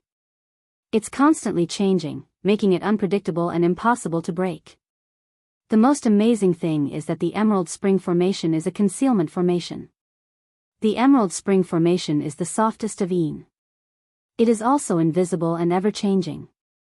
I can't be sure if there is a formation spirit in the Emerald Spring formation, but even if there is only one formation spirit, the two formations complemented each other and were equivalent to 3 independent formations. Formation spirit? Xiao Hua frowned. What's that? Is it a formation spirit? No. Gongshu Isin shook her head. Formation spirit, that's just a legend. Not to mention this one doesn't know about it, even my Gongshu family, and even the Confucian inheritance have never had this kind of formation spirit. The formation spirit I'm talking about is the demon spirit, living soul, or beast soul imprisoned inside the formation. These formation spirits can not only increase the flexibility of the formation, but the more powerful the formation spirit is, the more powerful the formation will be. Oh, I see. Xiao Hua understood. Then what's the origin formation I'm talking about? Gongshu Isin rolled her eyes at Xiao Hua and said, in addition to the 2 Daoist formations outside the Misty Mountain Maze formation, there are 2 more formations inside. What? Zhai Xingzi was shocked. 2 origin formations? No, one is an origin formation, and the other is a Buddhist formation. Gongshu Isin shook her head. However, my silver moon eyes are not strong enough. I can only see the origin formation and the Buddhist formation from the flaws of the 2 Daoist formations. I can't tell what kind of formations they are for now. Only after we break the 2 Daoist formations can I begin to break these 2 formations. But, seniors don't worry about the origin formation. Senior Tsang Lungzi is a Taoist senior after all. This one has some confidence in breaking his origin formation. Girl, didn't you say it just now? If we don't break the 2 formations inside at the same time, when we break the 2 outer formations, will we be attacked by the 2 inner formations? Sun Kong Shangren frowned and asked, why do we have to wait until the end? Gongshu Isin nodded. If the inner formation is a Taoist formation, this one can't do anything about it. But since it's a Confucian origin formation, this one has confidence that it won't be activated. Xiao Hua nodded. What he saw was similar to what Gongshu Isin saw, but he saw it more clearly. Thinking for a moment, Xiao Hua looked at Sun Kong Shangren and said a few words through voice transmission. Sun Kong Shangren frowned and looked at Xiao Hua with surprise. He waved his hand and Chang Gung flew out to a place in the formation.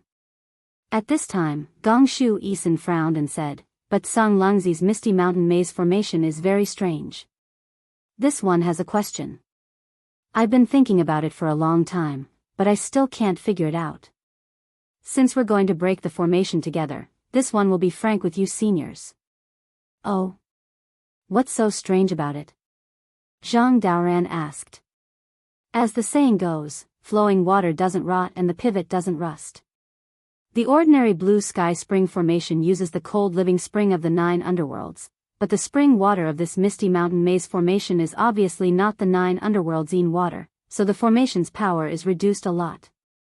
Also, if it weren't for the jade eyes of the seniors who knew about the Misty Mountains Maze formation, I wouldn't have been able to see through it with my clear eyes technique. This Misty Mountain Maze formation conceals its magic power and noble spirit very well. There's not a trace of it outside the surface. What's so strange about it? Zhai Xingzi asked curiously. Of course it's strange. Gongshu Isin smiled. We Confucian cultivators need to absorb noble spirit into our bodies. You seniors also need to absorb heaven and earth yuan qi to refine your bodies, right? It's the same for origin formations and magic formations. Without noble spirit and heaven and earth yuan qi, these magic formations and origin formations can't last long, not to mention this misty mountain maze formation is from ancient times. What do you mean? Xiao Hua's heart also moved as he thought of a possibility. From what this one knows, this misty mountain maze formation must have an inner layer. This inner layer can absorb heaven and earth yuan qi and noble spirit. Gongshu Isin nodded, especially, Senior Tsang Lungzi handled this inner layer very well. Even if there are fluctuations of magic power and noble spirit, it won't be noticed by others. How is that possible? Zhai Xingzi shook his head. As long as there are fluctuations, it will be noticed by others. Fellow Zhai Xingzi. Xiao Hua was now somewhat convinced by Gongshu Isin. Didn't Miss Gongshu just say?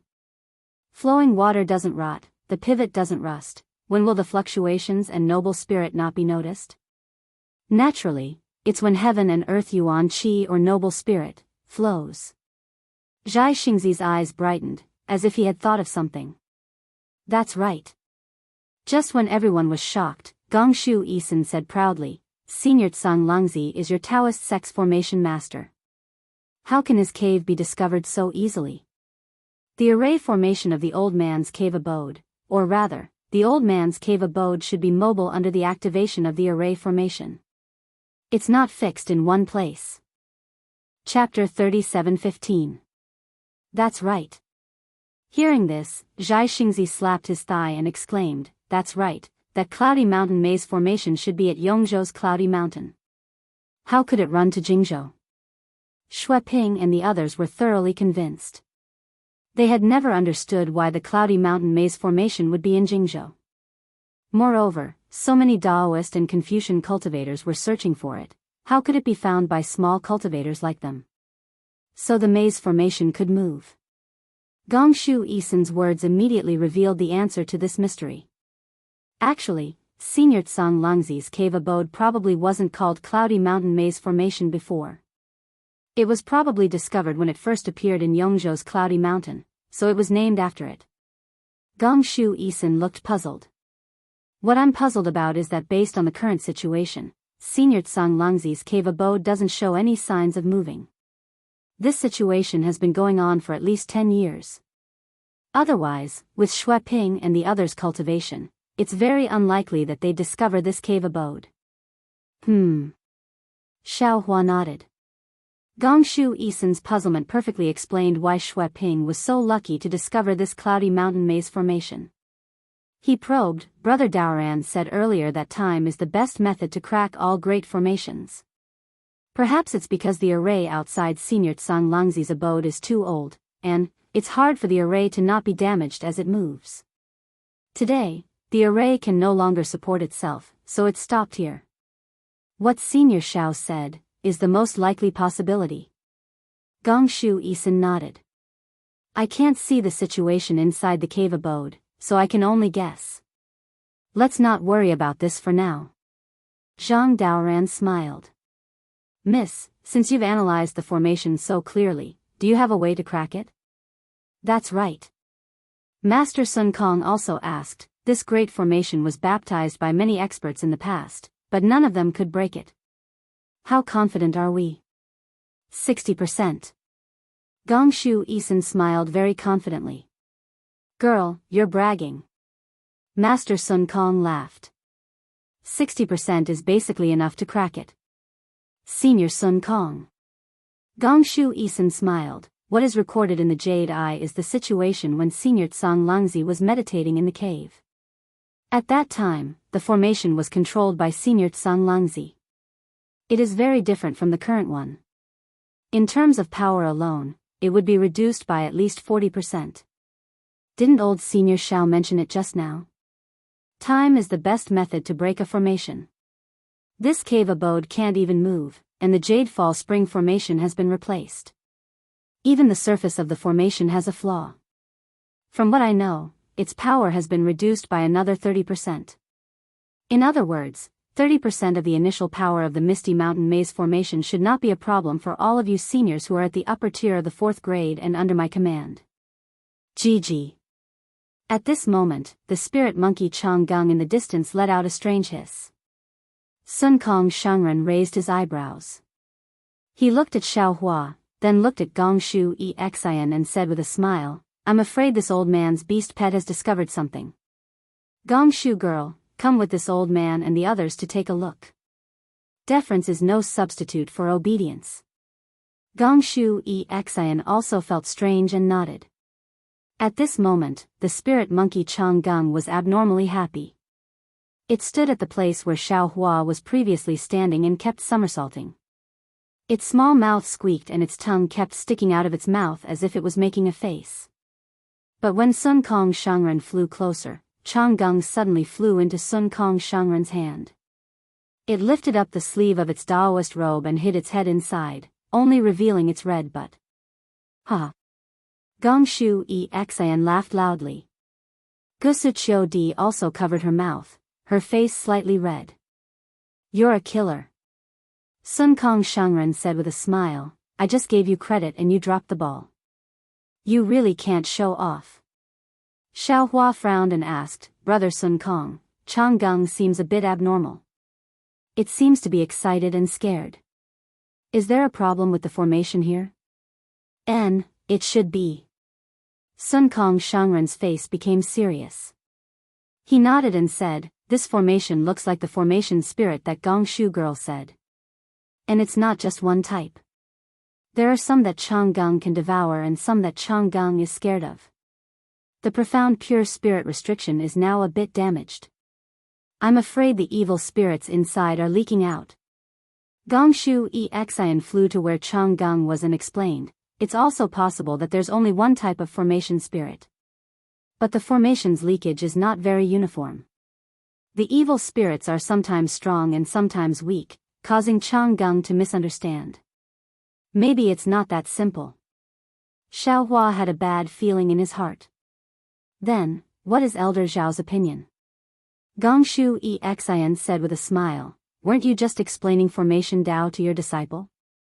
From what I've heard, it's quite standard and methodical. It seems that you also understand the Dao of array formations. Xiao Hua shook his head, this old man knows a bit, but I haven't truly comprehended it. I don't have the experience of learning from the most basic foundation like you. Facing a great formation like the Misty Mountain Maze Formation, this old man can't trace it back to its source. This old man can only break formation with formation. That's brute force. Gongshu Xian was already standing in the air, criticizing Xiao Hua without holding back. To put it bluntly, it's ruthlessly destroying a flower. This kind of formation breaking method is effective, but if you can't completely break the formation, then you'll have to face the formation's full counterattack. This method isn't very suitable for the Misty Mountain Maze Formation. Then, Gongshu Xian's 7 apertures began to glow with a faint silver light. This light condensed into her eyes. In just a moment, her eyes flashed with a silver-white halo. This halo was like a full moon, falling towards the Misty Mountain Maze Formation. Sun Kong Shangren and the others had already flown over and surrounded Gongshu Xian. Zhai Xingzi and Zhang Daoran even channeled their Dharma powers and released their divine sense. They slowly scanned the surroundings, wary of any changes in the formation. Fortunately, after the time it took to eat a meal, Gongshu Xian withdrew the eye-clearing technique. The Great Formation didn't have any special changes, and Gongshu Xian's face carried a deep smile again. Senior Sun Kong. Gongshu Xian glanced at Chang Gung, who had been put into Sun Kong's robe, and said, your demon pet is really powerful. This one just used the eye-clearing technique to look. This is the most damaged part of the Great Formation. From here, you can see the situation of the Origin Formation and Buddhist Formation. Chang Gung deserves the first merit of this trip. Heh, that's good. Sun Kong intentionally or unintentionally glanced at Xiao Hua and answered with a smile, in that case, Miss Gongshu, can you give half of the benefits to my Chang Gung? Heh. Gongshu Xian smiled, her eyes curved like a little fox. It's not too late to wait until Senior's demon pet learns how to break the formation. All right. Sun Kong shrugged. This old man will wait until I get the formation jade slip from Senior Tsang Langzi's cave and then give it to Chang Gung. Zhang Daoran whispered, Miss Gongshu, this Cloud Mountain Maze Formation's origin formation and Buddhist formation's origin formation, how is it? Gongshu Xin withdrew her smile, and her face became solemn. She nodded and said, Senior Tsang Langzi, is really amazing. In addition to the two Dao formation mentioned before, which are the few powerful formations I've seen in my life, this origin formation and Buddhist formation are also the great formations that my Confucian cultivators and Buddhist sect have lost. Oh, if it's a lost great formation, how can misunderstand it? Xiao Hua frowned and asked curiously. Heh, did Senior Xiao forget? This one is a descendant of the Gongshu family. Senior Xiao should know what my Gongshu family is good at, right? Gongshu Xin called him Senior Xiao very straightforwardly. Of course, Xiao Hua was also happy to hear it. Senior Xiao touched his nose and said with a smile, this old man naturally knows. But this old man thinks these are great formations from millions or even tens of millions of years ago. Gongshu family might not be able to preserve them completely. Xiao Hua had read all the Confucian classics of the hidden immortal continent. Now, he was not comparable to when Fu Jiwen met him. However, he still only knew that the Gongshu family was extremely mysterious. They had a deep accumulation of mechanisms and origin formations. They might not be worse than the Mo family. However, the Gongshu family's reputation on the hidden immortal continent was far inferior to the Mo family. Of course, Xiao Hua wouldn't say this in front of Gongshu Xin. He only vaguely asked Gongshu Xin. How could Gongshu Xin not hear Xiao Hua's obscure words? She snorted and said, since the Mo family can preserve the ancient puppet refining method, why can't my Gongshu family preserve the ancient origin formation Dao? This one can reveal that the origin formation that Senior Tsang Langzi used to protect the cave is one of the best preserved ancient origin formations of my Gongshu family. 1. Xiao Hua rolled his eyes and said with a smile, so there's a second and third one? I don't know. Gongshu Xin raised the corner of her mouth and didn't answer.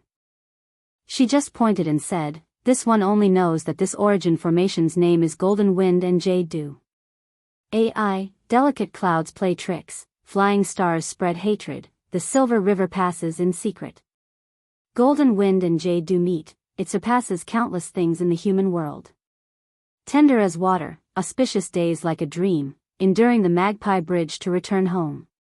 If two people's feelings last long, why would they be together day and night? Hearing the name of the origin formation, Gusuchuri couldn't help but sigh and recite. When Xiao Hua heard this, he couldn't help but be dumbfounded. He then said embarrassedly, the Confucian origin formation is really strange. This name is too lingering. What do you vulgar Daoist sect people know? Gongshu Xin said with disdain, although Daoist sect formations are powerful, their names are unpleasant to hear. What 9 dragon bone lock, what mysterious soul shattering, how can they compare to my Confucian origin formation? The golden wind and jade dew great formation is the lingering feeling of love and longing like a tide. Once one falls into the origin formation, they will wish for death, unable to beg for life. Forget it, forget it. Sun Kong waved his hand, this old man doesn't know anything about golden wind and jade dew. I only know that an old man is pushing a cart. Miss, why don't you tell me how to break this origin formation and what that Buddhist formation is? Chapter 37:16. Bah. Gongshu Xin spat, her face slightly red, and then said seriously, the other Buddhist formation has also been lost, but fortunately, this one coincidentally found a fragment of a map on a small hill when I was traveling in Nirvana. It was precisely this brilliant glazed golden light Buddhist formation. So this one has a 60% chance of breaking the origin formation and Buddhist formation inside. Brilliant glazed golden light Buddhist formation? Xiao Hua slightly furrowed his brows. One of the Buddhist scriptures of the exquisite temple, Great Treasure Accumulation Sutra, Immeasurable Life Tathagata Society, secretly flowed through his mind. He didn't quite understand the relationship between the Buddhist formation he saw earlier and this Buddhist scripture. What? Senior Xiao also knows Buddhism. Gongshu Xian was still keenly aware of Xiao Hua's strangeness, and asked with a smile. It's about the same as this one's formation cultivation. Xiao Hua said ambiguously. Senior Xiao is really amazing, you know a lot of things. Gongshu Xian's words were more sarcastic than admiring. Xiao Hua heard this and smiled bitterly, glancing at Zhai Xingzi. Zhai Xingzi also smiled bitterly. Since Gongshu Xian came here, she gave Xiao Hua a hard time, obviously because of Gusuqiu Di. Seeing this, Gusuqiu Di hurriedly changed the topic and urged, Sister Xian, since you have already seen through the Misty Mountain Maze formation, do you want to start breaking the formation? Sister Qiu, wait a moment. Gongshu Xian replied, being able to see through a formation is different from being able to break one. The old monks of the Buddhist sect can see through these 4 maze formations, but if you let them break the formation, I'm afraid even their bones won't be left. This little sister wants to see the big formations trend first, and speculate the big formations changes. Then, Gongshu Xian clapped her hand, took out a Qianquan bag, took out a palm-sized formation plate, opened her mouth, and a stream of true qi fell on it. The formation plate produced clouds, and waves of inscriptions flowed out, covering the whole formation plate. Then, Gongshu Xian waved her hand and the formation plate fell into the formation. Several rays of light appeared and wrapped around the formation plate. After a while, the formation plate disappeared. Next, Gongshu Xian didn't stop. She placed a total of 81 formation discs within 100 miles of the formation. When the last formation disc was placed inside the formation, Gongshu Xian's body trembled slightly. A powerless paleness appeared on her pale face. Xian. Gusuqiu had been by Gongshu Xian's side. She hurriedly supported Gongshu Xian and asked with concern, Are you all right?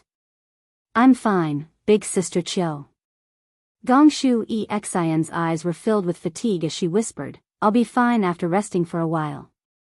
Then, Gongshu Xian glanced at Xiao Hua and the others not far away and said indifferently, if little sister doesn't show some real ability, how can they give little sister 30% of the benefits? Then, Gongshu Xian reached out and took out a jade bottle. She crushed the bottle and a few drops of fragrant liquid fell into her mouth. As the liquid entered her mouth, Gongshu Xian's face slowly turned red. Seeing Gongshu Xian casually throw away the jade bottle, Xiao Hua's heart jumped. He waved his hand and the jade bottle flew into his hand. Elder Xiao, what are you doing? Gongshu Xian raised her hand as if to stop him, but she was still weak. She knew she couldn't compete with Xiao Hua's spiritual power, so she asked indifferently. Xiao Hua didn't answer her. He took the jade bottle and sniffed it. He nodded slightly. Candle core grass, hongyang fruit. Lady Gongshu, this liquid doesn't seem to be an ordinary spirit medicine for strengthening the spirit. Gongshu Xian's face didn't have any expression. Instead, she showed a trace of coldness and said indifferently, Daoist cultivators are indeed vulgar. Even the liquid I took is my secret. Elder Xiao, don't you know how to respect other people's secrets? Fine. Xiao Hua originally wanted to ask a few more questions. He might be able to help Gongshu Xian refine some suitable medicinal pills, but Gongshu Xian clearly had the attitude of keeping people at a distance. Xiao Hua didn't need to ask for a rebuff. Then, Gongshu Xian flew above the formation and told everyone, including Gusuqiu Di, to stay far away from her. She sat cross-legged on the high ground and made strange hand seals. As she waved her fingers, streams of noble qi came out of the void. Gongshu Xian opened her mouth and spat out a few mouthfuls of pure qi. The noble qi turned into inscriptions and landed on the 81 spots of the Great Formation. Wang, wang, wang. As if someone was playing a zither, a pleasant sound came from all over the place. Gorgeous scrolls flew out from various parts of the misty mountain maze and unfurled high up in the sky. Wuxia Xianxia's eyes shined with the color of the silver moon. Her face was serious. This scene lasted for a full day and night. When the moon fell and the stars became sparse, all the scrolls gradually disappeared in the cold dew. Okay. Elders. Wuxia Xianxia's voice was a bit hoarse. I've seen through the misty mountain formation. There's no time to lose. Everyone, listen to me. Sister Xian. Gusuqiu hurriedly shouted, you've used up a lot of essence. Why don't you rest for a while? No need. Wuxia Xian smiled, I'm just sending people. I'm not doing it myself. I don't need to rest. Okay. You know what you're doing. Gusuqiu nodded, but there was still some worry in her eyes. Elders, you must have prepared a lot to break the formation? Wuxia Xian looked at Zhang Daoran and asked. Zhang Daoran nodded, indeed, but Wuxia Xian didn't wait for Zhang Daoran to finish and interrupted, you don't need to tell me what you've prepared. I'm only responsible for sending people to break the formation. If you're not prepared enough, don't blame me. Then Wuxia Xian asked, Elder Sun Kong, take your beast pet to the east. When the sun rises, there will be yang qi rising from the east of the formation. You can use a fire-type magic treasure to suppress it. If the formation spirit's qi leaks out, you can let your beast pet devour it. Yes. Master Sun Kong nodded and clapped his hand. It really was a palm-sized stone strip. The stone strip was engraved with countless flame-shaped runes, and the entire stone strip emitted a scarlet-red light. This old man's scarlet flame stone can be used.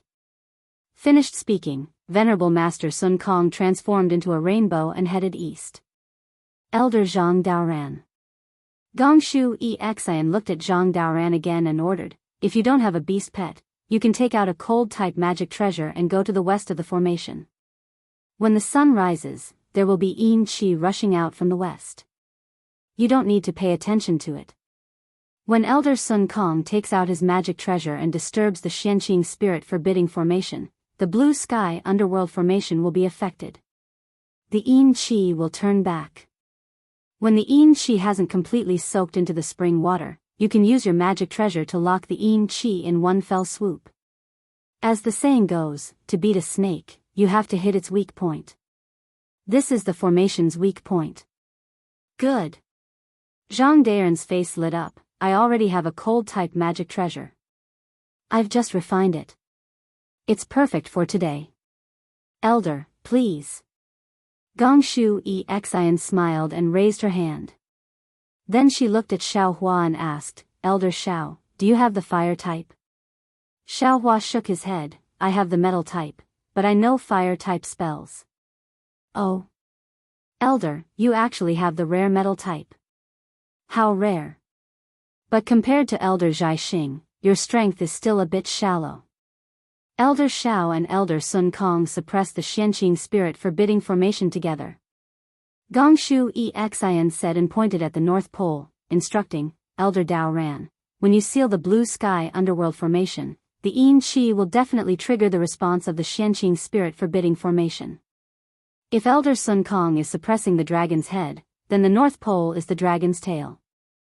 As the saying goes, when a dragon swings its tail, mountains and rivers will shatter. It's even more powerful than when a dragon raises its head. I heard that Elder Zhao's cultivation is extremely profound, so I'll entrust this important task to Elder Xiao. When Elder Daoran locks on the formation, the Xianqing spirit forbidding formation will shake like a landslide. Elder Xiao, use your natal magic treasure to suppress it. If this natal magic treasure is of the fire type, it's best. If it's of the metal type, it's also fine. What about this? Xiaohua opened his mouth and the seal of the overturning sea flew out. Layers of yellow shadows floated on it. Earth-type magic treasure? Wuxia Xian was a bit dazed. She looked at Xiaohua up and down and asked curiously, Elder Xiao, what kind of element do you have? Of course it's of the metal type. Xiaohua said with a smile, but I have a lot of magic treasures. This seal of the overturning sea seems to be perfect for suppressing it. This magic treasure is quite powerful. Although its element isn't very suitable, it's not a big problem.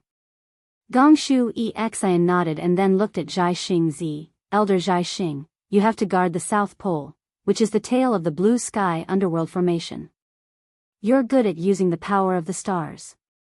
The power of the stars has always been violent, so it'll be twice the result with half the effort to deal with the power of ice.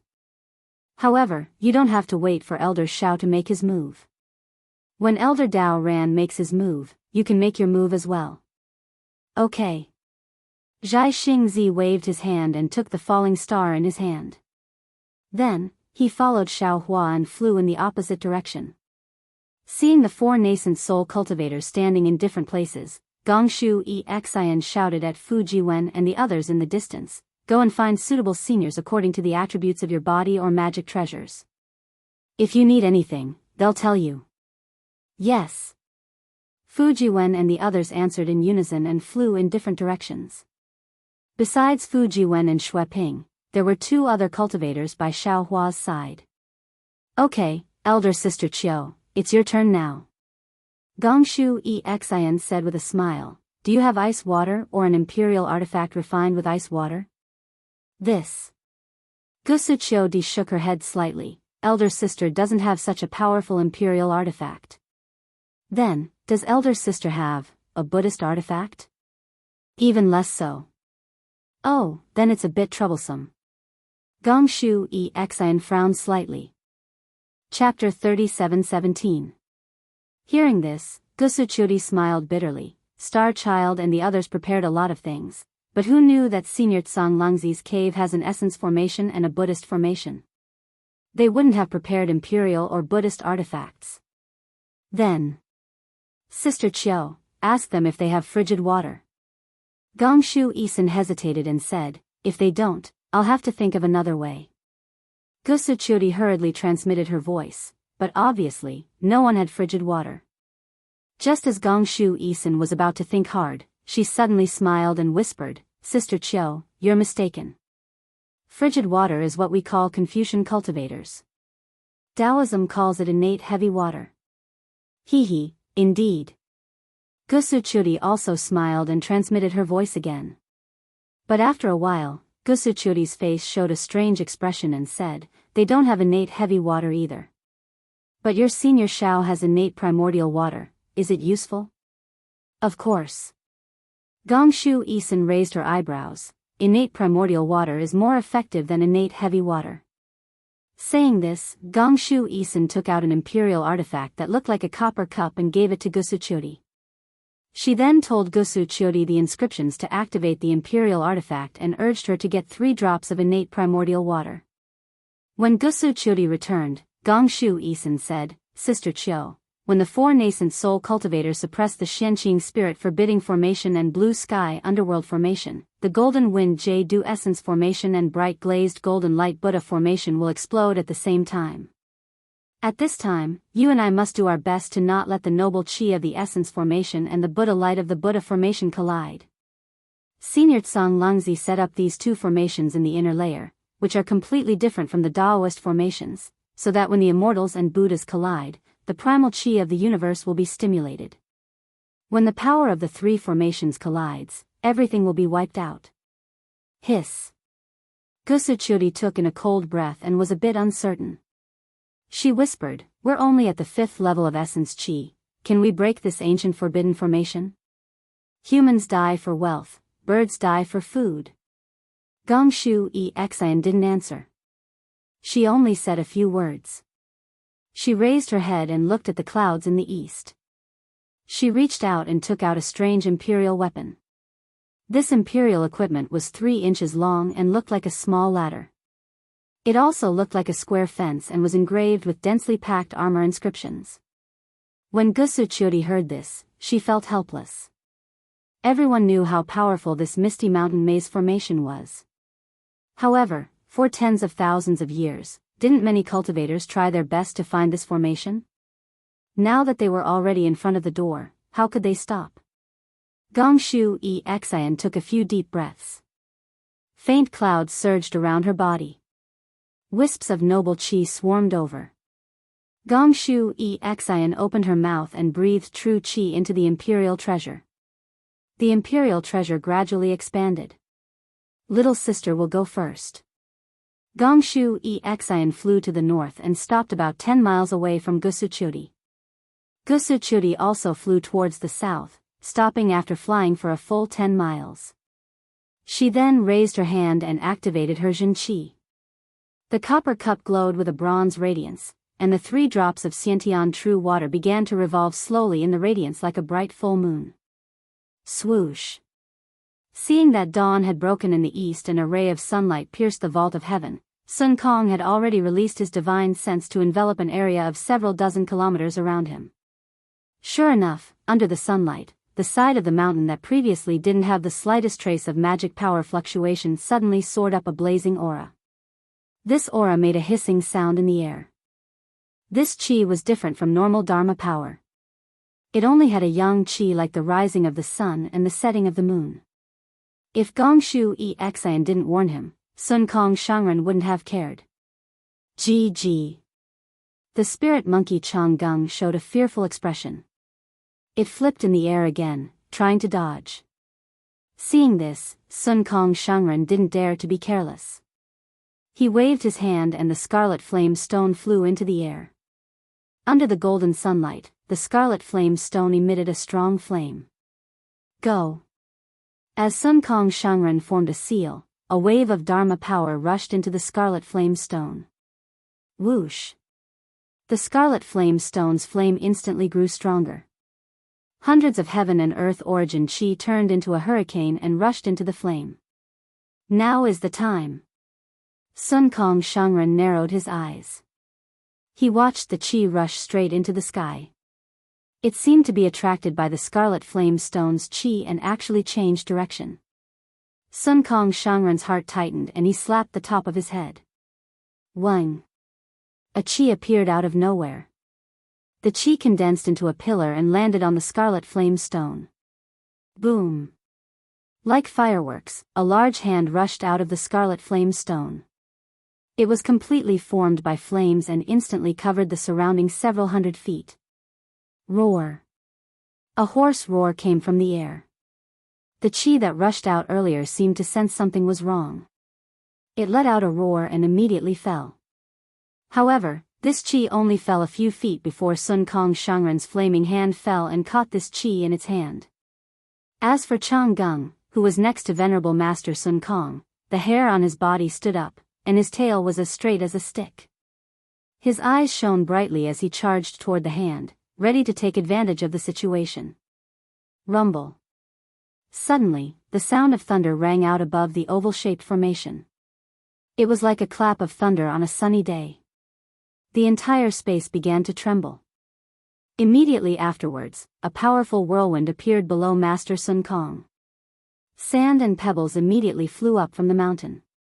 Just as the whirlwind appeared, Zhang Daoran's body suddenly gave off a strange coldness.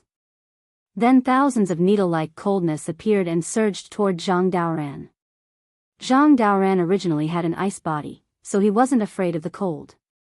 However, this coldness was clearly abnormal. Even with Zhang Daoran's ability, he couldn't help but shiver. He quickly raised his hand and a strange magic treasure appeared in his hand. This magic treasure was dark green and seemed to be in the shape of a beast. However, its head was missing, and only 3 of its 4 hooves were intact. A green light flashed on Zhang Daoran's face, and the magic treasure suddenly expanded. The shadow of a monster emerged from the magic treasure, and the moment it appeared, it immediately blocked the cold. At this moment, waves of crashing sounds came from under Zhang Daoran. A dark purple aura that could be seen with the naked eye rushed out from the formation toward Zhang Daoran. The aura's power was extremely strong. Even someone as strong as Zhang Daoran was shocked. He involuntarily activated his magic power and had to first take out a magic treasure to block it. Just as the magic treasure glowed, Xiaohua's voice came, "Brother Daoran, don't be impatient." See. Zhang Daoran took a deep breath and shivered. He quickly retreated. Gongshu Isin had clearly said not to block the Yin aura when it first appeared. Although Gongshu Isin didn't explain, the Yin aura was very clear. This Yin aura was the power of the formation. Zhang Daoran's cultivation couldn't block it. He should avoid it and wait for the Yin aura to return before attacking it. Who knew that Zhang Daoran actually lost his sense of propriety in the formation? If it wasn't that Zhang Daoran's Dao heart wasn't complete, then the formation had the power to bewitch him. Fortunately, Xiaohua reminded him in time. Zhang Daoran suddenly realized. Sure enough, the extremely cold aura rushed into the sky. Layers of ice fell in the nearby space. When the Yin aura reached a height of 1,000 feet, it suddenly rolled down like a waterfall and fell straight back into the formation. Zhang Daoran didn't dare to be careless. He released his divine sense. A cold aura that seemed to be able to freeze divine sense spread toward Zhang Daoran's Naiwan palace.